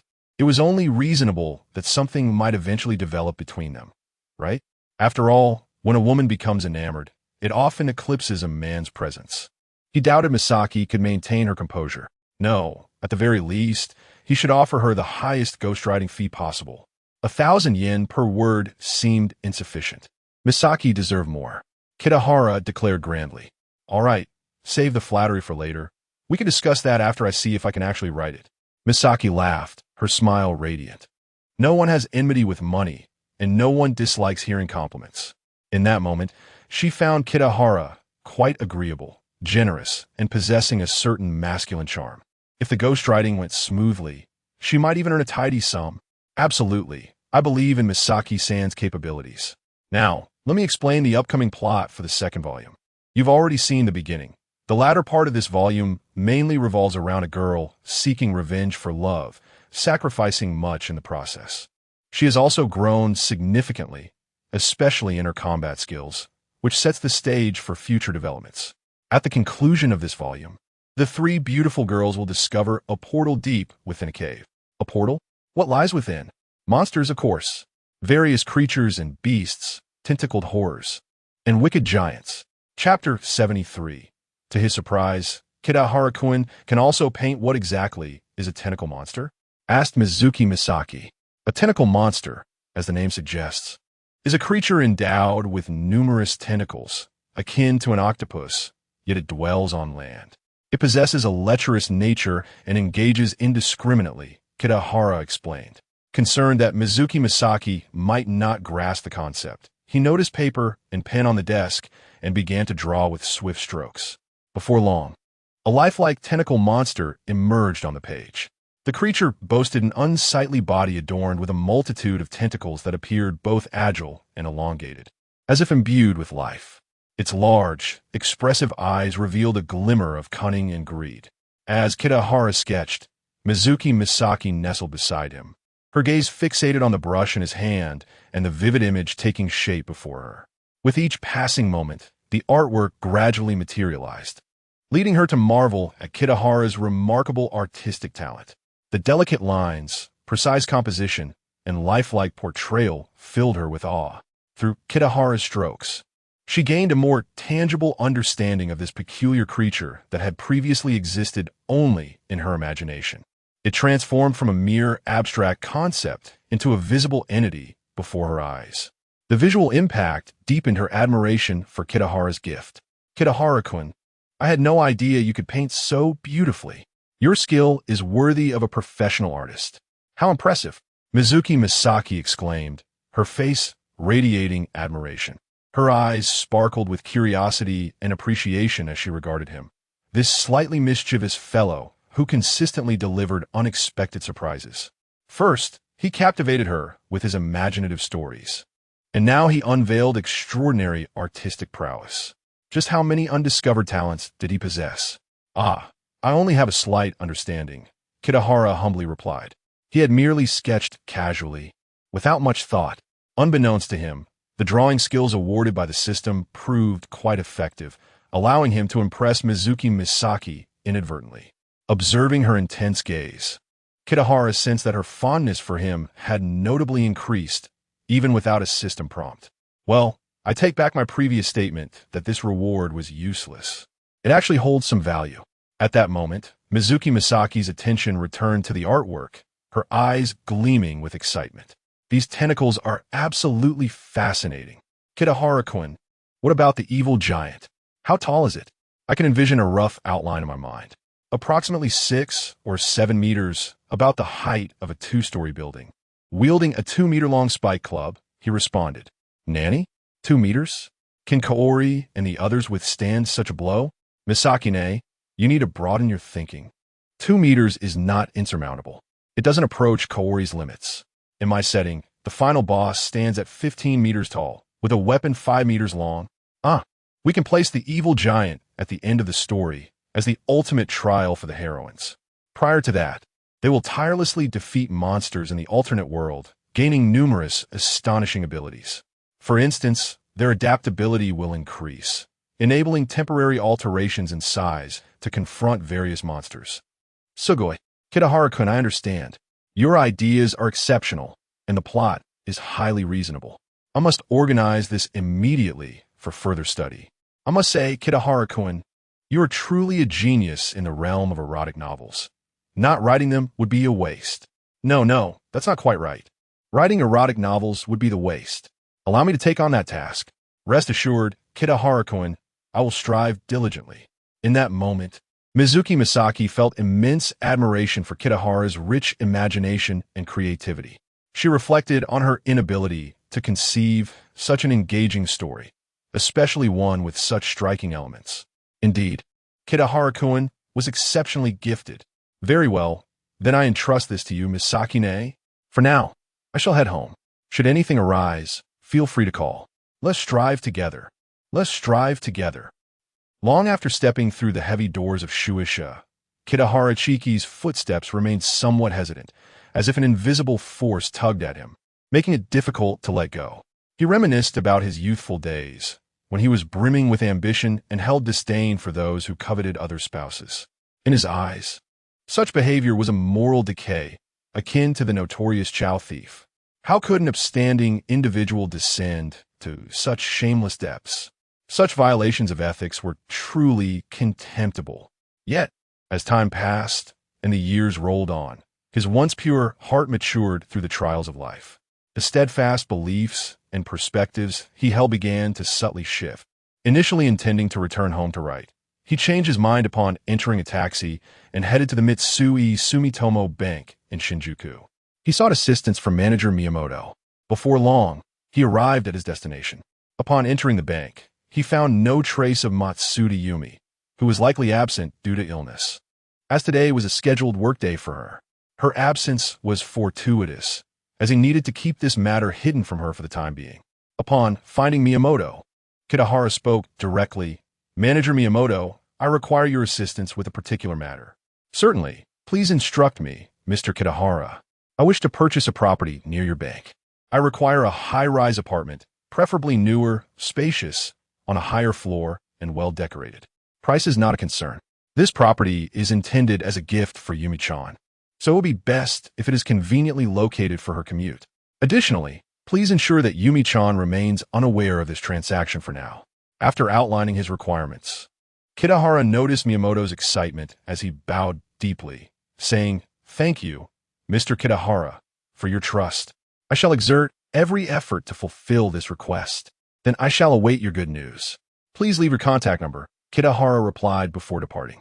The rest of the day passed uneventfully as Kitahara returned home to type away. In the evening, after a moment of joy, Hayakawa Rina lay languidly on her bed, contemplating. Lately, it has become increasingly arduous. Perhaps it is time to consider having my sister come over earlier. Chapter 74. Misaki Suzuki's dilemma. The night enveloped the city in a deep, inky darkness, with twinkling stars scattered across the sky. As the hour grew late, many had already succumbed to slumber. Yet, in a corner of this bustling metropolis, the Shueisha headquarters remained aglow with numerous office lights, including that of Misaki Suzuki. In this land of islands, the culture of overtime had long since taken root, particularly among those engaged in the literary arts, where losing track of time amidst manuscripts and drafts had become commonplace. The notion of leaving work on time had transformed into a rare luxury. having been engrossed in her work for an extended period. Misaki finally discarded her pen and picked up the manuscript before her, reading it thoroughly from beginning to end. Perhaps she was quite pleased with her writing, for a gentle smile gradually crept onto her face. Upon reaching the final line, she set the manuscript down and stretched her arms wide, indulging in a languorous yawn. She tilted her head back, rolled her shoulders, and even leaned forward a few times, showcasing her graceful figure and delicate curves. With each movement, the fatigue that had accumulated dissipated little by little. Glancing at the clock, she realized it was nearly 10 o'clock at night. Aware that it was late, Misaki hurriedly gathered her belongings in preparation to return home. Today had indeed stretched longer than usual. Typically, she would wrap up her work by 8 or 9 in the evening, allowing her time to rest or pen down her personal musings. However, today was different. She had become so absorbed in her writing that she had lost all sense of time. As she deftly organized her manuscripts and office supplies, she pondered whether to write a bit more upon returning home. Misaki's residence was not far from the office. A 20-minute train ride brought her back to her abode. It was a well-decorated apartment, spacious and comfortable. The walls were painted a warm off-white, and the furnishings and appliances were of high quality. Yet, despite the pleasant decor, a palpable chill hung in the air, a sense of solitude pervading the space. Misaki seemed accustomed to this atmosphere, not allowing the solitude to weigh heavily on her heart. She set her bag down, casually kicked off her shoes, and made her way to the bathroom. Before long, the bathtub was filled with warm water, and Misaki slowly sank into it, relishing the soothing sensation of the water caressing her skin. After a considerable time, as she emerged from her bath, she heard the creak of the front door opening, and her husband, reeking of alcohol, stumbled in. It was evident that he had indulged a bit too much that evening. He swayed unsteadily on his feet. Misaki sighed. She had hoped to share a moment of intimacy with him tonight, but seeing him in this inebriated state extinguished that flicker of hope. Quietly, she approached him, assisting him step by step into the bedroom. Once he was settled, she gently retreated from the room. Back in the living room, she sank into the sofa, utterly exhausted, her spirit drained, and her expression clouded with disappointment. Recently, her husband's demeanor had grown increasingly distant, and their exchanges had diminished significantly. Once a couple that shared everything, they now often found themselves engulfed in silence, the atmosphere thick with awkwardness and tension. Misaki was acutely aware of the reasons behind this change. Yet, facing such a predicament left her feeling utterly powerless. She couldn't help but wonder if her marriage had truly reached its end. Must she really concede to the circumstances? As these thoughts coursed through her mind, her heart felt as though it were being pierced by needles. In truth, Misaki's family background was quite stable. Her husband was an accomplished physician with a lucrative salary, ensuring a flourishing economic situation. Misaki's own work as an editor also provided a satisfactory income, sufficient for her daily expenses. Thus, their financial status was often the envy of others. She had rarely felt the burden of financial worries. However, behind the facade of a seemingly blissful marriage lay unresolved conflicts and tensions. The most prominent issue concerned the choice between having children and Misaki's career. Her husband wished for her to resign from her job and embrace the role of a full-time homemaker, dedicating herself wholly to childbearing and household duties. Misaki found this proposition unacceptable. From a young age, she had harbored a profound love for words. And now that she had the opportunity to pursue a career aligned with her passion, she felt immensely fortunate and fulfilled. The chance to transform her interests into a profession was a rare gift, one she was unwilling to relinquish for a life confined to domesticity. Moreover, her husband had initially supported her career aspirations. Yet, for reasons unknown, his attitude had undergone a complete reversal, leaving Misaki bewildered. Could it be that women were not allowed to pursue their passions and dreams, relegated instead to mere vessels for reproduction? Surely, as the dawn of the 21st century approached, such antiquated notions should be cast aside. No, the life she envisioned for herself should not resemble this. The once vibrant romance of their courtship and the sweetness of their early marriage had vanished without a trace. Those cherished moments had transformed into distant, hazy memories. Now, their home was suffused with a stifling atmosphere, akin to chewing on wax, leaving Misaki gasping for breath. Faced with this reality, she felt lost and helpless, resigned to the currents of fate that swept her toward an uncertain future. After what felt like an eternity, she wearily returned to her room. The towel slipped from her body, revealing her nearly flawless form. Misaki flopped on her soft bed. Today had drained her. She resolved to forego writing and reward herself with an early rest, for tomorrow held many tasks yet to be completed. With a practiced hand, she reached for her favorite fountain pen from the desk beside her bed and began to write. Chapter 75, beneficial for everyone. The following day was Saturday. After breakfast, Chikuya Kitahara and the Sawaguchi mother and daughter set out together. Little Aya had yet to see the new house, and he intended to take her for a visit. The car was parked beneath the apartment building, and the three of them climbed inside. Rin Sawaguchi skillfully took the driver's seat while Kitahara embraced little Aya in the spacious back seat. Today, little Aya was particularly cheerful, bouncing around in Kitahara's arms like a small rabbit, chattering away. "Brother Kitahara, is the new house beautiful? Where is it? Is it far? I can't wait to see it." "It's not far. With your mother driving, we'll be there in a few minutes. As for how beautiful it is, you'll see for yourself soon enough." Kitahara replied with a smile, holding the soft and cuddly little Aya close. The plan to visit the new house had been decided over breakfast, and upon hearing it, little Aya had expressed immense excitement, eagerly anticipating the chance to see the new place. Children, after all, possess an insatiable curiosity for the unfamiliar. "Okay, then I'll wait a bit. Brother Kitahara, you're so wonderful. Ever since I've known you, I feel so happy every day. There's always delicious food, new clothes, and a big car. Soon, we'll have a big house to live in. I really like you, Brother Kitahara. I want to be with you forever. Of course, I like you too, little Aya. Let us stay together forever, never to part." Before long, the car halted in front of the new house. Little Aya eagerly flung open the door and dashed out. Her face gleamed with excitement as she skipped towards the wooden fence, grasping the railing with both hands. Her eyes wide with curiosity and thrill as she gazed at the spacious house with a yard. This house is so big, so beautiful. The thought of living here filled her with inexplicable joy.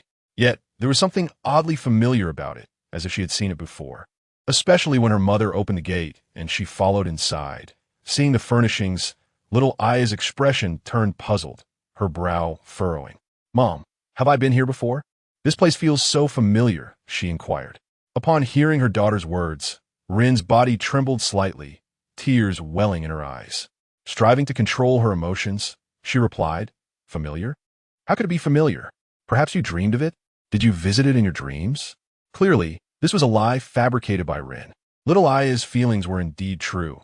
She had been here before, and not just once or twice. Years ago, when Rin and little Aya's father built this house, they often brought the young little Aya along. Though she was small at that time, the frequent visits had left indelible marks in her memory, allowing her to recognize this place now through vague, yet precious fragments of recollection. As this thought crossed her mind, Rin felt a heaviness in her heart. She concealed the truth from little Aya, wishing to shield her from the painful memories of the past. After all, those memories were too heavy and distressing. She feared that revisiting them might wound her daughter's tender heart. "Let the past fade away. From now on, we will embrace a new life with Kitahara-kun," Rin silently recited in her heart. At that moment, a warm, sturdy hand grasped hers. The touch was comforting, instilling strength and lifting her spirits. Turning to look, she found Kitahara smiling gently at her. In that instant, Rin felt an overwhelming sense of reassurance. "Little Aya, was it really a dream? Go check out the second floor. There's a room just for you. I heard your mother has decorated it beautifully, with a lovely little bed and many adorable plush toys. It might even look just like what you saw in your dreams," Kitahara said, holding Rin's hand and addressing little Aya. Upon hearing this, little Aya promptly forgot the earlier conversation, and seeing her mother nod in agreement, she gleefully dashed up the stairs. Rin allowed Kitahara to lead her as they headed towards the staircase. "I'm sorry, Kitahara-kun. I didn't expect little Aya to remember these things. I thought she wouldn't," Rin apologized. "It's no problem at all. It's fine if she remembers. She's still young and will gradually forget." "You needn't apologize, Rinne," Kitahara reassured her. Well, I just feel it's somewhat unfair to you, Kitahara-kun.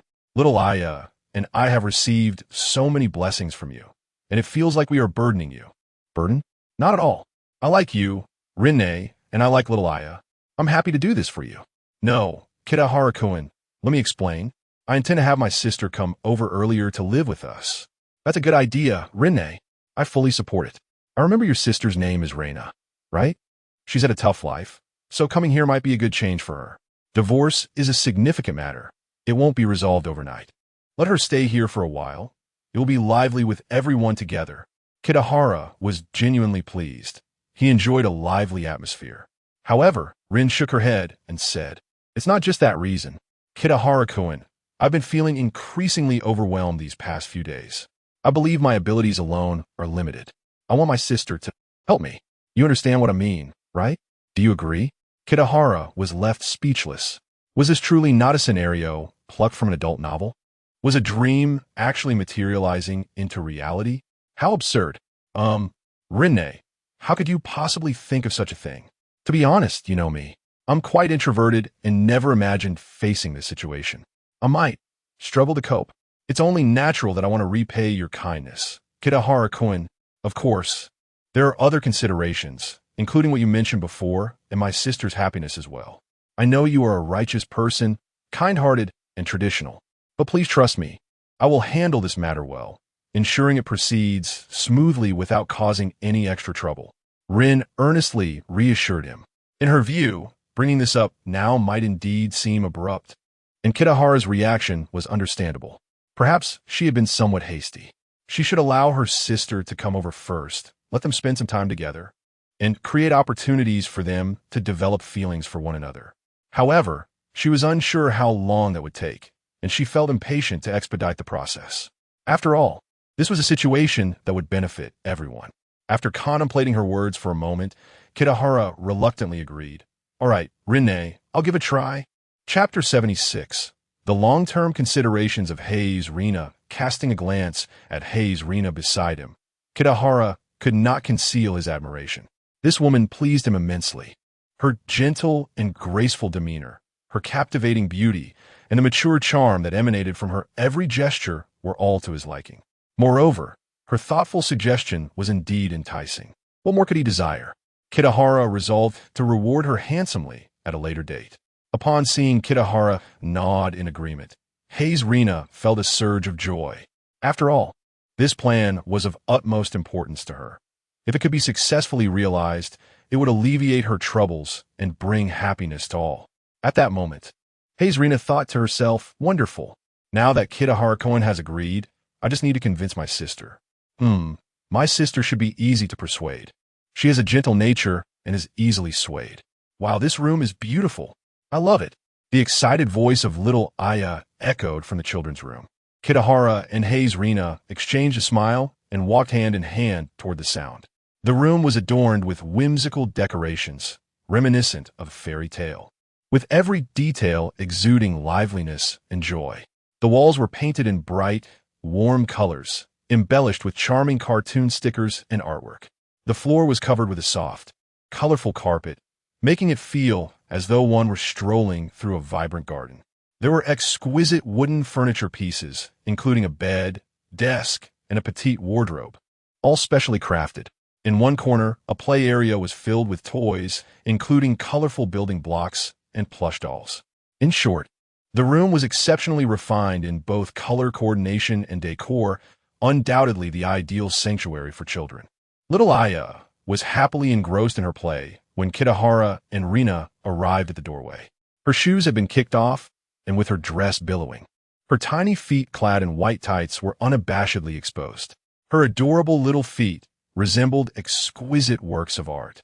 Her slender legs kicked up playfully, dancing in rhythm with her cheerful spirit, capturing Kitahara's attention. The furnishings and decor of the room had been prepared by Hei's Rina and her late husband for their daughter. The remaining small items, such as bedding, clothing, and toys, were meticulously purchased by Hei's Rina over the past few days, solely for her daughter's enjoyment. The expenditure was considerable, and with Kitahara's financial support, she had chosen high-quality, albeit slightly more expensive, items. This was one of the reasons she felt indebted to Kitahara. He had greatly improved her and her daughter's lives. Kitahara-kun, do you think it would be all right for little Aya to change her surname to yours? Hayes Rina suddenly inquired. Why do you say that all of a sudden, Rina-ne? Kitahara responded, perplexed. They stood at the doorway, watching little Aya joyfully play, resembling a loving couple caring for a child. Yet their conversation hinted at a relationship that was not entirely conventional. I simply wish for little Aya to feel closer to you. Watanabe has become a thing of the past. If she adopts your surname, she will gradually forget her father. Hayes Rina explained, longing to completely sever ties with her deceased husband and embrace a new life with little Aya and Kitahara. After a moment of reflection, Kitahara replied, that wouldn't be appropriate, Rina-ne. Although we are together, we have not registered our marriage, and, strictly speaking, we are not a legal couple. It would be improper for little Aya to take my surname. Is that not permissible? I was hoping little Aya could forget her father. After all, having the surname Watanabe feels disrespectful to you, Kitahara-kun. Wouldn't it be straightforward to change it to yours? Indeed, how did I not think of that? What a splendid idea. Hayes Rina clapped her hands in delight. Kitahara, the astute writer, immediately proposed such an excellent solution. Rina had not considered this before, and in that moment, she felt immense happiness. Kitahara's suggestion was far superior to her initial thought. Having little Aya carry her surname would make many things easier to navigate. After all, though she was merely 5 or 6 years old, children grow rapidly. Hayes Rina was indeed thinking long-term, her heart brimming with thoughts of Kitahara. Noticing that little Aya was deeply engrossed in her play, the couple allowed her to continue while they explored other rooms. Under Hayes Rina's careful arrangement, the space had undergone significant transformation, now imbued with a lively atmosphere, ready for immediate occupancy. The study had been equipped with various writing tools, office supplies, a telephone, and several thriving potted plants. The guest room was left unmentioned. In the master bedroom, a spacious bed stood majestically in the center, adorned with exquisite bedding that was anything but ordinary. Upon gentle touch, one could feel the delicate fabric, smooth as silk and exceedingly comfortable. Kitahara laid down to test it and found it indeed pleasant. The bed was ample enough to accommodate several individuals comfortably. If not for little Aya being next door, Kitahara might have invited Hayes Rina to join him for a trial. However, Hayes Rina was not focused on this. Instead, she gracefully moved to the wardrobe against the wall of the bedroom. Slowly, she opened the door to reveal neatly arranged garments within. Kitahara-kun, please take a look. Her voice carried a hint of shyness. Hearing her call, Kitahara, who had been lounging on the bed, lazily sat up. Initially indifferent, he was taken aback when he followed her pointing finger to the wardrobe. Before him lay a dazzling array of clothing, distinctly different from ordinary attire, showcasing bold and revealing designs. Rina-ne, what is this? Kitahara asked, astonished. These are specially purchased for you, Kitahara-kun. Would you like to see them? Hayes Rina blushed, her face radiant with embarrassment. Chapter 77. A date with Yumi again. Whoever claimed that Rinako was conservative in her thoughts was utterly mistaken. Just look at her at this moment. There is not a hint of modesty about her. She radiates boldness and fervor. Kitahara Chiku stands nearby, wide-eyed in astonishment at the transformed Rina Ayami before him. He cannot fathom what has prompted such a dramatic shift in someone who has always exuded a serene and gentle demeanor. Could it be that she has been inspired or stimulated in some extraordinary way? Or perhaps he has misjudged her all along, and beneath her composed exterior lies a passionate spirit? Chiku's mind swirls with various speculations, yet he struggles to pinpoint a definitive answer. A glance at the array of clothing before him leaves him speechless, each piece more revealing than the last. Most of these garments are crafted from delicate fabrics, predominantly dresses. He suspects that at least half, if not more, of the money he gave her has been spent on these outfits. This revelation undoubtedly shatters his previous perceptions of Rina Ayami. As he gazes at her, confusion and curiosity dance in his eyes. However, upon noticing the shy blush that graces her face, his heart stirs. Rina lowers her gaze, her hands nervously fiddling with the hem of her clothing, resembling a child caught in wrongdoing. anxious yet subtly hinting at anticipation. Suddenly, it dawns on him. Rina is striving earnestly to please him. Indeed, Rina's character is traditionally conservative, but out of profound affection, she has mustered the courage to purchase these risque garments, which she would typically avoid, solely to delight him in the privacy of their home. Chiku feels a wave of emotion wash over him. He steps forward, enveloping her gently in his embrace, and speaks softly. Rina, you are so thoughtful. I truly wish to see you in these outfits. Really? Kitahara-kun, you won't think that I merely want to bring you joy. These will only be worn in the house for you. Rina explains, her voice tinged with uncertainty. Not all, Rina. You needn't worry. I understand. He reassures her. Thank you, Kitahara-kun, for your understanding. Actually, I have a special gift I wish to present to you when we officially move in here. Rina's mention of this so-called special gift ignites a profound curiosity within Chiku. He yearns to discover what this mysterious present entails, but upon inquiring, he is met with Rina's bashful smile and a promise of secrecy. Clearly, she has resolved to keep this secret until the very last moment to enhance the element of surprise. Though Chiku feels a tinge of frustration, he comprehends her desire to cultivate an atmosphere rich in mystery. Thus, he chooses to wait patiently for the revelation, knowing that it will not be long before they move into their new home together, where he will finally witness this extraordinary gift. With these thoughts in mind, Chiku's mood shifts to one of anticipation, finding the prospect of such unknown surprises rather delightful. He decides not to linger any longer, as he has arranged to meet Matsuda Yumi today. After bidding farewell to Rina and little Aya, he exits the courtyard, where the faint sound of laughter from the neighboring residents brings a smile to his face. He looks forward to meeting these voice actresses. Upon arriving at Matsuda Yumi's family bookstore, he heads straight to fetch her. After greeting her slender father, who smiles and gestures toward the upper floor, Chiku understands and ascends the wooden staircase, which creaks underfoot.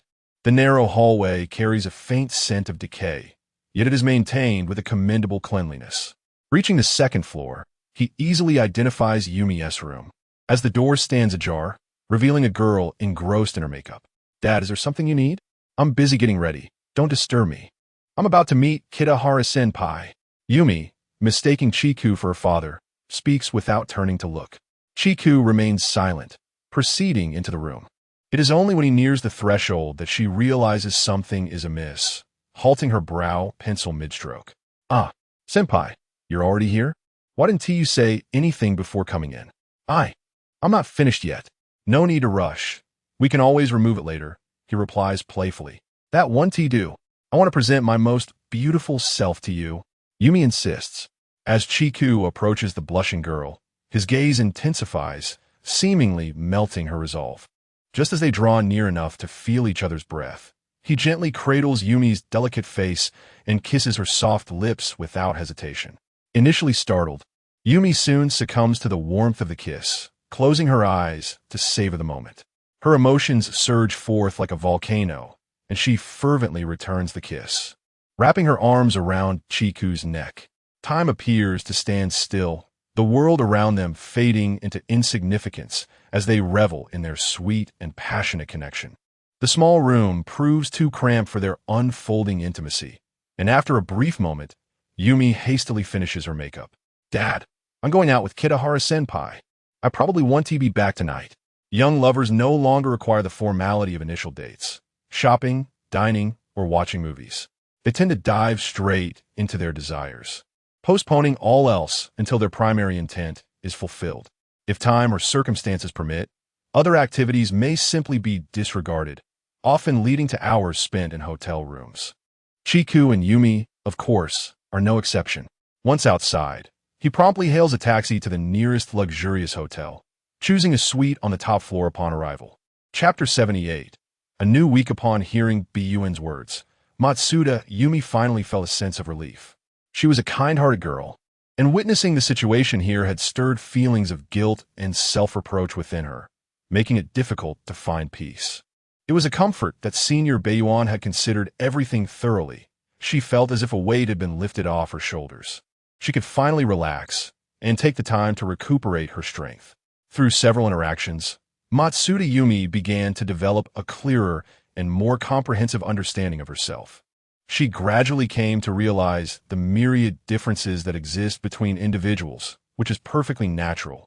Although she initially felt confused and even distressed by these differences, she learned to accept and adapt to them over time. After all, as the saying goes, no two leaves in the world are exactly alike. And the same holds true for people. Each person possesses their unique personality, experiences, and values, making them one of a kind. Therefore, since she could not alter this reality, Matsuda Yumi chose to embrace it with a positive and optimistic attitude, wholeheartedly enjoying life. Of course, the primary reason for her swift adjustment was that Senior Baiyuan did not mind her differences, which greatly encouraged her. After a brief period of rest, noon arrived. Baiyuan made a phone call to arrange for the attendants to bring some delicious food. It must be said that high-end hotels excel in this regard, providing attentive and efficient service. Before long, an array of exquisite dishes was laid out before them. After indulging in a sumptuous lunch, the two took a moment to rest before embarking on another round of exchanges and discussions. They alternated between exploring various topics and sharing insights, creating an atmosphere that was both relaxed and enjoyable. Thus, time slipped by unnoticed, and before they knew it, night had fallen. Ultimately, as the city lights began to twinkle, the two decided to step out together to experience the vibrant world outside. Coincidentally, Matsuda Yumi's remarkable physical resilience was on full display at that moment. It is worth noting that the day's workload had been quite demanding, yet after a brief period of rest, she was able to regain her vitality swiftly, as if the earlier fatigue had never occurred. She radiated energy and brilliance, leaving Baiyuan in awe. The streets of Tokyo were as lively as ever at night. The two strolled hand in hand through the bustling city, akin to a typical couple, weaving through the throngs of people. They paused to admire the exquisite goods displayed in the shop windows or were drawn in by the tantalizing aromas wafting from street food stalls. Matsuda Yumi was no longer the shy and naive girl she once was. She had matured through her experiences. The innocence of her previous self had quietly faded, replaced by a poise that bore the marks of worldly wisdom. Her elegantly arched brows resembled a crescent moon, and her bright eyes sparkled with life. Her already delicate and charming visage was now adorned with an alluring radiance, exuding an irresistible charisma with every smile and frown. Moreover, Matsuda Yumi's figure had become increasingly graceful. Her waist was slender, her legs elegantly shaped, and her simple yet elegant dress perfectly accentuated her enchanting silhouette. Love had bestowed upon her a breathtaking glow. However, as a lingering sense of discomfort and fatigue remained, Matsuda Yumi soon expressed her weariness. Being considerate of her feelings, Baiyuan took her back to the hotel room after dinner to allow her to rest. That night was exceptionally tranquil. The world seemed to be enveloped in a serene stillness, with only the moonlight streaming through the window, casting silvery shadows and ripples across the room. In this tranquility, both Baiyuan and Matsuda Yumi fell into a deep slumber. The following morning, Baiyuan accompanied Matsuda Yumi back before returning home to spend the remainder of the weekend with the Hayakawa mother and daughter. Before they knew it, a new week had begun. On Monday morning, Baiyuan Chiki received 2 phone calls. One was from Section Chief Miyamoto of the bank, who informed him that 3 properties meeting Baiyuan's criteria had been selected for him to view. The other call was from Editor Suzuki, whose message took him by surprise. Someone was interested in purchasing the anime adaptation rights to his Goblin novel and wished to meet with him to discuss the matter. This news was so unexpected that Baiyuan was momentarily stunned. When he initially wrote the novel, he had considered the possibility of such an interest, but he never anticipated it would happen so soon. Surely this person was not a fool. On the contrary, they must possess remarkable insight. Baiyuan admired the buyer's unique perspective and keen market acumen. Among countless literary works, to single out his unique tale of a beautiful girl entangled with goblins required exceptional discernment and courage. It was a bold move. It is important to note that the production costs for such a project are substantial, and the end product would not be easily marketable to television stations, only to be sold on videotape. Could it even be profitable? Baiyuan had his doubts. Since he had already committed to Section Chief Miyamoto, Baiyuan first visited the bank to finalize the housing arrangements before discussing the copyright sale. They agreed to meet at a nearby CAF, and shortly thereafter, he arrived at the location where Section Chief Miyamoto was already waiting outside the CAF. Without indulging in excessive pleasantries, they proceeded to view the properties. Upon seeing the second one, Baiyuan felt pleased. Section Chief Miyamoto, we need not see the third property. This is the one. It was a spacious three-bedroom apartment, nearly 100 square meters in total area, with a well-designed and transparent interior layout that immediately imparted a sense of openness and comfort upon entry. Located on a high floor of a skyscraper, the view was spectacular. Standing by the window and gazing out, one could take in the bustling cityscape, as if encompassing the entire world within their sight. Moreover, it was a brand-new property, exquisitely renovated, and had never been occupied before. It perfectly aligned with Baiyuan's expectations. Mr. Baiyuan, this property is priced at 40,800 yen. Would you be able to accept this?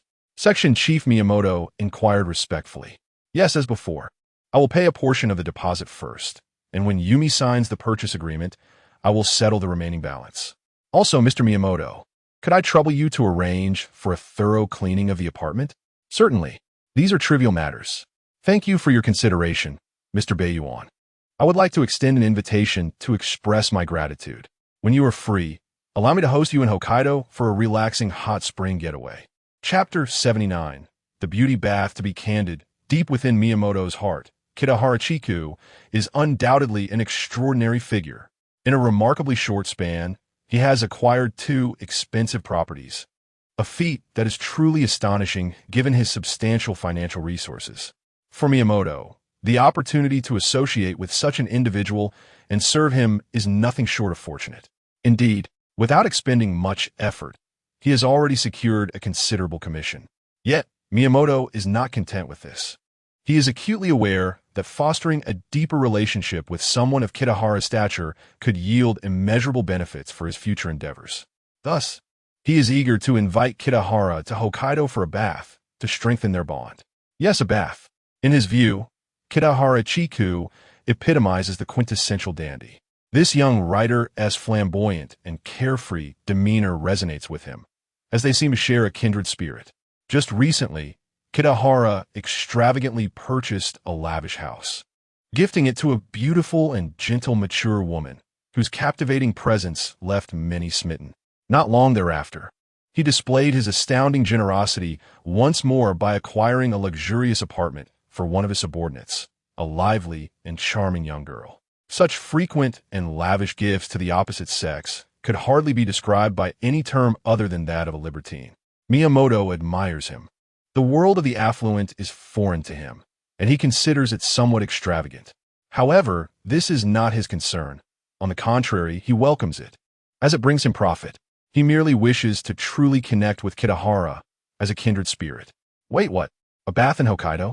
Relaxation for body and mind? Miyamoto-san, pray elaborate on this relaxation. Initially, Kitahara declined the invitation. To be honest, he held a certain disdain for Miyamoto and wished to avoid excessive interaction. Were it not for the lack of available talent and Miyamoto's somewhat competent handling of tasks, he would have preferred to ignore him altogether. However, upon hearing about the proposed location, Kitahara felt a flicker of interest. It seemed that this bath in Hokkaido had something intriguing to offer. Ahem, Mr. Kitahara, I imagine you are often preoccupied with writing and seldom indulge in leisure activities. Am I right? You know, Hokkaido's hot springs are renowned for their exceptional experience and environment, and soaking in them has numerous health benefits. However, I must clarify that this is merely an ordinary hot spring, unworthy of your status. What I wish to invite you to is a unique bathing establishment, home to a special beauty bath. What is the beauty bath? Kitahara inquired. The beauty bath comes in 2 forms. The first type is found in certain hot springs that contain a wealth of rare minerals and nutrients, capable of nourishing the skin and rendering it smooth and delicate, akin to the luster of jade. Thus, it is referred to as the beauty bath. The second type is quite literal. It involves the company of numerous enchanting and graceful beauties who accompany you during your bathing experience. Mr. Kitahara, Just imagine, in that misty and vaporous ambience, surrounded by a host of exquisite maidens, would that not be the pinnacle of indulgence? Miyamoto coaxed enticingly. Well, when shall we embark on this venture? Kitahara jested. He was not the kind of man to revel in decadence and licentiousness. Why the urgency? Even if he were inclined to critique it, or perhaps experience it, he must first attend to the pressing matters at hand. Miyamoto-san, to be frank, I've been rather busy lately. Let us wait until this rush subsides, and then I shall join you for this indulgence. Ah, how thoughtful of you, Kitahara praised, patting Miyamoto on the shoulder. Miyamoto, elated, beamed with joy. Indeed, the temperatures will drop in a few days, making it a perfect time for a bath. I eagerly await your favorable response, Mr. Kitahara. Miyamoto secretly rejoiced, feeling confident that he had played his cards right. Though Kitahara Chiku was wealthy, he was still quite young and inexperienced. He believed that after this encounter, their relationship would become increasingly close. Upon returning to the bank, the two signed the agreement and paid the deposit. Matsuda Yumi came to work that day and, upon seeing Kitahara, greeted him with surprise, inquiring about his business. Kitahara deftly concocted an excuse to deflect her curiosity. The next day, he would take her to view the property, where he planned to unveil a surprise. With that settled, Kitahara proceeded to Shueisha. Shortly thereafter, he arrived at Suzuki Misaki's office.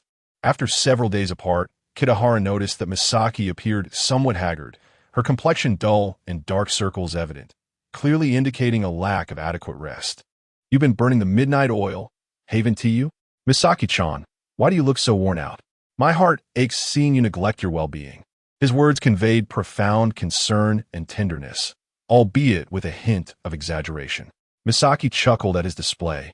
Oh dear, am I really that bad? I hadn't noticed. She retrieved a small mirror and, upon inspecting her reflection, acknowledged that she did indeed look a bit unwell. Perhaps it's just a lack of sleep. No matter. I'll keep an eye on it. By the way, Kitahara-kun, I've nearly finished the second volume of Goblin. President Araki, who wishes to acquire the anime adaptation rights, will arrive shortly, so you might as well take a look. What? You've completed it so quickly? Misaki-chan, you are truly dedicated. But you must have stayed up late writing. This is not good for your health. When do you have a holiday? Kitahara inquired. Today. I heard about a hot spring in Hokkaido called the Beauty Bath. After experiencing it, one could reap numerous health benefits, rejuvenating the skin and enhancing one's appearance. I would like to invite you to indulge in it. Kitahara accepted the manuscript from Misaki, but instead of reading it immediately, he spoke first. The Beauty Bath? I have indeed heard of it. Your suggestion is quite tempting, Kitahara-kun, but I have a considerable workload at the moment. Let us wait until I clear some tasks before I consider it. Misaki felt a flicker of temptation. Her recent state had not been ideal. She was fatigued and burdened with worries, and the idea of taking a holiday for some much-needed rest was appealing. A trip to Hokkaido for hot springs sounded like a splendid choice. However, due to her profession, she knew she needed to plan her vacation carefully and organize her current workload first. Otherwise, the nagging thoughts would prevent her from enjoying a proper break. Kitahara scratched his head, finding her words oddly familiar. Chapter 80. Changing the book title, it's fine if it's longer. I'll patiently await the good news from you, Sister Misaki. For a long time, I've been grateful for your care, and this presents a perfect opportunity for me to express my thanks. Regardless, as long as there was no refusal, I'm quite happy. Kitahara felt a surge of joy at the thought of sharing a soothing soak in the hot springs with such an alluring spouse of another. He found himself filled with anticipation, already envisioning the scene. Within the misty embrace of the hot spring, Misaki Suzuki clad in a delicate yukata, her alluring curves on full display. It was truly a sight to behold. However, Misaki Suzuki did not dwell on such thoughts. In Japan, bathing in hot springs is a widely enjoyed leisure activity, and mixed bathing is quite common. As long as the relationship is amicable, there is no hesitation in indulging in this comfort and pleasure together. Generally, everyone dons loose-fitting bath attire before stepping into the steaming waters, enveloped in warmth, allowing every pore to relax and revel in an unprecedented sense of ease and joy. While soaking, They engage in pleasant conversations, sipping sake and savoring exquisite snacks, truly delightful. Ah, Kitahara-kun is thoughtful to invite me to the hot springs. It seems my efforts over these past few days have not been in vain, Misaki Suzuki remarked, playfully gesturing towards the manuscript in Kitahara's hands, urging him to review it. All right, let me take a look. Kitahara unfolded the manuscript, scrutinizing it earnestly. The first half of the book, titled Primal Desires, an unforgettable adventure of a beautiful girl in the Goblin Cave, was penned entirely by him, while he had also provided a detailed outline for the latter half. Misaki Suzuki's writing flowed rather smoothly. After all, she had been engaged in literary work for many years, possessing considerable skill. Furthermore, she had a profound understanding of the erotic genre, comprehending its unique allure and the appropriate descriptive techniques to captivate readers and evoke resonance deep within their hearts. Thus, when handling passionate and ambiguous scenes, she adeptly maintained the right balance. Some passages were audacious and intricate, while others were succinct, allowing room for imagination, immersing readers in a fantastical world from which they could not extricate themselves. Overall, the writing was impeccable and fully satisfactory. Indeed, Sister Misaki, I was right. You are a professional in this regard. Your writing surpasses mine, Kitahara exclaimed, particularly impressed by the depiction of the inner turmoil of the young girl, who remained resolute amidst physical and mental turmoil, clinging to her obsession while harboring a desire to succumb. The entanglement of love and hate, akin to the anguish of being trapped in a quagmire of fate, was simply masterful. Receiving such praise, a smile illuminated Misaki Suzuki's face. Hee. It's not as remarkable as you say, Kitahara-kun. I merely did my utmost to craft the story well, nothing more. No, Sister Misaki. Your writing is genuinely excellent. Effort is but one aspect. I can see that you possess an extraordinary talent for this. Oh, really? I must admit, I'm somewhat worried that our writing styles differ, which might reveal that this is a ghost-written piece. I've tried to imitate your style, but I still feel there is a disparity. That is of no concern. Your preconceptions led you to notice the difference. Readers want to pay attention to such subtle distinctions. Remember, this is erotic literature. As long as it's engaging, who cares about the details? Kitahara reassured her. Indeed, Kitahara had previously harbored similar worries. But after reading Misaki Suzuki's work, he felt entirely at ease. Misaki, a seasoned wordsmith with formidable skills, had closely mirrored his writing style, which was also attributed to his own meticulous approach. In his past life, Kitahara's attempts at writing in the erotic genre had been rather crude, particularly after facing several setbacks that severely diminished his ability in that regard, all thanks to the constraints imposed by the industry. In this life, however, the environment was more permissive, allowing him to express himself freely and write with great detail, complemented by the original authoress' elegant prose, making it suitable for a female writer to emulate. Thus, it was not overly challenging for Misaki to write on his behalf. In summary, there was no need for concern regarding this matter. It had exceeded his expectations. He felt completely confident in trusting all future sequels to Sister Misaki's creative prowess. I never anticipated receiving such high praise from you, Kitahara-kun. I shall gladly accept this task.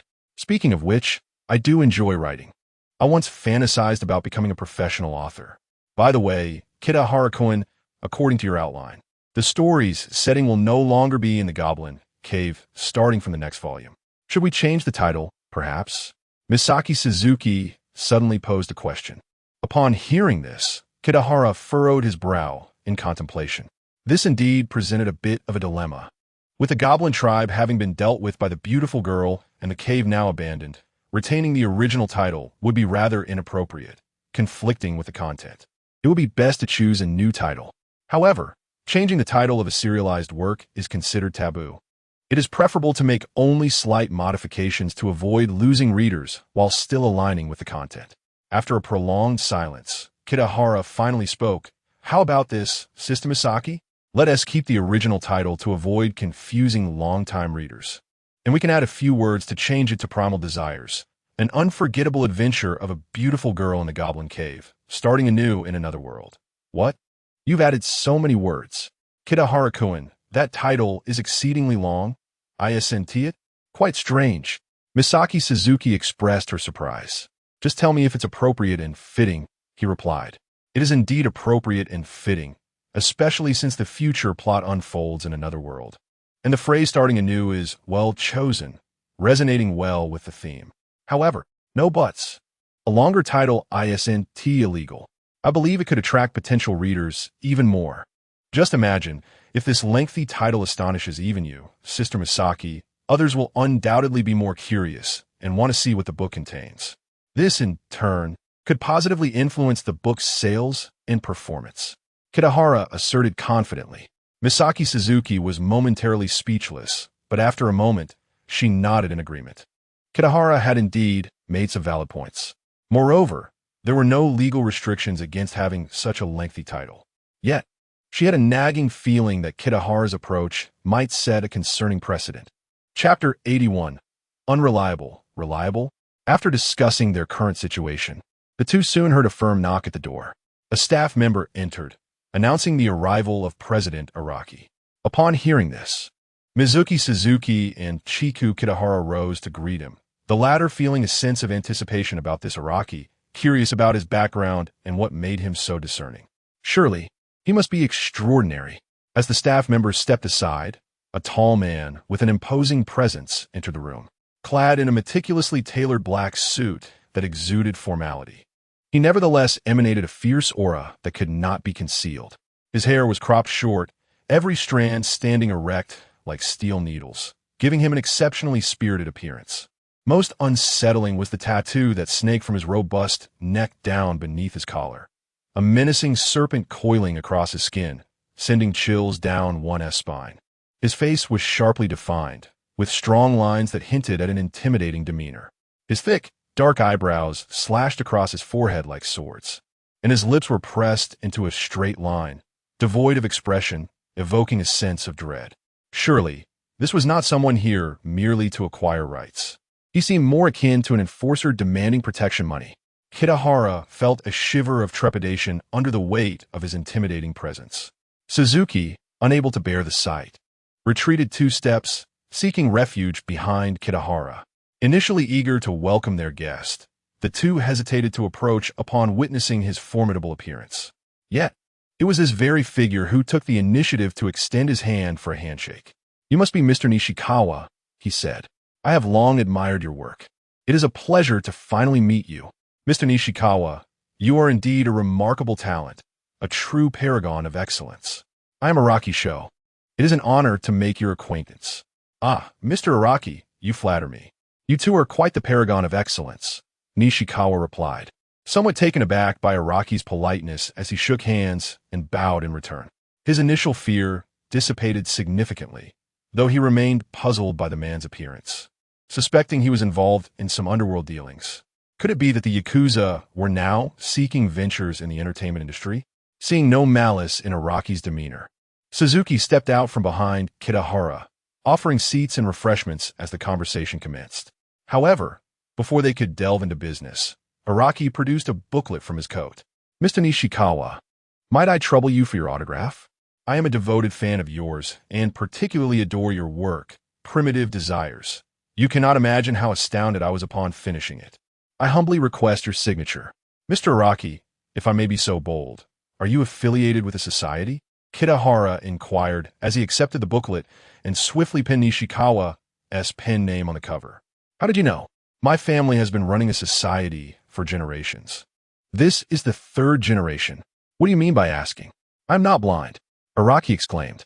"Ah, I see," Kitahara replied, slightly flustered. "Then, may I ask, what is your intention in purchasing the adaptation rights for an anime?" "Well, as I mentioned, I have a great fondness for your book and wish to see it transformed into an anime," Araki explained enthusiastically. "I am an ardent fan of adult novels, and reading your work was the highlight of my life. Just the other day, I encountered your book at a bookstore and found it exhilarating, though not enough. Thus, I resolved to seek an anime adaptation. I secured a funding of 10 million yen from my sister to establish an anime company, which is why I am here to negotiate the rights." "Your sister?" Kitahara echoed, somewhat incredulously.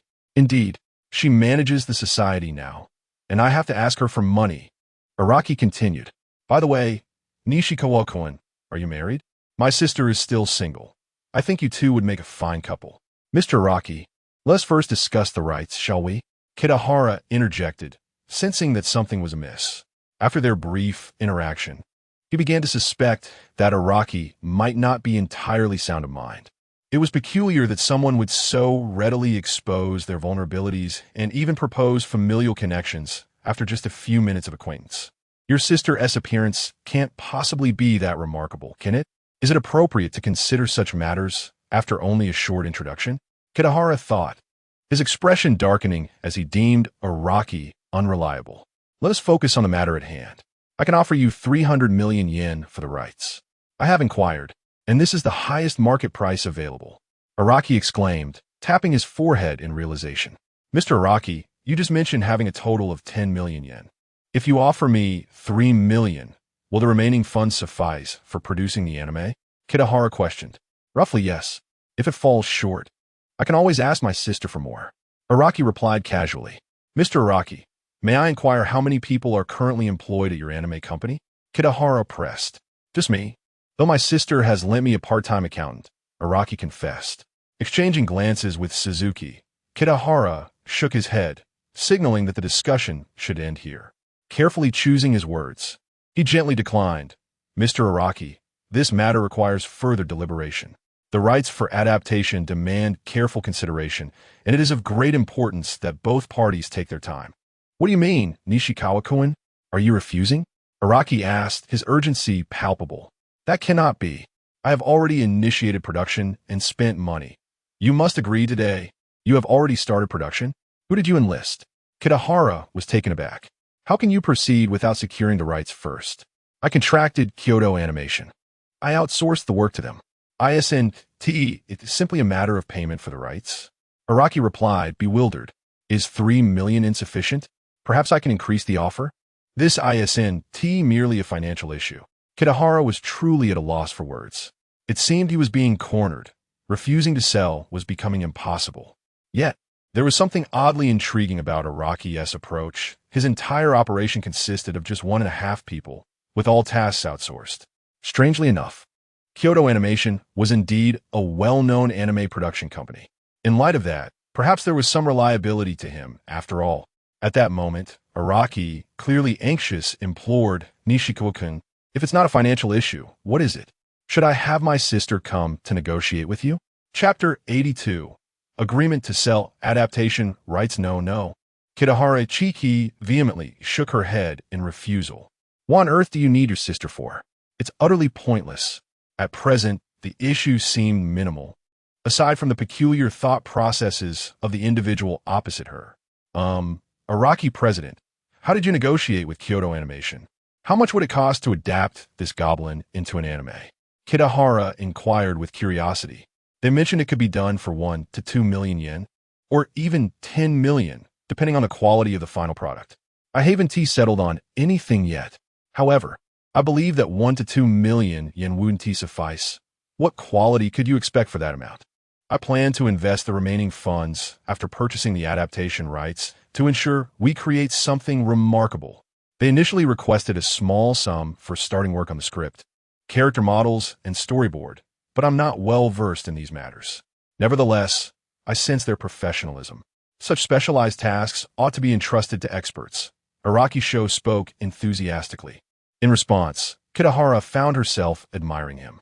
His unconventional approach was indeed peculiar, yet his passion for the erode genre in this particular Goblin project was evident. He was certainly willing to invest substantial resources. Although the amount was trivial to Kitahara, whose worth was in the billions, it represented a significant sum for an ordinary individual. Typically, only true enthusiasts would dare venture into a completely unfamiliar field. Indeed, I fully concur with your approach, President Araki.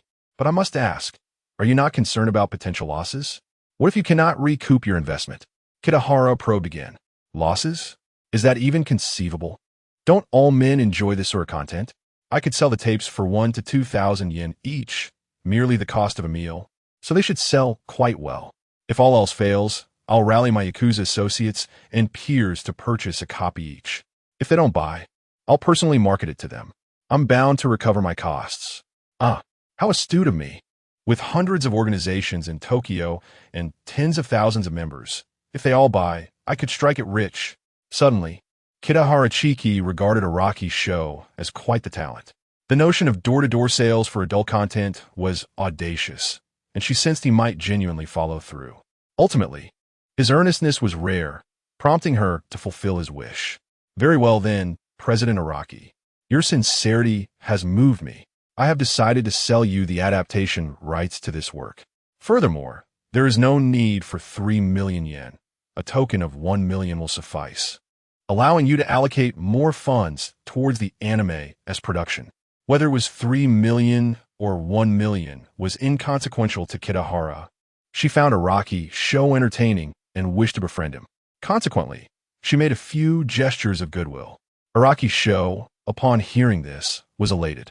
Yoshi, Nichiwan-kun, you are truly generous. I wish to be your brother.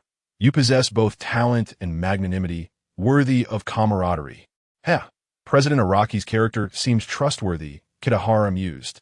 In that case, should any financial hurdles arise during production, feel free to reach out to me, and I will assist. Kitahara, not lacking in resources, offered. That 1 TB necessary. My family is quite affluent. If I need money, I can simply ask my sister. I appreciate your kindness, Nichiwan brother. Rest assured, I will ensure this anime is produced, and it will astonish the world. However, brother, may I inquire if you are married? If not, consider my sister. She is truly lovely, quite attractive, and in excellent shape. Many are fond of her, though she does possess a flaw. She has a high combat prowess and can be quite physical. If you cannot withstand a beating, dating her may prove challenging. Are you resilient? Kitahara Chiki found herself uncertain about her own resilience. It was a moot point dependent on the opponent's abilities. Physically, she surpassed the average person with greater strength in both muscle and vitality. Thus, theoretically, her resistance was superior. However, lacking training and systematic rewards in martial prowess, she lacked technique. Why should she even contemplate the issue of enduring blows? President Araki, if you refrain from mentioning your sister, we could maintain our friendship. Besides, I currently have no need for a girlfriend, so let us not pursue this matter further. Kitahara firmly declined. What a pity. Araki's show expressed his regret. With a collaborative spirit established, both parties displayed remarkable generosity, seemingly unconcerned about specific financial details. Consequently, the signing of the authorization contract proceeded smoothly. With the assistance of Suzuki Misaki and the Shueisha lawyer, the process was swiftly completed. As noon approached, Araki's show expressed immense satisfaction at the seamless completion of their business and insisted on treating Kitahara to a meal as a gesture of gratitude. Reluctantly, Kitahara accompanied him and Suzuki Misaki to a nearby restaurant.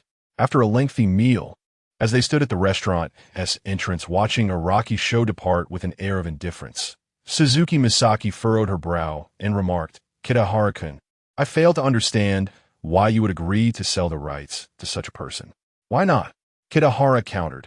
Because he doesn't seem particularly intelligent. Moreover, he is a Yakuza and knows nothing about anime. His statements sound quite unreliable. But none of that should hinder his ability to produce a quality anime, right? That is a valid point. Others might hesitate to invest so much or might nitpick over numerous clauses. Precisely. He was the first to approach me about purchasing the rights, which feels like fate. Let him give it a try. Perhaps he may surprise us. Kitahara mused lightly. The recent events felt surreal and amusing to her. She decided to treat it purely as entertainment, for she truly did not mind. After bidding farewell to Suzuki Misaki, Kitahara returned home, eager to see if there were any tasks requiring her assistance, as it was the day she moved into her new house. She found herself quite looking forward to the special gift that Hayasaka Rina had mentioned. Chapter 83. The remarkable Kitahara-kun Kitahara Chiki returned to his apartment building and, before ascending the stairs, encountered Hayasaka Rina, who was dragging a suitcase out of the elevator. He stepped forward to assist her, lifting the suitcase into the car parked a short distance away. Thank you, Rina. You must be exhausted. Do you have a lot left to pack? I can help you with it. Kitahara expressed with a hint of embarrassment. He had been quite busy lately, rarely at home, and felt guilty for not sharing the burdens of moving, which had fallen solely on Rina's shoulders. There's no need for that. I've nearly finished packing. You should focus on your own matters, Hao. Don't worry about this, Rina replied with a smile, wiping the beads of sweat from her forehead. In Japan, housewives often prefer not to involve their husbands in household chores. Occasional assistance is acceptable, but frequent interference can lead to unnecessary complications. To them, managing household affairs is a vital and professional task, and the home serves as their exclusive office. From dawn onward, they are occupied with various trivial yet essential duties, such as preparing a balanced breakfast, taking the children to school, cleaning the house, and doing laundry. These tasks, while seemingly simple, are quite intricate and demand significant time and energy, requiring careful attention to every detail. When husbands intrude upon these responsibilities, full-time housewives may experience self-doubt. Am I not performing well enough? Is my capability inadequate for this role? Thus, Rina hoped Kitahara would respect her authority in household matters and refrain from excessive involvement, including during this move.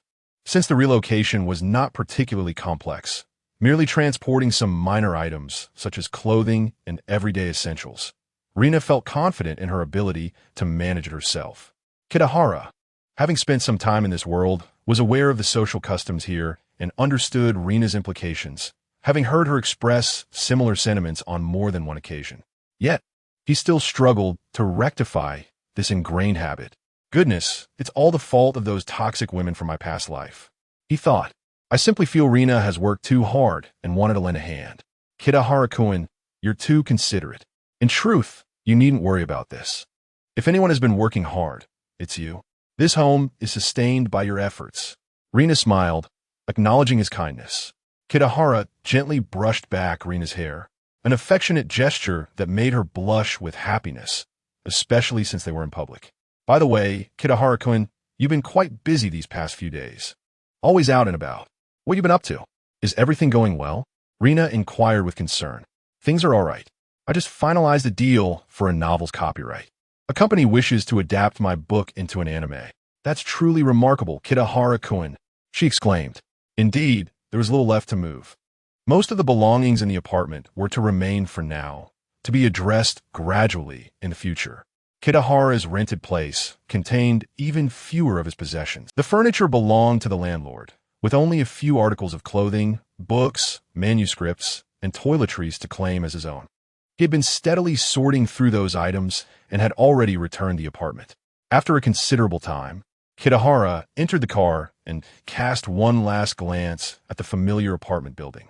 Having lived there for so long, the thought of leaving stirred a sense of nostalgia within him. He was someone who cherished memories. Here, he had countless beautiful and precious recollections.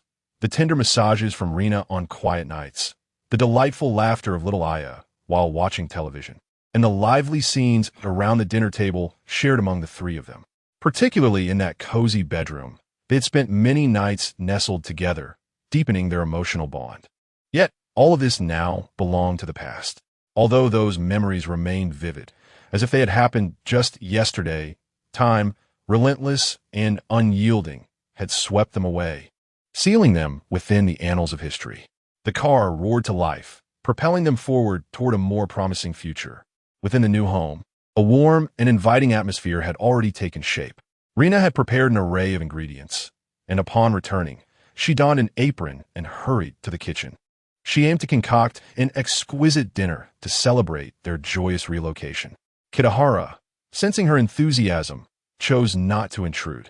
Instead, he leisurely watched television for a while before retreating to the second floor to write. Lost in his creative process, he was unaware of the passage of time until he heard Aya's cheerful laughter. Soon after, a gentle knock echoed at the door. Kitahara-kun, may I come in? Aya inquired politely from outside. The door was ajar, suggesting she had received her mother's prior instructions not to intrude upon Kitahara's writing. Kitahara set down his pen and waved her in with a smile. Aya darted inside, her laughter ringing like chimes. Yay, Kitahara-kun, you're the best. I knew you would let me in. I love this house so much. Will we really live here every day? That would be so wonderful. Kitahara-kun, Can you hold me while I sleep tonight? I adore your scent. The happiness of children is often remarkably simple and pure. For them, a warm home and loving parents offer the greatest fulfillment. Previously, Aya's family was incomplete, lacking love. Kitahara's arrival provided her with a sense of security and joy, creating a haven for her. Thus, Aya held a special fondness for Kitahara, distinct from the deep, serious affection one might feel for a biological father. Her feelings for Kitahara were light-hearted and carefree, a precious bond indeed. As night enveloped the home, the living room lights illuminated the space as bright as day. The dining table overflowed with exquisite dishes, emanating delightful aromas as the family savored the feast. Rena was particularly lively that evening, indulging in sake and red wine. By the end of the night, her tipsiness was evident, revealing just how joyous she felt today. However, as the night wore on, Kitahara would come to realize that her joy was not solely due to the occasion. It was also connected to a gift she had received, just as he had anticipated. Chapter 84. Overflowing happiness in the vast tapestry of life. There exist countless paths, akin to an innumerable multitude of stars. Yet if one were to delve deeper, one would discover that they could be distilled into a mere three. These three paths are the broad and majestic highway, the winding and serene byway, and the narrow, rugged trail reminiscent of a sheep's path. Let us first consider the Grand Highway. It is often wide and straight, stretching towards the horizon as if leading to the very edge of the sky. The surface is smooth and solid, with a continuous flow of vehicles and pedestrians, epitomizing prosperity and liveliness. Walking upon such a thoroughfare, one is imbued with a sense of grandeur, as if boundless possibilities await to be explored and conquered. Next, we turn to the byway. Though it lacks the expansiveness of the highway, it possesses an enchanting charm of its own. It may weave through forests or hide within the depths of villages. Flanked by lush trees and flourishing flowers, one can often hear the melodious songs of birds. Strolling along this path feels akin to stepping into a paradise, allowing one to forget the clamor and worries of the world. Lastly, we must discuss the narrow trail, which is indeed as slender as a thread, meandering through fields and hills. Traversing it requires careful steps to avoid tumbling into the ditches beside or stumbling over loose stones.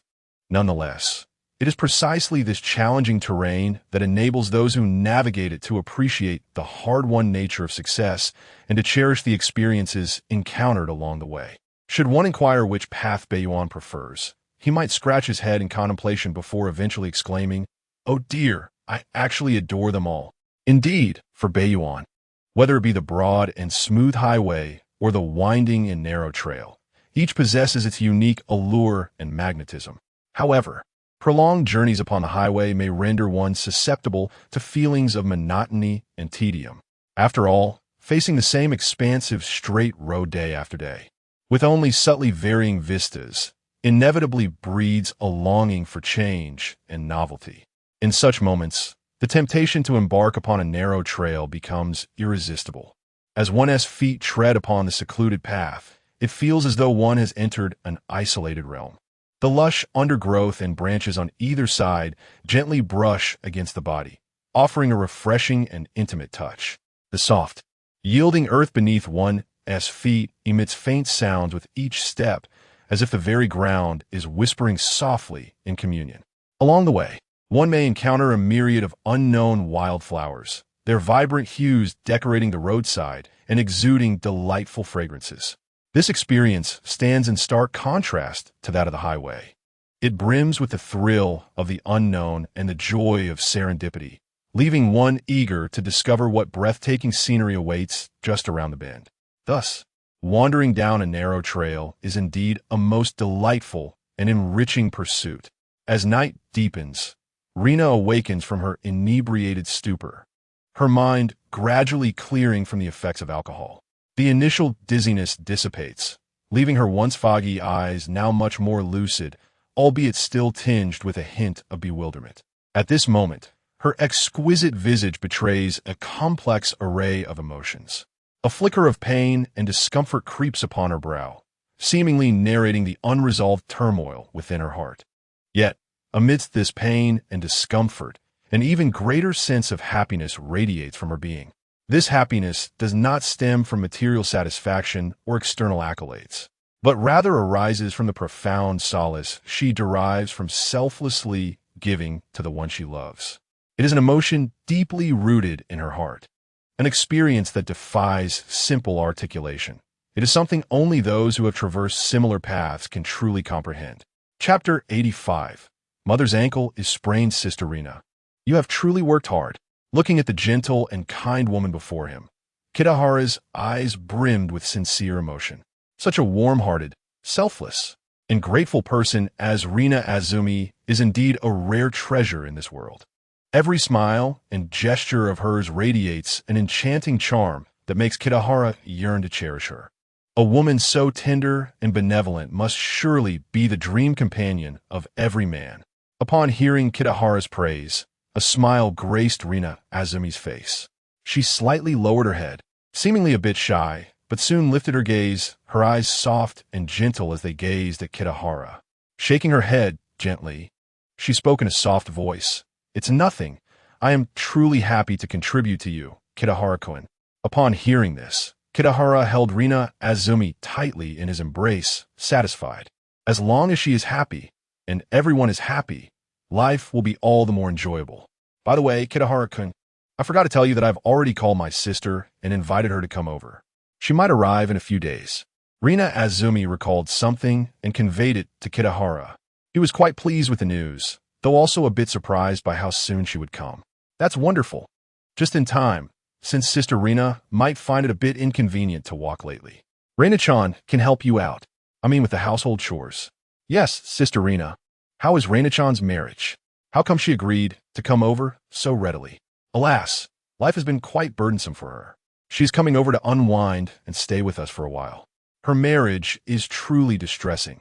That man has been avoiding her, unwilling to divorce. She currently has no good way to meet him, let alone see him. Rina Azumi sighed. Is that so? I believe there is no need for her to stay temporarily. Why not invite Reina-chan to live here permanently? If that man is avoiding her, so be it. Let him drag things out. Kitahara proposed. Rina Azumi nodded in agreement. I think that's a good idea.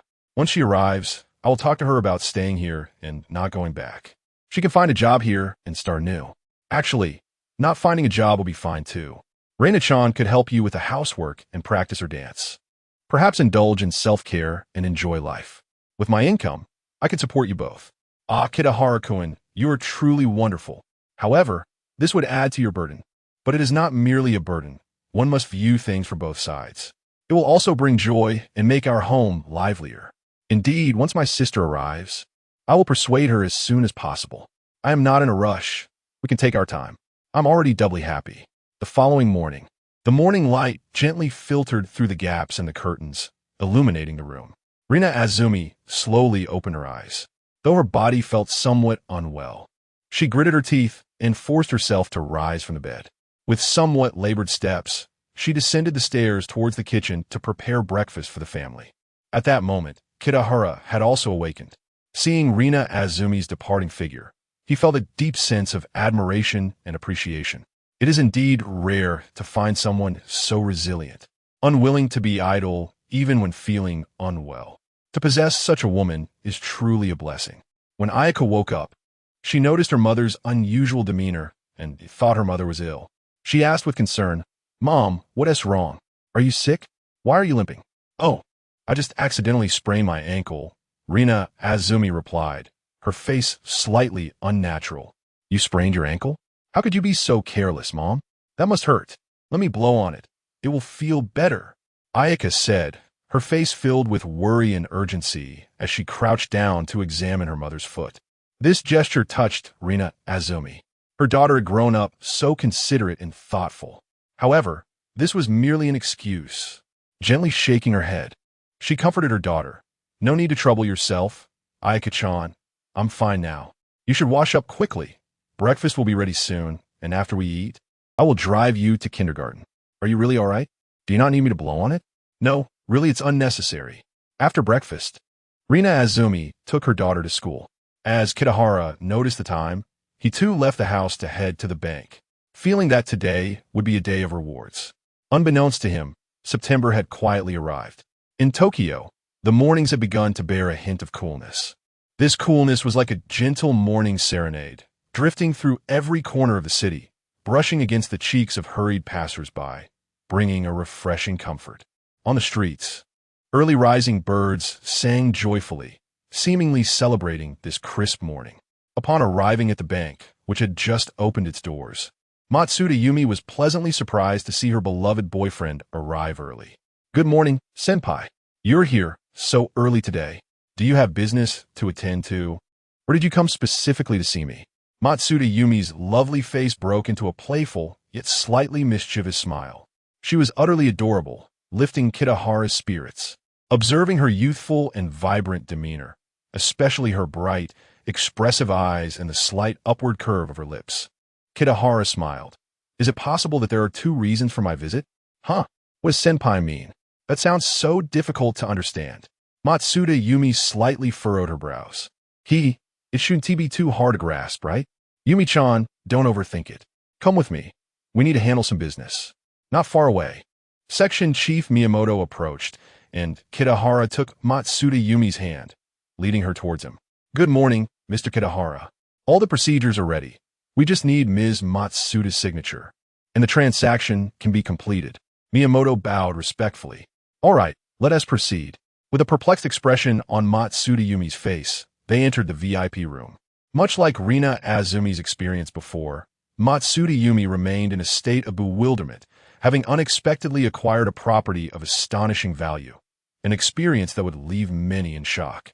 After completing the paperwork, Kitahara guided Matsuda Yumi to the luxurious apartment she had just acquired.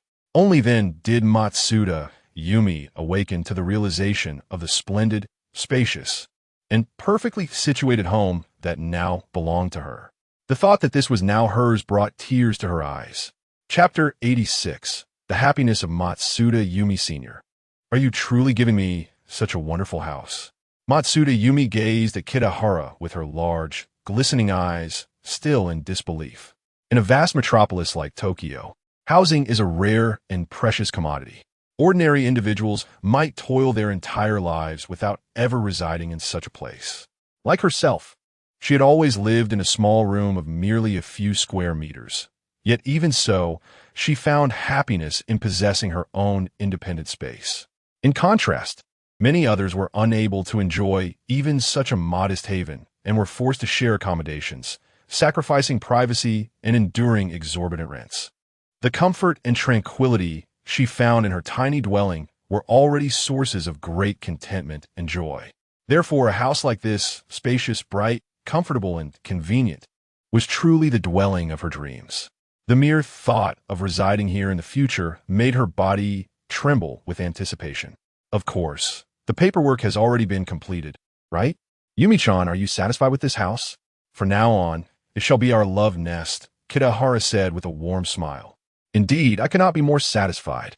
I have no objections to it being our love nest. But senior, we have only just begun our relationship, and you are gifting me such an extravagant residence. I feel it is somewhat inappropriate. Matsuda Yumi replied, her expression tinged with concern. Despite her immense affection, her innocent heart felt unworthy of such a lavish gift. Believing she had contributed little to this relationship, yet received something so precious. There is nothing inappropriate about it. I adore you, Yumi-chan, and I have decided to spend my life with you. Will you be my lifelong companion? If you are willing, you may graciously accept any gifts I bestow upon you. Kitahara spoke sincerely. I am willing. I wish to accompany you for a lifetime, senior. Right now, I feel so happy. Tears of joy streamed down Matsuda Yumi's cheeks. She leaped into Kitahara's embrace, holding him tightly as if wishing to merge her very being with his. Then, lifting her head and closing her eyes, she offered him a gentle kiss, expressing the boundless love and affection she held for him, along with the indescribable excitement and fulfillment of the moment. After a long while, their lips parted. Kitahara spoke earnestly once more. Yumi-chan, my love for you is steadfast, unquestionable, and unwavering. However, I must confess something to you. I suffer from a fear of marriage, and it is possible that I may never walk down the aisle with you. Is that something you can accept? Hearing this, Matsuda Yumi widened her eyes in astonishment. Huh? Senior, you have such a peculiar affliction? Not being able to marry is indeed regrettable. Her voice trembled slightly, clearly impacted by the revelation. Kitahara sighed softly, a hint of helplessness and sorrow evident in his gaze. Yes, even I do not understand why this is the case. Whenever I think of marriage, an inexplicable panic and unease wash over me. I know this is incredibly unfair to you, but I truly cannot control my feelings. Therefore, I am willing to compensate you in other ways, hoping to alleviate the regret caused by my personal issues. Matsuda Yumi fell silent for a moment. Marrying Kitahara had been her dream, and now, with that dream seemingly unattainable, she felt a wave of disappointment. However, she understood that Kitahara was also a victim of circumstance, grappling with an uncontrollable condition that was beyond anyone's control. She could only accept it. After a long contemplation, she looked at Kitahara with hopeful eyes and said, "In that case, could you give me a wedding? I want to wear a wedding dress and present my most beautiful self to you." Matsuda Yumi had compromised for love. Kitahara nodded eagerly, responding affirmatively, "Absolutely. I will organize a grand and magnificent wedding for you at the appropriate time, allowing you to be the most beautiful woman in the world on that day. Thank you for your understanding, Yumi-chan. I am grateful for everything you have done for me, and I promise to make you happy. From now on, I will provide you with 500,000 yen each month as pocket money, which you can use however you like." "That's far too much, senior." "It is not too much. My dearest Yumi-chan deserves it. Moreover, your family's bookstore is in dire need of renovation. I plan to allocate funds to assist your father in refurbishing it. After all, he has worked hard to raise you over the years." At the windowsill, Kitahara Chiki embraced Matsuda Yumi from behind, admiring the breathtaking view outside. Rain began to fall, splattering against the windowsill like marks of love. In this world, some may believe that rivers and oceans contain the most water. After all, when we stand by the banks of a river, witnessing the mighty waters flowing eastward, or gaze upon the vastness of the ocean, feeling its depth and grandeur, it is difficult not to be awed by the powerful currents before us.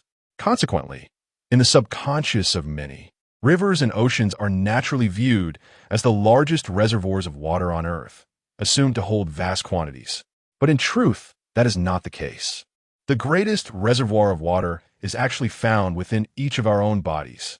Yes, this seemingly ordinary physique harbors an inexhaustible source of water, the wellspring of a human body. However, discovering and unlocking this treasure is no simple task. It requires relentless effort and exploration. Regrettably, not everyone is able to perceive this hidden reservoir within themselves. Most individuals go through life without unveiling this mysterious veil, unable to appreciate the wonders and power it contains. Only a select few fortunate souls, whether through diligent practice or inherent talent, manage to successfully tap into this valuable resource and wield it with ease. As the poet said, "The world speaks of the rivers and seas brimming with water, yet fails to notice the wellspring within the human form." 6, 7, or 8 parts are liquid flow. The symphony of life begins with water. Chapter 87. The delightful rewards. Matsuda Yumi's affection level has increased by 1. Her affection has now reached its maximum value. The options for the third and fourth girlfriends have been unlocked, allowing the host to add girlfriends at any time. As the system notification chimed, Kitahara, who was deeply engrossed in his studies, felt a slight smile tugging at the corners of his mouth. Indeed, Yumi-chan's affection for him had reached its peak. This outcome was entirely within his expectations. While Kitahara had anticipated this result, when faced with the reality of the moment, he experienced an indescribable joy and satisfaction bubbling within him. It must be said that Matsuda Yumi was a remarkably easygoing girl. She felt like a divine gift, effortlessly devoted to him. This sense of almost effortless affection brought a genuine sense of delight to Kitahara. At that moment, Matsuda Yumi resembled a languid kitten, perched on the window glass, gazing at the beautiful scenery outside. Beyond the window, the sky was shrouded in mist, with a gentle drizzle falling. The raindrops lightly tapping against the glass, creating a melodious sound. Enveloped in this ambience, Her once vibrant eyes now appeared somewhat dreamy, as if veiled by a thin layer of mist, exuding an ethereal quality. Her youthful face flushed with excitement, resembling a perfectly ripened apple, exuding charm and allure. Her hair cascaded like a waterfall over her shoulders, slightly disheveled, adding a touch of casual beauty to her natural grace. A few strands brushed against her snow-white cheeks, bestowing upon her an enchanting allure. Moreover, due to her earlier nervousness, delicate beads of sweat began to form on her long, fair neck, glistening like tiny jewels on her tender skin, trembling gently with her subtle breaths, emitting a soft radiance. Suddenly, Kitahara realized something was amiss. The system notification had indicated an unusual occurrence. How could both the third and fourth girlfriend slots be unlocked simultaneously? Had he misheard? System, did you truly confirm the activation of 2 girlfriend slots? He pondered. Yes, host, both girlfriend slots have indeed been activated, came the system's response. What does this mean? Why 2? The explanation was straightforward. Through relentless effort and dedication, the host had successfully captured the affections of 2 girlfriends.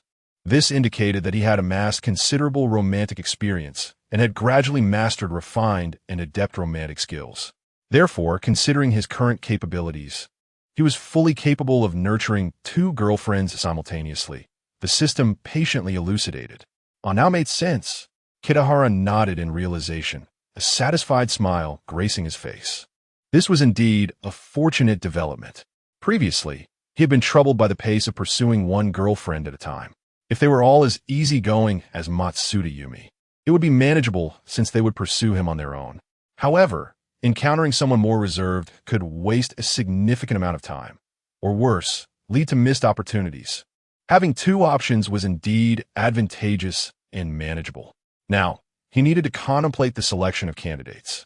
Reflecting on this, Kitahara felt a twinge of frustration and inquired with the system. System, is it true that I cannot add someone who is currently in a marital relationship as a girlfriend? Is there any room for negotiation? You know I'm not obsessed. I simply feel compelled to help when I see them unhappy. They deserve kindness. And I have a soft heart. He was particularly interested in Suzuki, the editor, and Hayami Rina's sister, Reina. If he couldn't add them as girlfriends, it would be a regrettable loss.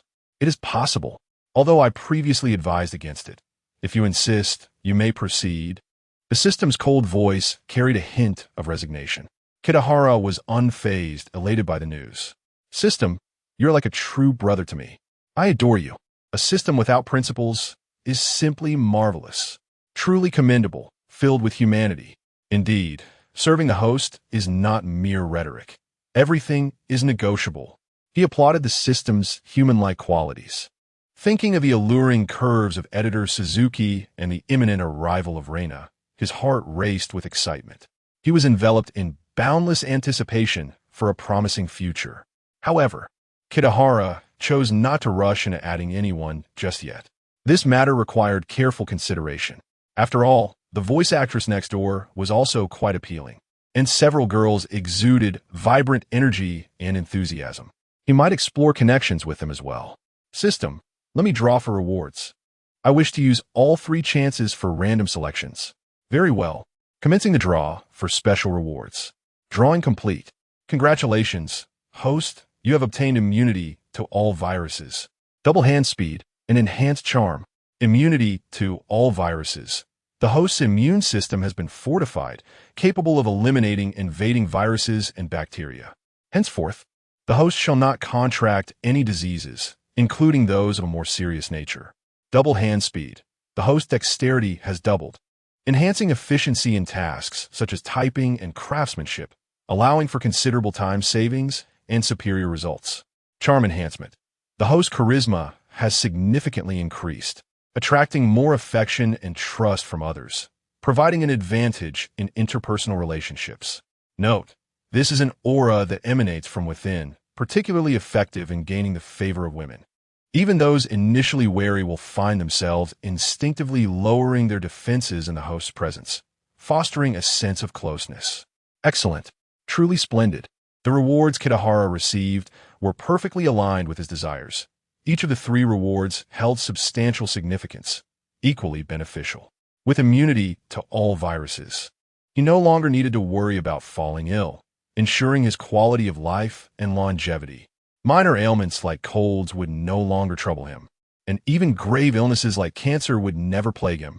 Barring unforeseen circumstances, he could live a long life. The doubled hand speed would undoubtedly expedite his writing, enhancing his literary abilities. As for the charm enhancement, it was Kitahara's favorite. He wished for all his fellow readers to possess such charisma. As for the author, merely enhancing hand speed would suffice. Chapter 88. Collaboration. After a considerable time, Chikusa Kitahara and Yumi Matsuda found themselves somewhat fatigued. Thus they reclined upon the impeccably polished floor to rest. The two engaged in a discourse regarding various aspects of their new abode, contemplating what items might be procured to render their home more inviting and comfortable. They deliberated on decorations and how to cultivate a warm and livable environment. As the conversation meandered towards their aspirations for future life, Yumi Matsuda's eyes sparkled with excitement. Filled with anticipation, she began to envision countless delightful moments spent with her senior in the days to come. Perhaps each morning they would awaken to sunlight streaming through the window, gently illuminating their faces, or in the evening, they might nestle together by the window, admiring the resplendent night sky, lost in boundless reverie.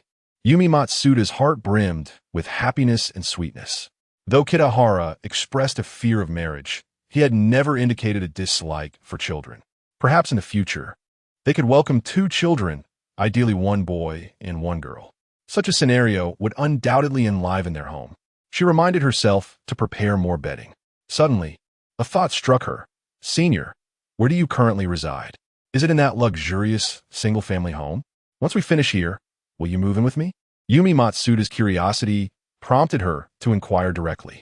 After all, they were now a couple, and discussions of cohabitation were entirely appropriate, as they were destined to share their lives together. Yumi-chan, I'm afraid that may not be feasible. At most, I can visit every few days for a night. The situation in my single-family home is somewhat complicated, as I currently share it with a mother and daughter. Kitahara candidly recounted the circumstances involving Rina Azumaya and her daughter, revealing the bonds he found difficult to sever. Given that Yumi Matsuda's affection for him was already unwavering, he felt it was the right moment to share this part of his life. He spoke earnestly, detailing how he and the Azumaya duo had become like family. After listening, Yumi Matsuda's emotions were mixed. On one hand, she felt pity for Rina and her daughter, recognizing their tragic circumstances. On the other hand, she envied their happiness, receiving Kitahara's care and living together in harmony. Senior, Rina is truly a kind and resilient woman. Despite her hardships, she has never relinquished hope for life, and it is only right that you assist her. Little Ayaka must also be a delightful and understanding child. I long to meet them. Yumi Matsuda's feelings remained unchanged. She felt honored that Kitahara could share these aspects of his life with her. Under the influence of the system, her heart belonged solely to Kitahara, and she deemed all his actions to be just. Huh? You'd like to meet them? That's quite easy to arrange. We could go today, and it would be lovely to all be together. Staying there overnight would not be an issue, Kitahara said excitedly. But, is that really all right? Senior, I worry that it may be a bit awkward since it will be our first meeting. I wonder if Rina will even like me? Yumi Matsuda replied shyly. Fear not. Yumi-chan, you will see for yourself. Rina is quite easy to get along with. The two returned to the bank, where Yumi Matsuda requested a day off. Persuaded by Kitahara, she decided to visit the single-family home, feeling a mixture of excitement and relief from the pressures she usually faced alone. With Kitahara as both a significant client and boyfriend, her status at the bank had soared, and her request for leave was swiftly approved. Following this, they purchased a bouquet of flowers from a nearby florist as a token of appreciation to bring along. Soon, they were on their way. Not long after, they arrived at their destination. Oh, Kitahara-kun, you returned quite early today, and this is... Upon entering, they found Rina Azumaya practicing her belly dance movements. After dropping off Ayaka that morning, she had intended to rest due to feeling unwell. However, recalling her scheduled dance class, she felt well enough to attend. To her surprise, after a session, she discovered her condition had improved significantly, believing the dance's hip movements were beneficial to her health. After a brief rest, she immersed herself once more in her practice. Lost in her dance, she only became aware of Kitahara and Yumi's presence when they entered, prompting her to pause and inquire in confusion. Haha, Rina-chan, this is Yumi-chan, a former classmate of mine and currently my girlfriend. Yumi-chan, please meet Rina-chan. Kitahara introduced them. Taken aback, Rina had not been informed of Kitahara's relationship, leaving her momentarily stunned. Yumi Matsuda, however, quickly stepped forward, bowing politely as she presented the flowers, expressing her respect. Rina-chan, it is a pleasure to meet you. I brought you these flowers, and I hope you like them. I look forward to your guidance. Having just witnessed Rina's graceful dancing, Yumi admired her lithe figure and fluid movements, each gesture captivating. Rina's physique was undeniably impressive. Her shapely legs, supple waist, and striking silhouette left no room for criticism. Moreover, she possessed an exquisite beauty that made Yumi Matsuda feel somewhat inadequate. Truly, Kitahara's taste was extraordinary. You are far too kind, Yumi-chan. The flowers are beautiful. I adore them. It seems we will be collaborating closely from now on, Rina Azumaya said, stepping forward to assist Yumi in accepting the flowers, her expression filled with joy. She was an astute woman, quickly grasping Kitahara's intention in bringing Yumi along, to foster a deep friendship between them, one that would be characterized by openness and trust, akin to that of intimate confidence. Indeed, Rina-chan speaks wisely. Collaboration seems inevitable. I sincerely hope for your guidance. Yumi Matsuda replied. There is no need for such formality, Yumi-chan. We are all in this together moving forward. Rina-chan, how wonderful you are. Your figure is truly enviable. Were you just dancing? Yumi exclaimed. Yes, and you, Yumi-chan, are quite kawaii as well. Chapter 89. The young lady next door. The hour was still early, with some time remaining before lunch. Kitahara, seeing that the two had become well acquainted, invited them. Why not take advantage of this free time and play a game of cards to pass the time? Sigusa Rina nodded at first upon hearing this, but then shook her head. Her fair complexion was flushed from the earlier dance practice, and beads of sweat dotted her forehead. Gently brushing aside her damp hair, she spoke softly, I can, but I'm all sweaty and sticky, which is rather uncomfortable. I would like to take a shower first, and then I can join you in playing. Upon hearing this, Kitahara's lips curled into a slight smile. Indeed, in fact, Yumi-chan and I were just thinking the same. Let us all go together. It will save us some time. With that, he turned to Matsuda Yumi, seemingly awaiting her response. Yumi, a shade shy, nodded in agreement. Kitahara Chiki was quite skilled at cards, and the two had never managed to defeat him, though they lost by a narrower margin than before. They did not suffer a complete rout. After finishing lunch and playing for a while in the afternoon, the group decided to take a nap. When they awoke, it was already time for little Aya to finish school. Rina picked up Aya, who was bewildered to see a strange older sister in their home. She raised her adorable little head and asked, Sister, who are you? Are you my aunt? Aya had overheard her mother and Kitahara discussing the arrival of her aunt, and she thought this person was her aunt. Yumi, filled with confusion, knelt down and replied, Aunt? No, I'm just your sister, not an aunt. You must be little Aya, right? You are so beautiful and cute. Aside from her confusion, Yumi was quite fond of Aya. Now that circumstances had improved, Aya wore expensive clothing, each piece carefully selected and costly, making her resemble a little princess. It was hard for anyone not to adore such a charming little girl, and Yumi was no exception. She envisioned a future where she might also bear such an adorable daughter for Kitahara. Aya, this is Yumi's sister, a very good friend of Kitahara. She is here to visit us. Your aunt hasn't arrived yet. Be sure to greet Yumi's sister, Rina explained to her daughter. When mentioning Yumi's identity, she hesitated, choosing to withhold some details to avoid misguiding the child. She then glanced apologetically at Yumi, hoping for her understanding. Yumi smiled and nodded, indicating it was fine. Hello, Yumi's sister. Aya's timid voice brought a smile to Yumi's face. Oh, little Aya, you're so sweet. I like you so much. Dressed in Rina's loungewear, Yumi began to play with Aya, her cheerful and lively personality easily winning Aya's affection.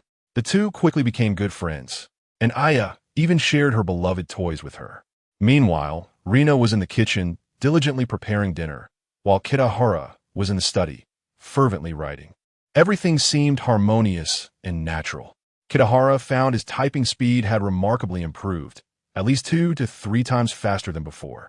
As long as his thoughts kept pace, he could finish a sheet of paper in just a few minutes. It felt quite gratifying. He believed that even with his busy schedule, he wouldn't take too long to complete his novel, Tokyo Love Story. He initially thought it would take him about 6 months, but now he estimated he could finish in 2 months. After spending some time revising, he could submit it for publication. He eagerly anticipated what kind of reception the book would receive and whether it would secure him a place in the literary world of Japan. At dinner, the atmosphere around the table was cheerful as everyone enjoyed the delicious food and engaged in conversation. Aya shared amusing stories from kindergarten, her tone animated and adorable, eliciting laughter from everyone. Yumi cherished this lively ambience. Having grown up with only her father, their home had often felt lonely. Such a vibrant scene was rare for her, making her appreciate it even more as she recounted amusing anecdotes from her work and school days to keep the atmosphere lively. Rina brought forth juice and some alcoholic beverages for everyone to enjoy. Alcohol, a delightful companion, could help one forget worries and relax both body and mind, dissipating stress. Except for little Aya, the adults indulged according to their tolerance. By the way, Kitahara-kun, I visited our neighbors next door, and there are several very beautiful girls living there, apparently still in school. Did you know that the owner of that house is one of those girls, and her family is quite prominent? Rina suddenly recalled and spoke to Kitahara while lifting her glass to sip some chilled sake. Is that so? What is the story? Kitahara inquired. Did you notice the nameplate hanging by their door? The family name is Chida. Chida? Isn't that a rather common surname? Kitahara questioned, somewhat puzzled. It is common, but not overly so, considering she lives in such a fine house, and I saw a very luxurious car drop her off yesterday, with the driver and servants addressing her as young lady. Rina's sister. Could it be the Chida family from Hokkaido? Yumi interjected suddenly. Indeed. Did you guess it too, Yumi-chan? Rina replied. Only Kitahara remained in the dark. Is the Chida family from Hokkaido well known? He asked, bewildered, seeing the confusion on Kitahara's face. Yumi chuckled. You don't know? The Chida family from Hokkaido is quite famous for owning vast expanses of land. It is said they possess several tens of thousands of acres of fertile land. I didn't know. Kitahara shook his head. Well, it seems you're quite oblivious to the world outside, too focused on your writing. What about the Fujiwara family and the Fujiwara conglomerate? You must have heard of them, right? The matriarch of the Chida family is the wife of the Fujiwara patriarch. It's their connection to the Fujiwara conglomerate that has endowed the Chida family with such wealth. The Fujiwara family? I think I remember something about them. Kitahara nodded, but still felt bewildered. His only memory of them was vague and muddled. At this moment, he felt overwhelmed with discussions about families and conglomerates. It was all quite perplexing, especially with the sudden mention of the Fujiwara. What on earth was going on? Chapter 90. Reika is coming. Kitahara was not well versed in the affairs of high society. However, Hayakawa, Rina, and Matsuda, Yumi seemed to possess a wealth of knowledge on the subject. Indeed, it appeared that women were inherently inclined towards gossip. Amid their animated chatter, Kitahara gradually pieced together some information regarding these affluent families. It turned out that both the Chida and Fujiwara families hailed from Hokkaido, particularly the Fujiwara clan, whose narrative was steeped in legend. It was said that the patriarch of the Fujiwara family, Fujiwara Hidetaka, was a remarkable individual who initially rose to prominence through fishing. Through relentless effort and sheer audacity, he gradually expanded his enterprise, ultimately becoming the fishing magnate of the entire archipelago. Subsequently, he set his sights on other ventures, first delving into shipbuilding and various industries, and later boldly entering the banking sector, which served as a springboard for the establishment of the vast Fujiwara conglomerate. Thus, the Fujiwara family ascended to the ranks of the nation's elite, wielding considerable influence. As for the matriarch of the Chida family, it was rumored she was a woman connected to Fujiwara Hidetaka, who had a profound passion for agriculture and, with his assistance, became a land magnate. In her desire to perpetuate her lineage, she chose one of her children, born of Fujiwara Hidetaka, to carry her surname. Hayakawa Rina speculated that the young lady next door was indeed the granddaughter of the cheetah matriarch. She even calculated the ages, finding them compatible. Wait a moment, Rina. If that's the case, this young lady's pedigree is indeed illustrious. She's the apple of the cheetah family's eye, and her grandfather is the head of the Fujiwara conglomerate. It seems a bit beneath her to reside here, doesn't it? Surely, she ought to be living in a true mansion? Kitahara pondered aloud. Hayakawa Rina shook her head, indicating her uncertainty. Perhaps she prefers to maintain a low profile? Besides, this residence is quite decent. Senior, I've heard that the Fujiwara family has numerous offspring, and their grandchildren are countless.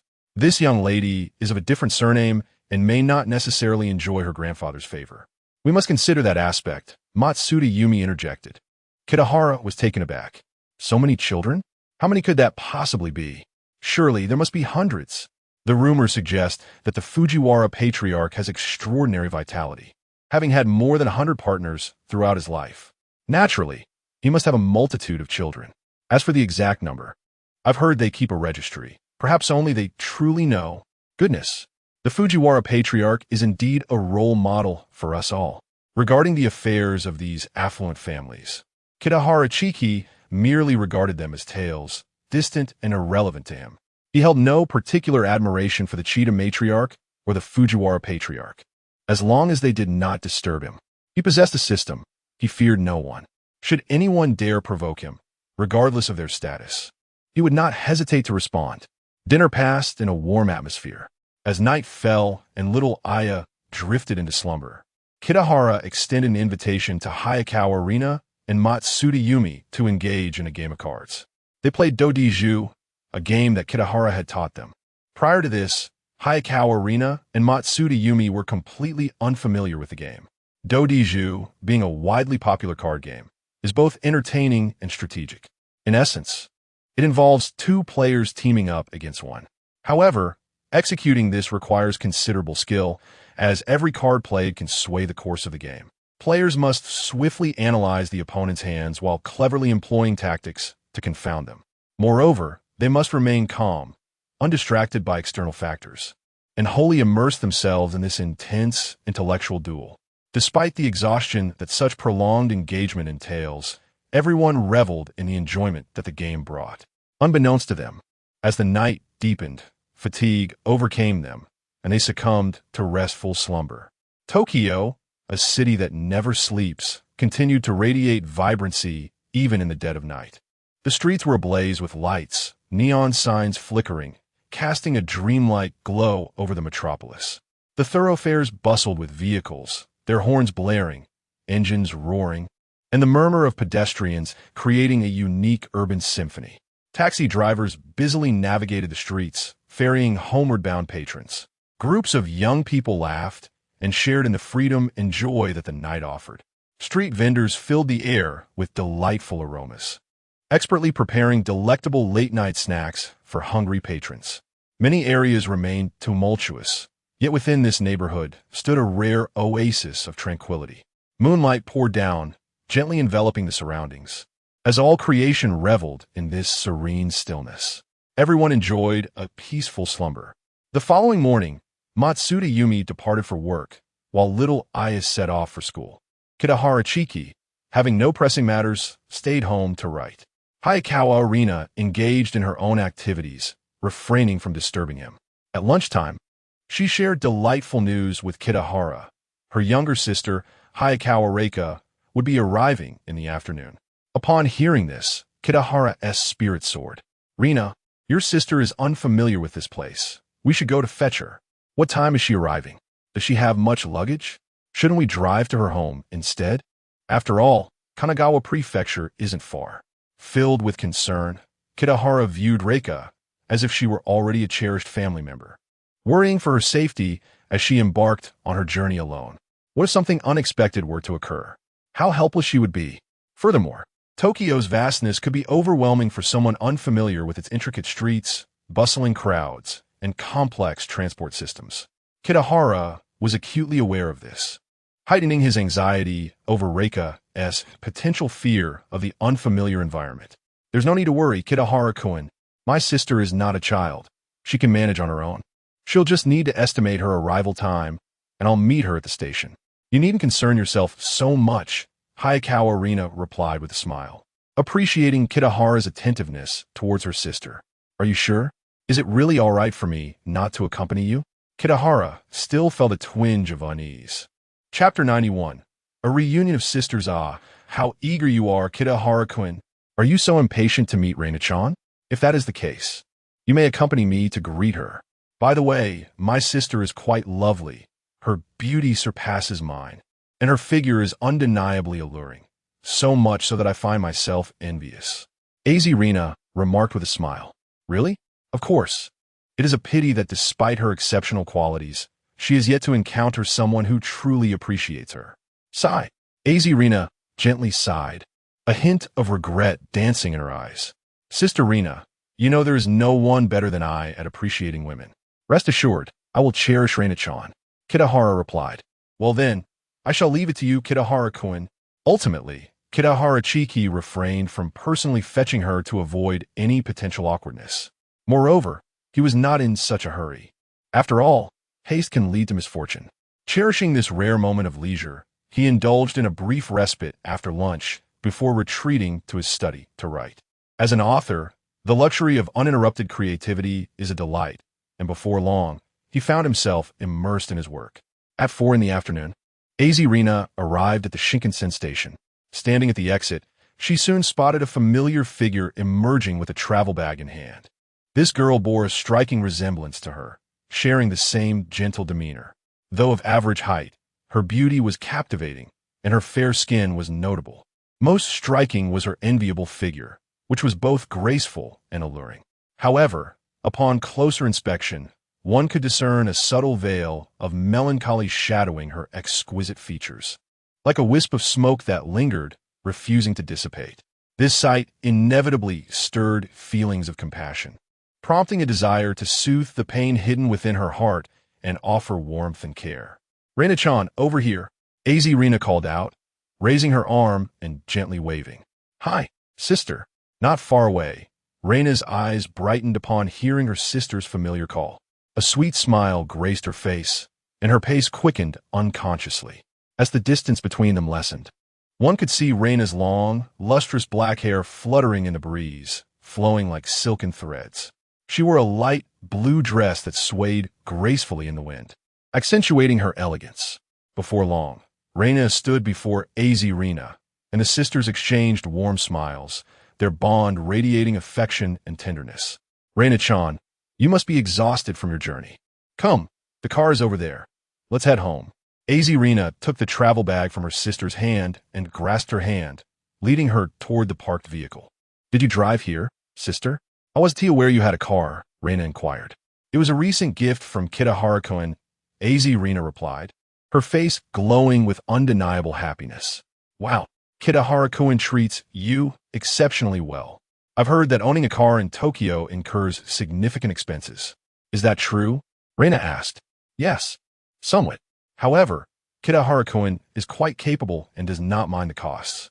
He even purchased the house that Watanabe and I built and gifted it to me. That must have cost a fortune, approximately 1 or 200 million yen. What? Reina exclaimed, utterly astonished. Just moments after their reunion, she remained in a state of disbelief. When her sister last visited, she had only mentioned meeting someone dependable, a young author with a substantial income. At the time, Reina was simply happy for her sister, believing she had finally escaped her previous hardships, at least having someone who cared for her well-being. However, it now appeared that her sister's fortune exceeded her expectations. It seemed she had encountered a wealthy man. The idea of receiving such a lavish gift so casually was simply unbelievable. Are men in Tokyo truly this generous? Settling into the spacious and comfortable car, Reina sank into the soft leather seat. She couldn't help but caress the pristine leather interior, savoring its exquisite and smooth texture. Each touch seemed to release a gentle scent from the leather, enveloping her in blissful comfort. Glancing at her sister in the driver's seat, she observed Rina sitting gracefully, resembling an elegant noblewoman. The attire she wore was perfectly tailored, and the color complemented her complexion and demeanor beautifully. Her makeup was delicate and refined, her hair meticulously styled, and her cheeks radiated a healthy glow. She appeared truly radiant. Indeed, there was a marked difference since their last meeting. Azirina had been in good spirits then, but now she seemed even more vibrant. "Sister, are you truly this happy now? Does Kitahara-kun care for you so deeply?" Reina asked, her curiosity piqued. Sometimes I feel as if I am dreaming. Reina-chan, you cannot fathom how wonderful Kitahara-kun is.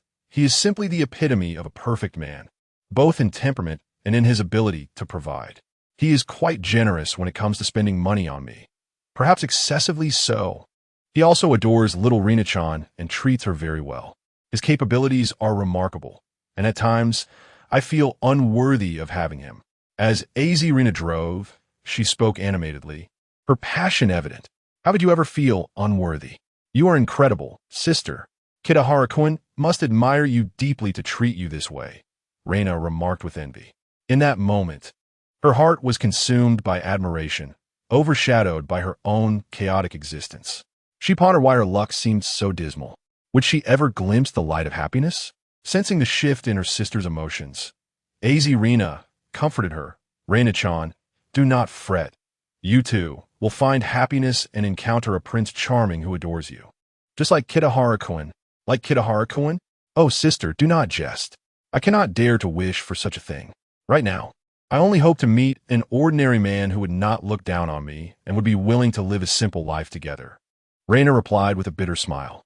Azirina, however, became serious. "I am not joking. Reina-chan, you must have faith. You will rise above this. You are exceptional and possess qualities that many men will find appealing. Sigh, I do not know when my marriage troubles will be resolved. Who would ever like me? Who would pursue me? That is difficult to say." Chapter 92. I am Rianai-chan. Rina Sayaka had initially intended to reassure her younger sister that Chiki Kitahara would indeed hold affection for her and would not resent her current marital status. However, fearing that such sentiments might overwhelm her, she refrained from vocalizing them. Now was not the opportune moment for such discussions. Patience was essential, and matters of this nature required a gradual approach. Fortunately, with Yumi-chan offering her support, Rina felt a significant alleviation of the burden she bore, allowing her the fortitude to nurture this endeavor. Dear friends, do not question her motivation, for her heart is genuinely filled with thoughts of Kitahara. Moreover, this course of action would benefit everyone involved. The automobile glided smoothly along the bustling streets, alive with the vibrant energy of city life. Towering edifices of varied architectural styles lined the thoroughfares. Some were adorned with modern glass facades that sparkled brilliantly in the sunlight, while others boasted unique designs and opulent embellishments that captivated the eye. Seated within the vehicle, Rina's beautiful, wide eyes gleamed with curiosity and wonder as she gazed entranced at the world outside. The lively urban panorama before her was unlike anything she had ever encountered. The incessant flow of pedestrians and the kaleidoscope of shop signs coalesced into a breathtaking tapestry. Was this truly the dynamic and enchanting Tokyo she had heard so much about? Indeed, it lived up to its reputation.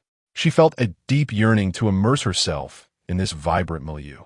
After navigating several streets, the car turned into a tranquil neighborhood, presenting Rina with a distinctly different atmosphere. It was a serene haven, reminiscent of a paradise untouched by the clamor and chaos of the city. Lush trees lined the streets, whispering gently in the breeze, while exquisitely crafted homes were thoughtfully interspersed, some surrounded by blooming flowers, others embraced by verdant gardens. The air here seemed imbued with a tranquil and comforting essence, inviting one to unwind completely. Is this truly a residence worth a staggering sum of 1 or 200 million yen? Rina mused, gazing at the charming houses outside. What a delightful place. It was the epitome of an ideal living space. Such serenity and natural beauty, as if the din of the world had been left far behind. Yet, just a stone's throw away lay the bustling heart of the city. Living here was undeniably convenient. Rina-chan, we have arrived. This is your home now, so please make yourself comfortable. Upon reaching their destination, Rina parked the car and, with her luggage in tow, led her sister inside. due to some traffic delays. They had arrived just in time to pick up little Aya from school. There was no opportunity for Rina to help her sister acclimate. She hurriedly introduced the surroundings before rushing off. Rina-chan, you should take a moment to rest. Feel free to relax in the living room or take a nap in the guest room upstairs. I must go retrieve Aya now, and I want to be long. By the way, Kitahara-kun should be in the study on the second floor, so it's best not to disturb him. If you wish to take a shower, my pajamas are in the master bedroom's wardrobe. I must dash now. All right, sister, please hurry and don't delay in picking up Aya, Rina-chan replied with a smile. As she watched her sister depart, Rina's curiosity led her to explore the house. The space was expansive and immaculate, free of any blemishes. Every area, from the living room to the kitchen and bedrooms, captivated her. Even the guest room had been meticulously decorated, surpassing her previous living arrangements by far. She couldn't help but marvel at her sister's newfound affluence. After organizing her belongings in the guest room, Rina lay on the soft bed, unwilling to move. However, considering the dust accumulated during their journey, she decided to take a shower first, though she had brought a nightgown. Recalling her sister's earlier words filled her with a sense of curiosity and anticipation.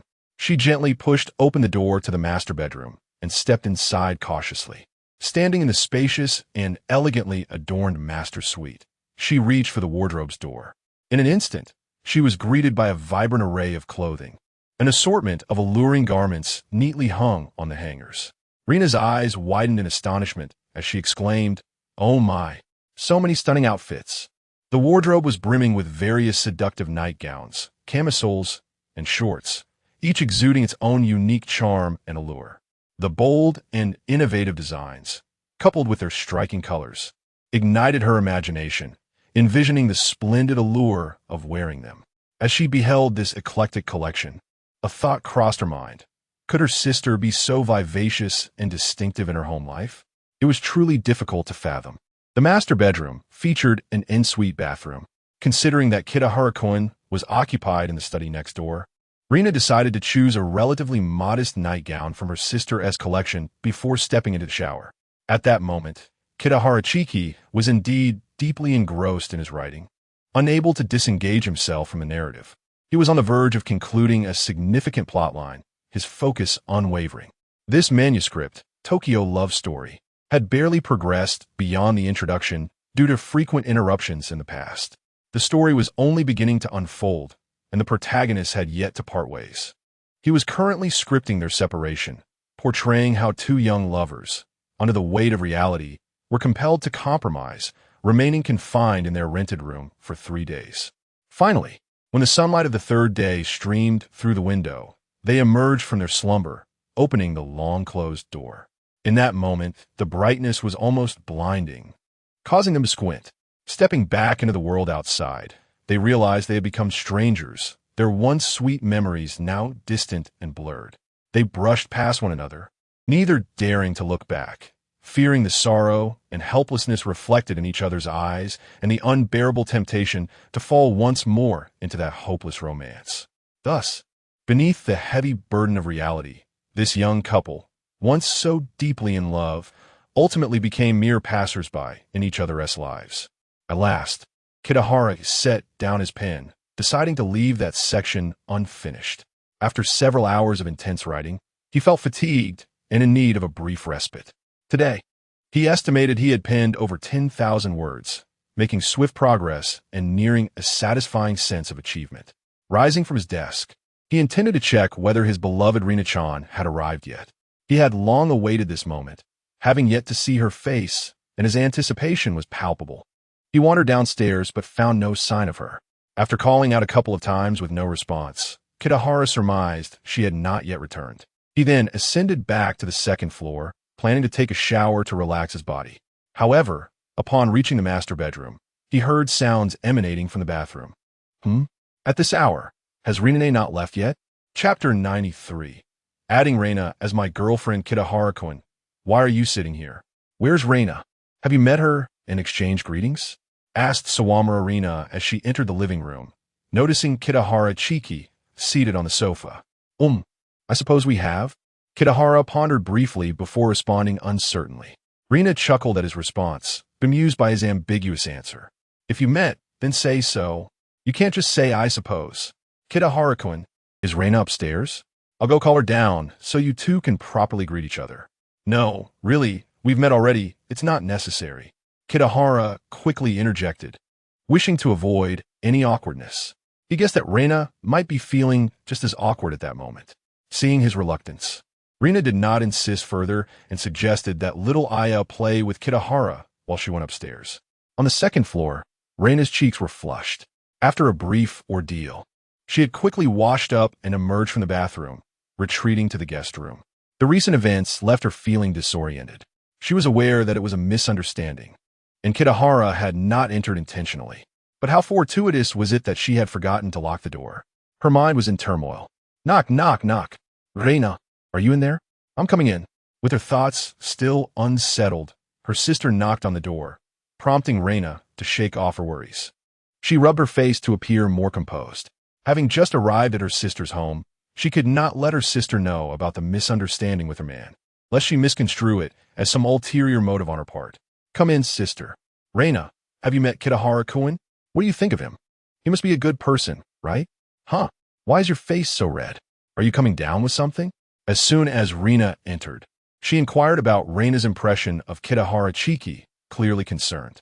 However, she quickly noticed Reina's unusual demeanor. Why is your face so flushed? It wasn't like this before. I probably just overheated in the shower, Reina stammered. It's nothing, I'll be fine in a bit. Kitahara-kun is quite nice and strong. Strong? How do you know that? Did you two shake hands? Sort of, Reina fumbled, realizing she had inadvertently revealed too much. Rina instinctively sensed that something had transpired between them, but she brushed it off, assuming it was merely a minor misunderstanding. All right, Reina, you rest a bit more. I'll prepare dinner. Remember to come down when it's ready. Sister, I'll help you. Fortunately, Rina did not suspect anything further. In the open kitchen, the Sawamura sisters busily prepared a sumptuous dinner together. Their figures were nothing short of perfect, exuding elegance and grace that was simply breathtaking. The aprons they wore accentuated their natural beauty, adding a touch of warmth and charm befitting of homemakers. Amidst their bustling activity, laughter and conversation filled the kitchen, weaving an atmosphere of heartfelt warmth. Meanwhile, in the living room, Kitahara and little Aya were engrossed in their games, their joyous laughter echoing like the gentle warmth of the spring sun, further enriching the cozy ambience. However, Kitahara-chiki keenly observed that Reina seemed to frequently steal glances at him. Though she was occupied in the kitchen, her gaze often drifted towards the living room. He had lost count of how many times he had caught her cautious yet shy eyes watching him. Each time he inadvertently turned his head, he would find Reina's enchanting gaze quickly averting, as if she were a startled deer, pretending as if nothing had occurred. Yet, her flushed cheeks and slightly flustered demeanor betrayed her true feelings. Could it be that this young lady harbored feelings for him? Kitahara found himself perplexed. Was his charm truly that potent? Perhaps it was the allure enhanced by the system that had taken effect. At that moment, Reina's emotions swirled like tumultuous waves, leaving her unable to regain her composure. She could not pinpoint the reason for her disquiet. Kitahara-chiki possessed an intangible magnetism, drawing her gaze and thoughts as if he were a lodestone. Each time she beheld him, she felt irresistibly captivated by the unique aura he exuded.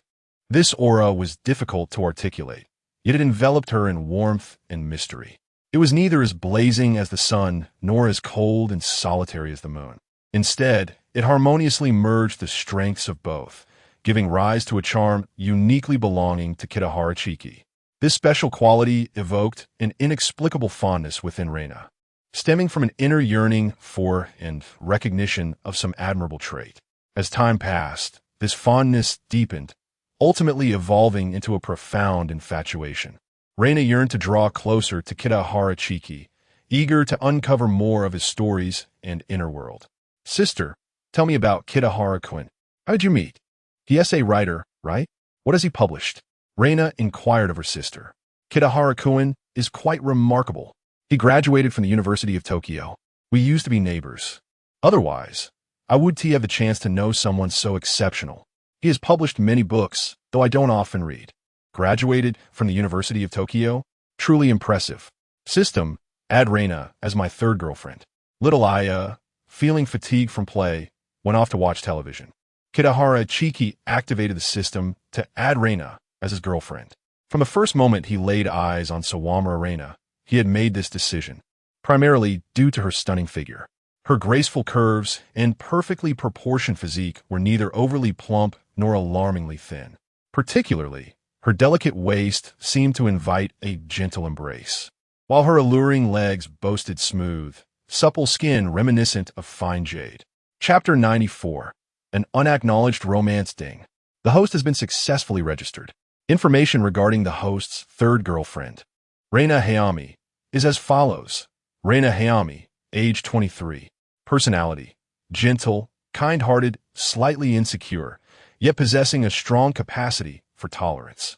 Appearance, exceptionally attractive with a flawless figure. Affection level towards the host, 60 points, currently available for consumption, yielding triple rewards.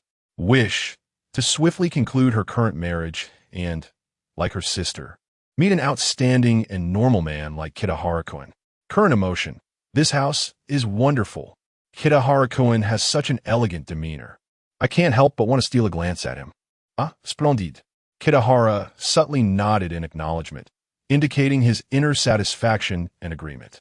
Clearly, he was very pleased with the information about Reina-chan. Reina-chan bears a striking resemblance to her sister, both in looks and personality, almost as if they were crafted from the same mold, evoking admiration.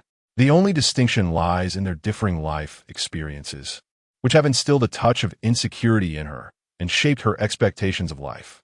However, these are mere trifles. In any case, Kitahara felt content. Perhaps due to his enhanced charm, coupled with the assistance of Reina Hayami, their initial meeting had already garnered her a high affection level of 60 points. This was an auspicious beginning. Kitahara believed that winning her over would be a breeze. To welcome her sister's arrival, Reina Hayami had meticulously procured an array of exquisite ingredients. Hence, tonight's dinner was particularly sumptuous. Lobster, abalone, and beef were merely the beginning. Sensing that Kitahara had been overworked recently, Reina Hayami had also purchased oysters and beef tendons to ensure he replenished his strength. Kitahara couldn't help but chuckle. Did he truly need such things? Reina, dear sister, this is rather excessive. Reina-chan, please make yourself at home and don't feel constrained. Enjoy these delicacies to your heart's content. Kitahara exclaimed with a beaming smile, warmly addressing Reina-chan, who sat at the dining table. The grand table was adorned with an array of meticulously crafted dishes, enticing enough to make anyone salivate. However, Kitahara noticed that Reina-chan appeared somewhat reserved and hesitant, prompting him to offer words of comfort. Indeed, dear sister, there's no need to feel so shy. Kitahara-kun is exceptionally easygoing and friendly, with a particularly kind heart. Here, you should have no worries or concerns, Reina Hayami reassured her sister.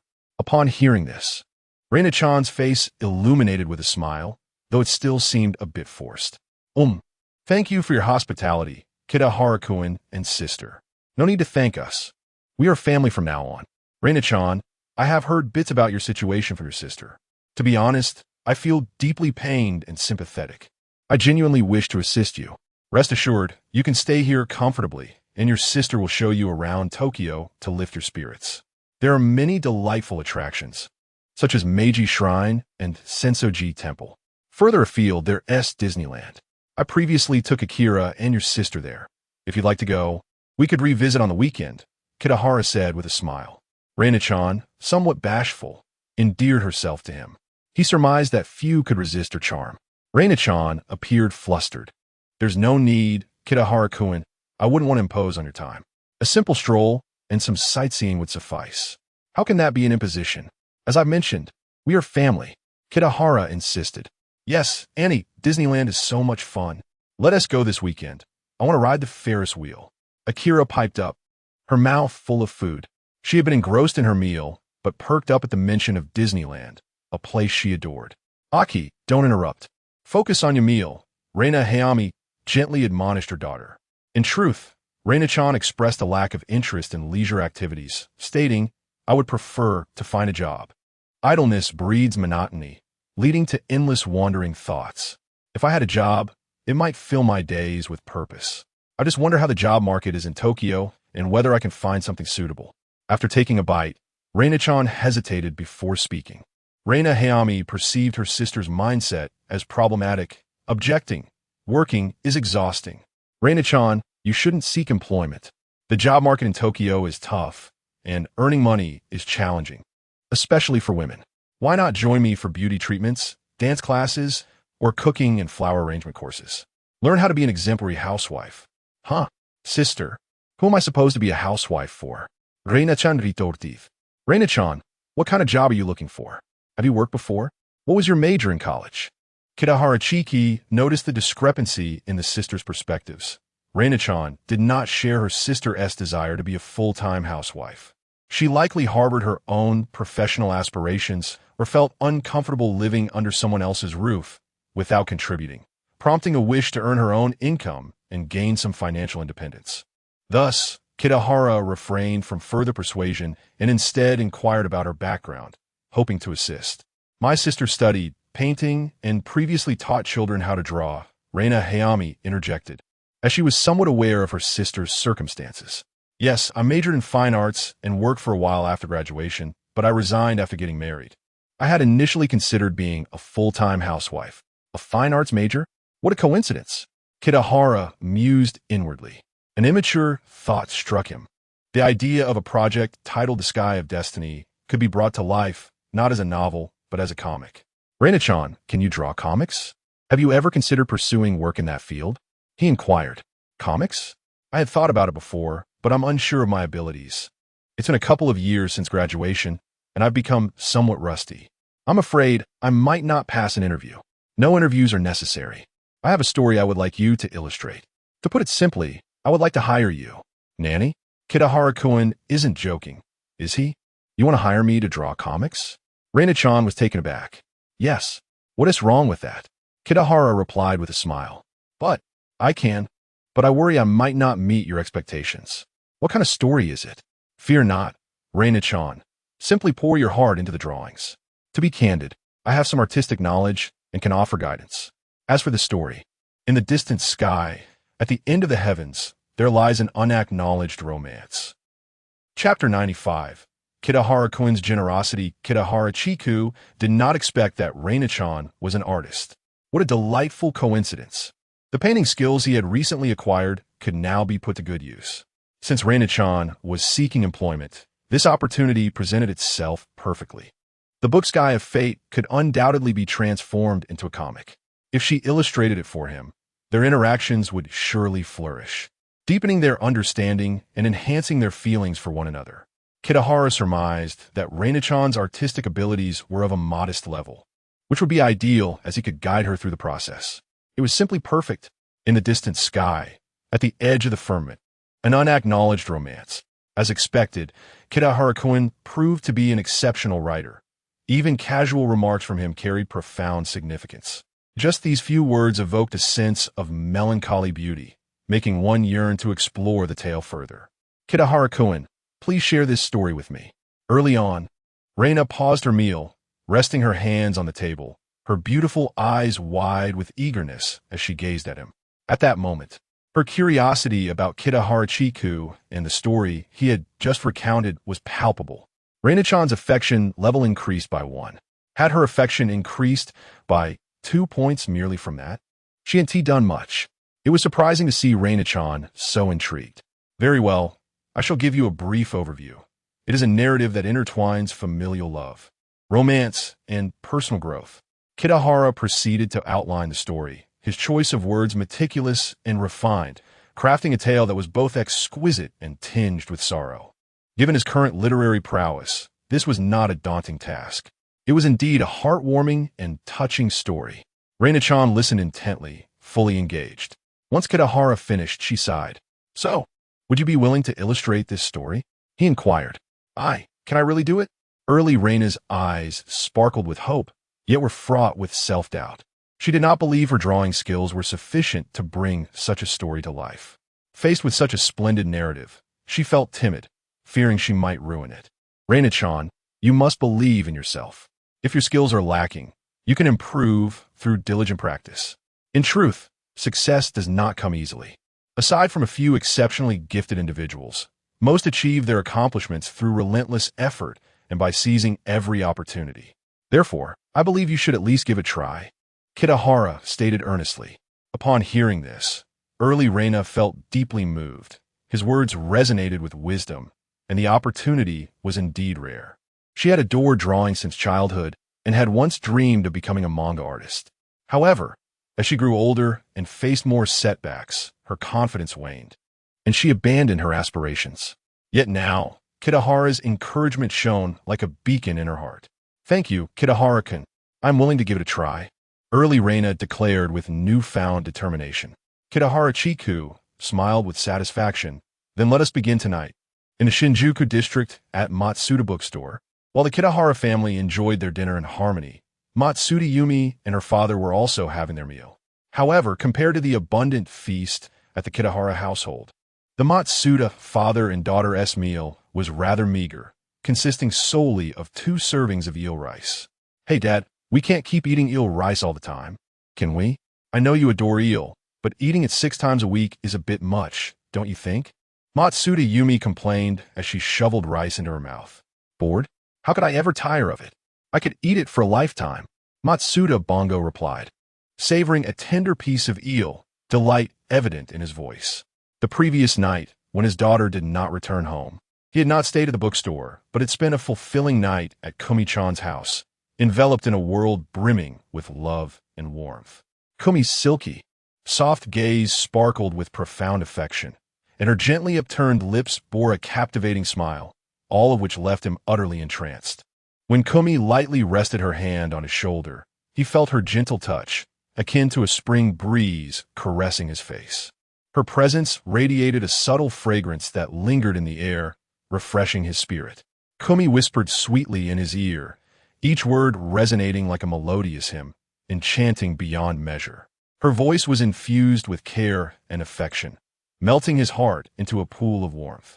Whenever their eyes met, the mutual feelings conveyed in their gazes spoke volumes, transcending words. In that moment, time seemed to stand still, leaving only the 2 of them in existence. He reveled in the myriad of tenderness Kumi bestowed upon him. A warmth akin to the sun of spring illuminating the earth, the gentle summer breeze brushing against him, the autumn leaves cascading down his shoulders, and the winter snow gracefully falling upon his heart. It was omnipresent yet exquisitely delicate, utterly intoxicating. Witnessing her father's enamored expression, Matsuda Yumi felt a shiver run down her spine, goosebumps rising on her skin. Dad, really? At your age, still caught up in all this romance? It's unbearable. Fortunately, she would soon move out, escaping the daily eel rice and her father's antics. Well, as long as you're happy, Dad. By the way, there's something I need to tell you. I'm moving out soon. Kitahara-senpai gifted me a property, quite spacious and conveniently located near my workplace, so I won't have to wake up early to squeeze onto the train anymore. He also gave me a sum of money to hand to you for renovating our bookstore. After his last visit, he noticed our store's decor was outdated and insisted on sponsoring us. How much? Matsuda Bongo interrupted, asking the crux of the matter. 10 million yen. Nanny? No way. Kitahara-kun is exceedingly generous. Yumi-chan, you must be sure to treat him well. Kitahara-kun has been so kind to us. I cannot repay him, but you can. From now on, should Kitahara-kun have any requests, no matter how unreasonable, you must accommodate him. Even if they seem excessive, strive to fulfill them. I have always taught you to be grateful and to repay kindness. Remember this well. Chapter 96. The anticipation of Matsuda Hongo, 10 million yen. The mere mention of this sum left Matsuda Hongo astounded. Was his daughter, S. Sr., truly so generous? Such an immense amount of money could not simply be offered without significant thought. For an ordinary individual, accumulating such wealth would require years of diligent effort. It is worth noting that this financial relief came only because his daughter, Yumi, had secured employment and no longer required his support, which had significantly eased his financial burdens. During her school years, he had struggled to save even a modest sum.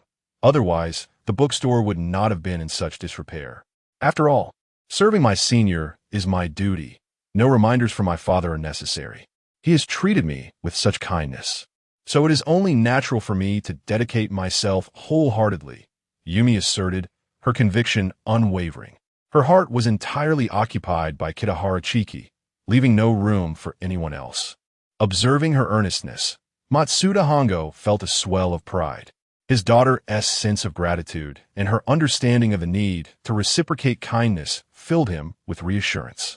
Such a daughter was destined to be a remarkable wife, adept at managing household affairs and nurturing her family.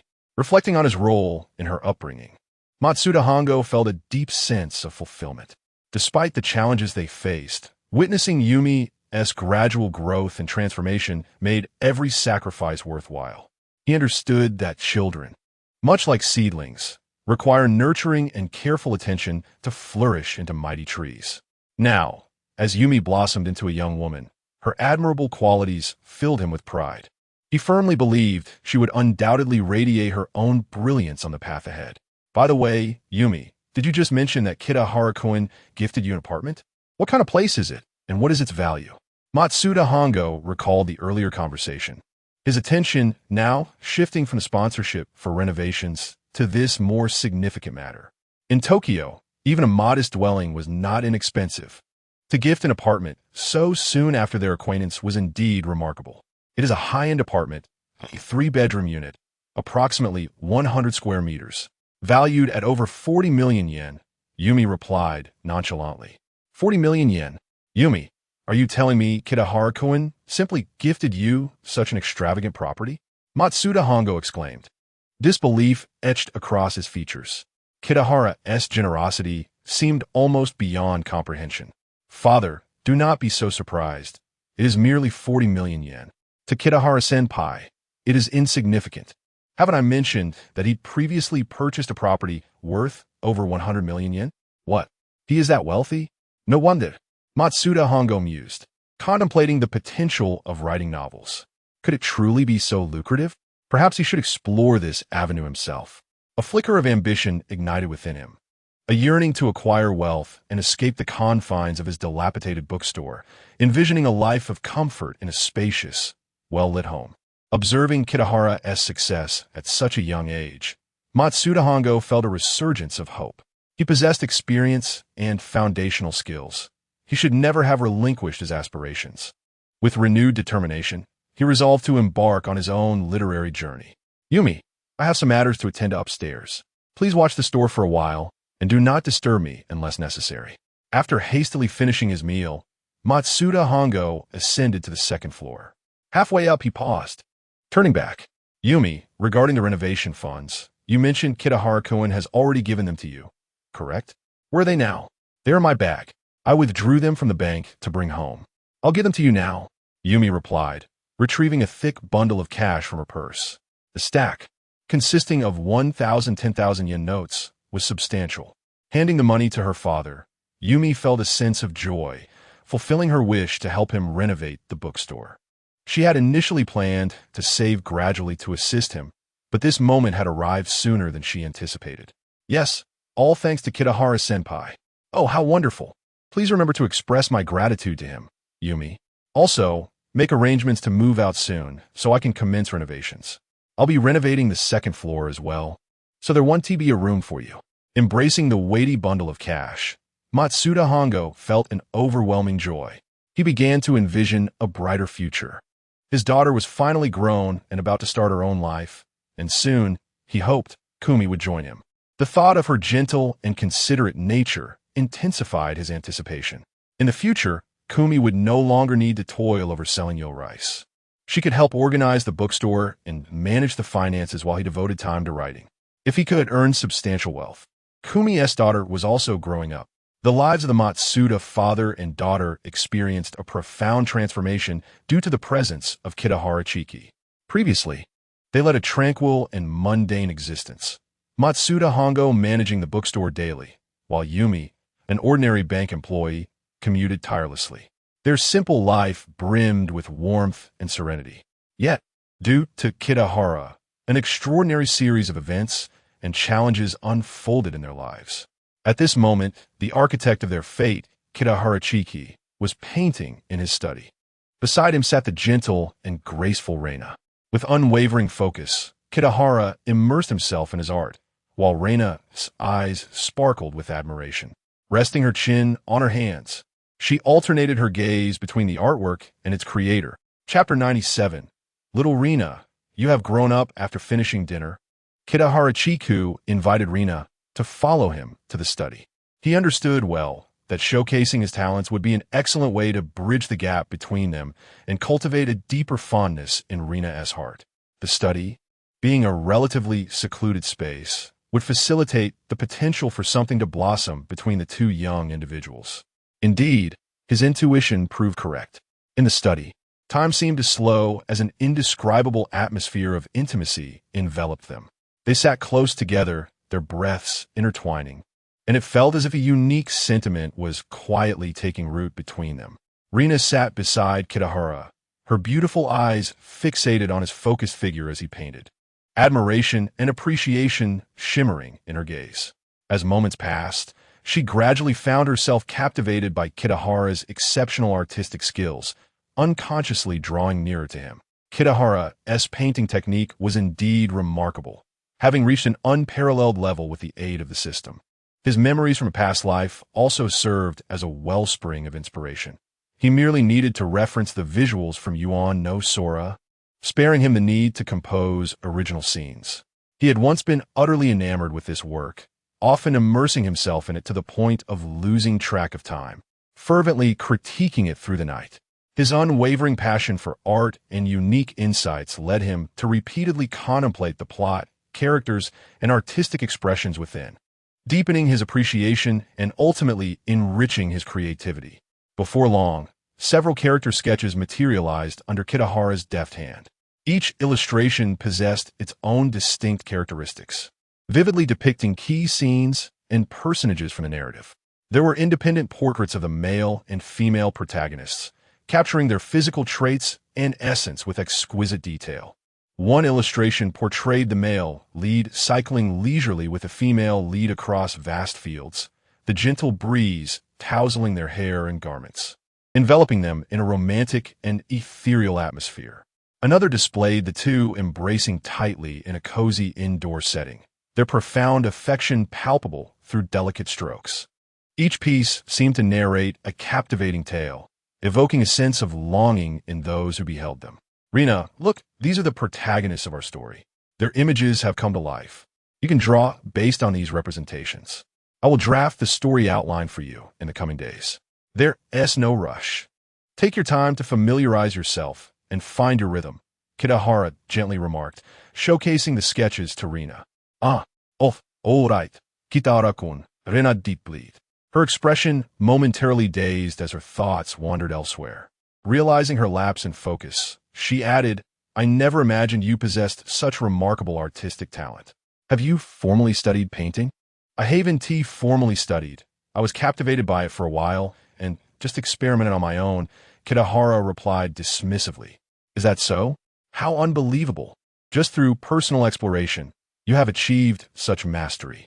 Kitahara-kun, you must be a genius in painting. It's a pity you haven't pursued this path.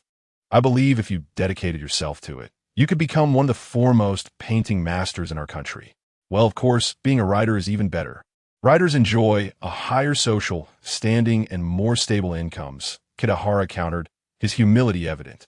In my eyes, you're the real genius, Reina. Please, no more flattery, Kitahara-kun. I merely possess a touch more talent, a smidgen more effort, and a hint of luck, he replied modestly. How humble you are, Kitahara-kun, Reina exclaimed. Now, let us return to the task at hand. Please start by sketching the protagonists, and feel free to explore other scenes and actions as you see fit. Familiarize yourself with their character traits and styles. Yes, you may draw in this study, Kitahara instructed, tidying his desk in preparation for writing, eager to present his finest self to Reina. I hope I won't disrupt your writing, Kitahara-kun, she inquired. Not at all. You needn't worry, he assured her. The desk was spacious enough for both to work simultaneously. Kitahara soon immersed himself in his writing, wholly focused. However, Reina found herself restless, her mind swirling with distracting thoughts. She couldn't help but ponder, How wonderful it would be if Kitahara-kun were her husband. Meanwhile, Rina, after tidying the kitchen, tiptoed to the study's door on the second floor. Cautiously, she cracked the door open to observe the serene atmosphere within before closing it with satisfaction and retreating downstairs. She felt elated. Things were progressing even more smoothly than she had anticipated. Indeed, Kitahara-kun had a knack for these matters. Although her sister was reluctant to heed her advice to enjoy life as a full-time homemaker, pursuing one's passions could surely ease the burdens of life. Kitahara-kun's idea of having her sister assist him with his drawings was quite clever. It spoke to the creativity of a writer's mind. Earlier, she had witnessed the earnest creative energy share between the two, a delightful ambience that stirred her envy. Yet, she recognized her own disinterest in such pursuits. Envy would not serve her well. "Mom, it's not fair. Little Rina just arrived, and now Kitahara-kun has no time to play with me." Little Rina lamented, feeling slighted as she watched television alone. Now, little Rina, you mustn't say that. Your aunt isn't monopolizing Kitahara-kun. They're simply discussing work-related matters. Such words might hurt her feelings. Rina gently admonished her daughter. But, the little girl protested. But what? At this time, Kitahara-kun often writes. Doesn't he? You forgotten? Sometimes he even plays with us. Rina reminded her. Little Rina, you must understand that Kitahara-kun is not just yours or even mine. He has his own responsibilities. Today, he chose to assist your aunt, and we cannot interfere or complicate matters. You have grown up, little Rina. You must learn an important lesson, sharing. Chapter 98. Early thoughts of Rina change. All right, Mom. I understand, Hao Qiang murmured, her head slightly bowed and her voice tinged with melancholy. The once bright sparkle in her large eyes was now veiled with a faint sadness. Although her heart ached profoundly, she made a concerted effort to suppress her emotions, preventing her tears from spilling over. Deep down, she recognized the wisdom in her mother's words. After all, the kindergarten teacher had frequently instructed them to learn the art of sharing joy and beautiful things with others. Thus, she comprehended the rationale, yet when faced with the reality, the feelings of reluctance and loss surged uncontrollably within her. She stood silently, her small hands tightly clutching the hem of her clothing, as if this gesture could capture the fleeting warmth that belonged solely to her. Though reason urged her to heed her mother's advice and share, her emotions remained a formidable barrier.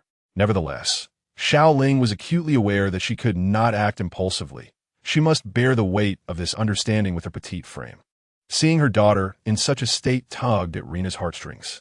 She approached Hao Qiang, enveloping her in a gentle embrace, and sought to soothe her with maternal love. As she tenderly patted Hao Qiang's back, Rina softly spoke, "Silly child, why must you feel sorrow? Sharing with others is not merely about loss. It is, in fact, a source of joy, a means to convey warmth and kindness. As you grow older and experience more of life, you will naturally grasp this truth. At that time, you too will understand the unparalleled happiness that sharing brings, just like your mother does." Rina's words left Hao Qiang somewhat bewildered, yet they alleviated her sadness considerably. Yes, Mom wouldn't deceive me. As night deepened, Hao Qiang drifted into slumber. Rina quietly exited her daughter's room, gently closing the door behind her. After freshening up in the bathroom, she knocked softly on the study door. "Kitagawa-kun and Rina-chan, it's past 10 o'clock. Shall we call it a night? Please don't overexert yourselves. Your health is paramount." Peering into the study, Rina urged the two within. The room was awash in soft, warm light, highlighting the focused figures of Kitagawa and Rina, both engrossed in their work. They sat at their respective desks, diligently writing, the sound of their pens scratching across the paper filling the air as they were completely immersed in their own worlds. Upon hearing Rina's voice, Kitagawa lifted his gaze, his previously furrowed brow relaxing into a faint smile. "All right, Rina, I will finish this important section and then take a break." With that, he returned to his fervent writing. Rina-chan paused momentarily, glanced at her sister by the door, but quickly diverted her attention back to the manuscript. "Understood, sister. I will be done shortly." Seeing this, Rina withdrew to avoid interrupting their concentration. She went downstairs to pour 2 glasses of red wine, savoring the rich, sweet flavor as she returned to her bedroom. The deep crimson liquid lingered on her palate, an exquisite taste that left her longing for more. Placing one glass on the bedside table, Rena took her own to the window. Standing silently there, she gazed through the glass at the dimly lit street lamps outside. Those lights seemed to possess a mysterious allure, drawing her thoughts far away. In that moment, everything before Rena felt utterly perfect. Her cozy bedroom, the delightful red wine, and the tranquil, serene night outside. All was simply exquisite. Her current life was beyond reproach. Kitagawa's remarkable earning ability ensured their household's financial stability. Previously, he had mentioned providing her with a monthly living allowance of 200,000 yen, but at some point, that limit had vanished. He had given her a bank card, allowing her to withdraw and spend freely, no restrictions. She had never envisioned herself living such a life, where she could purchase without considering the price. Each day, her responsibilities consisted only of tidying the home and caring for Kitagawa and Xiaoling. The rest of her time was her own to allocate as she pleased, engaging in whatever pursuits brought her joy. Rena now simply wished to continue living alongside Kitagawa-kun in this manner. Rena, what are you thinking about? Kitagawa's voice pulled Rena back from her reverie. She turned to see him returning, having finished his work, and a smile graced her lips. Oh, nothing in particular. Just reflecting on the happiness of my current life. You must be weary, Kitagawa-kun. Have a drink. Afterward, I'll help you freshen up and give you a massage to relieve your fatigue. Sounds good. Rina-chan also returned to her guest room to rest. This evening had proven to be quite fruitful for her. Initially, she struggled to immerse herself in the painting process, unable to enter a state of undistracted focus. However, witnessing Kitagawa-kun's unwavering dedication and hard work, she felt a wave of guilt wash over her. What was she truly doing? She pondered, realizing that spending her days lost in unrealistic daydreams served little purpose. To be deserving of someone as exceptional as Kitagawa-kun, she needed to continually better herself and strive for excellence. With this realization, Rina cast aside her ethereal fantasies, adjusting her mindset. No longer would she be the one who merely dreamed, without seizing opportunities and taking action. From that point onward, her progress was remarkable. She successfully replicated several character illustrations and received praise from Kitagawa-kun. Under his guidance, she honed her skills, feeling a distinct improvement in her grasp of the character's traits, learning how to portray their unique charm and essence. During this time, she received Kitagawa's attentive mentorship, learning how lines function, how to better capture the character's expressions and emotions. Understanding how to transcend mere physical representation to truly convey the rich inner worlds of the characters through her brush. To be honest, Rina was utterly captivated by Kitagawa Chiki's talent. She could hardly believe that such an exceptional man existed in the world. He was refined, exceptionally skilled, patient, meticulous, and extraordinarily talented. Once, Rina had been disheartened by men. Yet today, having experienced the refreshing sensation brought forth by Kitagawa, she found herself filled with anticipation once more, primarily because Kitagawa-kun was truly remarkable. Chapter 99. Rei-chan's remarkable increase in affection the following morning. Everyone gathered around the dining table to savor breakfast. Rina noticed her sister's pronounced dark circles and overall fatigue, prompting her to inquire with concern, "Rei-chan, what's wrong? Is it the sudden change in environment that has left you unable to rest well last night?" In response, Rei-chan shot her sister a disdainful glance. "How can you even ask? Are you not aware of the reason?" She refrained from elaborating, stifling a yawn as she focused on her meal.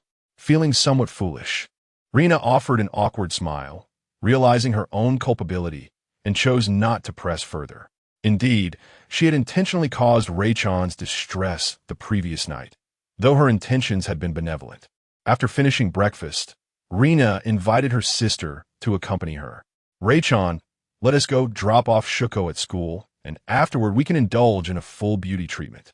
I assure you, the service there is exquisite and utterly relaxing. I'd rather not. I plan to eat and catch up on some sleep before I start drawing." "Shine firmly declined. Oh, come on, join me. You can rest at the beauty salon too. Rei-chan, you should go with your sister. There's no rush with your manga. Enjoy the beauty of life first." encouraged Kitahara Chiki. All right then. Ray seemed swayed by Chiki's words. As the trio of women departed, Kitahara accessed the system to check Ray-chan's affection level. The notifications from the previous night regarding her rising affection had persisted, even invading his dreams. Curiosity piqued. He wondered how much it had increased. Wait, it has reached an astonishing 79 points? The number displayed on the system panel left Kitahara in awe. Having only interacted with her for less than a day, her affection had surged from 60 to nearly 80, a truly remarkable increase. Is this growth truly so rapid? I haven't done anything significant, merely taught her to draw. I haven't even formally pursued her yet. Is it my charm that has captivated her? Or perhaps my talents shine like fireflies in the night, overwhelming her with admiration? The reasons for such swift and significant affection remain a mystery to me, yet I find myself exhilarated. Determined to seize this opportunity, he resolved to deepen his relationship with Ray-chan and swiftly claim his rewards. Returning to his study, Kitahara settled at his desk, adjusted his posture, and inhaled deeply, resuming his work on Tokyo Love Story. He immersed himself in his creative process, thoughts flooding his mind like a tidal wave, swiftly transcribing vibrant plots and intricate emotions onto paper.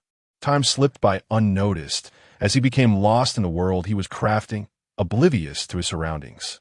Suddenly, the abrupt ringing of the telephone shattered the tranquil atmosphere of the study, startling him and disrupting his flow. "Hello, who is this?" He answered the call, his tone somewhat brusque. "Kitahara-kun, it's me, Misaki-ne. Did this call disrupt your writing? I apologize." Upon recognizing her voice, Kitahara's irritation dissipated. "Ah, it's you, Misaki-ne. No worries, I needed a break anyway. Is there something you wanted?" "Yes, I've revised the second volume of Goblin and believe it's ready for finalization. Could you come take a look?" "I don't think that's necessary. I trust your skills and professionalism. Just finalize it." Kitahara hesitated, reluctant to leave his writing. "It would ease my mind to have your approval first. Plus, we need to discuss the upcoming content." "All right, I'll come over now." Reluctantly, he conceded, aware that his precious writing time would be sacrificed. Fortunately, the distance from his house to Shueisha Publishing was a mere 10-minute walk, and he figured he wouldn't be gone long. He was eager to transform his thoughts into written words, a fervent desire shared by any true author, particularly one like Kitahara, who cherished literature and aspired to share his stories with readers. After changing into appropriate attire, Kitahara headed out, only to find several women conversing at the gate. Upon closer inspection, he recognized the Hayes sisters and two voice actresses from the neighboring house. "Kitahara-kun, are you heading out?" "Perfect timing. Come and meet Cheetah-san and the others. I believe you haven't met yet," Rina beckoned. As she spoke, all eyes turned toward him. Standing on the steps, Kitahara surveyed the enchanting scene before him. Sunlight cascaded down, enveloping the women in a golden glow, rendering the moment akin to a captivating painting, captivating his senses. It appeared the Hayes sisters had just returned from a beauty appointment, radiating a glow that could only be described as resplendent. Their already striking features and figures were accentuated by their careful grooming, exuding an aura of elegance. Clad in tastefully chosen attire, they resembled a pair of exquisite blossoms. The two voice actresses embodied a contrasting vitality, exuding youthful exuberance and charm. Their warm smiles were akin to the gentle rays of spring sunshine, and their lively movements resembled dancing musical notes, brimming with energy and allure. Their vibrant outfits, distinctly different from the Hayes sisters, showcased their individual personalities, with stylish shorts accentuating their long legs and flowing chiffon skirts swaying in the breeze. As if on cue, a lively girl bounded out of the adjacent house, truly bouncing with energy. Chapter 100. The first encounter with the voice-acting girl Susie. "I'm all set. Shall we embark on our journey?" Why are there so many people?" The plump yet petite Asu AI emerged, bewildered at the sight of a crowd gathered at the entrance. "AI-chan, look, we just happened to run into our neighbor.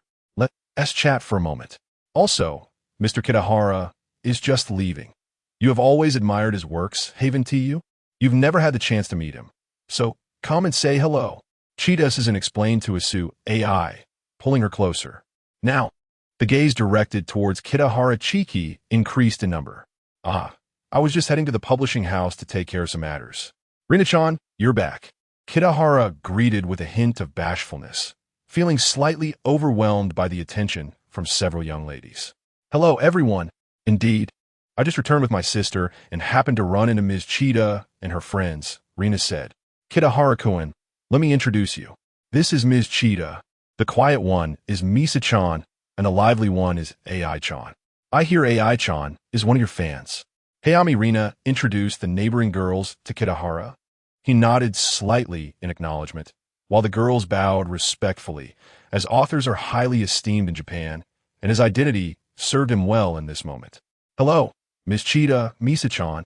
Ai-chan, I've been living here for a few days now, and it's a pleasure to finally meet you all as neighbors. I'll look forward to your kindness in the future, Kitahara spoke. Hi, Mr. Kitahara. Please take care of us as well.